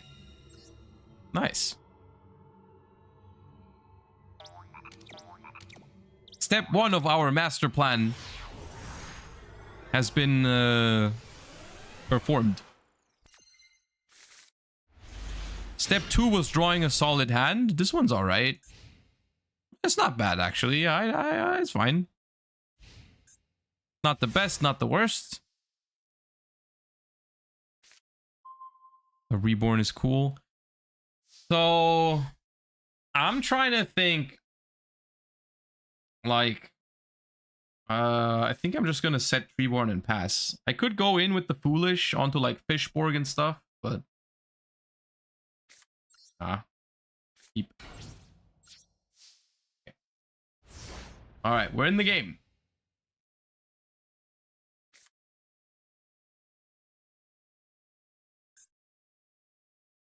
I swear to God, if you activate Gateway right now. All right, good. Ooh, a lot of set cards. All right. Allure of Darkness. Okay.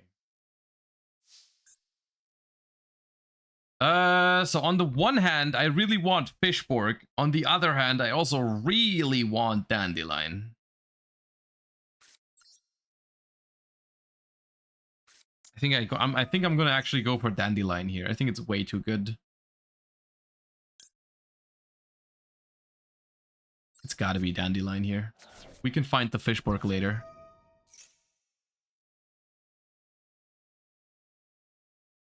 This is last round of Swiss, yeah.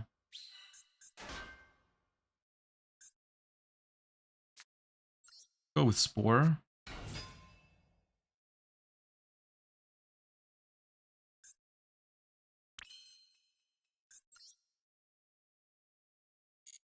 New Eyes, thank you for the 16 months. Appreciate you.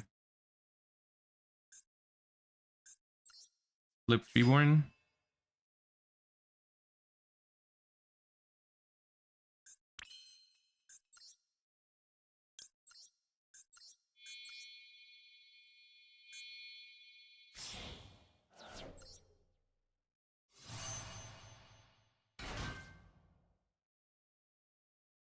They do have a warning.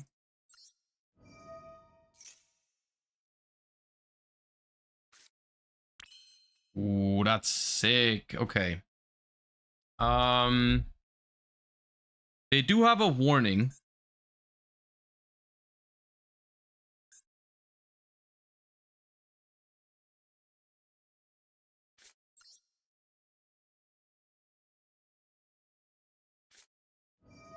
Rio Kane, think of 4 months. I do sometimes. All right.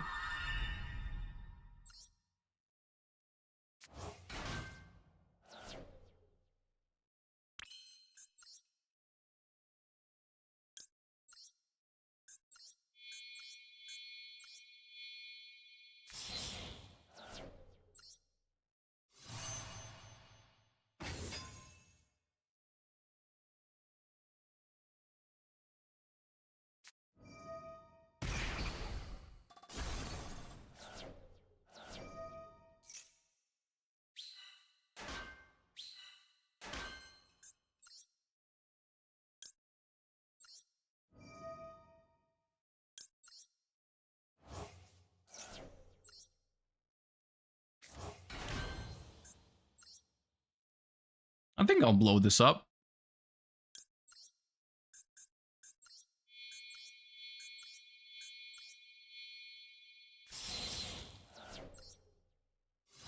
I mean, the set card could be something with a graveyard effect, but I do like getting rid of the back row. It's a hamster as well. Okay, nice. And open board with my Gores in hand. I'm vibing right now. Reborn in the graveyard. Next turn, Undyne sends Fishborg. Allure, banish controller. Nah, we're having a good time.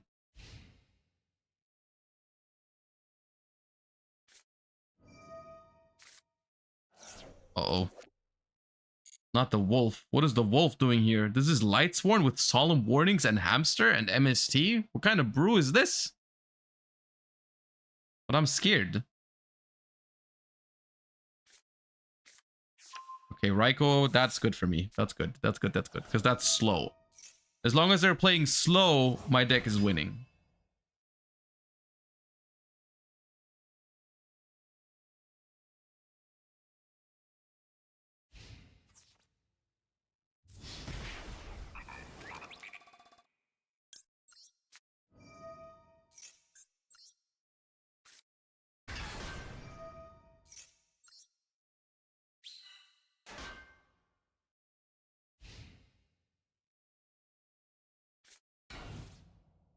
No back row, no back row. Ah, now I have to be scared of torrential. Oh man. Okay. I mean, I'm not really scared of torrential, to be fair. Like, I'm still gonna get Undyne into Fishborg, and then if they torrential, I still have 4 cards in hand. Alright. No need to play around torrential here.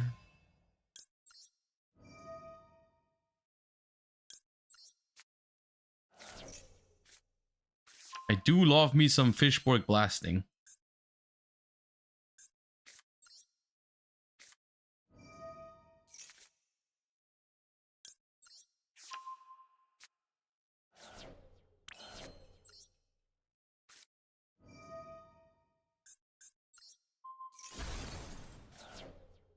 Hooked.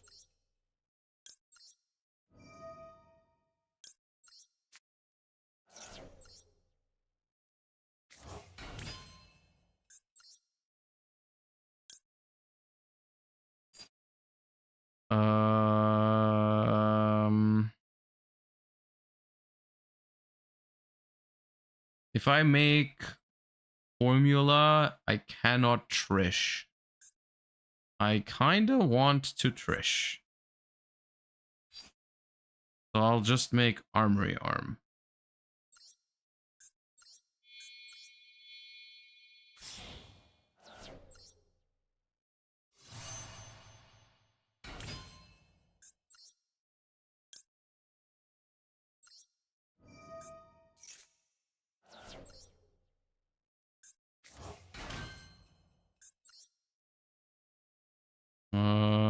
I don't have a dark in the graveyard. If I do this, I can even play around Honest.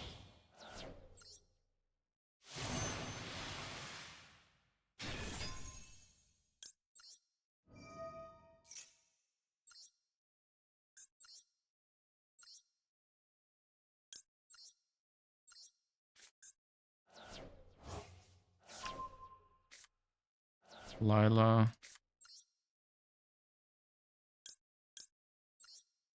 Alright, now it's Gorse or Trag or Vader, or it's GG.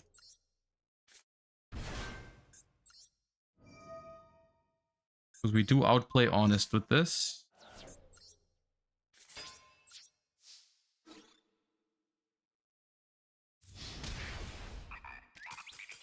Alright. Dude, finally we have been drawing super well one game, huh? About time. Okay, nice. Well, we don't make it into the top 8, but we do get a nice win at the end. So that was nice. All right, you guys, it was a very long stream, 8.5 hours. We're not gonna make top 8, so the stream is gonna end right there. I hope you enjoyed it. I hope you had a good time. I did. What I'm gonna do is I'm gonna raid Zulu, who is currently hosting this Challenger Cup. He's streaming in French, but if you guys want to keep watching the format, then feel free to stick around. Let me see if I can find the stream. There it is. Okay. Yeah, if you guys want to watch the top cut of this tournament that we played in, even though it's probably going to be a lot of 6 Samurais, I'll send you guys over there. Don't forget, we have a Challenger Cup stream on Saturday. So I'll see you guys then. I'll be live on Saturday. You guys have a wonderful rest of your day, a wonderful Friday, and I'll see you guys on Saturday. Thank you for watching. Thank you for all the support, and I'll see you then. Bye bye everybody. Peace.